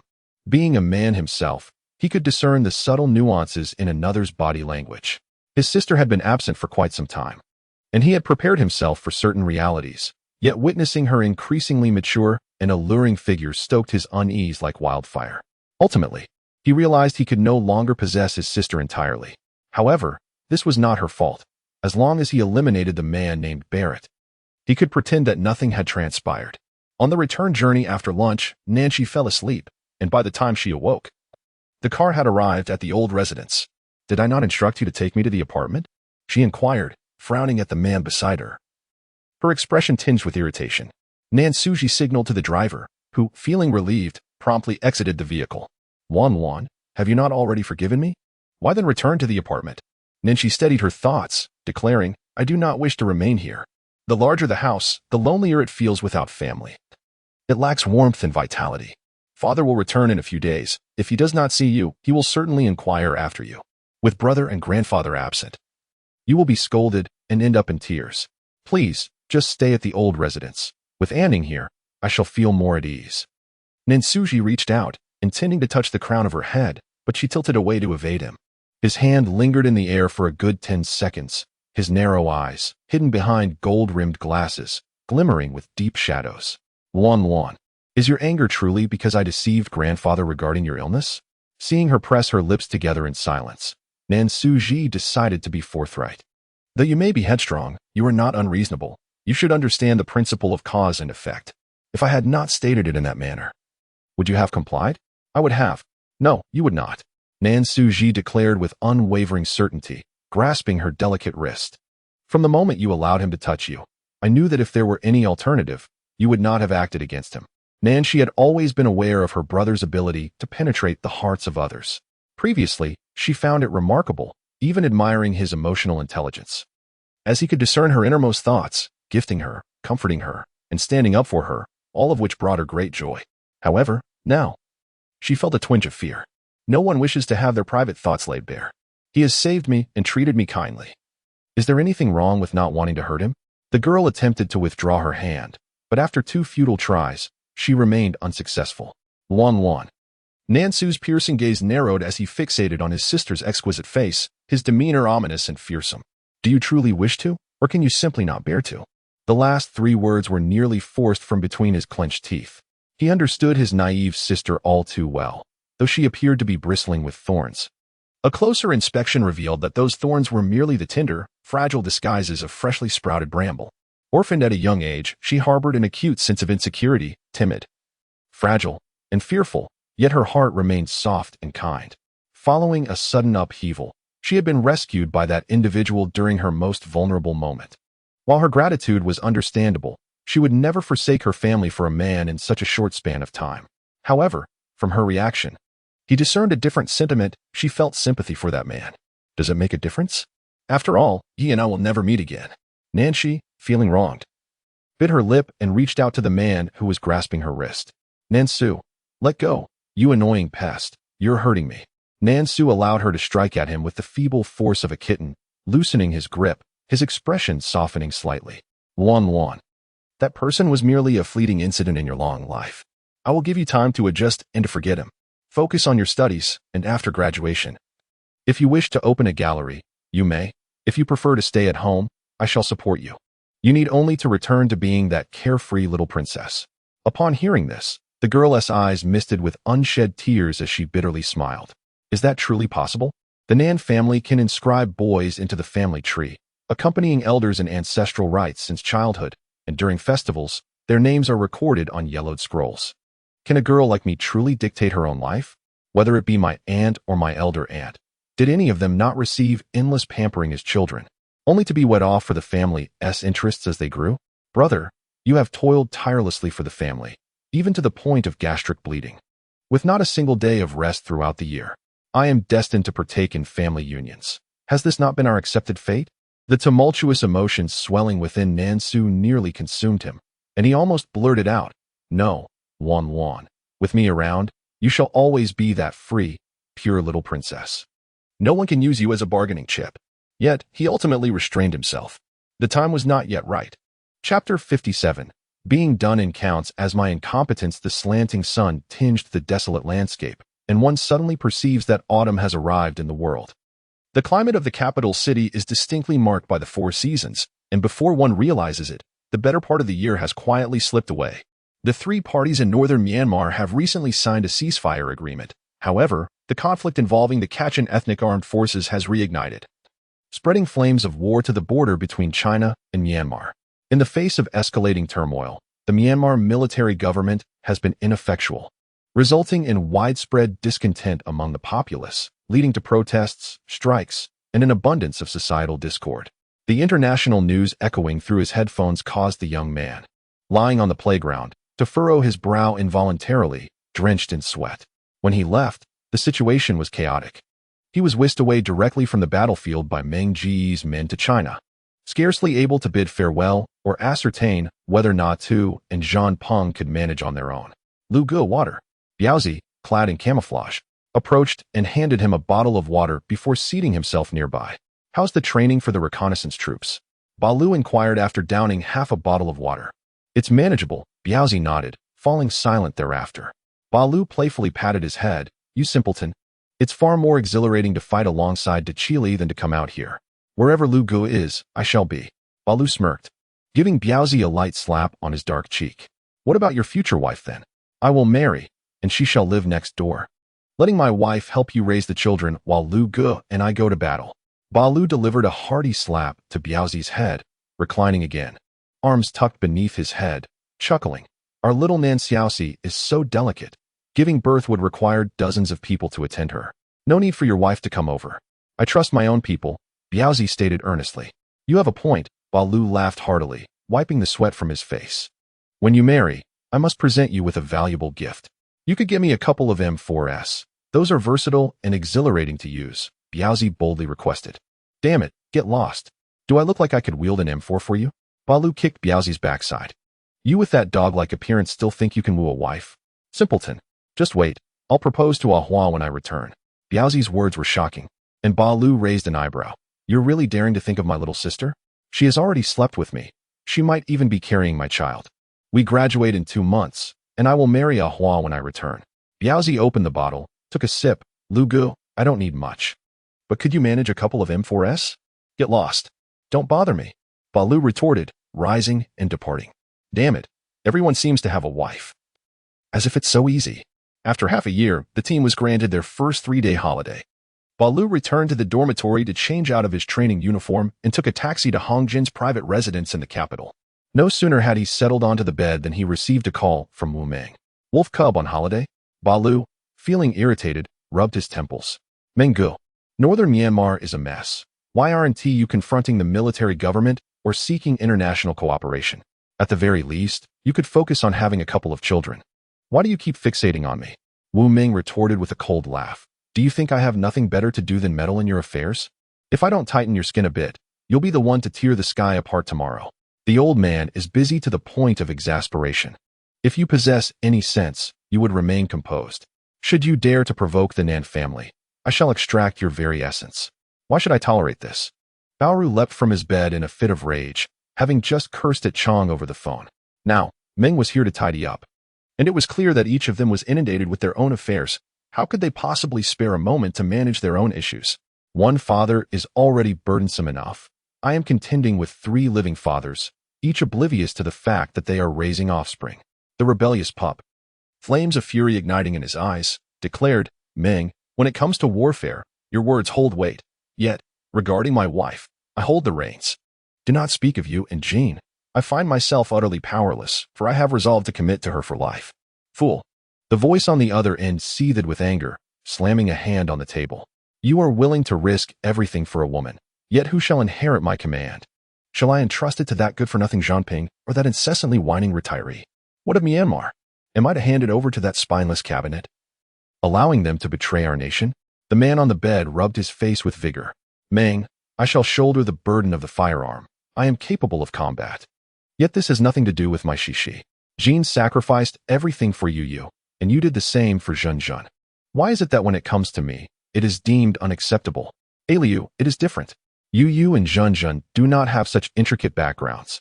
If you were to pursue a girl from a humble family, both Jean and I would readily invest our fortunes to secure a future for you. We would ensure you have a home. However, the Nan family is not so simple. Nanshi's father is not a benevolent man. Should he discover your intentions towards his precious daughter, your life would be forfeit. Do you comprehend? Then let us see whose methods prevail. If I am to perish, it shall be my own failing." After his tirade, he hung up, kicking over the bedside table and dialing Shou Qiang. "Chang, how can a grown man speak with the tongue of a woman? If it were not for Jean pulling my men back, would I even seek you out?" Zhou Qiang, amidst a meeting, raised an eyebrow and gestured for his subordinates to exit. Rubbing his temples, he spoke, "I am looking out for your interests, Liu. The International Criminal Police Organization has issued a red notice for a transnational trafficker, half-faced Buddha. Nanshi's brother, Nan Suji, may be in contact with this individual. This is no trifling matter. You cannot wade into these murky waters. One misstep could entangle both you and Ming. Even if the information is erroneous and Nan Suji is merely a legitimate businessman, the Nan family is not to be trifled with. Nanshi is the cherished jewel of her family. My investigation has only just begun, yet the Nan family has already caught wind and has deliberately concealed the individual. Their message is clear. This person is untouchable." Baoru closed his eyes, exhaling a few deep breaths, his face a mask of defiance. "I will indeed take action." The rebellious pup hurled his phone, collapsing onto his bed until nightfall, the fire within him not only unextinguished but growing ever more fervent. Rising with purpose, he strode to the garage, casually selecting a car and heading straight for the airport. The airplane is set to take off in an hour. I purchased a mobile phone to indulge in a military game, passing the time. Let bygones be bygones. Life has been laden with storms. Though memories may linger, both love and hate reside within my heart. It is imperative to sever ties with the past and embrace tomorrow. Thus, cease your relentless inquiries into my affairs. Suddenly, a melody etched deep within my soul reverberated, causing the man seated on the couch to jolt upright, his gaze snapping back as his dark eyes resembled those of an abandoned wolf dog, finally catching a glimpse of daylight. He bolted into the CAF where the music played, seizing the waiter by the collar. "What song are you playing?" The waiter, startled, trembled as he stammered. Love has become a thing of the past. The man, with reddened eyes, released his grip, his handsome face adorned with a cold, cutting smirk. "Humph. The past? As long as I am alive, it cannot merely be dismissed. It shall remain a lifelong affair." Chapter 58. How did you find me? The moonlight swayed, casting shadows of trees, half obscuring the window and dreams alike. The girl lying in bed was not at peace. She dreamed of her mother weeping, witnessing her younger self enter, forcing a smile while gently asking if she was hungry. She dreamt of her father at her mother's funeral, shedding not a single tear, indifferently incinerating all her drawings. The world twisted, figures around her overlapping and chaotic. And she dreamt once more of her brother and father presenting her with a knife, compelling her to plunge it into the heart of barley. Such bizarre dreams had haunted her for half a year, waking her in the dead of night, leaving her to sit alone until dawn. Glancing at the bedside lamp, she noted the time, 1 o'clock in the morning. Why had she awoken earlier than usual today? Taking a deep breath, Nanshi pushed aside the covers, left the lights off, and headed to the refrigerator for a glass of iced Americano. With the straw clenched between her teeth, she swayed back into her bedroom, attempting to lose herself in a soap opera until sleep naturally overtook her. As soon as she pushed open the bedroom door, a tall figure loomed by the window, ghostly in presence, startling her into a scream, causing her drink to tumble to the floor. With a thud, the bedside lamp illuminated, casting a warm, soft glow that dispelled the darkness. "What are you doing here?" Barley, a mischievous smirk playing at the corners of his mouth, sauntered to the edge of the bed and retrieved a cigarette from his pocket, placing it between his lips. Nanshi's chest heaved, her blood coursing rapidly, fueled by her racing heart. Before the lighter could ignite the cigarette, it was snatched away, the sweet, haunting aroma that had lingered in her dreams suddenly enveloping her senses, stirring her emotions. "Do not smoke in my bedroom," the girl admonished, frowning as she tossed the cigarette into the trash. Barley looked up at her, his tongue brushing against his cheek, his eyes dancing with a semblance of amusement. "Nanshi," he began, his Adam's apple bobbing for a moment before he struggled to speak. "You drugged me, didn't you?" The girl, still shaken, met the gaze of the man whose chiseled features held a striking intensity, her heart fluttering with an unfamiliar sensation. He had darkened and grown more robust, exuding an aura that straddled the line between youth and manhood, with an added fierceness compared to before. However, the arrogance and wickedness in his gaze remained unchanged. Nanshi felt the urge to retreat, but as she stepped back, he pulled her into his solid chest and demanded an explanation. This is the 12th floor. How did you get in? Nanshi steadied her mind, refraining from answering his question, instead posing one of her own. I climbed up. Barui, resembling an addict, lowered his head to greedily inhale the familiar fragrance of her skin, a muffled sound escaping his throat. What? Nanshi's eyes widened in disbelief. You climbed up? Are you out of your mind? Stop sniffing. Are you a dog? She pushed against his head with all her might, lowering her gaze to inspect the man's hand. Barui allowed her delicate fingers to glide over his calloused palm. His heart stirred, as at that moment, all the hatred he had harbored for the past 6 months dissipated, leaving only a love so profound it could not be diluted. Nanshi gazed at the deep wounds on his hand, visible down to the bone, biting her lip in silence, attempting to rise. You can't leave, Nanshi.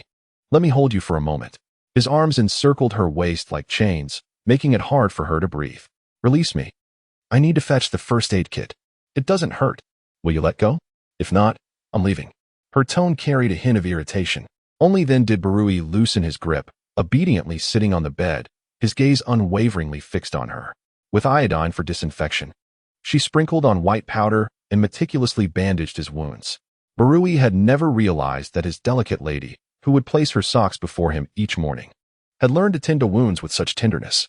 As he observed the butterfly knot she carefully tied on the back of his hand, surrounded by a generous layer of hand cream, he felt a mix of anger and admiration. How did you come to Huagua? Nanshi placed the supplies down and sat on the sofa beside the bed, lifting her eyes to inquire of the man across from her. Do I even need to ask? Wherever my wife is, that is where I shall be.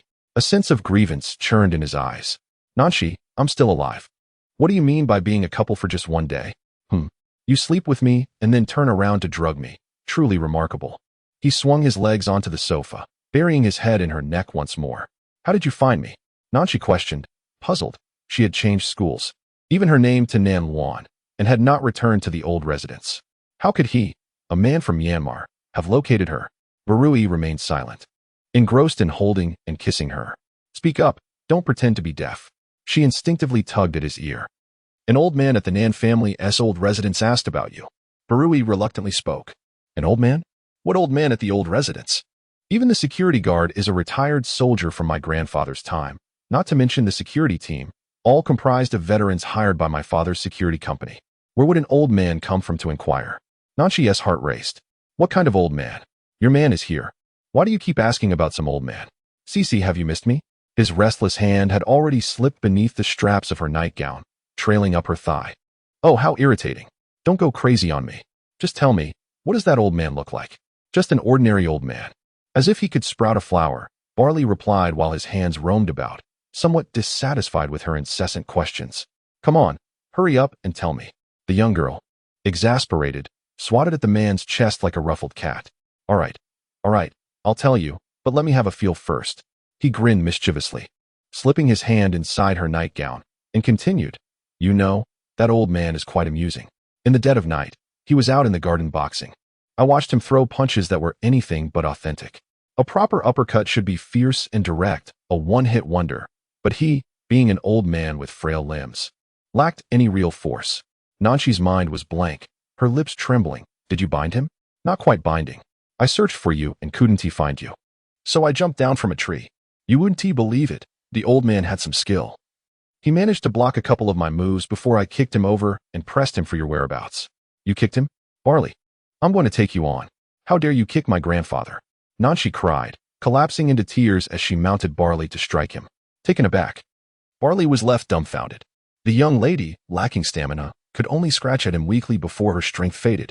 Barley chuckled awkwardly, scratching his head. Our grandpa has quite the sense of humor. Nanshi shot him a fierce glare and turned to fetch her coat. Where are you going? Barley grabbed her arm. I'm going home to see my grandfather. Barley, if anything happens to him, I want to let you off easily. Dear wife, it's all right. Yes, fine. He embraced her from behind. I still have some energy left. Nothing serious happened. I even gave him a few pointers on his moves before he revealed your address. Nanshi found it hard to believe. How could my grandfather tell you his address? Really? He even praised me, saying I fought with great vigor and was a fine young man.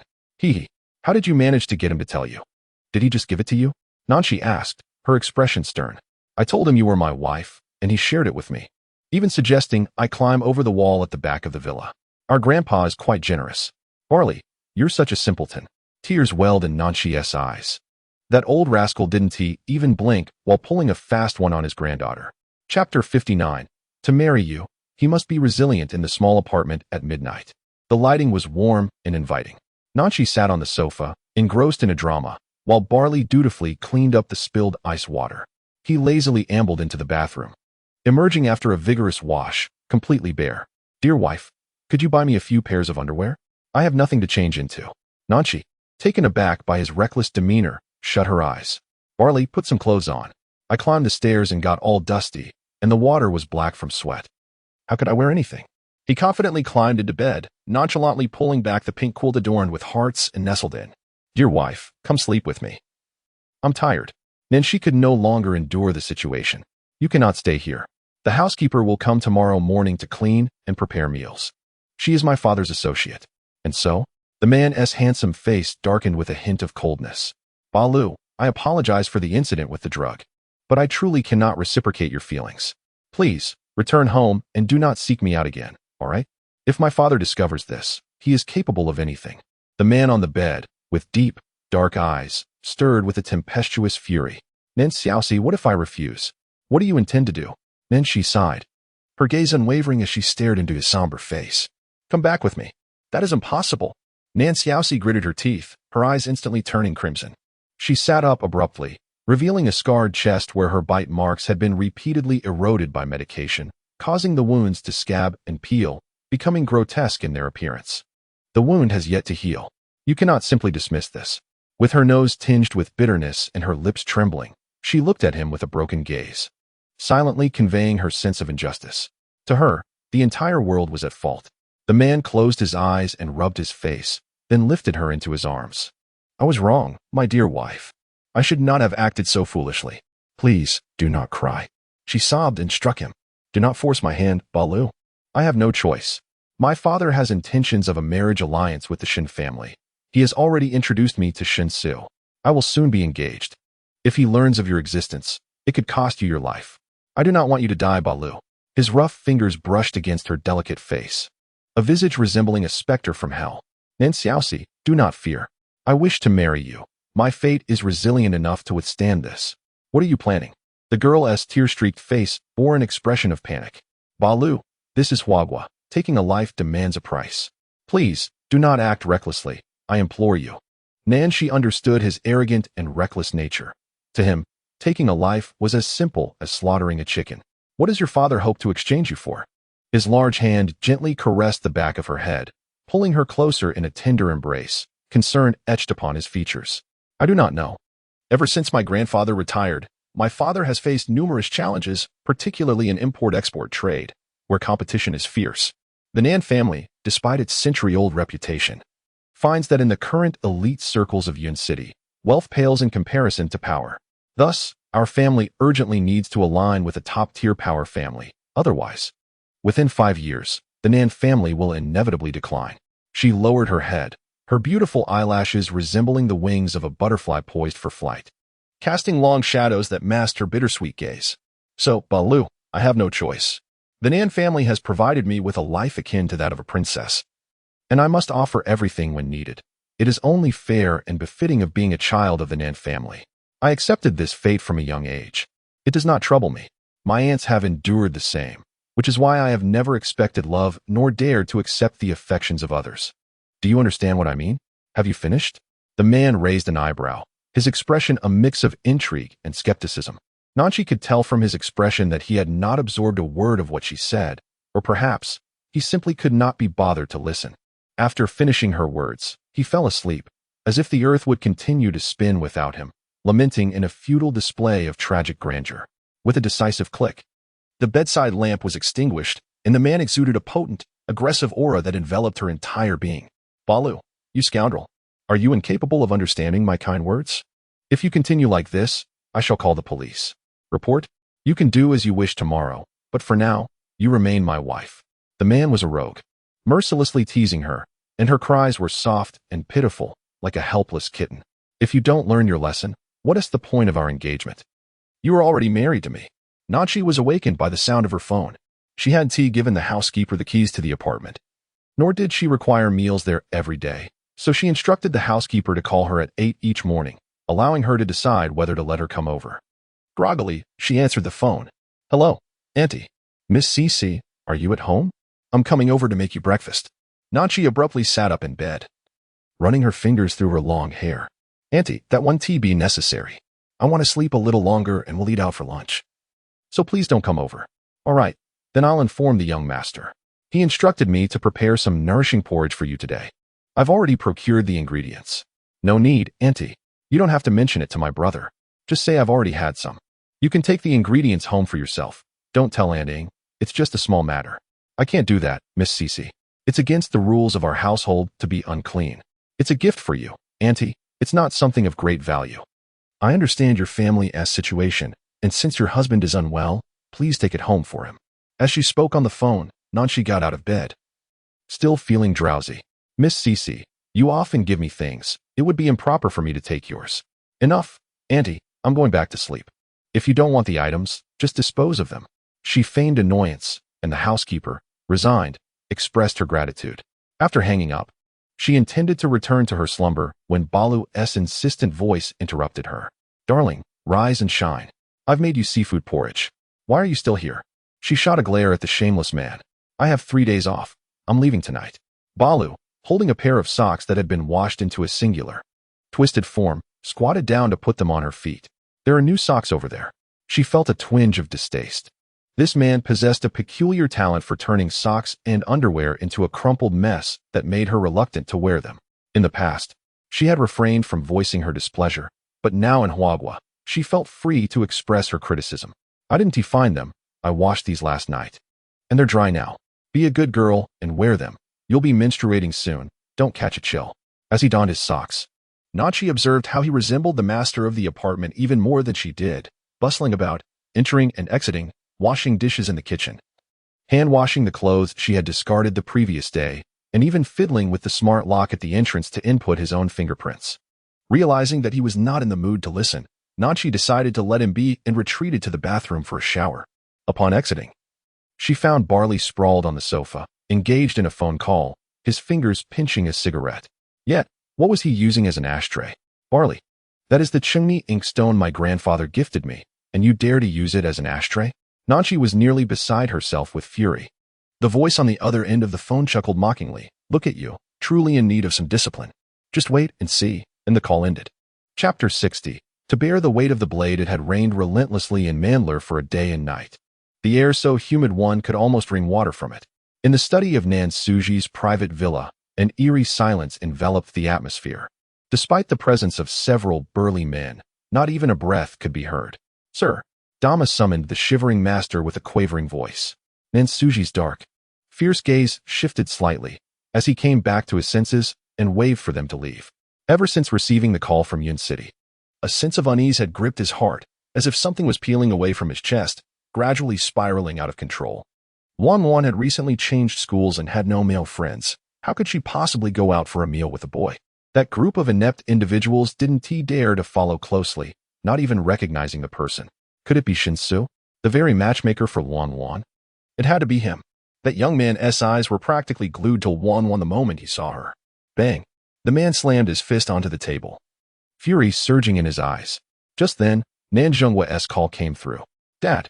He pressed his long fingers to his brow, speaking in a low voice. "Suji, prepare yourself for a trip to Huagua. Engage with the Shin family. The Yun City government intends to send outstanding corporate representatives to the Southeast Asia Economic Summit. We must seize this opportunity." Nan Suji pressed his lips together. "Dad, for this summit, the Yun City government is only taking 3 companies, and as far as I know, they have already settled on their direct affiliates. It will be difficult for us to insert ourselves. Take Cece with you. The Shin family will agree." "Dad, Luan is not a commodity. You cannot treat her this way. I truly do not understand. If you claim not to love her, you care for her more than anyone else. If you say you care for her, you have never considered her feelings. She is only 19 and should not be treated as a bargaining chip. We can conduct business in Southeast Asia without relying on Yun City. So why must it be this way? What do you understand? The Nan family's roots are forever in Yun City. Moreover, I have already asked Cece, and she is willing. The Shin family's son is quite fond of Cece as well. Rest assured, As long as I am here, the Nan family is here. No one dares to bully my daughter. Banan Su's dark eyes narrowed slightly, his Adam's apple bobbing as he finally mustered the resolve to speak. The Shin family is far from pristine. We are all acutely aware of this. Who can guarantee their safe landing? The anti-corruption efforts in Huagua grow increasingly stringent each year. Have you considered what would happen if the Shin family were to collapse? What would Luan Luan do? Suji, even if the Shun family were to falter, I, Nin Zhenghua, can still provide for my daughter. A divorce is all that is needed. We can leverage the Shun family's influence for 5 years, during which we will pave all paths before us. By then, Cici will still be the esteemed young lady of the foremost family in Yun City. Father, if I can secure another avenue to ensure the Nan family's standing in Yun City, would you be willing to annul Wan Wan's betrothal to the Shin family? Suji. The tone from the other end grew more severe, asserting his position. A sword must bear the weight of its purpose. Do not presume to command those who wield it. Do you understand? Nan Suji's thin lips quivered slightly, strained by his restraint. After several seconds, he finally forced out a syllable from his throat. Yes. After hanging up, he contacted the head of a private laboratory in Singapore, instructing them to secretly send over the newly developed medication, while also arranging for the watercolor Bay team to deliver gifts to Haning Na. A sword, if mishandled, can also inflict harm. In Yun City, Baal sat on the apartment sofa, gazing at the vibrant pink underwear that Nanshi had purchased for him, feeling utterly despondent. Darling, do I really have to wear this? My teammates will laugh me to death. Didn't you say that as long as I buy it, you would wear it? The girl shot him a defiant glare. Then you wear that black one for me tonight, and I'll wear this pink one for you, all right? Baal pointed to the black lace camisole he had personally chosen from a lingerie store, haggling over it. The mere thought of this infuriated her. She had merely gone to buy a few pairs of underwear, and he had sneakily ventured into such a place to purchase that kind of lingerie, brazenly bringing it back to show her. She was so embarrassed that she nearly wanted to faint on the spot. Enough. The young lady strode over, hastily wrapping the lingerie and his underwear together and stuffing them deep inside the wardrobe. Have you no shame? At that moment, the doorbell rang, revealing an enlarged, beaming face on the display screen. Ninshi's eyes widened in alarm. Baal, my grandfather is here. You must hide. No, crawl out quickly. Do you take me for a gecko? Baal rose, striding to the door, firmly pressing down her resisting hand as he opened it. Grandfather. The girl felt awkward and flustered, her cheeks flushed with embarrassment. You're here. Baal greeted him with a casual confidence. Little tiger, why are you still here? Nan Shixiang continued to smile warmly, glancing at his granddaughter. Rest assured, I came alone. I managed to shake off your father's people. Grandfather, I'm called Little Dragon, not Little Tiger. Baal grinned sheepishly, scratching his head as he welcomed him inside and hurried to prepare tea. This young man is quite impressive, robust, and spirited. Look, there's a spark in his eyes. He is quite remarkable, Nan Shixiang remarked, observing Baal's retreating figure while murmuring to his granddaughter. Grandfather Nansher remained silent, urging you not to complicate matters further. I cannot possibly be with him. How is that impossible? Cici, as long as you desire it, grandfather will support you. Grandfather, you are well aware of my father's temperament. I do not wish for you to quarrel with him on my account. Please enjoy your golden years. And let me handle my own affairs, if you would. Nansher Xiang gazed affectionately at his beloved granddaughter with a mix of emotions in his heart. Cici, your aunts have not contacted the family since their marriages. In my youth, I led troops and rarely returned home. Your father, raised by your great-grandfather, has become quite the traditionalist, valuing the family's reputation above all else. He pressured your eldest aunt into marriage and now wishes for you to forge a similar alliance. It pains me to see this. While I do not interfere in business matters, I do not want you to have regrets regarding your own life. That young man, Xiao Hu, is quite admirable, strong and robust, possessing the essence of a true gentleman. He is a far better match than the delicate lad your father has arranged for you. Nansher chuckled, bemused. Grandfather, how can you speak of people this way? You are right.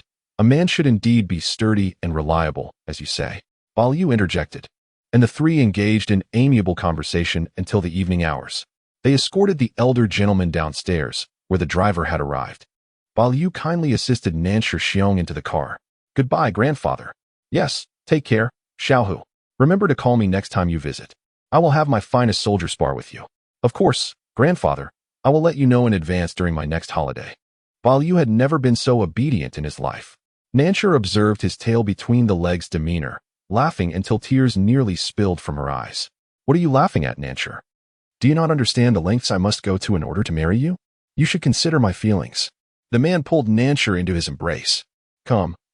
Let us figure out how to wear that outfit. With just a few straps, will it not tangle? Be quiet, Nancher retorted, playfully pinching him. They playfully tussled into the elevator, completely unaware that someone in an inconspicuous van across the street was recording them. Chapter 61. The sky will not fall at Yun City Airport. A tall, handsome youth donned in black clothing and trousers. His athletic backpack filled with local delicacies and hand creams purchased by Nancher. Wife, Bao Yu stammered, clinging to Nancher, struggling to articulate his emotions. The military in Huagua is formidable. Make sure to study diligently and avoid foolishness, Nancher softly advised. Understood, my wife. During this return, I will have only a few days off after graduation. Jingu has arranged for me to study in Russia for another year. And then I will be assigned to Yangon. Will you wait for me? We shall go to Yangon together. Bao Yu, I know you may not truly hear my words, but I cannot act recklessly. Grandfather cannot manage my father's affairs, and if I were to leave with you, it would spell disaster for the Nancher family and for you as well. Father's stubbornness and obsession were well understood by her. Yet articulating it in just a few sentences proved challenging. The man gently ruffled her hair and placed a tender kiss upon her forehead, reassuring her that the world would not collapse. After all, he was merely an old man, inciting fear in his wife. Be good and focus on your studies. Patiently await my return home, all right? Nanshi, exasperated, stomped her foot in frustration at this obstinate bull. Suddenly, she felt a coolness on her wrist as that jade bracelet was once again fastened around her wrist. Try removing it again, he warned with a fierce gaze. His teeth clenched as he proceeded to take the Chanel camellia hair tie from her head and boldly adorned his own wrist with it. Just yesterday, you scoffed at other boys wearing girls' hair ties, claiming it was unmanly, Nanshi retorted, sifting through her long hair and glaring at him. Did you not say that wearing a hair tie signifies belonging to someone? I am, after all, a married man. Must I not wear one? He always had an abundance of twisted reasoning. Nanshi, I must take my leave, Barley said, his voice laced with pent-up emotion, a bitter lump in his throat. He grasped her delicate chin with his rough hand, tilting her face slightly before bestowing a kiss. It was at that moment that Nanshi noticed the redness in his eyes. A wave of emotions washing over her, compelling her to lower her gaze and avoid his fervent, reluctant stare. The man forced a bitter smile, his handsome visage taut with restraint, ruffling her hair before turning away and striding off. He dared not look back, fearing that a single glance would compel him to disregard everything, future, fate, country, and all, just to take her with him. Yet, he could venture forth, finding solace in the company of allies waiting for his return. What about Ming? What of the common folk in Myanmar? Where could they possibly escape to? If he could not even shoulder the weight of his own responsibilities, how could he provide for his wife and children? As Nanshi watched his resolute figure disappear into the crowd, she stifled the sting in her nose and turned around, only to unexpectedly meet a pair of enigmatic, smiling peach blossom eyes. Cece, are you seeing off a friend? Shinsu? Why is he here? She mused. Oh, what a coincidence. Please, carry on with your business. She responded with a polite detachment, attempting to leave. Cece, Shinsu called out, stepping closer and grasping her slender wrist. What friend warrants your personal farewell? A fleeting expression of disdain crossed her delicate features. It's none of your concern. Shinsu raised an eyebrow, a slight smile gracing his lips. Very well. I want tea pry. Cece, would you honor me with a meal? I'm afraid I have other matters to attend to, she replied, withdrawing her wrist and departing with an impassive demeanor. The man left standing in place retained his smile, yet a shadow of coldness crept into his peach blossom eyes. Nanshi, there will come a time when you seek my assistance. Upon her return to the ancestral home of the Nan family, an oppressive atmosphere enveloped the old residence, the very air thick and suffocating. Taking a few deep breaths to steady herself at the doorway, she finally ventured inside. The servants, upon witnessing the return of the young lady, breathed a collective sigh of relief, as if they had encountered a savior. Cece, the old master had left early to visit the rest home and meet with his old comrades. The gentleman was in the study, and the young master was also present. Anting approached with brisk steps, succinctly outlining the situation. In truth, she need not have spoken. The moment she entered, the atmosphere in the house had noticeably plummeted, and she understood immediately that the oppressive air could not have arisen had her father been home. Nanquan gently patted Aunt Ing's hand, signaling her understanding. and encouraged them to return to their tasks, expressing her intention to check on the situation upstairs. With a creak, the study door swung open as someone pushed it from the outside. Father. Only upon hearing his daughter's voice did Nan Zhenguo lift his gaze, his furrowed brow easing slightly. "Cici, come in." Nan cast a glance at Nan Suji, who stood quietly to the side, and with pursed lips she approached her father. "Father, a few days ago while shopping, I came across this tie clip that I thought would suit you perfectly." She placed the exquisite handbag she had been carrying onto the table. Nan Zhenguo chuckled lightly. "See, my daughter is quite thoughtful." He cared not for the material gifts his daughter presented, but rather for the place he held in her heart, for his precious daughter seldom sought to please him. The atmosphere within the room softened as Nan Zhenguo raised his hand. "Suji, attend to your matters promptly. We need to speak privately." Nan Suji cast a lingering glance at his sister, whose beauty was striking, before nodding and departing. "Cici," Nan Zhenguo began, preparing to brew tea. Nanquan instinctively seated herself opposite him. "Father, allow me." Nan Zhenguo raised an eyebrow, relinquishing control. "It's rare. Our Cici has always brewed tea only for grandfather." "Not at all. You've been so busy, where would I find the time to brew tea for you? Besides, that Korean woman has enrolled in a tea art class, and I wouldn't want to overshadow her. She is merely a trifle. Why diminish your own worth?"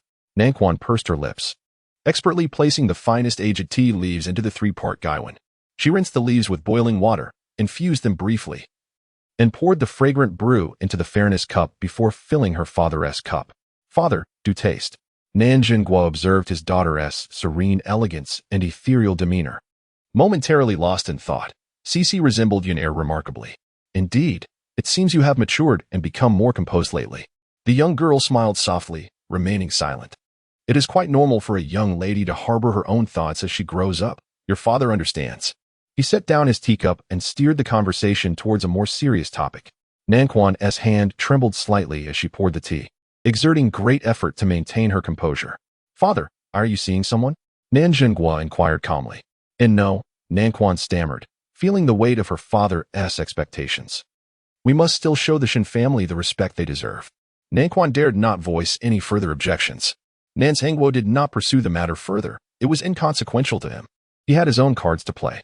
Even if Cici were to date a boyfriend casually, as long as there were no transgressions, the Shin family would still have to honor her by marrying her into their family, treating her as a revered ancestor.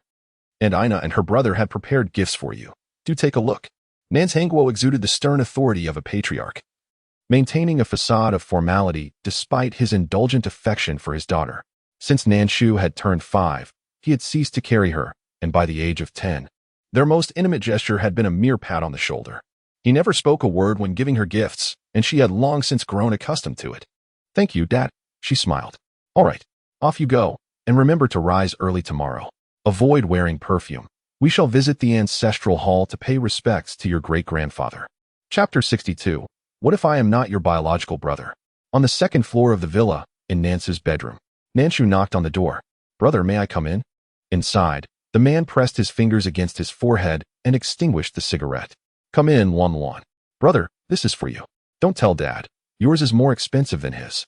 Nanshu produced a pair of exquisitely diamond-studded cufflinks, as if performing magic, presenting them to Nansu. She possessed a certain charm. With just a few words, she could dispel all his irritations, enveloping him in a refreshing warmth. "Thank you. I really like them. May I put them on for you?" Nansu adjusted his glasses, his smile as bright as a clear moonlit night. Nanshu lifted her hand, tucking a loose strand of hair behind her ear, and sat beside Nansu, carefully removing his old cufflinks and fastening the new ones with utmost seriousness. They sat in close proximity, and Nansu gazed down at her earnest brow and eyes. Her silky hair cascaded gracefully, resting softly on the hem of her skirt, subtly curling at the ends. Her delicate neck, barely visible, complemented her flawless profile, and her skin was so smooth it bore no pores. The faint, unique fragrance she carried enveloped him like a tranquil orchid chamber. "Brother, why did you return so suddenly? Is there something going on?" she asked casually, feigning indifference. "It's a business matter," Nansu replied coolly. "Is it related to the Shin family?" "Why do you ask?" Nansu frowned. He couldn't bear to hear any news about the Shin family, especially from his sister's lips. "Just a hunch. I'm worried Dad might change his mind and rush me into marrying Shinsu. You know, if there's a chance to delay." I would prefer to postpone it as much as possible. Though the union seemed almost inevitable, she still hoped to defer it just a little longer. Uncertain of what she was truly anticipating. Father hasn't he mentioned it to me for now, Wan. Don't overthink it. I will find a way. Nansu intended to take her hand, but hesitated, instead giving her shoulder a reassuring pat. Rest assured, don't dwell on the Shun family matters. Nothing is set in stone yet, and no one knows how it will ultimately unfold. A shadow of darkness lingered in Nance's deep-set eyes. Once the shipment of half-faced Buddhas arrived smoothly in Mexico, he would amass a fortune to arm a private army. At that point, no one from the Shun or Li families would dare to threaten his Wan. He would eliminate anyone who dared to cross him. Brother, Nangxi called out absent-mindedly. Glancing at him, do you think it looks nice? Nansuzi raised his hand to admire the exquisite, understated cufflinks on his black shirt and smiled. Indeed, our Luan Yuan has always possessed impeccable taste. Of course, this pair of cufflinks and a tie clip cost me over 300,000, she replied with a raised eyebrow. Brimming with pride, Nansuzi's eyes sparkled with affection. Out of money? Oh brother, you know how it is. Many brands release limited editions at this time of year. And they do not come cheap. She pouted in complaint. I'm currently painting Thanka, and do you have any idea how expensive those pigment stones are? After using my allowance to buy the paint, I had to coax Grandpa into giving me money for clothes. Which young lady lives like I do? Humph. The money spent on that Korean woman exceeds what was given to me, yet I'm told not to lower my standards. He could simply provide the funds. The Nansher family does not indulge in extravagance. Their father fears that you might squander too much money and emulate those aimless second-generation wealthy individuals. The incident involving the second daughter of the Su family, who was kidnapped for flaunting her wealth, left the entire circle in shock. I have never flaunted wealth. I know. Nansuzi smiled as he took out his phone and transferred money to her. Brother, you are so kind. Nangxi exclaimed, tugging at Nansuzi's arm. I feel so fortunate to have such a wonderful brother. Accustomed to being spoiled and playful with Nansuzi, she failed to notice the peculiar intensity in his gaze. Brother, you go ahead with your work. I have homework to do, so I'll head back now. The girl sprang up like a cheerful little bird and dashed towards the door. Nangxi, Nansuzi called her back. What is it? She turned, her beautiful eyes shining with pure light, untouched by any dust, resembling an angel fallen to earth. Nansuzi swallowed hard, suppressing the thought. What if I weren't your real brother? And no, it's nothing. Let the driver take you home. Don't drive yourself during rush hour. Your skills are too dangerous. Okay. As the door closed, the man's dark eyes deepened, and he dialed a trusted subordinate. Demai, inform Bamyanfo to retrieve the funds before the new year. There must be no mistakes. There are indeed many capable individuals internationally who can deliver goods, but few possess complete and discreet distribution channels. Over the years, he endured and strategized, reconnecting with many of his father's former subordinates, gradually expanding and fortifying the distribution network across the globe, waiting for this very opportunity. Even if Interpol were to eliminate Bamyanfo, they would find no trace leading back to him. The goods belong to Bamyanfo, and the people are also his. Throughout, he has maintained a clean slate, yet he stands to gain half the profits. In the winter of Yunqing, although not desolate, an unexpected event plunged the entire city into a frigid abyss. Without any warning, one of the landmarks of Cloud City, the Zhou Bridge, collapsed. The most chilling discovery amidst the ruins of the bridge's pillars was the bodies of two young children, a boy and a girl, encased in a concrete barrel in a disturbingly peculiar position. In an instant, rumors began to swirl, and major media outlets rushed to report the incident. Social media influencers and various reporters flocked to the scene, capturing photographs and live broadcasts, causing such congestion that armed police forces were deployed to maintain order. The citizens of Cloud City were incensed, demanding that the government provide an explanation. In light of the public outcry, Secretary Shin, the highest authority, was compelled to hold a press conference in front of national media, vowing to deliver an answer to the people. In-depth investigations by journalists revealed that the bridge had been entirely contracted to a company named Inglong Road and Bridge Construction by the government. Astonishingly, this company was affiliated with the Nan family, the foremost clan in Cloud City. This revelation sent ripples through the community. Reports emerged accusing the Nan family of engaging in barbaric superstitions, suggesting that they had sacrificed children to secure the bridge's foundation. Quickly climbing to the headlines of major news outlets, a storm was brewing over the Nan family. A loud crash echoed from the study. Nan Shixiang hurled a teapot at his cold-hearted son, Nan Jinghua, exclaiming, Let me make this clear. As long as I am alive, I will not allow you to marry off Cece at this time. The Shin family is using her as leverage, and their intentions are far from honorable. Dad, they wouldn't dare. It's just that the Shun family's boy wants to be with Cece sooner rather than later, and it just happens to coincide with this incident. Nan Zhenghua retorted. Bang, bang, bang. Nan Shixiang pounded the table with force. I'm not old and senile yet. Don't try to deceive me. Dad, I've already made arrangements with the Shin family. It's pointless to argue. You know my temperament well. Grandpa entrusted the Nan family to me before he passed, and I cannot stand by and watch it decline. With that, Nan Zhenghua turned and left without looking back. Nan Shixiang sank onto the sofa, breathing heavily. At that moment, Nan Suji entered the room, asking, Grandfather, you two do not wish for Wanwan to marry into the Shin family, do you? Chapter 63. Those suspected are not worthy opponents in the Nan family ancestral hall. Nanshi hurriedly arrived to find Nan Zhenghua kneeling inside. The grand hall, adorned with intricate carvings, housed offerings to heaven, earth, the emperor, and the ancestors, with the ancestral tablets of the Nan family displayed solemnly. Above the offering table hung a plaque, handcrafted by General Chen Geng, expressing gratitude for the Nan family's considerable contributions to the revolution. Near the left side was the family precept written by their forefather. Though the writing had faded with time, every word was etched in Nanshi's memory. Cece, come forward to offer incense and pay your respects to our ancestors. Nan Zhenghua beckoned after completing his bows. Obediently, Nanshi approached, lighting sandalwood incense, kneeling, and bowing her head with utmost reverence and sincerity. Cece, I was just asking for forgiveness from our ancestors. The century-old reputation of the Nan family may be beyond salvation. Nan Zhenghua lamented. Nan Zhenghua sighed deeply and settled into a nearby armchair. Father, are you aware of the matter regarding the birth stake? Nanshi rose, performed a respectful bow, and approached him, inquiring. A decade ago, I made the decision to venture into the Southeast Asian market, establishing a jade factory in Myanmar.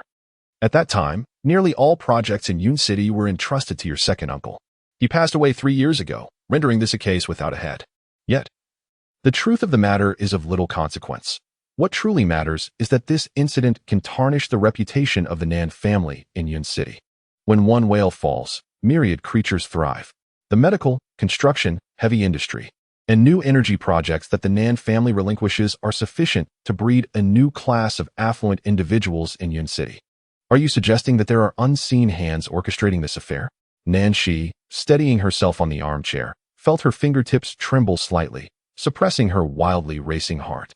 Indeed, this tactic is merciless, piercing the sensitive nerves of the nation. Regardless of the outcome, the Nan family will not escape unscathed. A hint of ruthlessness appeared on Nan Zhenghua's composed face. Father, do you have any suspects? Anyone who can be suspected is not a worthy opponent. Upon hearing this, Nanshi fell into a prolonged silence, then looked up. Father, is there any hope for a turnaround in this matter? The incident erupted suddenly and garnered national attention.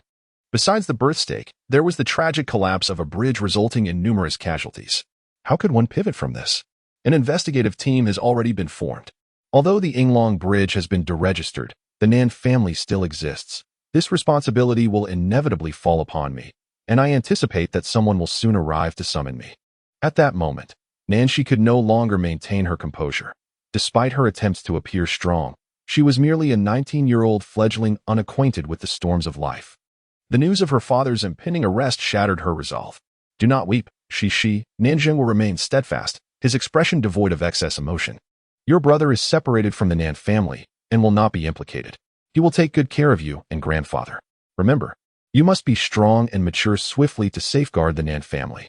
Now, recite the family precepts written by your great-grandfather to me once more. Nanshi choked on her words, struggling to contain her tears. After a prolonged effort, she managed to suppress her sobs. At dawn, rise early to tidy the courtyard, ensuring cleanliness both inside and out. When it is dusk, close the doors and secure the locks, personally inspecting them. For every grain of rice and every morsel, reflect on the hardships from whence they came. For every thread and every fiber, remain mindful of the difficulties of sustenance. Prepare for the rain before it falls, and do not wait until the well is dry to dig. As she recited, tears began to flow unbidden. The memories of being taken to the ancestral hall as a child and compelled by her father to recite the family precepts merged with her current experience. Speak louder. Nanshi, Nan Zhenghua sat with dignified authority, his expression earnest, his eyes reddened, and his lips quivering from suppressed emotion. Though our ancestors may be distant, we must perform the rituals with sincerity. Though descendants may be foolish, the scriptures must be studied. In conduct, one must strive for simplicity. In teaching children, one must possess righteous methods. Nancy had never felt the weight of the family precepts, which she had recited for over a decade. As burdensome as they felt at that moment, by the end, her fingernails had dug into her flesh. The enduring strength of the Nan family over the centuries amidst trials and tribulations is not anchored in wealth or power, nor in ancestral protection, but rather in the unwavering spirit and steadfast principles of generations of Nan family members. After your father's passing, the Shin family will undoubtedly come to propose marriage. Accept their offer, and once you are wed, do not wallow in self-pity over your father's fate. Maintain your dignity. For if they wish to alter the legacy of the Nan family, which has flourished for a century, and aspire to ascend through the substantial wealth under your name, they must cater to you and preserve the Nan household.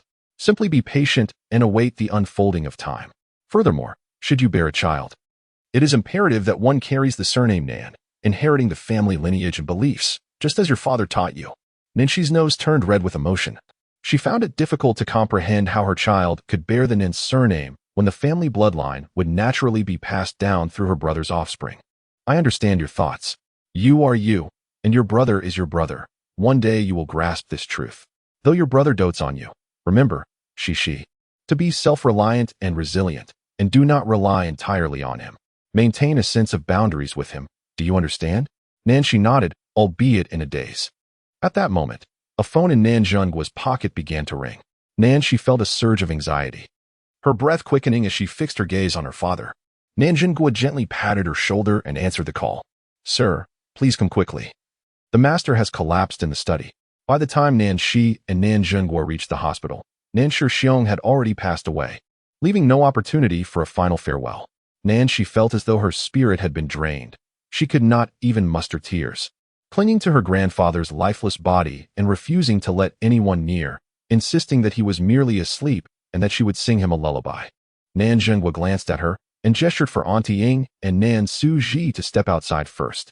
Overwhelmed, she pleaded for a moment alone with her grandfather. Once outside the hospital room, Nan Zhengguo inquired of Auntie Ying what transpired. How did the master suddenly suffer a heart attack? Wasn't his medication with him? Did you not enter after I left? Auntie Ying, tearful, replied, you had just stepped out when the young master entered. It wasn't long before he rushed out, asking me to find the medicine urgently, claiming the master's medications were missing. Nan Zhengguo's expression hardened as he regarded his guilt-ridden adopted son. Father, when I entered, grandfather mentioned he felt unwell. I attempted to assist him out, but he asked to speak with me about stopping you from marrying Wan to the Shin family. I told him I was powerless to do so, and he became increasingly agitated, cursing you. I sensed something was amiss, searched for his medication, but when I found it, the bottle was empty. I hurried out to fetch Auntie Ying for the spare medicine. When we administered the medication, his body was still warm, with a faint pulse. But he could not be saved upon arrival at the hospital. Nan Zhengguo's fists clenched, his knuckles turning white as he fell silent for a moment. Sushi. Prepare for grandfather's funeral, let it be simple. Chapter 64. You and she. Fate has run its course in a desert border of a war-torn country in the Middle East. The Russian Alpha Special Forces Squad had just concluded a mission to apprehend a significant intelligence officer who had defected to the area. The night had descended completely, and the 8 members of the elite team escorted the spy onto a helicopter, intending to rest briefly before proceeding to their next operational location. Barry set down his PP-19 submachine gun and adjusted the angle of his NVG-14 night vision goggles before settling onto the ground, cross-legged, and taking a few bites of his compressed ration. He had been forcibly inserted into the Alpha Squad by a connection of Jin Ge, making him the sole external member of the entire team. Initially, the seasoned veterans regarded him with disconcerting glances due to his youth, striking appearance, and Asian features. The spirited young man could hardly tolerate their scrutiny. For nearly 3 months, he had been embroiled in daily brawls, adorned with a tapestry of fresh and old wounds, with one incident nearly costing him his life. The masculine instinct to admire strength soon led the higher-ups to recognize the fierce and relentless disposition of this Southeast Asian youth, granting him an exception to participate in multinational operations. In the innermost pocket of his tactical vest, he kept a hair tie once worn by Nan Xiaoqi. tracing it with his fingers, a pang of hidden sorrow striking his heart. Nin Xiaoqi, it had been 6 months. Have you thought of me? They were forbidden from contacting anyone outside the team, and the absence of her voice for half a year was driving him to the brink of madness. Were it not for this hair tie. At that moment, Captain Lyagnev approached him. Barryu, there's a communication from Huagua regarding a matter of great importance. The higher-ups have made an exception for you to take the call. Barryu furrowed his brow as he took the special communication device, and on the other end, he heard Shou Qian's voice. Hello, Qian Gu. What has happened? Arlu, something has transpired with the Nan family. I pondered for a while and, fearing you might act recklessly upon your return, I decided to inform you. What is it? He had shed his youthful demeanor, his voice now deep and steady. The Nan family may have been sabotaged, Nan Shixiang is dead, and Nan Zhenghua has been captured. In a bid to save the Nan family, Nan Xiaoqi has become engaged to Shin Su, the sole heir of the Shin family. The impact felt like a thunderous explosion within Baryu's mind. As if struck by a heavy hammer, the world around him spun, and he nearly lost his footing. What did you say? Xiaoqi is engaged? Arlu. I wrestled with this for a long time before deciding to share the truth with you. I fear you might blame me upon your return.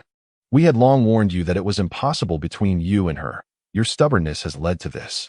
Now, perhaps it's time for you to accept reality. Focus on your training, return to assist your brother in bolstering the military, and do not let him down. He is nearly cornered by the cabinet. Understand the situation. Baryu's ears buzzed, bitterness rising in his throat. Taking several deep breaths, he regained his composure. Qian good. Can the matters of the Nan family be resolved with money or with people? What do you intend to do? If it's money, let Zhang Peng sell all my personal assets. If it's people, my contacts can cross the border immediately. You handle the arrangements and set matters concerning the Nan family straight. Shou Qian was taken aback. He never anticipated that the young boy who, merely half a year ago, would lose his composure and curse at the slightest provocation could mature so rapidly within such a brief span of time. He sighed, feeling a deep ache in his heart. Why must this child endure such suffering? While others enjoyed carefree childhoods in schools and amusement parks, he was embroiled in conflict. As his peers were falling in love at university at the age of 18, he was tirelessly striving outside, hastened to maturity by the cruel hand of fate. Aliu. This incident involves the loss of numerous lives, including the brutal sacrifice of 2 innocent children, and has incited national outrage, even shaking the upper echelons of the capital. It's not just you. Even I and Jinga find ourselves in a precarious position. If it were a minor issue, I would intervene to protect the Nan family out of regard for you.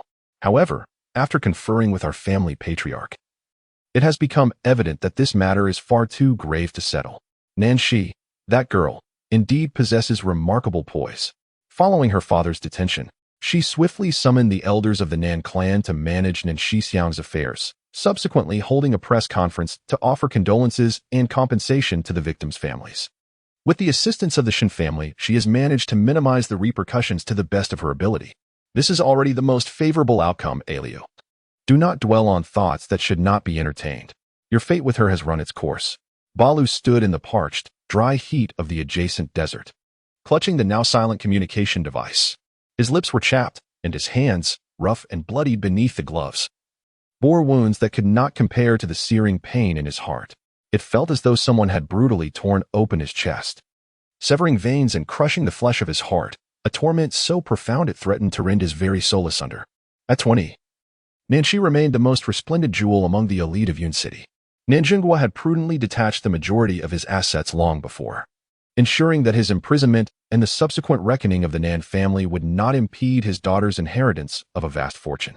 Furthermore, her fiancé was none other than Shen Su, the scion of Yun City's top aristocracy, while her brother continued to rank among the top 3 on the Southeast Asian rich list. Unbeknownst to her, she inadvertently shared her artistic endeavors on social media, catapulting herself to fame as an art influencer with millions of followers in just 6 months. Despite her face remaining unseen, her graceful silhouette had already driven netizens into a frenzy. The sky was high and clear, with a gentle breeze stirring. As Nancy emerged from school with her bag in tow, Shinsu awaited her arrival. The ostentatious Maybach was impossible to overlook. Cece, darling, you must be tired from class. Come, let me take you out for a delightful meal, Shinsu offered, stepping forward to take her bag and guiding her into the car. Could you refrain from being so overly affectionate? Nancy shot him a disdainful glance.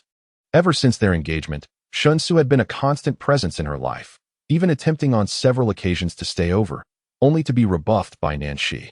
Though he harbored some resentment, this girl was precisely to his liking, his rightful fiancée, and indulging her had inadvertently become a habit. Where's the excessive affection? You are, after all, my darling. Shunsu reached out to embrace her, only to be thwarted by her small hand, which firmly pushed him away. Behave yourself, or I shall disembark. Nanshi glared at him, her strikingly clear eyes filled with a hint of menace. Wife, Shunsu lamented, attempting to appease her. Yet, in an instant, a chill ran down Nanshi's spine, and her complexion paled slightly. Please, do not address me like that. Shunsu's almond-shaped eyes narrowed as he fixed his gaze upon her. What is the matter? We are already engaged. Had it not been for your vow of filial piety for grandfather, we would have been husband and wife by now. Why should I not call you that? Nanshi pursed her lips, regaining some composure. It is nothing, merely a matter of discomfort. After all, we are only engaged, and such terms seem inappropriate. Shunsu's expression softened. She, your serious demeanor is quite endearing. Suddenly, a deafening screech of brakes shattered the air, causing Nanshi to nearly be thrown from her seat, only to be caught in Shunsu's arms. How do you drive? The shaken man barked angrily. Be big, young master. Someone is blocking our car. They both turned to see a tall, dark-faced man emerging from a black McLaren. Nantsuji? Shunsu's face clouded with displeasure. The car door was pulled open from the outside, and a voice as sharp as a blade cut through. Wan, get out, we are going home. Chapter 65. My responsibility has always been you. After grandfather's funeral, Nanshi had a fierce confrontation with Nantsuji. He intended to settle the Nan family's assets and then abandon the family to move to Southeast Asia. In anger, Nanshi slapped him hard, declaring that she would do anything to uphold the Nan family, awaiting the resolution of her father's case, and anticipating his return to restore the family's honor. From that day forth, Nanshi moved into an apartment and never returned to the ancestral home. Nantsuji sought her out several times, but was met with silence. With business in Southeast Asia requiring his presence, he had no choice but to depart. For 6 months, despite his phone calls, messages, and gifts, there was no response. At the time of her engagement, he even contemplated eliminating Shunsu, but his confidant advised him that a marriage could be entered or exited. Yet a business misstep could strip him of any chance to profess his feelings. Thus, he endured. Finally, upon stabilizing his affairs abroad, he hurried back only to learn that she dined with Shunsu every day after class, returning to her apartment late at night, news that ignited his fury. When Nanshi spotted Nantsuji, she sulked, unwilling to engage, but the man outside clearly had lost his patience. Luan, get out. Brother, my darling she and I are going to dinner. Would you care to join us? Shunsu raised an eyebrow, his tone dripping with sarcasm. Nantsuji regarded him with a cold, lifeless stare, pursing his lips before speaking again. Luan, return home. I have matters to discuss with you. Nanshi glanced at him, her eyes reflecting defiance. If you're here to persuade me to abandon the Nan family, then spare me your words. No, brother will not utter such things again. Luan, be obedient and come with me. Though Nanshi remained irate, she realized that apart from her brother, she had no other kin. After a moment's contemplation, she reached for the car door. Cici, you must not go, Shunsu implored, his urgency palpable. You promised to accompany me to the game today. It's merely a game. You can watch it alone. You aren't incapacitated, and even if you were, it wouldn't hinder your ability to see. She pushed him aside. No, Cici, I cannot bear your absence, Shunsu replied, his eyes filled with a melancholic longing. I'm not swayed by such tactics. Cease this, Nanshi retorted, casting him a sharp glare. My brother has been away for half a year. You ought to be more considerate. Ultimately, Shunsu relented. Over the past 6 months, he had gradually discerned that Nanshi possessed a fluid, almost ethereal temperament. She appeared uncompetitive and adaptable. Yet this very quality made her elusive, oscillating between presence and absence. When she became resolute, even stone could be worn away by her persistence. She seldom lost her temper. But when she did, it was not easily soothed. Let us return. I shall treat you to a delightful meal tomorrow. By the way, remember to fulfill your promise to me, she stated before closing the car door and heading to the awaiting McLaren. The journey was silent. The vehicle arriving at the ancestral home. After paying respects to their grandfather, they ascended to the study. What is it? Speak, she urged, mirroring their father's former demeanor as she settled into an armchair, boiled water, and began to brew tea. Each movement was composed and serene, reminiscent of orchids and bamboo. At 20, Nanchi radiated a brilliance that was captivating. As the tea was poured into the cup, Nansuji adjusted his glasses, suppressing the tumult of emotions within him before finally speaking. Luan, it has been 6 months. Even if you are furious, it should have subsided by now. I'm not angry, merely disappointed, the girl replied, taking a sip of tea. Brother, how can you lack such responsibility? You hardly resemble a man of the Nan family. Her eyes reflected disappointment, heartache, and solitude. This gaze pierced through Nansuji, igniting a flood of emotions within him, as anger surged, staining his vision red. I lack responsibility? Luan, anyone can accuse me of that, but you cannot. He tilted his head back, closing his eyes, and after a moment's calm, he continued. The Nan family is not my burden. My only responsibility has always been you. Nanchi looked at her brother, whose facade was crumbling, her brow furrowing in confusion. Without uttering a word, he seemed to understand her unvoiced queries. Before our mother passed, she entrusted me with your protection, Luan. I promised to safeguard you. But I made no pledges beyond that. The Nan family was never meant to be my obligation. Nachi's eyes glistened with intensity, her brow furrowing deeply. Do you comprehend the gravity of your words? You are a member of the Nan family, inherently burdened with the mission to revitalize our lineage. Does this not require a commitment? The man across from her, his eyes cold and menacing, smirked disdainfully, with a flick of his tongue against his cheek. He loosened the collar of his navy bespoke suit and retrieved his phone from his pocket, scrolling briefly before presenting it to her. Aren't you curious why? From a young age, our father only cared for you and not for me? Why he permitted you to enter the ancestral hall to pay homage, yet barred me from doing so?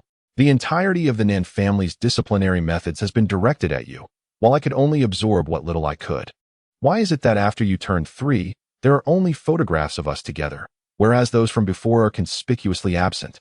Nanshi gazed at the clearly displayed electronic version of the paternity test report, momentarily at a loss for words. Yet, the Nan family has nurtured me for so many years, hasn't he it?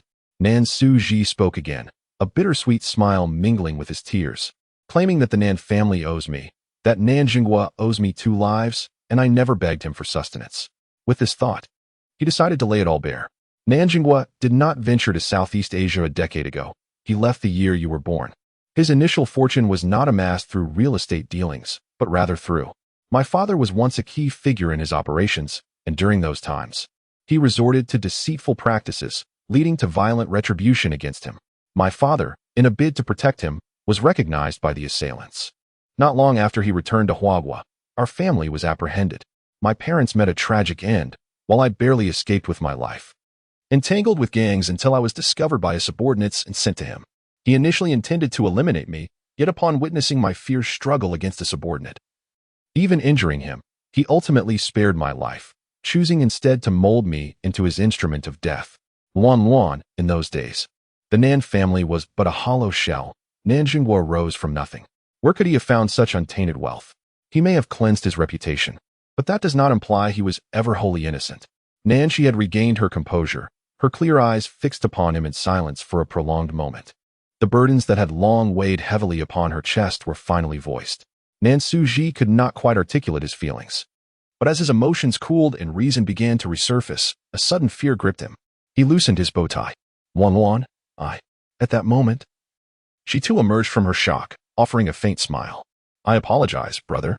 Previously, I lacked understanding and directed my anger towards you. I regret it. From now on, I will not blame you for not upholding the Nin family. Regarding your parents, I extend my father's apologies to you. After speaking, she rose and bowed deeply to Nansuji. Luan, that is not what I meant. Nansuji's elongated fingers trembled slightly as he rose, intending to assist her, but she sidestepped away. Luan. Panic surged within him, his lips quivering, his throat tightening, and an overwhelming emptiness settled in his heart. Chapter 66. He is a genius soldier at a classified training base in Russia, with a combat radius of 1,200 kilometers, the active 5th-generation fighter jet Su-57. A perfect embodiment of violent aesthetics, descended from the skies, flawlessly completing its supersonic cruise mission before returning to the airspace above the base, resembling a divine warrior in flight. Colonel, who would have imagined that this young Myanmar lad named Bali possesses such extraordinary talent? One might even classify him as a genius soldier. There is a saying in Huagua, Exceptional talent comes in various forms. If we could retain him in Alpha, he would undoubtedly become an outstanding professional soldier, remarked Lieutenant Colonel Andre, adjusting his sunglasses as he addressed his superior. Talent? Andre, a professional soldier, relies not on mere talent, but on true prowess. Colonel Ivan spoke with a faint smile. Having served in the military for 20 years, I have witnessed countless soldiers perish on the battlefield. Those who survive do not owe their lives to some damn gift. The Slavic world is rife with aspiring warriors. We do not require a so-called genius from Southeast Asia. Andre's expression darkened. Yet his desire to retain this young man was overwhelming. Suppressing the tumult of emotions within, he raised an eyebrow and responded. He graduated as the top student from the international class of the Huagua Army Academy, possessing exceptional military qualities. His capability in individual combat far exceeds that of the ordinary special forces. Moreover, his aptitude for piloting fighter jets is truly extraordinary. Colonel, Alpha is in need of such youthful vigor. Every member of Alpha is expected to possess the ability to independently pilot a fighter jet for long-range missions and, if necessary, engage in combat solo. This is standard procedure. Andre, you share a friendship with Jean, but Alpha is a national asset, not a place for personal connections. Jean has ties with the Kremlin, and securing permission for him to send someone for training is already pushing my limits. But Colonel, prior to this, Baruch had only experienced flying third-generation aircraft. Yet, he managed to familiarize himself with and pilot the most advanced fifth-generation fighter jet in just 3 days, relying solely on instinct rather than theoretical knowledge. If such a person cannot be deemed a genius, I truly do not know what constitutes genius. Genius? Ivan sneered. Your definition of genius is far too hasty, Andre. No wonder you remain stuck in this place. Colonel Andre's pale blue eyes deepened with resolve as he activated the shared frequency radio. 0135, after circling the training base's beacon 3 times. Proceed with a no-radius descent turn and super maneuvering operation, maintaining controllable limits. Fly freely. Andre, are you out of your mind? Colonel Ivan exclaimed incredulously. He is a novice, lacking any professional theoretical foundation and possessing minimal practical experience. Are you really going to let him execute a leaf fall maneuver? A minor mistake could lead to a stall and catastrophic failure. Do you wish to face a military tribunal? Colonel Andre remained steadfast, arching an eyebrow as he added, Colonel. The leaf fall maneuver was something he only encountered last night while we watched the fighter jet test flight videos. He learned the technical nomenclature just yesterday. Ivan felt a wave of dizziness wash over him, cold sweat trickling down his back. Retract your order, Andre, or I shall file a complaint to the higher-ups. It was too late, my dear Colonel. He is already taken to the skies. From the shared frequency radio, Baruch's voice emerged. Colonel, Alpha Team member number 0135 is currently circling over training ground number 1. Please confirm whether to proceed with the no-radius descent turn and super maneuvering operation. Excitement shimmered in Andre's eyes as he adjusted the volume of the radio to its maximum and intoned gravely, 0135. To ensure a successful operation, please verbalize the operational guidelines. Affirmative. Pull the nose up, adjust the vector to the minimum. Pull the nose horizontally in reverse. Open the vector and operate within the limits. Baruch's voice bore no trace of emotional fluctuation, as if this action had been honed to perfection countless times before. Received. Commence. In Andre's eyes, excitement transformed into determination. Jean was indeed correct. He was a rare genius in the military. Behind them, a myriad of bewildered officers stood, gazing at the fighter jets that soared above, returning in circles. Utterly perplexed. Suddenly, the radar roared, shooting into the sky, only to plummet like autumn leaves, weightless and descending. The crowd, witnessing what seemed like a spectral apparition, erupted in screams. Had they just witnessed an aerial catastrophe? Yet, as the aircraft reached its critical limit, it swiftly maneuvered, spiraling upward before plummeting once more, subsequently executing a pendulum-like motion. The onlookers were left in shock. This was not an Air Force training base. Although Alpha members were versatile soldiers, those capable of such intricate maneuvers as the falling leaf and pendulum were exceptionally rare, for their creed had always been straightforward. Effectiveness was paramount. As Baruch descended from the fighter jet, cradling his helmet, the team raised their hands in jubilant salute. This exceedingly young Burmese lad, once met with skepticism, had earned their respect through shared struggles, showcasing his bravery and indomitable spirit. They had fully embraced him as a member of Alpha. Report, Commander. 0135 has successfully completed the supersonic cruise mission and requests to return to base. Barut stood at attention, saluting with a posture as straight as a drawn sword. Andre, barely concealing his excitement, patted him on the shoulder. Barut, well done. Colonel Ivan, recovering from his astonishment, swallowed hard and said, Andre, as you suggested. I will coordinate with the higher-ups. After delivering a solid punch to Barut's chest, he added, well done, lad. You are the finest Southeast Asian soldier I have ever encountered. Andre disclosed his desire for Barut to remain, acquire Russian citizenship, and make an exception to enlist him in Alpha, expecting an enthusiastic agreement. To his surprise, Barut firmly declined, stating, Colonel, I have no such intentions. My year of training has concluded. Today is my final mission, and I shall depart tomorrow. No one knew how he had persevered through that year, especially after hearing that Nansyaosi had become engaged to another. He had even contemplated leaving the unit to find her, but Jin's call had deterred him. He could not afford to be reckless. He would go to any lengths to eliminate Nanjunghua, ensuring that Nansyaosi would never be his. He was unafraid of bullets.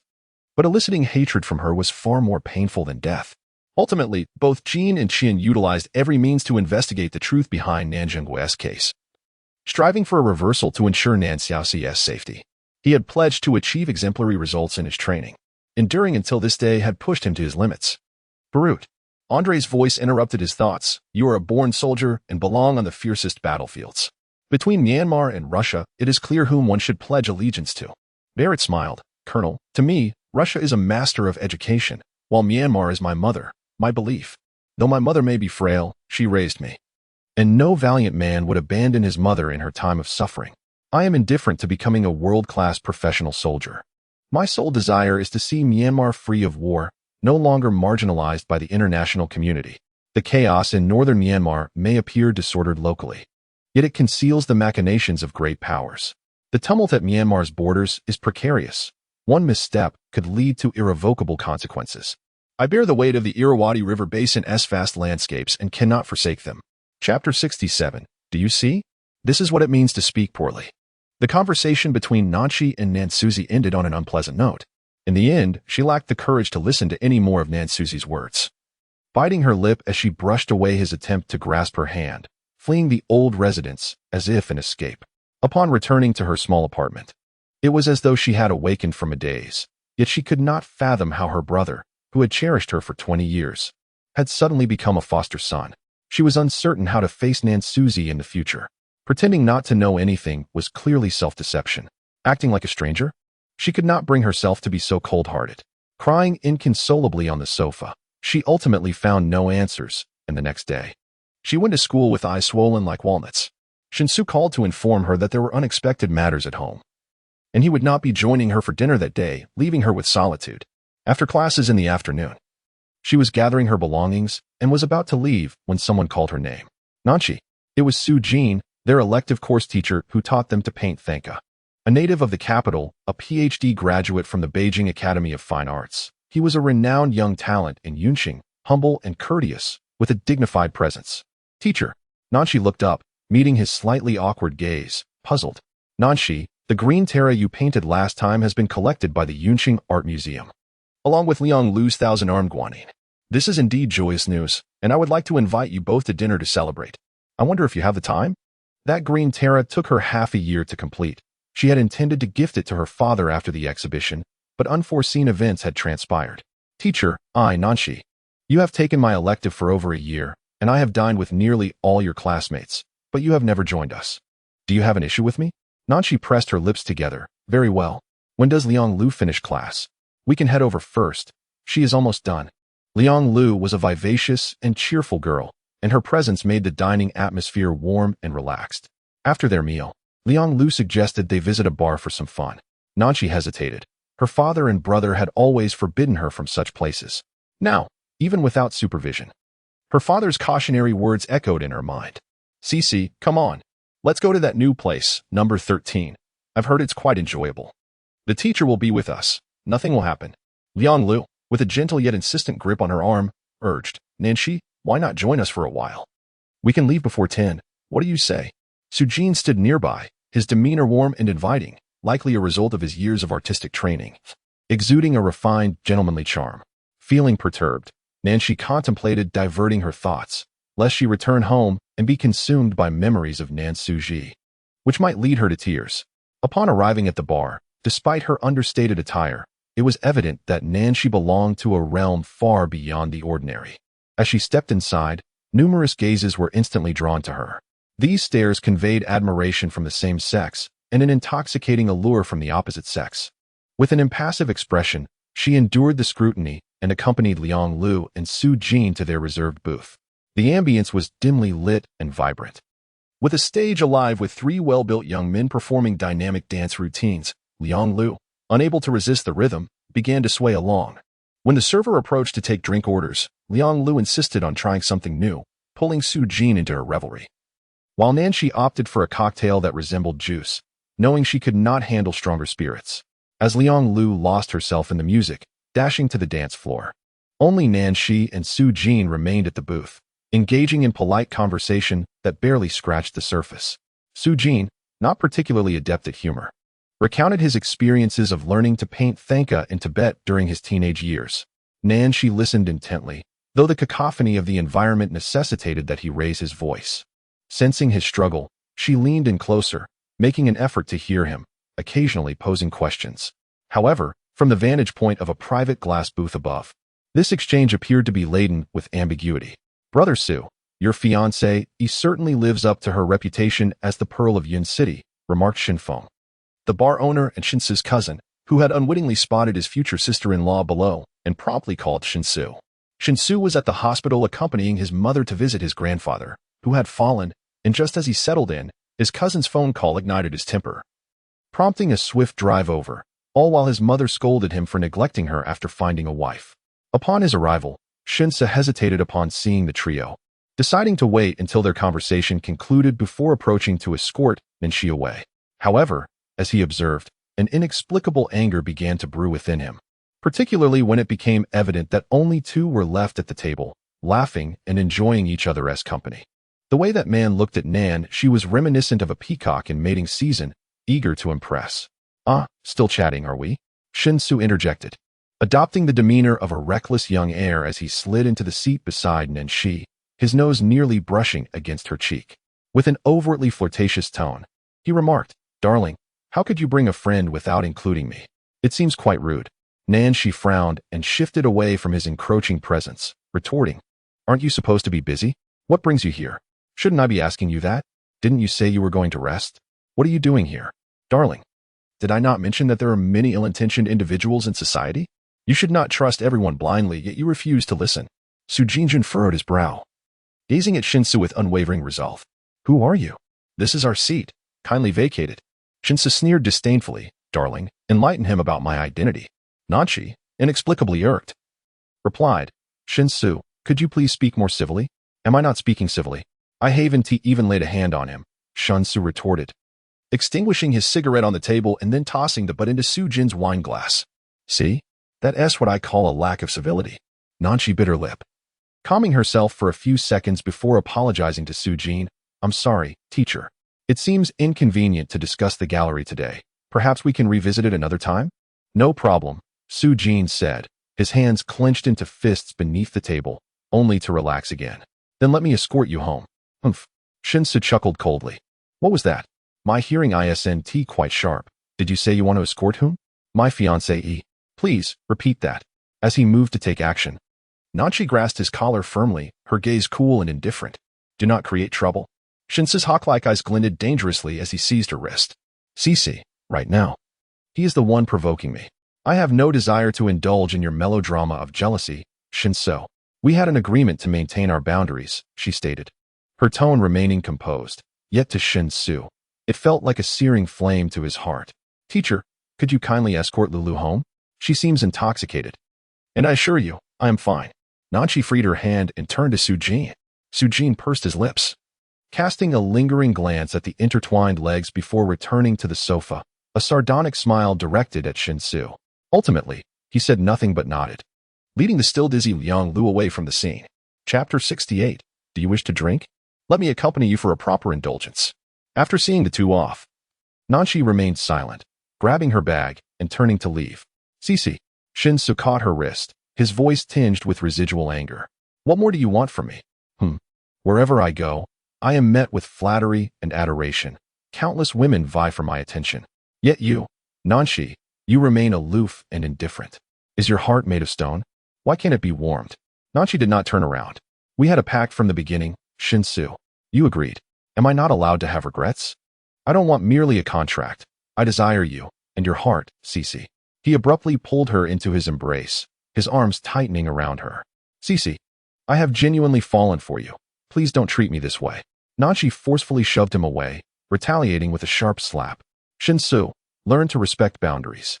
Test the waters of breaking our agreement, and see what happens. The thorns of a bramble, weathered by storms, gradually sharpened into lethal points. Shinsu lightly caressed his face, his tongue flicking against his lips, before seizing the bottle of liquor on the table and tilting it back, pouring its contents into his mouth. Nanshi furrowed her brows and shot him a glance, but as she turned to leave, she was abruptly pulled back and forced onto the sofa. A large hand grasped her chin, prying her lips apart with a firm motion as the fiery liquid from the bottle flowed down her throat. Let us see if you truly wish to drink, he taunted. I shall join you in this revelry. His eyes glinted with a peculiar, unsettling red, radiating a menacing aura. Nanshi struggled against his grip, initially refusing to swallow. Shinsu pinched her nose, compelling her to gulp down the alcohol to breathe, but as she inhaled, he poured more liquor into her mouth. Half a bottle later, despite some spilling onto the floor, she had consumed a considerable amount, an unbearable quantity for one unaccustomed to alcohol. When the bottle was finally empty, Shinsu released her, and Nanshi slid down to the floor, clutching her chest and coughing violently. Tears streamed down her face, and a wave of terror rendered her mind blank for several minutes before she began to regain her composure. She lifted her gaze, her reddened eyes glimmering like icy blades, piercing through Shinsu's heart. Her fingers trembled as they rested on the sofa, her entire being seemed on the verge of shattering. I was just caught up in the moment, Shinsu stammered, squatting down to help her up. Do not touch me, Nanshi snapped, mustering her strength to rise unsteadily. She cast a cold glance at the man before turning away, reaching for her phone as she walked out. Shinfeng had already dealt with the people at the adjacent table and was now watching the spectacle unfold. He approached Shinsu, asking, Brother, who is she calling? Shinsu narrowed his eyes. Who else could it be but her brother? Suddenly, realization struck him. He recalled the agreement they had signed, which granted her the right to unilaterally terminate their relationship. She was calling her lawyer. Nanshi, he called out, hastening after her as she merged into the chaotic crowd. I was wrong. I truly was. I promise I will never hurt you again. Please, grant me another chance. He caught up with her, snatching the phone from her hand and swiftly ending the call. Although Nanshi's steps were shaky, her mind remained clear. She had no desire to converse with him. Not even for her phone. Her only thought was to return home as quickly as possible. Shinsu relentlessly pursued her, and as she ran faster, she suddenly collided with a sturdy, muscular chest just as she neared the exit of the bar. Looking up, she met the piercing gaze of a man whose sharp features seemed unreal, and he questioned her. What are you running from? Is a wolf chasing you? His rugged demeanor was as unyielding as ever. Who knew how desperately he had been waiting, rushing here straight from the plane? That fool Biaozi, upon seeing someone enter the bar, did not think to follow but instead rushed to the airport to greet him. What business did a grown man have in doing so? Until he spoke, Nanshi still could not believe that the person who had vanished for a year could suddenly appear here. Speak, Nanshaoshi. Balu gently pinched her cheek, his handsome face darkening slightly with a teasing smile. Have you been drinking? Yes. Nanshi was unsure of her own feelings. Moments ago, she had been preoccupied with thoughts of escape, seeking a lawyer to terminate her contract, and plotting her revenge for today's grievances, without considering her own sense of injustice. Yet, upon seeing him, all her grievances surged forth, her nose stinging with emotion, rendering her breathless, and she could barely muster a response. Little drunkard. Balu ruffled her hair and pulled her into his embrace. It's not just the alcohol, it's the wolf. Her words lacked coherence, yet inexplicably, Balu understood, glancing over her shoulder. Indeed, he spotted a tall, slender man holding Nan Shaoxi's phone, weaving through the crowd, hastening towards them. As the two men's eyes locked, it was as if lightning struck, igniting sparks of tension. Nanshi, what are you doing? Shinsu's dark eyes glinted ominously as he spoke in a low voice. Balu smirked slightly, skinny as a rail, and you call yourself a wolf? Nanshaoshi, when will you remedy that poor judgment of yours? At first, Ninshi merely choked back her tears, but with his remark, she clutched at his shirt and burst into tears. But that worm bullied me. He forced alcohol down my throat. I refused, and he pinched my nose to make me drink. My lips are chapped and bleeding. Balu, it hurts so much. In the past, she had only complained to her brother and grandfather, but now that her grandfather was gone and her brother was not truly her brother, there was no one left to bear her grievances.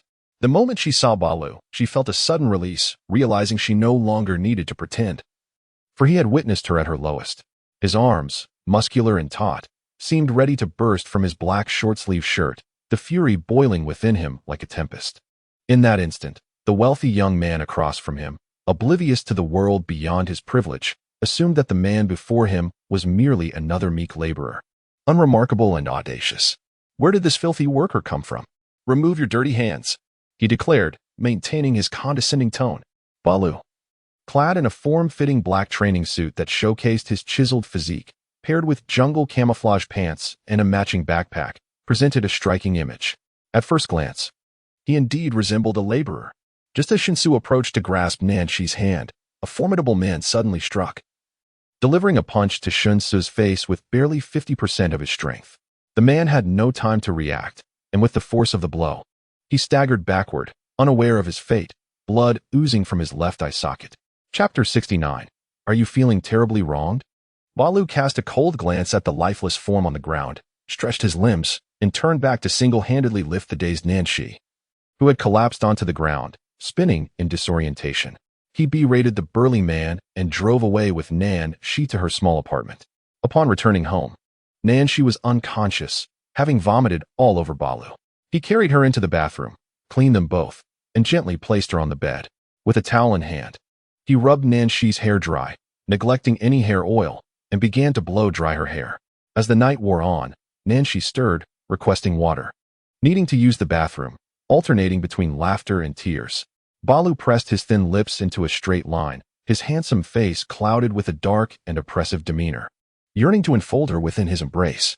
Nanshi, have you truly endured so much this past year? I never expected you to be so resilient. My wife is truly remarkable. His tone was calm, yet his heart felt as if it were pricked by countless needles, an unbearable ache. As the morning chill set in, Nanshi instinctively curled into Balu's arms, rousing him from slumber. Nanshi, settle down. I lack self-control in this regard, he grumbled, pushing her cold feet away from his abdomen. Yet the next moment, her other foot pressed against him again. Balu, my feet are cold. She whined like a kitten. Balu, how could such a formidable name be uttered in such a whiny tone? Nanshi, you certainly have a knack for it. The man found himself at a loss with this drunken feline, rubbing his face before lying flat on his back. Don't move. It's infuriating. Come here. The warmth of his body had vanished, prompting the young lady to huff in annoyance as she turned over, wrapping her arms around his neck and straddling him with one leg. Do you still have that knife? Can you put it away? It's uncomfortable, she complained, resting her head on his chest, yet still unsatisfied, her small hands playfully tugging at his face in search of his ears. Nanshi, can you possibly calm down? That is not a knife. Could it be your brother instead? He pulled her wandering hands away, speaking irritably. Brother? Where would I have a brother? I only have an older brother, all right? Nanshi's mind remained foggy, and after a few moments of confusion, she began to cry. But Nansuji isn't my biological brother, Balu. How can he not be my real brother? We look so alike. Where do we look alike? Your eyesight has never been good, Nanshi. You truly ought to have your eyes checked. Better yet, perhaps a checkup on your brain would suffice, lest our child inherits your foolishness and I end up having to discipline him. Balu, you are the one with a troubled mind. Nanshi remained listless, attempting to lift her hand to strike him, but lacking the strength, she resorted to scratching his body with her nails. Are you going to sleep or not? If you don't, I'll have to get to work. I can't hold it in any longer after a year. His tone was half threatening, half coaxing, as he pressed her down and covered her with the blanket. After a few more futile scratches, her fingers grew weak, and she murmured, remember to make me seafood congee. She dozed off again, half conscious. When the phone call from the housekeeper came in, Balu was in the kitchen preparing congee. Nanshi answered, saying that she didn't need her to come over today, then hung up and returned to her slumber. By 4 in the afternoon, Balu had already conducted a round of video calls in the living room, holding an online military meeting, while Nanshi remained unresponsive. Cece, wake up, have something to eat. Then you can sleep again, okay? Balu coaxed as he pulled her from the blanket and brought the kanji to her lips. Nanshi kept her eyes closed, simply opening her mouth, waiting for him to feed her. She had become accustomed to this treatment. Balu blew on the kanji to cool it and fed her bite by bite. After she had eaten, Nansuji's call came through. Initially, Nanshi had no intention of answering, but in her drowsy state, she mistakenly pressed the answer button, forcing her to lie on her pillow and listen to him speak. Luan Luan, were you with Shunsu yesterday? I heard he was beaten up and had to be resuscitated for a day and a night. He probably won't make it. Are you all right? Nanshi's eyes flew open, and she sprang up from the bed, feeling as though a bucket of cold water had been poured over her, instantly alert, sitting frozen in place, unsure of how to react. Shunsu was dead? She vaguely recalled that Balu had seemingly punched him. The young lady had little concept of a man's fighting capability, while she had witnessed boys fight before. She knew that even 10 punches wouldn't be fatal, and it likely had nothing to do with Balu. Luan Luan, are you listening? Nansuji inquired anxiously from the other end. I am, she replied, rubbing her hair. Brother, do you know which hospital Shunsu is in? I didn't pay attention, Luan Luan. Are you okay? I'm coming to pick you up and take you back to the old residence. Don't go to school for the next few days. Shunsu might have gotten in trouble with someone, and I don't want you to be implicated. No need. I'm doing just fine here, brother. You go ahead with what you're doing. I'll hang up. After saying this, Nanshi didn't listen to Nansuji's further words and swiftly ended the call. She genuinely felt a discomfort that made it hard to converse with him. She wanted to be close, yet dared not be as intimate as before. She wished for distance, but after so many years as siblings, how could she create that distance? She also feared causing him distress. Other than avoidance, it seemed there was no better option. All right, I understand, Mengu. I'll return once I'm done. Balu emerged from the kitchen, still clad only in pink underwear, one hand clutching a bowl of noodles. He approached her vanity, hastily clearing off its contents to make space. Placing the bowl atop it, then tilted his chin, indicating her to eat, before sauntering off to the living room. Nanshi nearly choked on her own blood at the sight of this exhibitionist. She lifted the quilt, stood on the floor, feeling as if her feet were resting upon cotton, then returned to her seat to gather herself before heading to the bathroom for her morning routine. Slowly, she made her way to the vanity, tasted a few bites of noodles, and felt her vitality gradually returning. Suddenly, a thought crossed her mind. She took out her phone and called her lawyer to annul the agreement she had originally signed with Shunsu. Following that, she contacted her elderly uncle from the Nan family, requesting him to step in and dissolve the engagement with the Shin family. Despite her efforts to inquire, she still could not uncover her father's whereabouts since his arrest. She had not seen him even once. Perhaps Nansuji had a way, but he had never mentioned it, and Nanshi understood, just as her father had indicated, that he had completely severed ties, both in business and in heart. Finished eating?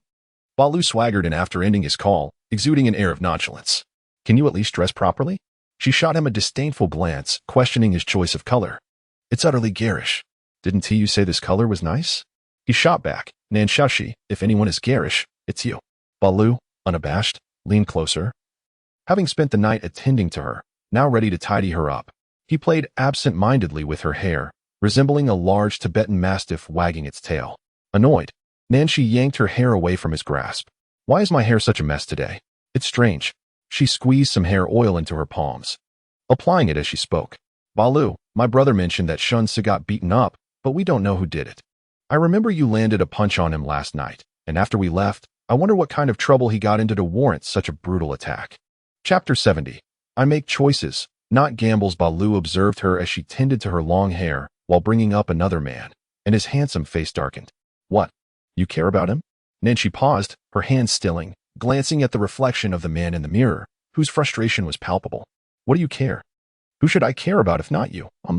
Nanshashi, I haven't even settled the score with you for quietly getting engaged to someone else.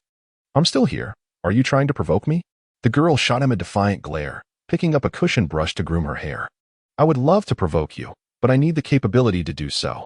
Nanshashi, don't change the subject. Explain. Balu pulled a chair beside him, determined to have a conversation that wouldn't end until he got answers. Explain what?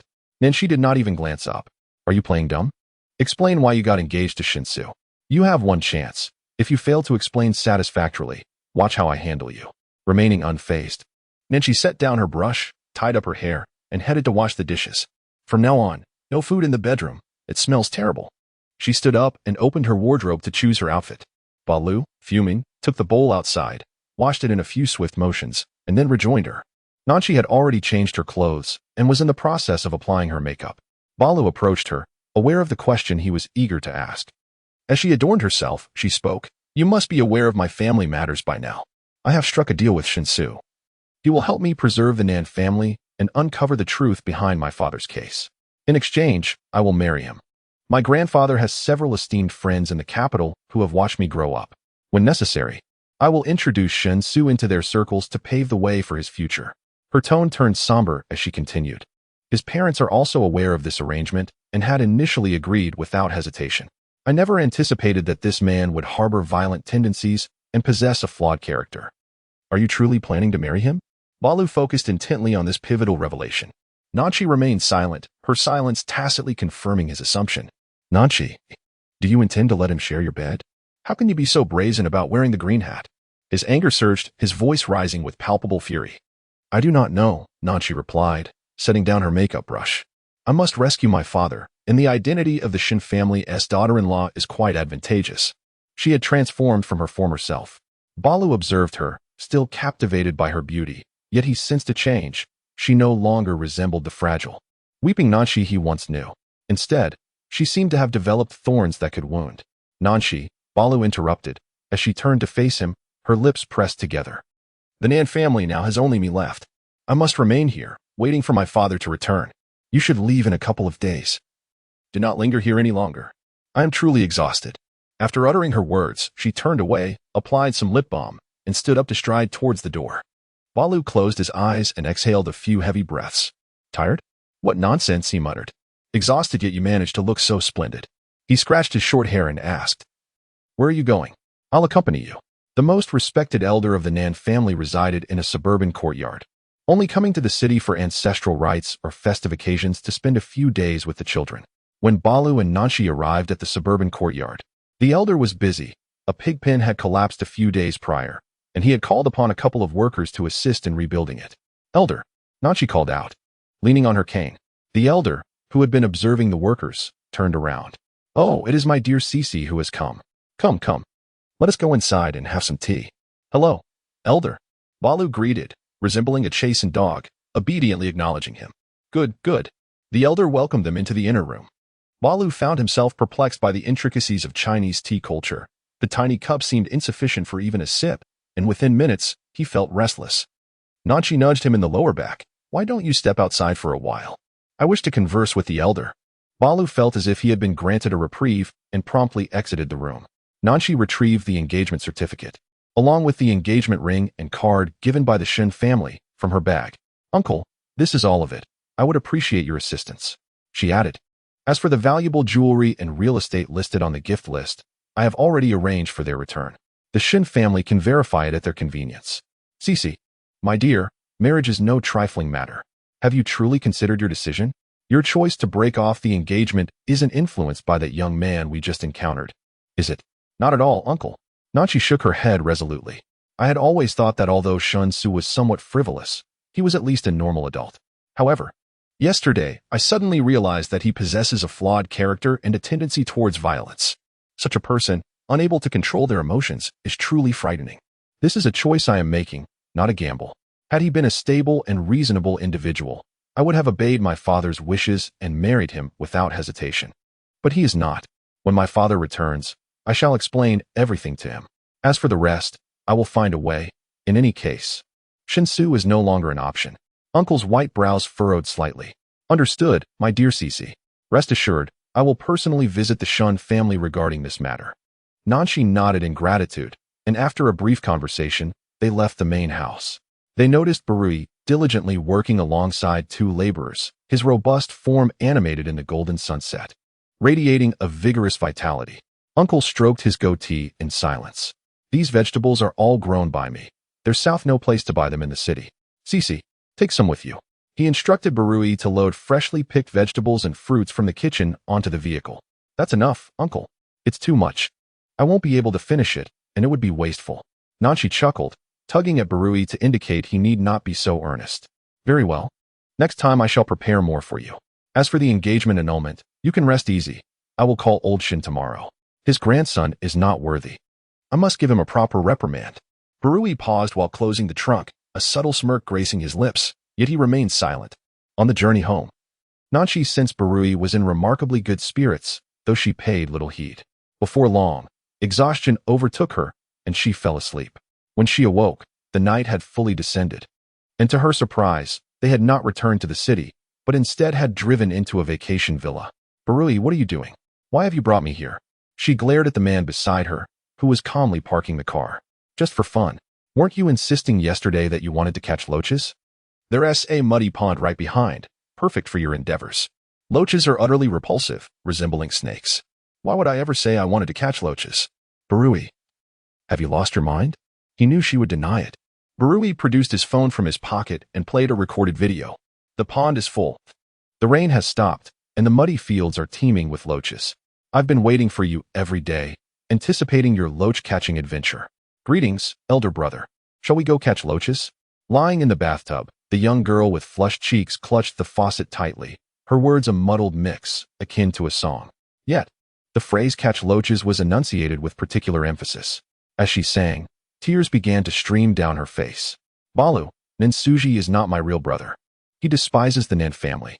I have no brother to accompany me in catching loaches. Chapter 71. I want to ride high. Nanchi watched the video of herself, crying, singing, laughing, and frolicking, and swiftly snatched the phone from his hand to delete the footage. I have amnesia. You are not to remind me. Balu playfully nudged her head. Look at your lack of resolve. It's merely Nensuji. From now on, I shall be not just your man, but also your brother. Whether it's a few loaches or even a python you wish to catch, I shall arrange it for you. Nanchi, exasperated, kicked his shin. I'm older than you. Who are you to play the brother? You only know how to act tough with me. Balu tucked the phone into his pocket and wrapped his arm around her slender waist as they moved inward. We shall stay here for a couple of days. But I must return afterward. When you have a break, I'll come to take you out to play, and I'll return you when school starts again. All right? What is so fun about Dakali? I never want to go back there. Don't think you can deceive me. If we don't go to Dakali, how about Mandalay? Or Yangon? Except for Naypyidaw, which we cannot visit for now, you can choose any other place. I don't want to go anywhere. Nanchi firmly rejected. Dear, Balu said as they entered the villa, taking her bag and leading her to the sofa. I've thought it through. There's a border port near Ruiching. We can buy a house there. Once you graduate, we can move there. You one need to go abroad. I'll commute. Is that acceptable? Who said I would marry you? Nanchi replied lazily while responding to fans' messages on her phone. If you don't marry me, who will you marry? That worm. Oh, how revolting. The little woman shot him a glare. Go, take the ingredients from the car, and have the kitchen prepare some late-night snacks. I'm a bit hungry. Then I shall take that as your agreement, Balu said, stepping outside, his mind racing with thoughts. Dream on. Nanchi lay back on the sofa without lifting her eyelids. Wishing for a wife is a futile endeavor. Not having rejected him was tantamount to consent. He needed to buy a house quickly, lest she deny the arrangement. The kitchen prepared 2 light dishes, but Nanchi barely took a few bites before receiving a call from Nensuji. Luan, where have you gone? Why aren't you at the apartment? I'm out. Where? I'll come pick you up. I'm just out for a breath of fresh air. I'll return in a couple of days. There was a pause on the other end. Luan, about that day, I apologize. I shouldn't have said such hurtful things. But Luan, after all these years, you should know how I've treated you. We cannot deny our bond just because we are not biologically related, can we? Please don't avoid me, all right? As we continue as before, pretending that nothing has transpired. Or perhaps, can we? Ganachi interrupted his words, saying, I know everything you were saying. I just need time to accept it. Can you allow me to take it slow? Of course, Luan. As long as you don't abandon me, I can wait indefinitely, Nensuji replied, visibly relieved. That won't happen. After all these years of our relationship, how could it simply end? I am not made of stone. Baby.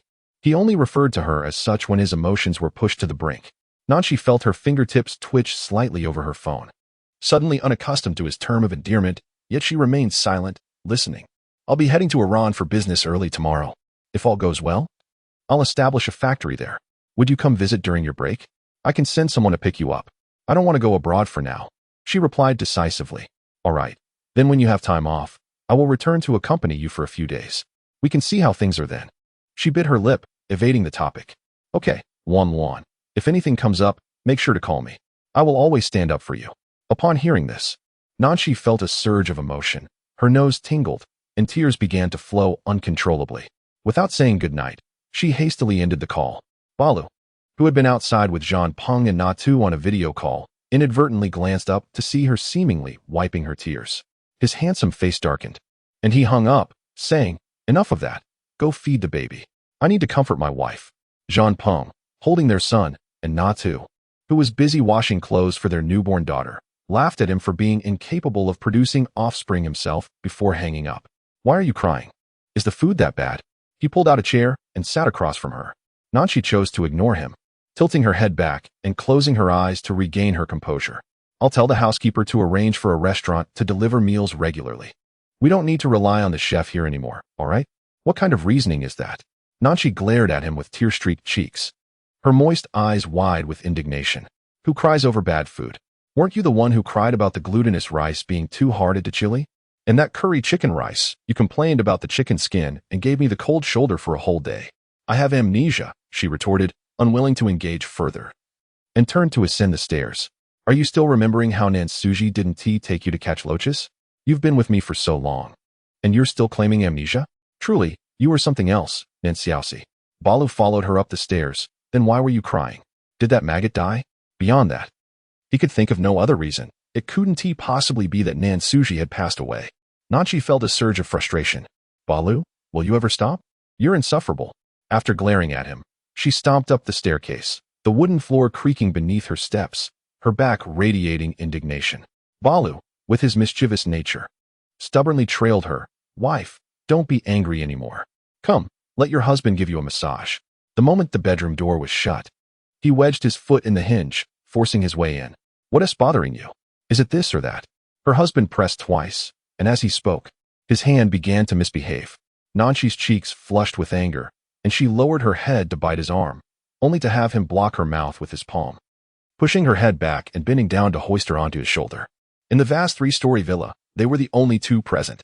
Balu carried her up the indoor staircase to the third floor in one breath, then ran back down, circling the living room.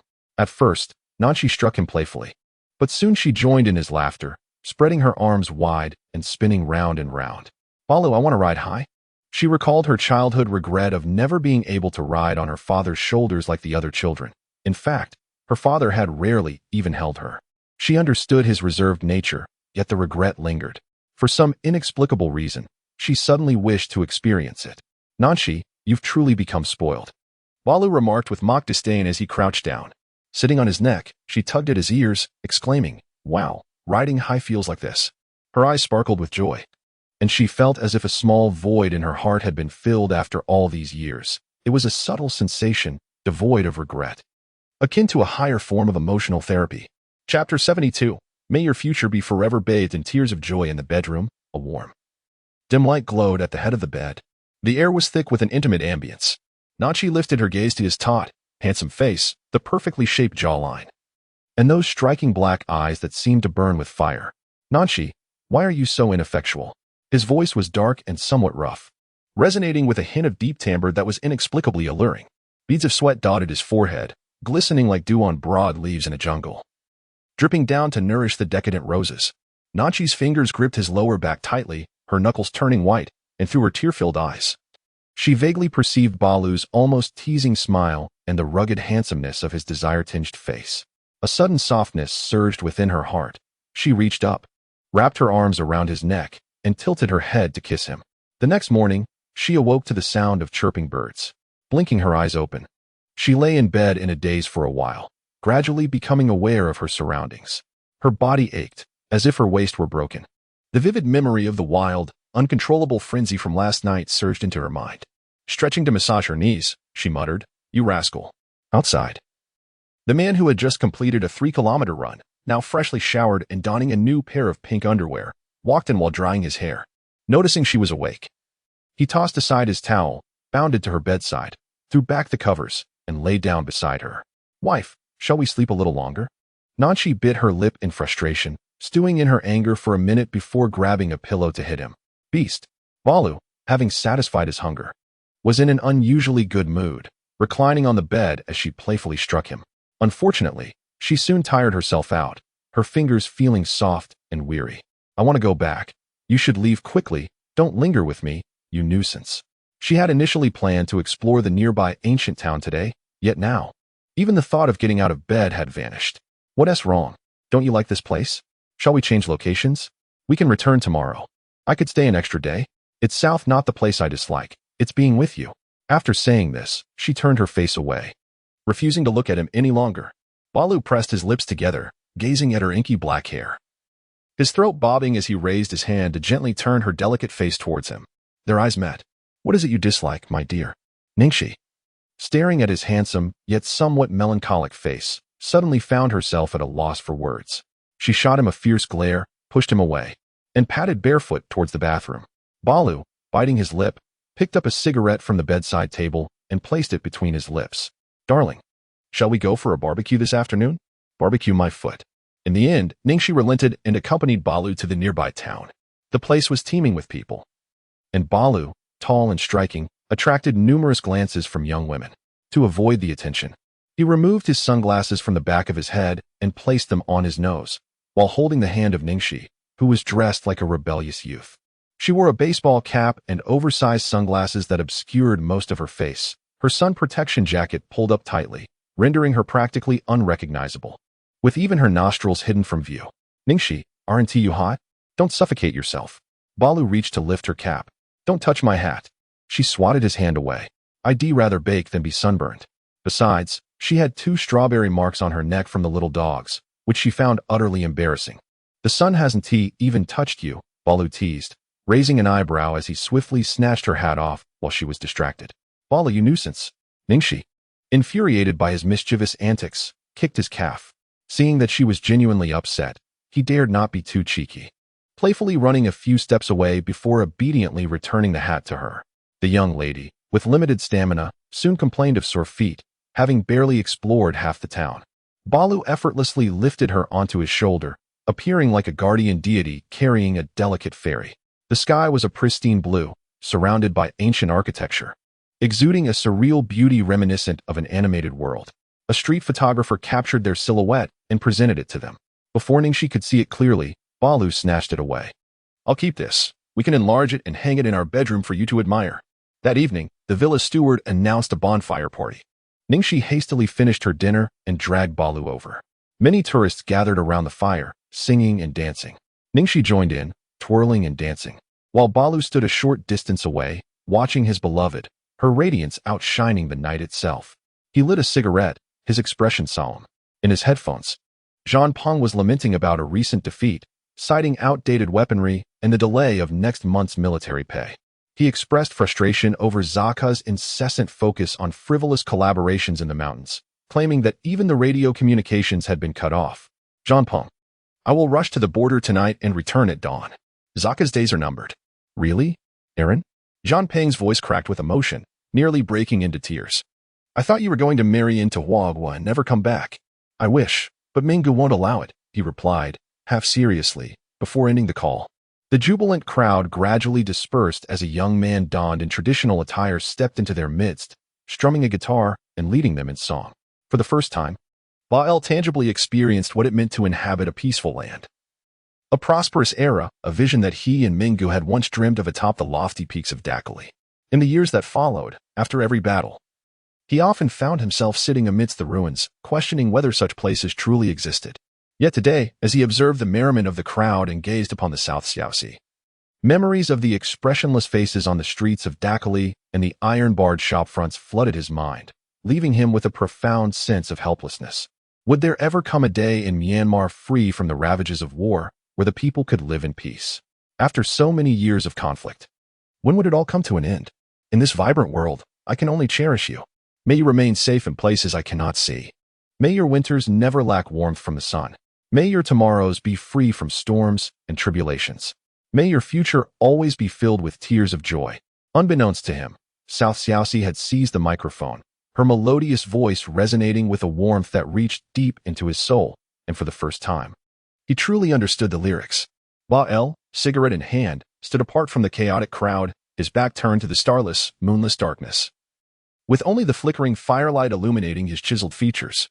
Opposite him stood South Xiaoxi, surrounded by admirers near the bonfire. The dancing flames played upon her, casting a soft filter over her figure. They appeared to exist in entirely different realms, separated by mountains and rivers, by the dim glow of lights. Their gazes locked across the distance. Having shed her hat and sun protection gear, South Xiaoxi wore her hair in loose, delicate braids cascading down her chest. Dressed in a pink short-sleeved top and a white cake skirt, her white netted boots giving her an ethereal appearance. She smiled at him, singing the words. May your tomorrows be free from storms and tribulations. May your future always be filled with tears of joy. South Xiaoxi would never realize that such simple phrases, buoyed by a bright melody and her very presence, sustained Baal through countless trials of life and death that lay ahead. Chapter 73. The Burmese man suspected of attempted murder on their way back. The expression on the driver's face remained unchanged, a smirk lingering at the corners of his mouth. Nanshi had a faint understanding of why he was so amused. She deliberately chose to remain silent, engrossed in her phone. Finally, Baal broke the silence. Casting a glance her way, his eyes sparkling with mischief. Darling, do you ever tire of this? If you have something to say, just say it. Nanshi shot him an exasperated look before responding impatiently. You claim that you can only love me? That's merely a lyric. You sang it to me. Baal raised an eyebrow playfully. You misheard. I can discern sounds within 500 meters, and the bullet's margin of error won't exceed 1 centimeter. Are you some sort of radar? He teased. You do like me, Nanshi. With a sudden jerk of the steering wheel, Baal pulled the car to the side of the road, unbuckled his seatbelt, and leaned in to kiss her. Scoundrel! Nanshi was momentarily dazed by the kiss, her limbs turning weak. He allowed her a fleeting moment to breathe, yet his lips remained softly pressed against hers as he spoke. I am so happy, Nanshi, truly happy. He took her small hand and placed it on his heart. This place is filled with you, Nanshi. With glistening eyes, Nanshi bit her lip and gazed at him. Baal, please don't be like this. Whenever I'm with you, I easily lose myself. Awakening brings sorrow. We have no future. Yet I selfishly refuse to relinquish this fleeting joy. Tomorrow you will leave, and we will return to our separate lives. Leave the future to me, darling. His large hand gently caressed her cool cheek, his demeanor solemn as if he were making a vow. That's enough, Nanshi thought. For having him in her heart was sufficient to embolden her against any adversity the world might present. I am afraid, Baal, truly afraid. She transformed once more into that vulnerable and helpless Nanshi, clinging to his neck, nestling against his chest. I fear I cannot protect the Nan family. I fear my father will be imprisoned for many years. I fear meeting Nintsuji. I fear the pitying gazes of those around me. Fear not, I am here. You have nothing to fear. The following day, Nanshi found herself confined to bed until Baal finally coaxed her out to return home. Upon your return, refrain from smoking if possible.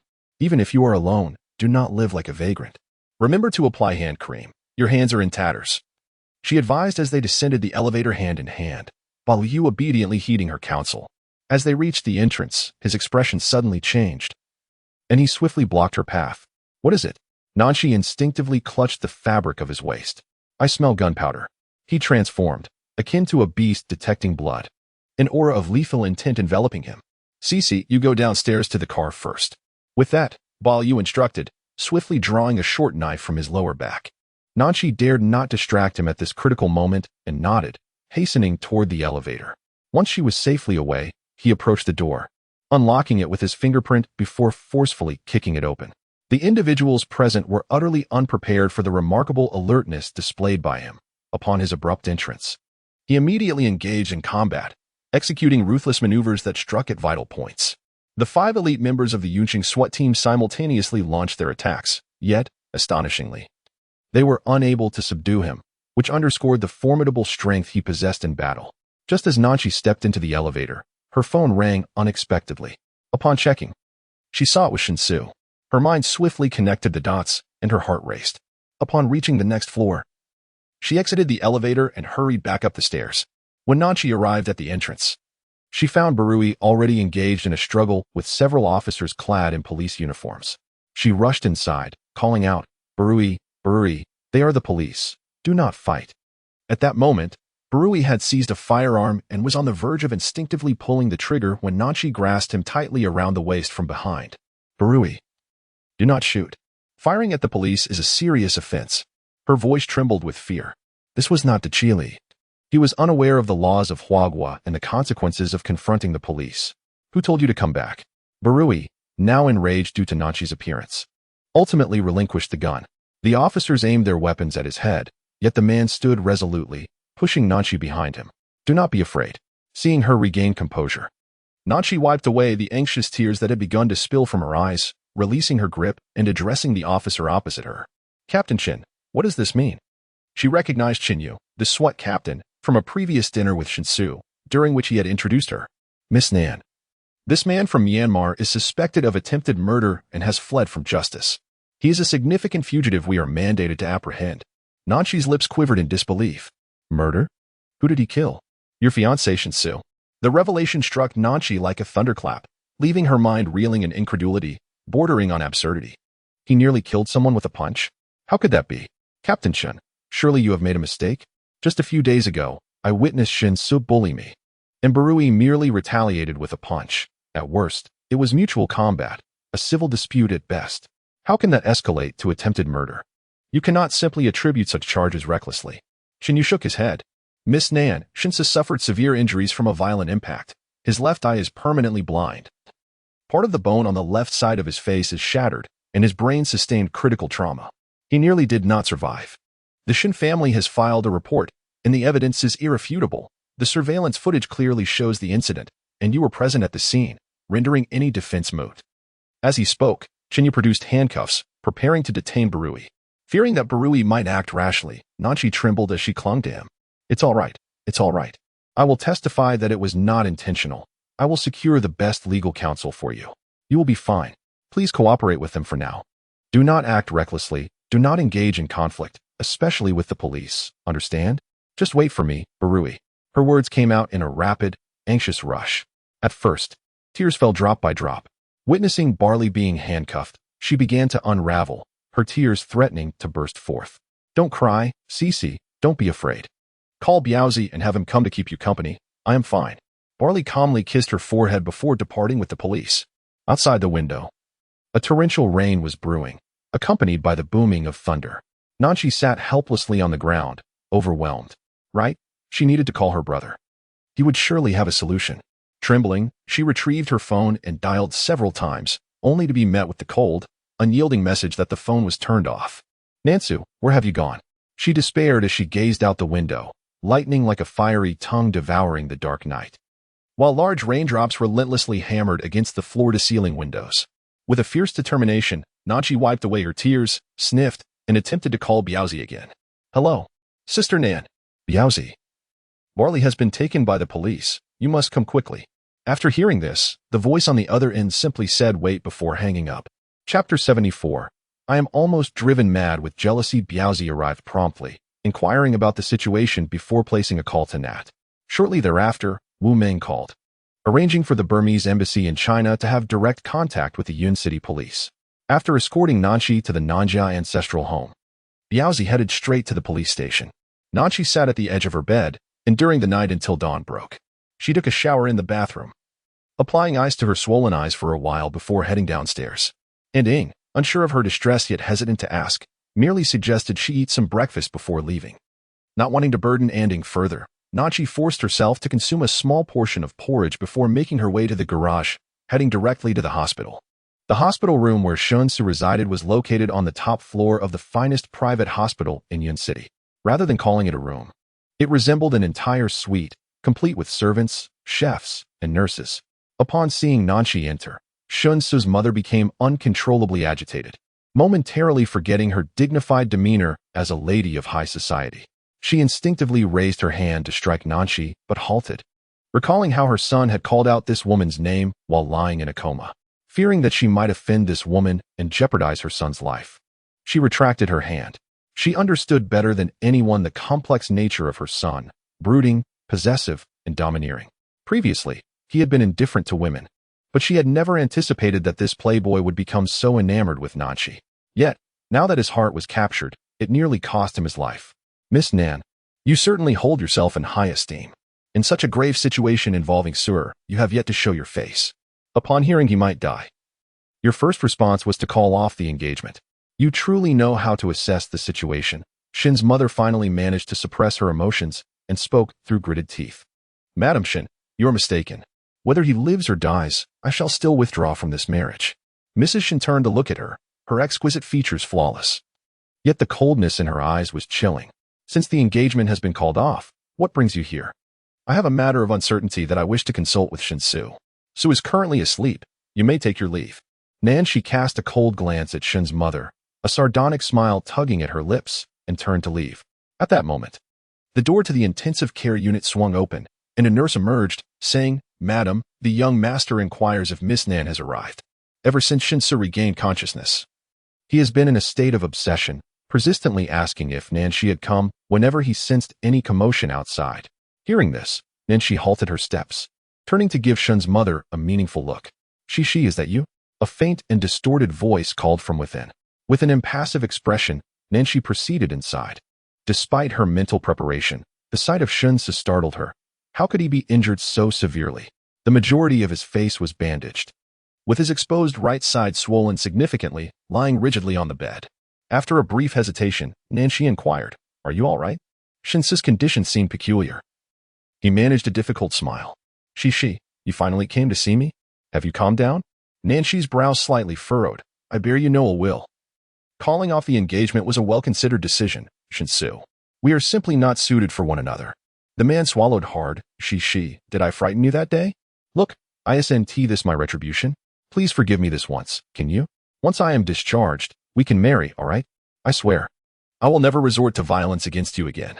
Nanshi was disinclined to listen to his words. Casting a glance at the cup with a straw placed beside the table, she set down her bag, approached, picked it up, and offered it to Shin Su. "Would you like some water?" Shin Su's eyes sparkled with barely concealed excitement. "Yes, I would." As he drank from her delicate hand, he grasped her tiny hand. She. "My dear, was it you who did this?" Nanshi withdrew her hand, beginning to interrogate him, feeling out of her element. "What do you mean? Did you send someone to my apartment to capture Balu? Was that your doing?" Nanshi did not flinch, her cool gaze locking onto the man's sinister eye. "He is a murderer. She. He nearly killed me. Shouldn't I report him? He didn't do it intentionally." Shin Su finally lost his composure, gritting his teeth. "You came here today just to tell me this? What do you want?" "I want him dead." A fierce murderous intent spread across Shin Su's face, and Nanshi had no doubt he genuinely wished to eliminate Balu. She stared at him for a solid 10 seconds, biting her lip. "You must understand. The likelihood of that happening is quite slim." "Then let us test that theory." Shin Su closed his eyes and smiled. She. "The video surveillance captured him making a move against me, subsequently abducting my inebriated fiancée and fleeing in fear of the law. When he was apprehended, he nearly fired at the special police. Perhaps you should consult a lawyer to calculate the potential sentence he faces. You should be aware that there exist methods to discreetly eliminate someone within the confines of a prison." Nanshi steadied her mind, her tone softening slightly as she addressed Shin Su. "He struck you, and to put it plainly, it was for my sake. I apologize. Is that acceptable? Please express any demands you may have. I shall endeavor to fulfill them within my capacity. Let us avoid involving innocent individuals, shall we?" The figure on the bed regarded her. His complexion as pale as snow, long hair dark as ink, and features exquisitely defined, a beauty unreserved and striking, reminiscent of a blooming peony.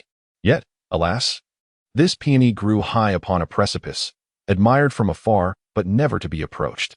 "Cece, during our first encounter, you confided that you were not a virgin, that your first time was given to that man, correct?" Nanshi did not anticipate such an inquiry. Upon realizing he would be her betrothed, she had no intention of concealing the truth, knowing it would be futile. At that time, she believed she would never see Balu again and would lead a life akin to that of an ordinary woman, marrying and bearing children. Hence, she chose to be forthright. If he could not accept it, she would simply inform her father. To her surprise, Shin Su expressed indifference, prompting her to agree to explore their connection. "I know without you needing to say it," he interrupted, his voice laced with a chilling tone. "You display a facade of indifference toward everyone. Yet your eyes illuminate like a mist parting when you gaze upon him." With a bitter laugh, he ground his teeth. "It is the first time I have seen you regard a man in such a manner, Nanshi. My jealousy is driving me to madness." Observing his frantic demeanor, Nanshi recognized that further discussion would yield no fruitful outcome. She rose to leave. "Cece, my dear," Shin Su called after her, "why the haste to depart? I wish to show you something remarkable." He manipulated the remote to activate the projection opposite them, unveiling a screen as large as a wall, streaming live footage from a surveillance camera. It depicted a communal cell for 16 inmates, where a towering man engaged in a brutal brawl with a group. The clash was both savage and bloody, with individuals being carried out while fresh combatants entered the fray. 1 against 15, it was a war of attrition, exhausting the opponent's stamina and shattering their fighting spirit. The outcome of this melee was uncertain, as reinforcements would continue to arrive until he was vanquished. The imposing man was drenched in blood, his eyes a crimson hue, resembling a caged beast. His clothing was tattered, revealing a body marred by vicious scars. Yet the grotesque bite mark on his chest stood out starkly. Even through the screen, Nanchi could sense the intensity of the scene. No single fist could withstand the onslaught of numerous hands. If this continued, even one as resilient as Balu would surely succumb. Chapter 75. The skilled often fall victim to random strikes. Nanchi gripped the hem of her dress, her knuckles turning white, her teeth biting down on her lower lip as her breath quickened, a momentary blankness enveloping her mind. Shinsu, Yun City does not belong to your Shin family. Is there truly no law to uphold? With a cold smile, Shinsu remarked that detention centers were filled with ruffians, and brawling was nothing unusual. Once he was sentenced and incarcerated, he would update her with other developments. Ruffians? Did she truly believe she was blind? Those individuals exhibited skills that were unmistakably honed through practice. Shinsu Nanchi felt an overwhelming urge to slap him. Yet his face was so swollen it resembled a pig's head, leaving no viable target for her strike. If she were to cause him harm, wouldn't he that play right into his malicious scheme? With her hand raised high above her head, Nanchi trembled uncontrollably, tears streaming down her face despite her desperate attempts to suppress them. Watching the screen where Balu was besieged like a cornered beast, her heart ached. Remarkably, this young man could indeed fight. He had been engaged in battle since the previous night. Yet, one punch was worth a fortune, and in Yun City, numerous individuals were eager to risk their lives, weren't they? Did she truly feel sympathy? It was far too early for that. There was no need to rush. Shinsu's tone was laced with an unspeakable satisfaction and malice, and he subsequently displayed another surveillance video. In a cramped single cell, there sat a solitary figure, hair now grayed, head bowed as he crafted something with his hands. The man's demeanor appeared numb and dazed, although his face was not easily discernible. Nanchi recognized him instantly, her father. He had aged significantly, and what was that on his arm? Why did he bear such extensive burn scars? And what had happened to the patch of hair at the back of his head? What had he endured? What had Shinsu done to him? In an instant, Nanchi's composure shattered. Gripping Shinsu's collar, her eyes burned with rage, as if she could consume him alive. Have you laid a hand on my father? Shinsu, you devil, I will kill you. At that moment, a caretaker rushed in, pulling Nanchi away. Madame Shun had ordered her removal, but Shinsu intervened, expelling everyone else and quietly observing the nearly broken Nanchi before him. Cici, my dear, do you still not comprehend? In Yun City, to protect anyone, you must have my consent. That includes your father and your little lover as well. Nanchi clenched her teeth in seething hatred. I will ensure your demise, Shinsu. She remained steadfast, refusing to turn away. Shinsu spoke once more. Your father is ill, suffering from uremia, Cici. Would you care to inquire how this ailment is treated? Let us see if Nanjingwa can endure until you manage to eliminate me. A tempest roared, accompanied by hail, violently striking the thorny brambles across the desolate wilderness.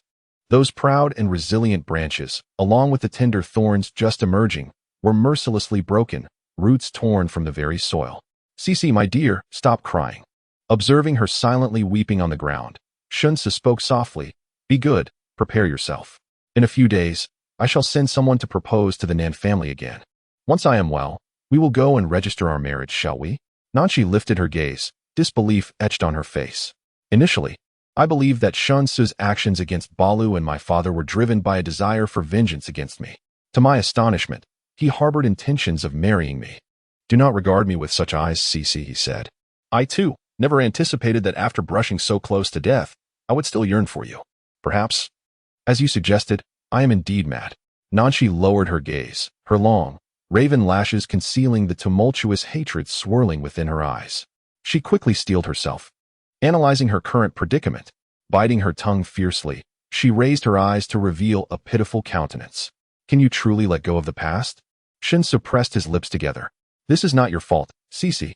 I initiated the conflict, and it was not you who struck me. Therefore, the burden of consequence should not fall upon you. Then, will you allow my father to receive treatment? Of course, my dear. After all, he is my father-in-law. The first surgery has been completed, and in due time, he will be able to undergo dialysis. I will ensure that the one responsible for his injuries is dealt with. Nachi took a deep breath, mustering the strength to rise. She moved to sit at Shinsu's bedside. Asu, she said, her delicate fingers entwining with his. In a moment of anger, I went out with Balu to retaliate against you for your bullying. Now that we have cleared the air, will you please have him released? Shinsu glanced down at their interlocked fingers and replied, this matter has escalated beyond the surface. I lack the authority to intervene. Nachi bit her lip, nearly shattering her silver teeth. After a brief pause, she implored, then, please do not allow anyone to harm him further. If he were to be killed, it would ultimately lead to trouble for you and the Shin family. Are you genuinely concerned for me, or do you pity him? We have been in a relationship for some time, and our interactions have been harmonious. I am not devoid of empathy. I can certainly feel your kindness towards me. Hence, I would not have agreed to our engagement, would I? However, I am still very upset about the previous incident, and my anger has yet to dissipate. This matter is far from over, and do not think you can brush it aside. The man opposite her smiled faintly. If she were to truly express forgiveness and plead for his sympathy, it would only indicate that she was willing to sacrifice everything for that man from Myanmar. Yet, her insistence on still being angry lent credibility to her words. Nachi's proud nature made her reluctant to easily offer her heart. The man from Myanmar likely charmed her with his appealing visage, leading her to relinquish her innocence. Her feelings for him were merely a fleeting novelty. Asu, the beautiful girl urged, nudging him gently. Shinsu returned to the moment, grasping her small hand. Cece, you have yet to answer me. I am ready. Shall we go register our marriage? First, release him. Nachi attempted to withdraw her hand, but he held it firmly, refusing to let go. Cece, your actions lead me to believe that you care for him. Suddenly, on the live feed, Balu was kicked against the wall by a man with a scarred face, who had just entered. In an instant, everyone surged forward, and from the surveillance footage, all she could see were heads and fists flying. Behold, as I have asserted. No matter how skilled one may be, a kitchen knife remains a formidable threat. Even the most adept may succumb to a flurry of erratic punches. After an exhausting day and night of relentless conflict, we have reached our limits. Henceforth, it is your choice. Cease. Compel them to cease. In the moment that Barley collapsed, the last strand of composure in Nachi snapped. She recklessly lunged forward, consumed by a desire to tear a piece of flesh from Shinsu. Speak. Declare that you will marry me, and I shall spare his life. Nachi's nails dug fiercely into Shinsu's arm, her teeth clenched in rage. Very well, I agree. Make your dog halt, and summon a physician for him, immediately. Shinsu, unfazed, picked up his phone and dialed a number, commanding, stop. Get him a doctor. Before Nachi could finish her plea, Shinsu ended the call. Rest assured, a few blows won't be fatal. I am famished, fiancé. Summon someone to bring us a meal to share. Chapter 76, Matters of the Heart Shall Remain Unperturbed. You must navigate them on your own. Zhou Qian employed various tactics, ultimately compelling the Shun family to relent. Hong Jin, Wu Meng, and Zhou Qian were only able to meet Barley after he had been detained for a week. Humph, quite the audacity to land yourself in such a predicament. I left a multitude of matters behind in Yangon to come here and clean up your mess.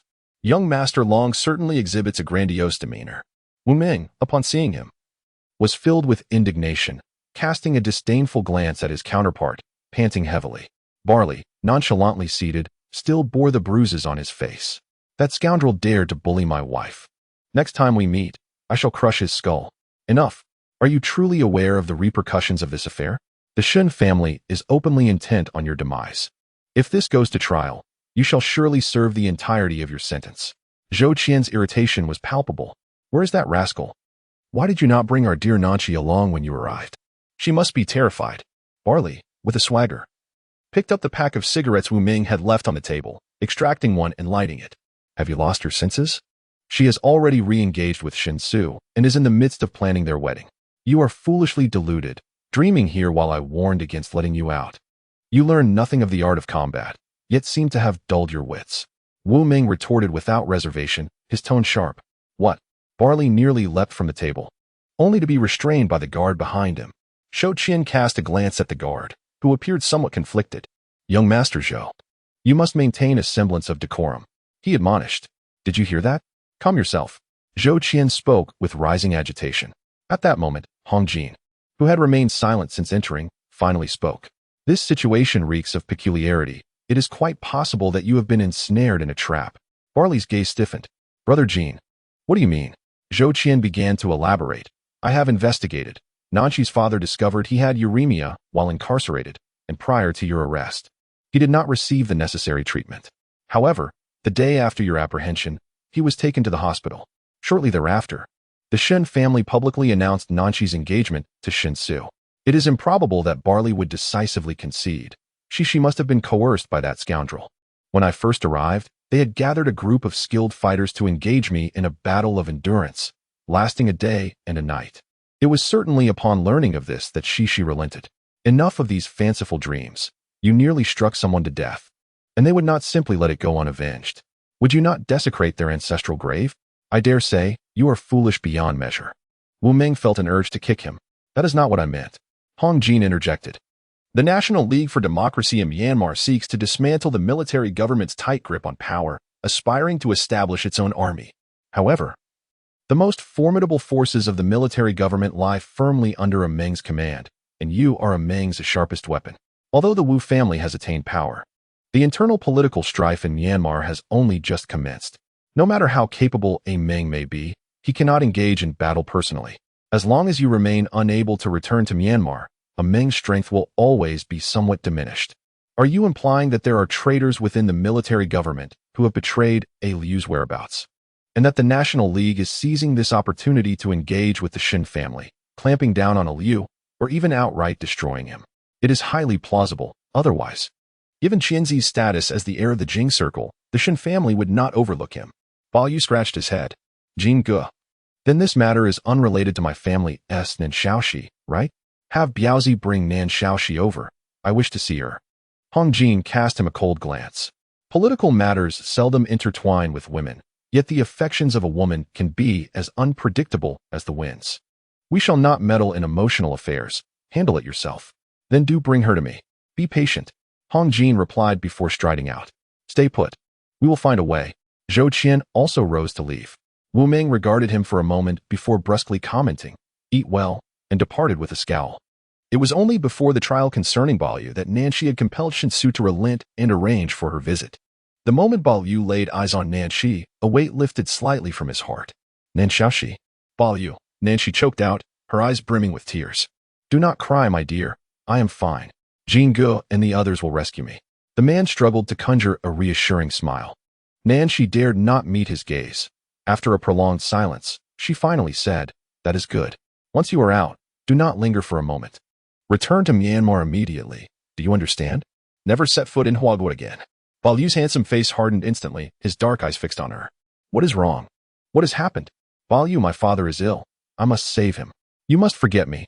I am to marry Shinsu. Nan. Shao. She. The man clenched his jaw tightly, veins bulging on his forehead, his hands forming tight fists. Say that to me once more. No matter how many times it is reiterated. The outcome remains unchanged. Barley, I cannot bear to witness my father's demise, as Shinsu holds my father's life in his hands. Nanshi wiped away her tears. Avoiding his gaze, Shinsu assured me he would not make things difficult for you. If your brothers take action once more, you should soon be released. This is our final encounter. Let us each lead our lives well henceforth.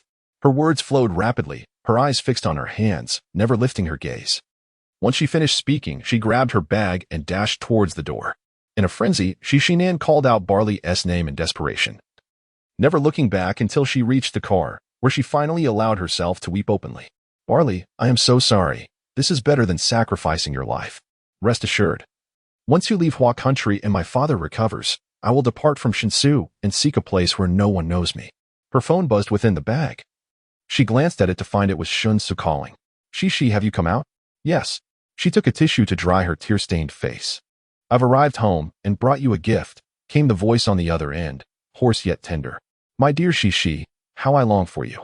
An inexplicable wave of nausea washed over Nanshi as she furrowed her brow and asked, How is the treatment progressing? The surgery was very successful.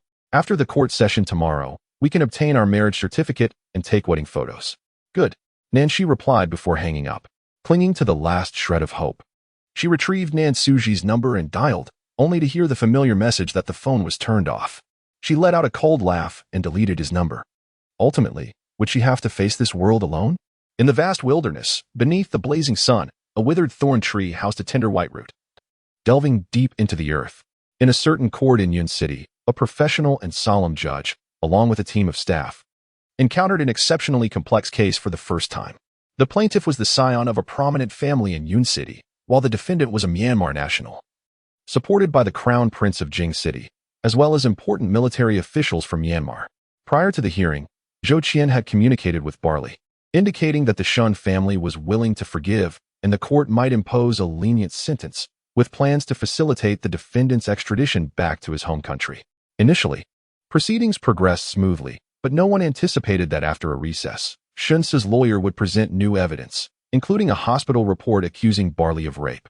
This unexpected turn left everyone astonished, and even more surprising was Nanshi's admission of the incident in court. The final verdict saw Shun Su issue a letter of forgiveness. Yet he simultaneously refiled charges against Barley for rape, leading the judge to impose a 3-year prison sentence. As Nanshi testified, Barley merely smiled bitterly with reddened eyes. While Nanshaoshi urged, "Lift your head and speak," Nanshi tilted her chin up defiantly, her eyes swollen and red like a rabbit's. Yet she steadfastly refused to look at him throughout. Balu had readily accepted all of Nanshi's accusations in court. Wu Ming was so enraged he nearly overturned the table. Before being taken away, Balu uttered a single sentence, "Nan Xiaoxi. If you wish for me to languish in prison, then so be it. However, should you dare to marry another, I shall truly relinquish you." Nanshi fainted on the street before even stepping out of the courthouse. Volume 2. The Dragon Emerges from the Sea. Chapter 77. Departure. A fierce wind howled through Yun City the night before, leaving the air thick and oppressive the following day. The sky was shrouded in dark clouds, casting no light, while deep in the distant mountains, a storm brewed. At the desolate end of the suburban road, the oppressive prison gates swung open, revealing a tall and imposing figure. With his sharp short hair and simple black attire, his once youthful visage had now transformed into one of steely resolve and cold indifference, his eyes glinting with frost. He strode towards the black SUV parked nearby, thunder rumbling ominously behind him. "Lu Gu," called out the driver, "Biaozi." Balu remained silent, accepting the cigarette Biaozi offered. He tilted his head to light it, exhaling a plume of gray smoke after a moment of contemplation. "What of two?" he inquired. "Still in Yangon, undergoing emergency treatment. The doctors say even if his life is spared, he will certainly lose that leg." Balu's brows knitted tightly, his eyes still closed. Yet the slight quiver of his Adam's apple silently betrayed the immense effort he exerted to suppress the fury boiling within him. Menga didn't say anything? After a long pause, he spoke again. "He did." Biaozi hesitated for a moment, then continued. "The commander said that had Tu not been injured, he would not have disturbed Long Shao's ascetic retreat in the prison of Huagua. Initially, we had planned for you to attain enlightenment and lead your brothers in a ceremony to send you off to the heavens. However, it appears that Myanmar does not need another romantic hero, but rather a fierce dragon to subdue the northern territories." Finishing his cigarette, Balu discarded the butt and playfully slapped Biaozi on the head. "Damn it, I get the gist, no need to elaborate. Drive." As the vehicle approached the main road, nearing the highway to the Ruiqing border, the man in the passenger seat, eyes closed, spoke softly, "Make a U-turn. Let's visit the gallery." Biaozi slammed on the brakes, pulling the car to the side of the road. "Lu Gu, are you out of your mind? That woman personally sent you to prison for a year. Why are you still thinking of her?"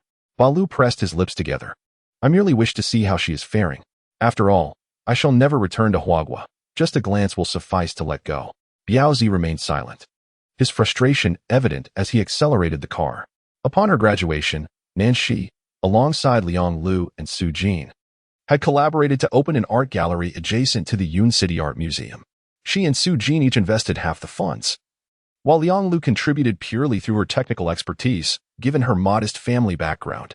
During the gallery's quiet hours, when the footfall of patrons was scarce, Nanshi opened a quaint safe beside it, adorned with fresh blooms and artistic oil paintings, and home to numerous cats. The handcrafted coffee gained popularity, establishing itself as a new hotspot in Cloud City. On the second floor of the CAF lay Nanshi's private sanctuary, seldom visited even by Liang Lu, let alone Su Jin. Seated by the window, she immersed herself in her artwork, a comic series titled Bobalong and Nan Xiaomao, which she had been sharing on social media for a year. This delightful tale, featuring a little dragon named Bobalong striving to grow stronger for his family, and his adventures with a Persian cat named Nan Nan resonated deeply with readers, depicting their shared struggles and joys. Balu's car came to a halt across the street. Despite the fine mist of rain and reduced visibility amidst the bustling street, he instantly recognized the slender figure by the window, her profile barely visible. Had she lost more weight? His jaw tightened, a chill emanating from his thin lips. Nan Xiaoxi, is this what you desire? Suddenly, a gentle breeze lifted the sheer white curtain, prompting the petite woman to glance outside at the falling rain. She furrowed her brows and reached to close the window. Still so delicate, quick to temper, even the rain could provoke her ire. Balu flicked the ash from his cigarette, his tongue brushing his lips. Despite the distance, he could almost detect her faint, sweet scent. As Nanshi closed the window, her heart raced unexpectedly, almost as if compelled. She drew the curtain back open, uncertain of what she anticipated.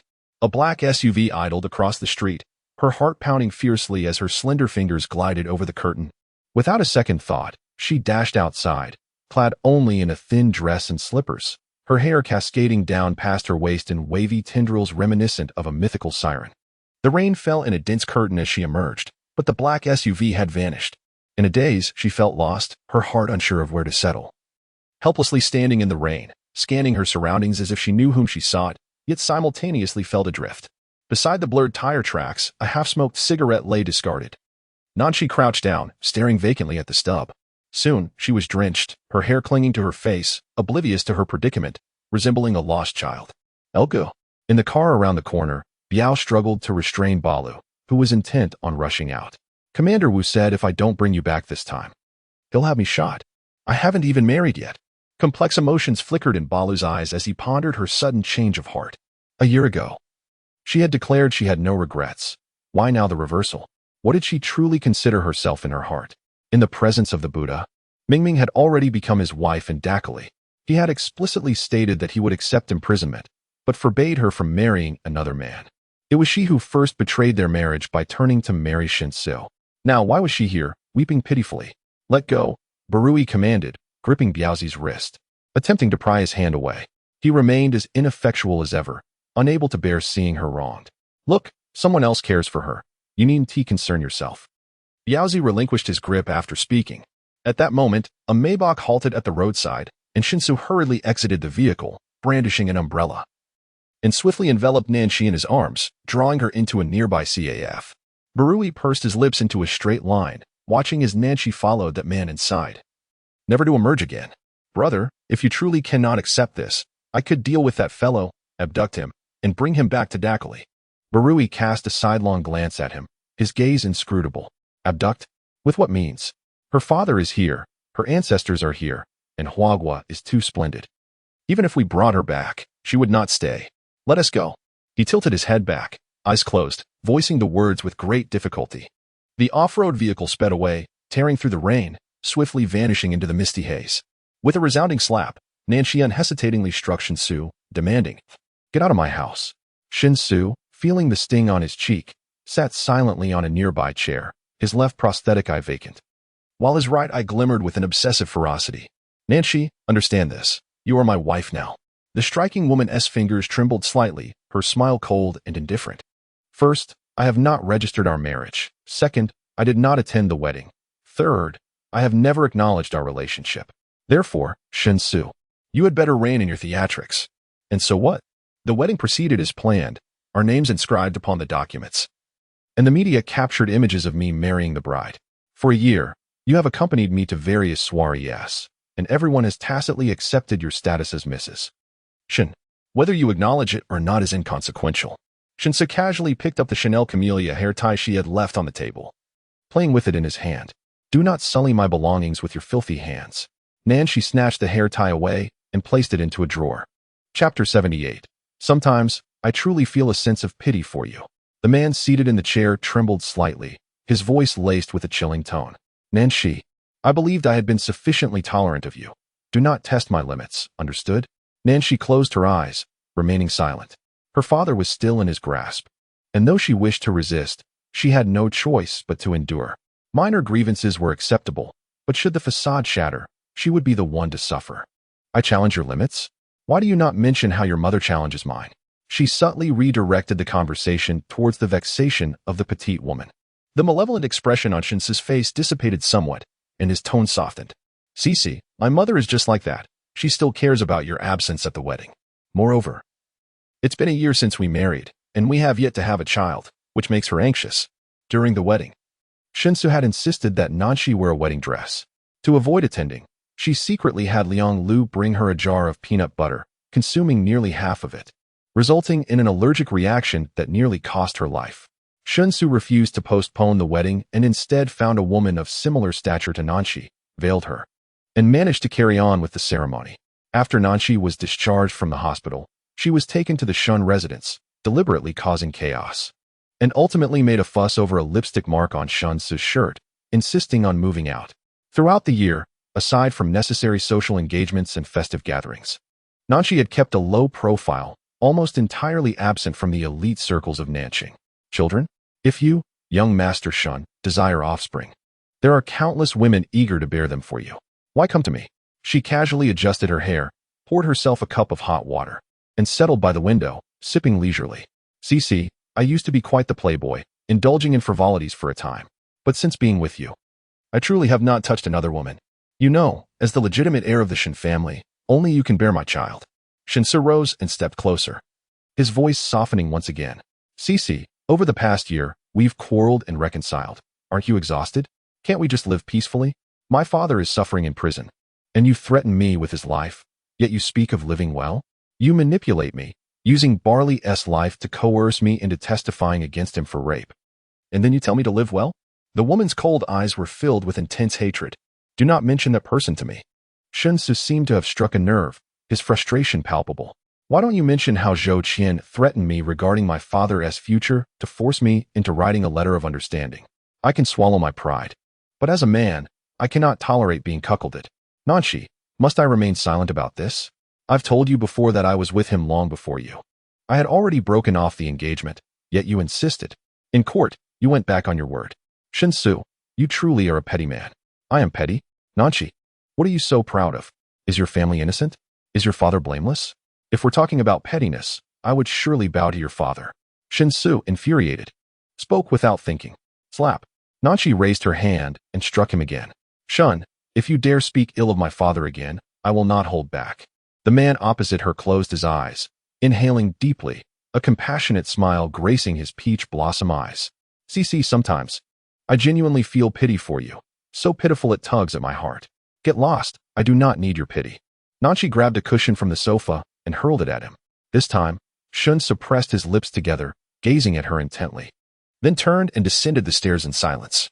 Nanshi sat on the sofa, shedding tears in solitude, until the encroaching darkness enveloped her surroundings, prompting her to rise and retreat to the bathroom. Her weary body sank into the warm water, and in a haze of confusion, Shinsu's sympathetic yet complex gaze inexplicably invaded her thoughts. The sudden movement caused a tremendous splash, disrupting the tranquility of the bathtub. Something was amiss. Shinsu's words today carried an unusual weight. Logically, they had been embroiled in quarrels for a year. Shinsu would typically grip her throat in frustration, leading her to retaliate without hesitation, resulting in an impasse. It was the first time he had mentioned her father. What lay beneath Shinsu's words? She retrieved her phone and dialed Shinfeng. Hello, sister-in-law, came the response, the background filled with the cacophony of metallic music, yet Shinfeng's voice was tinged with surprise. Call me Nanshi. Shinfeng, I need you to investigate something for me, she stated directly. Of course, what do you need? I require the electronic medical records of my father, Nanjunghua, from the prison. Shinfeng hesitated. Does my brother know about this? You can inform him. I may argue with him again, but I will expose your infidelity to your girlfriend. No, sister-in-law, I have not wronged you.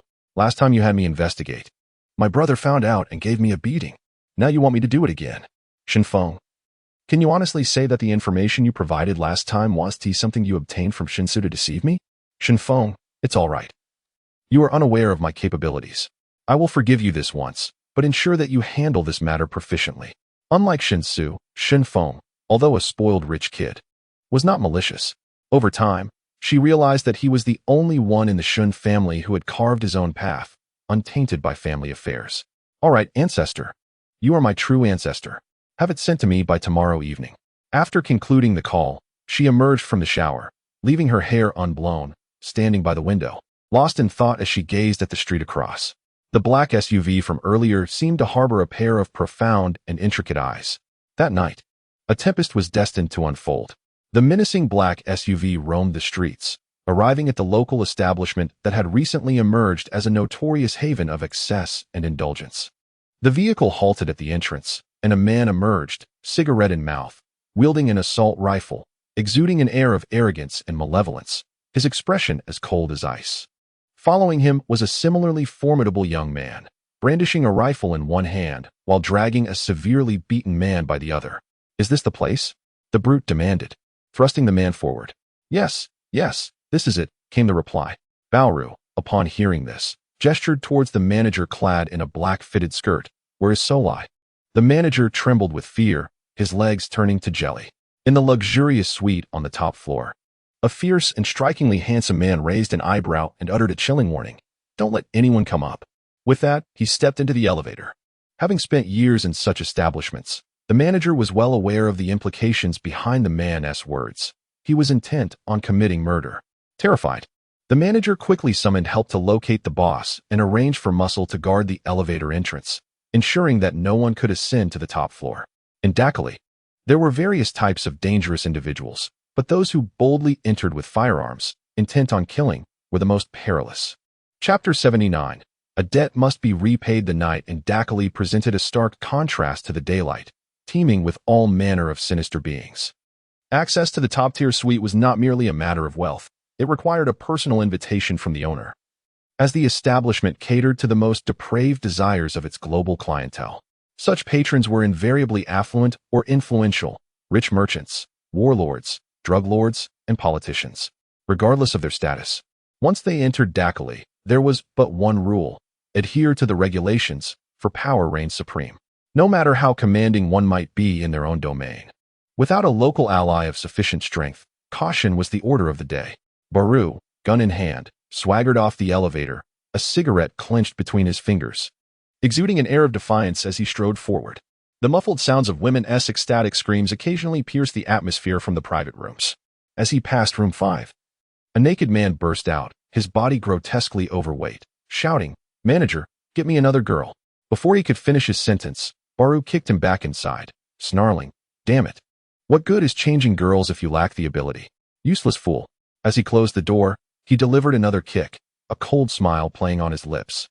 The door of room 6 was suddenly kicked open, startling a man who was laboring over a woman. Reacting instinctively, he reached for his gun. Bang! Without hesitation, Baru shot him in the arm, crimson blood gushing forth, causing the woman on the bed to tumble to the floor in fright. "Damn it, if you want to live. Get lost. What are you yelling for?" Baru grabbed the bedsheet and tossed it to the woman, pulling her out of the room. "Are you Solai?" Baru asked as he settled onto the sofa, his handsome face betraying no emotion.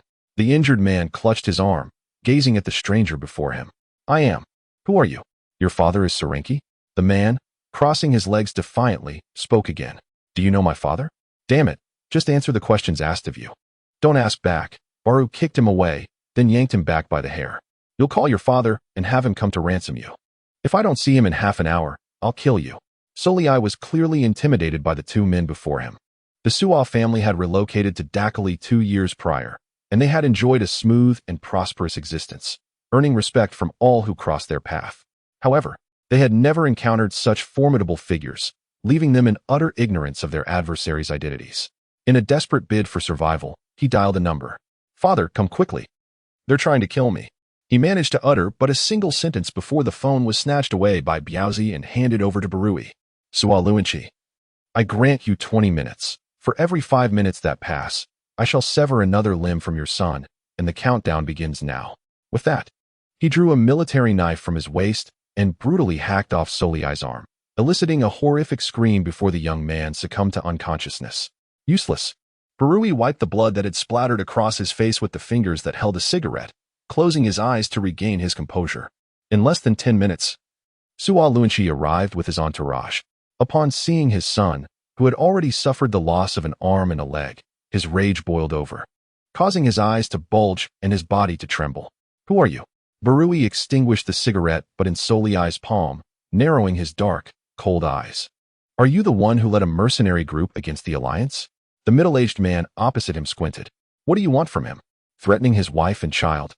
How delightful, isn't it? Barui remained silent, driving his knife into Soliai's shoulder. My nephew is barely 3 years old. You let them kill him. Sua Luanchi. No one dares to stab a knife into my heart in Dakali, do they? The man before him nearly faltered. Barui? You are Barui? The infamous name of the North Myanmar evil dragon was well known to him before arriving in Dakali. However, several years ago, this figure had mysteriously vanished, and everyone assumed he had been assassinated. To his astonishment, here was Barui, alive and well. Had he known Barui had not perished, he would never have heeded Bai Shui's words to provoke the alliance, leading to the death of Nada's son. Barui's brow furrowed with a menacing aura. Debts must be repaid. With that, he signaled one of his subordinates, who forcefully rendered Soliai's remaining arm useless. Sua Luanchi fell to his knees, hands clasped together. It was all Bai Shui's doing. My son knows nothing. It was Bai Shui who ordered me to act. I merely followed his command. I beg you, my son is already incapacitated. Spare his life. Bai Shui? It had been a long time since Barui had heard that name. After the man had fled, he had vanished like a rat. And despite scouring all of Southeast Asia, no trace was found. Little did he know, Bai had been hiding right under his nose. Where's Bai Shui? His whereabouts had always been unpredictable, leaving no one with knowledge of his location. For a full minute, Barui remained silent, merely toying with the knife in his hand. Until he saw Soliai on the brink of death. Only then did he speak. Will you go to my nephew's grave to face your fate? Or shall I have someone escort you there?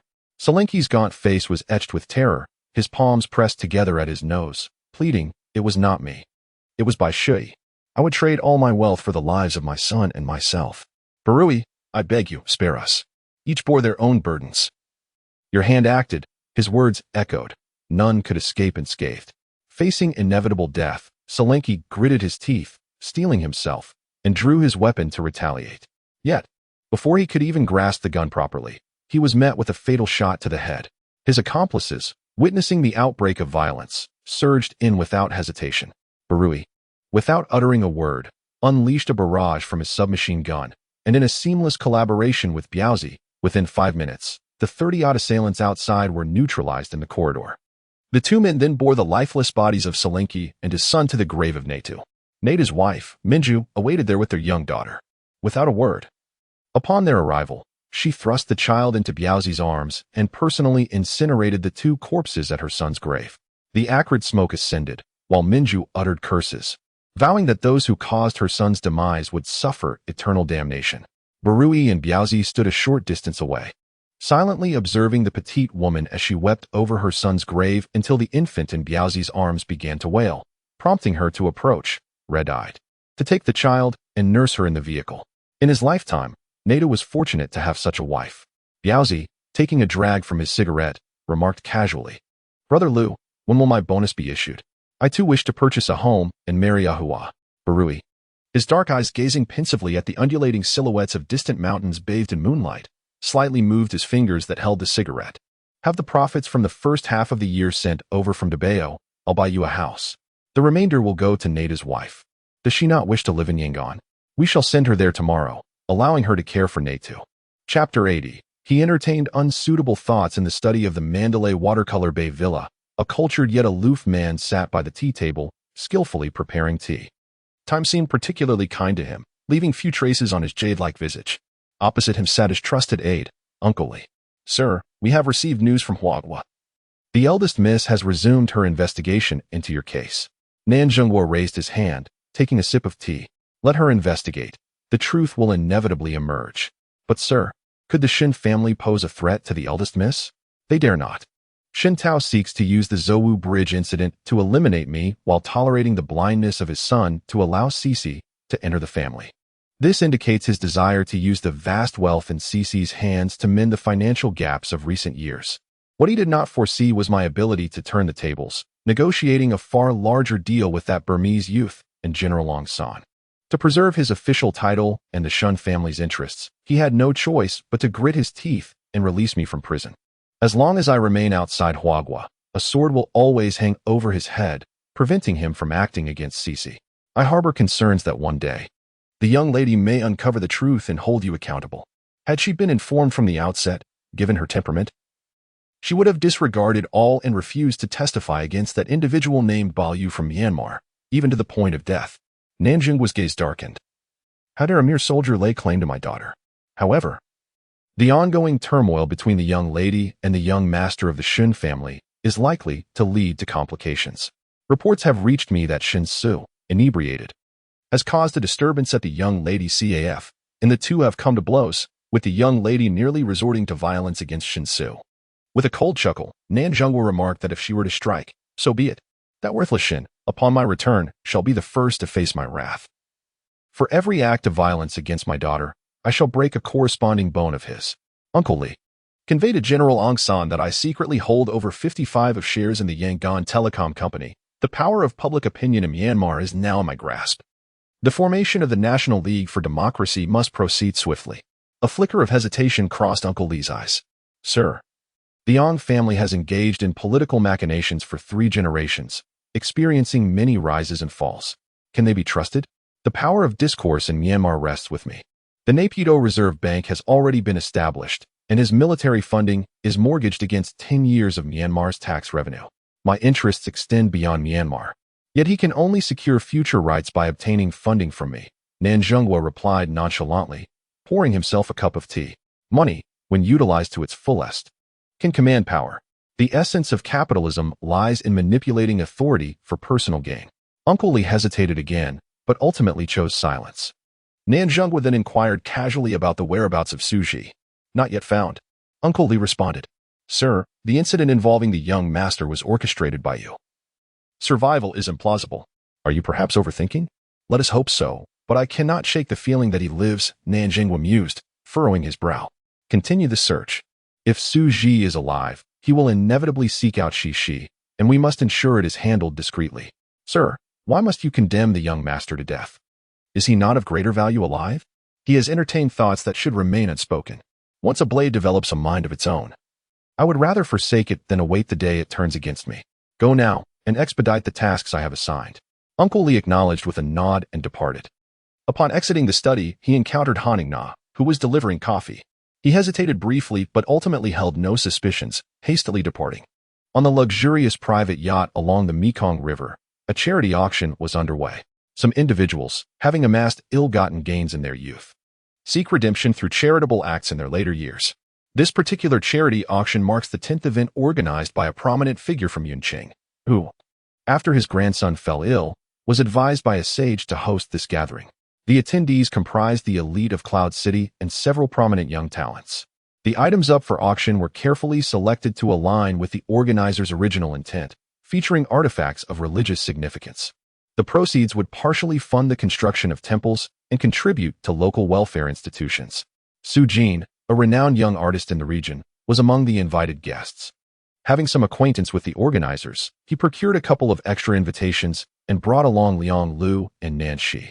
Nan Shi, accustomed to such gatherings, exhibited little interest. Aside from briefly speaking about the Buddha statue she had painted, she spent the remainder of her time in secluded areas responding to messages from fans. Liang Lu, on the other hand, was enthralled by everything, bombarding Su Jin with questions.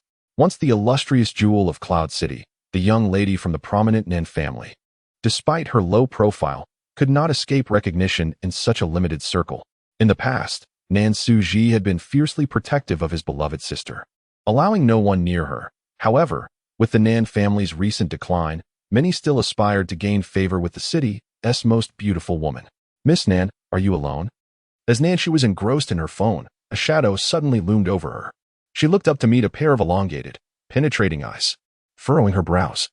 She pondered for a moment and confirmed that she did not recognize this individual.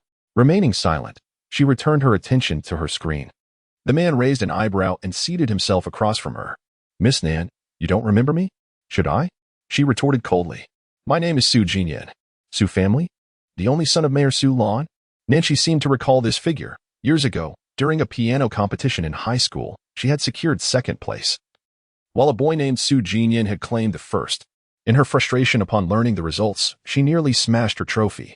Subsequently, that boy had chased after her, confessing through tears and offering to buy her ice cream, only to be met with a thrashing from Nan Suji.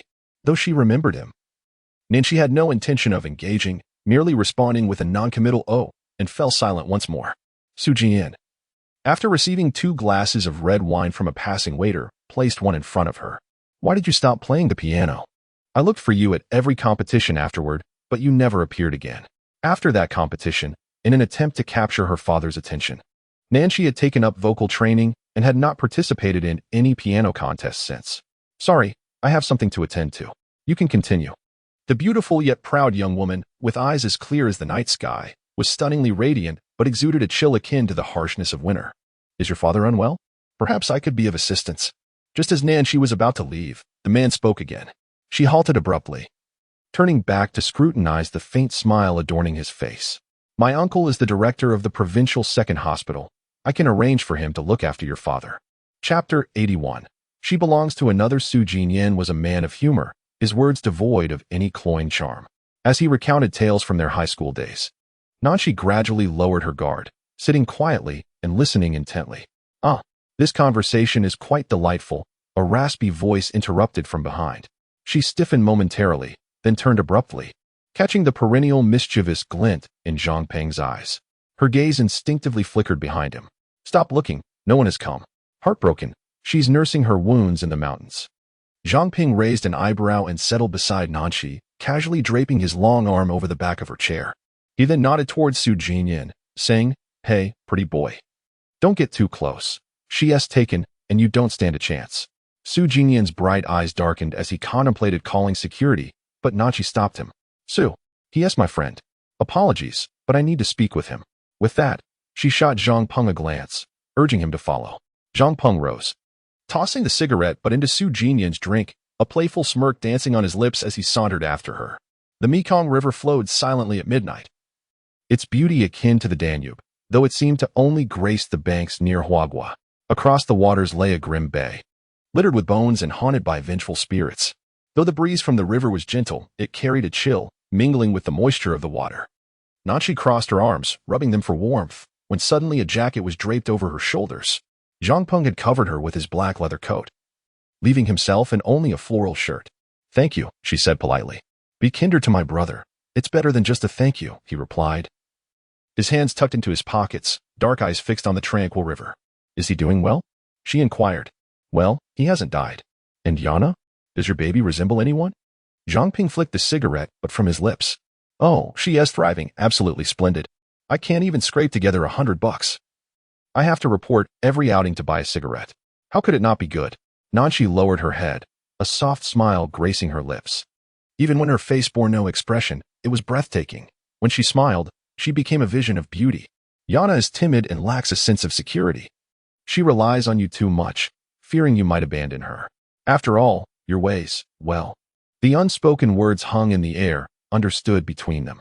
Along was quite clean, you know. Back in the day, when we visited the red light district, if it weren't for our constant teasing, he wouldn't have even taken a woman. Later, when he finally did, he brought along a compliant escort, merely to serve him tea and water without even touching her. But what was the outcome? In the end, he was the one who cast her aside. Zhang Ping scratched his head. Is that how the term is used? Nancy shot him a glance. Not quite. Initially, I found him rather rough around the edges. But I later realized there was a certain heroism about him that captivated me deeply. She unconsciously reached for the bracelet on her left wrist. Alas. Fate had kept him and me apart. Yet, I harbor no regrets about having once known such a pure and passionate man. Even now, amidst the chaos with Shinsu, my heart remains remarkably tranquil. For I have witnessed the tender side of a lion, rendering the baring teeth of a hyena utterly harmless to me. Zhang Ping pursed his lips, bowing his head in an attempt to stifle laughter, but ultimately succumbed, erupting in soft giggles.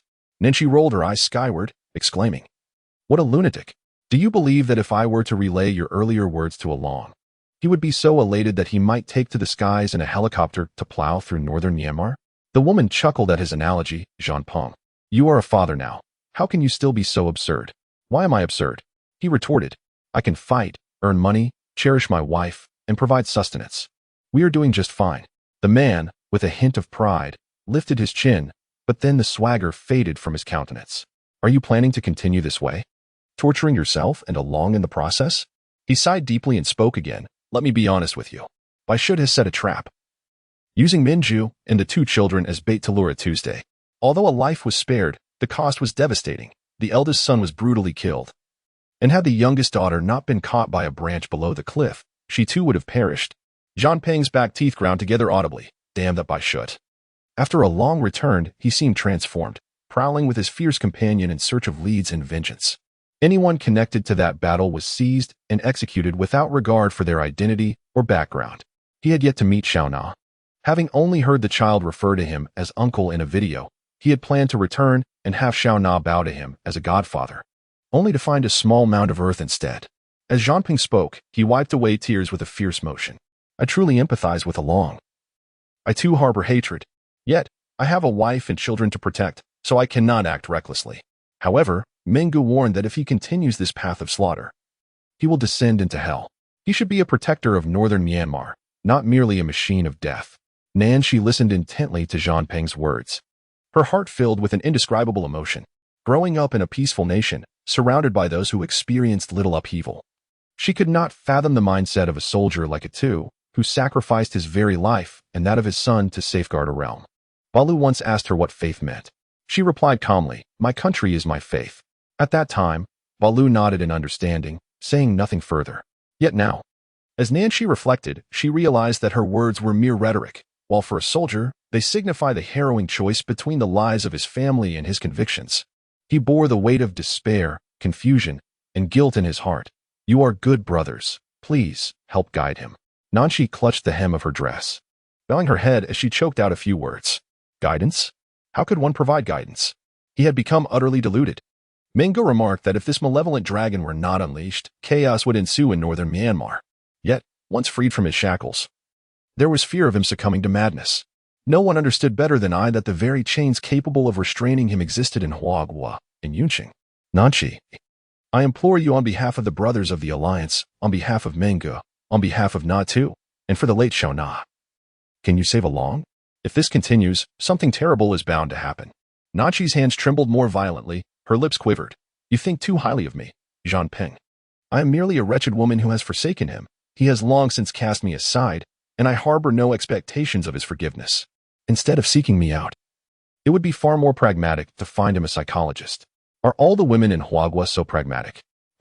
When begging for his rescue, you can bend and stoop, feigning obedience. Yet now that he needs you, you can only stand by and watch him spiral into madness? Nanshi, how could Along possibly cherish a woman like you? Zhanping's fury surged, his teeth clenched in agitation. Nanshi bit her lip, tears streaming as she listened to his tirade. Once he finished, she silently turned away, retrieving a key from her bag and handing it to Zhanping. Go to my CAF. There are several cats there, including a pure white Persian kitten named Nan Nan. Take it to Barui. Zhanping scratched his head, wondering if a cat could truly quell Along's bloodlust. Don't say it was from me. If he lets it die, I will hold you both accountable. After speaking, she handed her coat to Zhanping and departed, lifting her dress as she left. Chapter 82. Deception and Intrigue. Nanshi received a new examination report from Shinfeng, which still bore no clues. However, another revelation was sufficient to solidify all suspicions. Su Jinyan called, revealing that all of Nanjing's medical records originated from the provincial second hospital, yet he had not received treatment there. Instead, he had been taken to a private hospital, the very same where Shunse had once been hospitalized. A web of deception had been spun. The situation had become exceedingly clear. The Shin family was orchestrating something sinister. Her father had been inside for so long, and she had never once been allowed to see him, each time being rebuffed with various excuses. The pencil in her hand had embedded itself deeply into the paper. She could not fathom the Shun family's motives for such actions. Ever since the incident at the Zouwu Bridge, it seemed as though someone had cast a net, waiting to ensnare both her and the Nan family entirely. If there were any unexpected elements, the sole anomaly could very well be Barui's appearance. Excluding Barui from the equation left only the Nan and Shin families. Why was the Shin family so insistent on an alliance through marriage? She could hardly believe it was due to Shunsu's deep-seated affections. That man, prone to violence, could not even manage his own emotions, utterly lacking the emotional maturity expected of a grown man, and was unworthy of discussing love. Thus, only one possibility remained, an ulterior motive rooted in mutual benefit. She turned the Shun family upside down, and yet, Shunsu's mother, that kind of person, could actually endure it and even urged her to quickly have a child. Then she crossed her arms and paced the bedroom, unraveling the threads of her thoughts. Suddenly, she looked up, struck by a bold hypothesis. A child? The vast fortune of the Nan family was managed by a dedicated team, and she herself lacked the authority to meddle in it. Aside from the regular monthly allowance of $100,000 that was deposited into her account, the only way for her to gain complete control over that wealth was to either surpass the age of 35 or give birth to a child. In the latter case, she could access 30% of the assets in her child's name. That 30% would be sufficient to purchase a sizable island in Southeast Asia or Northern Europe. The Shin family must be after that money. As long as she bore a child, she could obtain 30% of the Nan family's overseas assets, subsequently being kept under their control until her 35th birthday, when she would fully acquire that sum. Moreover, her father's imprisonment was likely a scheme orchestrated by the Shin family. Without his incarceration, how could that wealth possibly fall into her hands? Manipulating her was far easier than controlling her seasoned father. Such a sinister plot. Yet now, the only thing she did not know was her father's whereabouts. Was he still alive? Tehran, a jewel nestled within the Elburz Mountains of Iran's highland. At the end of a bustling street, past the mysterious synagogue of Judaism, stood an ancient castle exuding quintessential Persian architecture. This castle had remained closed since its purchase a year ago, with no one privy to the identity of its inhabitants. A discreet black ghost glided through the gates, traversing the verdant path, where its occupants disembarked and stepped into a hall adorned with luxurious Persian carpets. The servants bowed their heads, diligently attending to their tasks, even their breaths measured and slow. "Dr. Oda, the gentleman is on the 3rd floor." Demai stepped forward, respectfully ushering in the attending physician who had just arrived for Ali, then exchanged a knowing glance with Ali, who understood and left with the guards. Demai led the way to the study on the 3rd floor. As the door swung open, a thick cloud of smoke wafted out, prompting both men to wrinkle their brows in unison. "Suji, your body is still in the recovery phase. You must not smoke so much." The man seated in the wheelchair, backlit, remained silent, enveloped in an aura of frost that rendered him unapproachable. "Oda, how long until my legs heal?" Finally, Nan Suji extinguished the cigarette and maneuvered the wheelchair to face them. "Suji, you have been in a coma for a year, and you've only been awake for half a month. You mustn't rush. Even with rigorous training, it will take at least 6 months before you can walk again. Too slow. I cannot wait any longer. Oda, find a way to restore my legs as quickly as possible. I am willing to pay any price." Oda and Demai exchanged glances and shook their heads. "Suji, being able to regain your life is already a blessing from God. Recovery must be approached gradually." "God, curse the Almighty." Then Suji scoffed. If there truly existed a deity, it must undoubtedly be his beloved Luan Luan. Were it not for his unwillingness to succumb to death, never to behold Luan Luan again, to witness her smile, to indulge in her playful antics, to embrace her, and to dream of a life filled with marriage and children, how could he have summoned the strength from that hellish desolation to endure successive major surgeries? Awakening to life once more, Nan Jingguo was indeed ruthless. He felt a deep sense of inadequacy in comparison. Had it not been for the spies he had planted around him, Nan Suji would scarcely believe that he could so thoroughly exploit even his own daughter. "Sushi, the government has approved the establishment of the pharmaceutical factory. Construction can commence in a few days," Oda continued. "Very well, Oda, you manage the details. As for the finances, directly consult Demai. He will handle it," Nan Suji replied, retrieving his thoughts with a casual tone. "Suji, is this truly feasible? Will the Iranian government not pose any issues for us?" "Not at all. All our procedures are legitimate, and the cold and fever medications produced will adhere to local standards in Iran. As for how these drugs are utilized once they reach the border, that remains beyond our knowledge." The figure in the wheelchair, with an air of cultured elegance, was shrouded in a faint aura of darkness. No one could discern his thoughts. A significant event had recently transpired in Naypyidaw, Myanmar, shocking the international community. Within 2 years of taking office, the venerable Wu Lao was struck by a sudden heart attack and passed away. This incident sent ripples across the political landscape. The following day, Naypyidaw and Yangon erupted in large-scale protests, demanding that the National League for Democracy's Aung San Suu Kyi reconstitute the cabinet and share power with the military government. In the blink of an eye, while the turmoil in northern Myanmar remained unresolved, the south descended into chaos. Wu Ming labored tirelessly in the office, administering 4 fluids while working, Had it not been for Ouyang Jun's insistence on forcibly escorting him to rest, he might have worked himself to death. Balu was summoned in a moment of crisis, temporarily assigning the northern forces to Jean Pong, while detaining the two sons of Jaka to prevent any treachery. He then proceeded to Yangon with the Biaozi and Mengxin squads, also recalling two of his trusted aides, Fu Chai and Bo Ha, who were operating in Thailand. As soon as the helicopter touched down, Balu hurried to Wu Meng's residence.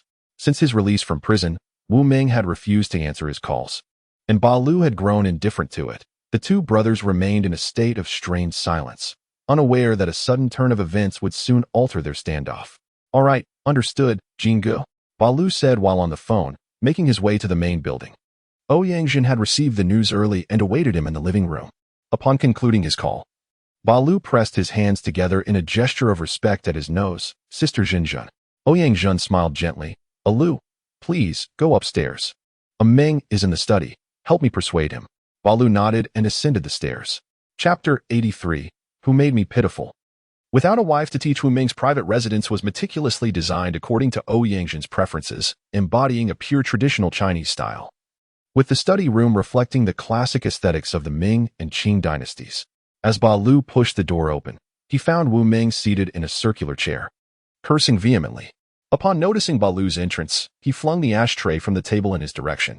The man at the door, anticipating such a move, deftly sidestepped and caught the ashtray with agility, arching an eyebrow with a mischievous smirk before placing it on a nearby table. He then confidently strode over and took a seat opposite Wu Meng, demonstrating that he was still in good shape despite his rough demeanor. Wu Meng, agitated after ending a phone call, barked, "Get the hell back." "Are you sure?" Balu inquired, playfully toying with the teapot on the table. "You might want to explain that to your wife. If you can't perform in bed, don't blame me. I wouldn't want to tire you out." With that, he rose, pausing at the door to glance back. "You truly won't keep me?" Wu Meng, not bothering to lift his gaze, took a sip of tea from the table. "This tea is not brewed properly, you uncultured brute." Balu, undeterred, leaned in closer. "Come, let me brew it for you. I've seen how our South Xiaoxi makes tea. He knows nothing about making tea. Two rough men merely toss leaves into a kettle, boil it, and drink. Is that how your wife taught you?" Wu Meng shot him a disdainful glance. "My wife makes it taste far better." All right. You have a wife, and therefore you are formidable. What can I say? Who made me pitiful, lacking a wife to teach me?" Balu pressed his lips together and took a sip of tea. "What's this? You've spent a year in prison and haven't secretly brought anyone back? This is unlike Long Xiao's usual style. Let's discuss that later." Balu, feeling irritated, lit a cigarette. "Mengu, I've brought the Raptors squad along. How shall we accommodate them? I possess a manor on the outskirts, which I had put in your name years ago, originally intended for your wedding. It seems that occasion is still far off. Arrange for them to stay in the guards' quarters. When you head down later, have your sister-in-law assign a few servants for you. That will be your residence from now on." Balu stretched his neck to release tension. "I don't want it. I have money and can buy my own house." "Everything I have is yours," Wu Meng retorted, glaring at him. "What are you pretending for? You have a son. Why should I take care of you?" "No, I'll manage on my own." "Mengu, I'm already 20. Stop treating me like a child." "Balu, others may not know, but I am quite aware. Over the years, the money you earned has sustained the army, leaving you little for yourself. This is what you rightfully deserve." Wu Meng sighed. "Take it. You cannot return to Myanmar for the time being. I cannot afford to lose you here. You will have to wait until the situation stabilizes before going back. Perhaps a year, perhaps two." Balu furrowed his brow. "Is it that severe?" The calls for the National League are resounding, and the entire nation, even Southeast Asia, is watching the situation in Yangon. An election is inevitable, but the outcome remains uncertain. Such nonsense. Who decides the election anyway? It all comes down to the barrel of a gun. True, yet the crux of the matter is that we are not the only ones wielding firearms. Wu Meng's brow furrowed deeper. Having guns is one thing, but we must also be prepared to fight. This matter cannot be resolved in just 10 days or half a month. Alu's thin, devilish lips curled slightly in understanding. "Brother Meng, regardless, I have brought the important items. You decide how long we will fight, and we shall fight for that duration." Wu Meng chuckled. "What important items do you possess aside from those two broken guns?" "You have no wife." "How can you say that?" "Our little Nan Nan is now my treasure," Alu retorted. Wu Meng had long heard from Zhanping that Alu had acquired a cat, treating it like a precious gem, even hiring 2 nannies to care for it, as if it were a child. He couldn't be bothered, as long as Alu refrained from going on a rampage. Treating the cat like a revered ancestor was of no concern to him. Alu, Wu Ming sipped his tea and continued, "You cannot solely focus on warfare. You must also learn other things. In a few days, I will invite a professor from Yangon University to give you lessons at my residence. You should study political philosophy and the like to better assume my responsibilities in the future." Alu scratched his head in dismay. "Brother Ming, spare me. You have a son. Send him to learn. Why do you keep insisting on me? I haven't been to school since I was 8. The little I know was taught by Jingge. My education in China and Russia was solely about warfare. What do you want me to do with politics? I can just be your enforcer. What if I were to die?" Wu Ming sighed heavily. "Alu, soldiers in Myanmar do not think about tomorrow, but I must plan for my child, for your sister-in-law, and for the brothers in the army. If something were to happen to me, at the very least, with you around, they would not be left as mere prey.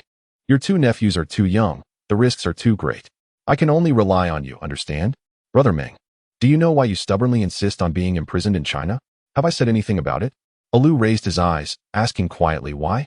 "Because of Nan Shi. She is the most cherished granddaughter of Nan Shixiong, raised by her grandfather, immersed in the elite circles of Yun City. She understands things far beyond you. I thought if you were fortunate enough to marry her, there might be other possibilities." Alu's dark eyes dimmed. "I never thought that far. I love her for who she is, regardless of whose granddaughter she may be or what she knows." "Understood," Wu Ming nodded, lighting a cigarette. "Go now, settle down first. Then we shall speak." After leaving Wu Ming's residence, Alu instructed Fu Chai to take his men to his house while he and Biaozi headed to Nada's home. Nada was still lying in bed, his eyes reddening with excitement upon seeing Alu. Minju instructed a servant to bring some fruit, then silently took her daughter and left. Natu, Alu sat by the bedside, his throat dry, uncertain of what to say, as he had never excelled at comforting others. "Good brother," Nada smiled, "it's just a leg. Once I recover, I can manage my family even from a wheelchair." Alu glanced at the empty pant leg resting on the bed. "Rest assured, I will avenge this leg and seek retribution for Shao Na. Aju informed me that you have slain the father and son of the Sorrent family. Yet, this is insufficient. There remains Bai Shui, whom I shall make pay dearly, avenging Shao Na." The individual seated by the bedside ground his molars audibly. "Once the target is captured, I shall accompany you to Shao Na's grave and personally exact my revenge upon him." Tears glistened in Nado's crimson eyes, yet he steadfastly held back his tears. Ballot patted his shoulder, reassuring him, "Rest assured, once you recover, you will manage my private affairs. Did you not express a desire to engage in business? I am contemplating establishing a club in Yangon and have already sent inquiries. Once acquired, you shall take the helm as the proprietor. Additionally, the mine in Dabo and several shops in the Jade City shall also be entrusted to you. Explore potential locations for a shopping mall. I hear they are quite profitable." Nada chuckled softly. "You, my friend, are indeed the cherished darling of the commander, brimming with wealth. All my money is earned through hard work, not given freely. Ming Ji's funds must also support his wife and children. How could I possibly take them?" Chapter 84. How am I to accept all of this? Since Ballot returned to the country, Nanshi has been monitoring the news from Myanmar almost daily. After finishing her work at the gallery, she returned, as usual, to her private space on the 2nd floor of the CAF. She opened her tablet to check the midday news, and a report about widespread riots in Myanmar caught her attention, prompting her to click on it. The news featured Aung San Suu Kyi, the chairperson of the National League for Democracy, passionately addressing the agitated crowd on the streets. The reporters, speaking in Mandarin, were narrating the chaos currently engulfing Myanmar. Yet, amidst the tumult, Nanshi distinctly recognized a familiar silhouette calmly stepping into a black Maybach. No child could mistake their father's silhouette, especially one who has admired him since childhood and yearned for his attention and approval. Nanshi trembled with excitement, tears streaming down her cheeks uncontrollably. Confusion, grievance, resentment, and bewilderment engulfed her. "Father, if it truly is you, how am I to accept all of this? If it indeed is you, how am I to confront Ballot? If it truly is you, I can never forgive you, nor harbor any illusions about you again." Heartbroken, Nanshi collapsed onto the ground, clutching her chest as she wept bitterly for her father's coldness, for the grievances she had endured over the past year, and for her inability to face Ballot again. After her tears subsided, she remained seated until darkness fell, ultimately resolving to uncover the truth herself before finding peace. She booked a flight to Yangon for the following morning. Yangon, a name that signifies a yearning for light. How beautiful it is, embodying the long-suffering nation's desire for brightness and peace. The security detail she had arranged in advance awaited her at the exit. Dressed in a flowing black gown, a large pair of sunglasses concealed much of her face, and she handed her suitcase to the bodyguard before following him to the awaiting vehicle outside. Miss Nanchi, let us first proceed to the private villa you have reserved, after which we shall meet with the private investigator and visit the shopping center around 5 in the afternoon, shall we? Nanchi pushed her sunglasses atop her head and politely agreed. The bodyguard, Shueping, is a premier protector from the Yangon Peace Security Company, commanding nearly $1,000 a day, taking only one assignment per month. His profile reveals him to be a distinguished veteran of an Afghan mercenary unit. During her previous visits to Myanmar, Nanchi never required a bodyguard, as her brother and father were present, and the family's considerable assets made her feel at home in Mandalay. However, her current visit to Yangon necessitated additional caution. Firstly, the Nan family has fallen into bankruptcy. Secondly, Myanmar is embroiled in internal strife. And thirdly, she cannot ascertain her father's intentions here or whether he has offended anyone. For her safety, hiring a bodyguard became imperative. Yet, as she raised her sunglasses, she sensed a shift in the bodyguard's demeanor, an unsettling gaze that she found off-putting. Frowning slightly, she instructed, "Let us drive to the villa first." Shueping was taken aback, realizing his employer was such a stunning beauty. It is common for men to react similarly upon encountering a lovely woman. And feeling his composure slipping, he swallowed hard and nodded stiffly, steering onto the main road. Upon Nanchi's arrival, Wu Ming received the news. When the secretary relayed this matter to him, he did not even lift his eyelids. The secretary was uncertain of the commander's thoughts until he presumed that the formidable figure seated across from him would not speak further. At that moment, the commander set down his pen and remarked, "If you cannot discern what to say to whom, I would not mind replacing you." The secretary swallowed hard, clasped his hands, and said, "Yes, Commander, I shall attend to it immediately." The sun blazed fiercely in the azure sky, unmarred by clouds, at Balu's private residence. Beside an expansive crocodile pond, a tall man smashed a watermelon in half with a punch and tossed it into the gaping jaws of the waiting crocodiles. Numerous Nile crocodiles, sleek and well-fed, swam in the pond. Under the shade of a parasol beside the pool, a snow-white Persian cat with ocean blue eyes lounged on a soft blanket, lazily observing the man feeding the crocodiles. Nan, come, have a piece of watermelon," Balu offered, presenting a slice to the cat, who merely licked her paw and turned her head away. "Just as difficult to please as your mother," Balu grumbled, stuffing the watermelon into his own mouth. At that moment, Fu Chai, stationed at the entrance, dashed in. "Lu Gu, the commander's office just called, saying a woman named Nanchi has entered the country and is currently in Yangon." Balu thought he misheard, struggling to swallow the watermelon. "Who did you say?" "A woman named Nanchi." With a resounding thud, the watermelon in Barley's grasp was forcefully hurled onto the table, startling Nan into a startled cry as she leaped from her chair and fled. What was this reckless woman thinking, in the midst of such chaos in Yangon? What business did she have here? Barley, panting with frustration, felt the veins on his forehead pulse with anger. "Damn it, what are you staring at? Go find out where she is." Nanchi emerged from the private detective's office just in time for dinner. Not far away stood the Sul Pagoda, near which lay Myanmar's upscale shopping mall. In her haste, Nanchi had only brought a single outfit, as the private detective hadn't provided a specific time frame for her stay. Thus, she decided to purchase a few sets of clothing. Though she didn't lavish money like other wealthy heiresses, her shopping habits were far from discreet. Within half an hour, she had acquired several garments and cosmetics, spending over $100,000, leaving Shueping in awe. Indeed, a beautiful woman is not easily supported by the average man. After her shopping spree, she made her way to a hot pot restaurant on the top floor. Both she and Shueping, being of Chinese descent, found themselves dining together seamlessly. Shueping felt somewhat restrained. It was his first time having a meal alone with such a stunning girl, and to claim he wasn't nervous would be untrue. As Nanchi ordered dishes and took out her tablet to illustrate the story of Baba Long and Nan Xiaomao, Shueping sat across from her, silently admiring the enchanting artist at work. "Damn it, who is that dog of a man?" His eyes nearly bulged out in rage. Not far from their elegant booth, another table hosted a man whose anger burned like wildfire, desperately trying to suppress the fury surging within him. Who knows? Should I go ask him? Jean Peng fortuitously found himself in Yangon for a meeting and, upon encountering this spectacle, rushed over, eager not to miss the chance to witness his good friend's misfortune. Barley, feeling irritated, scratched his head and exclaimed, "Get lost. Are you going to eat or not?" "Yes. Order me some kidneys to replenish my strength. My wife has been overly clingy lately, and I cannot take it." He intentionally prodded at his friend's wounds. "Damn it. What are you showing off for? You're not worried about exhausting yourself." Barley, with disdain, opened a can of beer and gulped it down. "That's still better than what you can only see and not touch," Jean Peng retorted, casting a triumphant glance at his friend. Only Futsai, who was perplexedly holding the menu, lamented to himself that he should have never swapped shifts with Biao.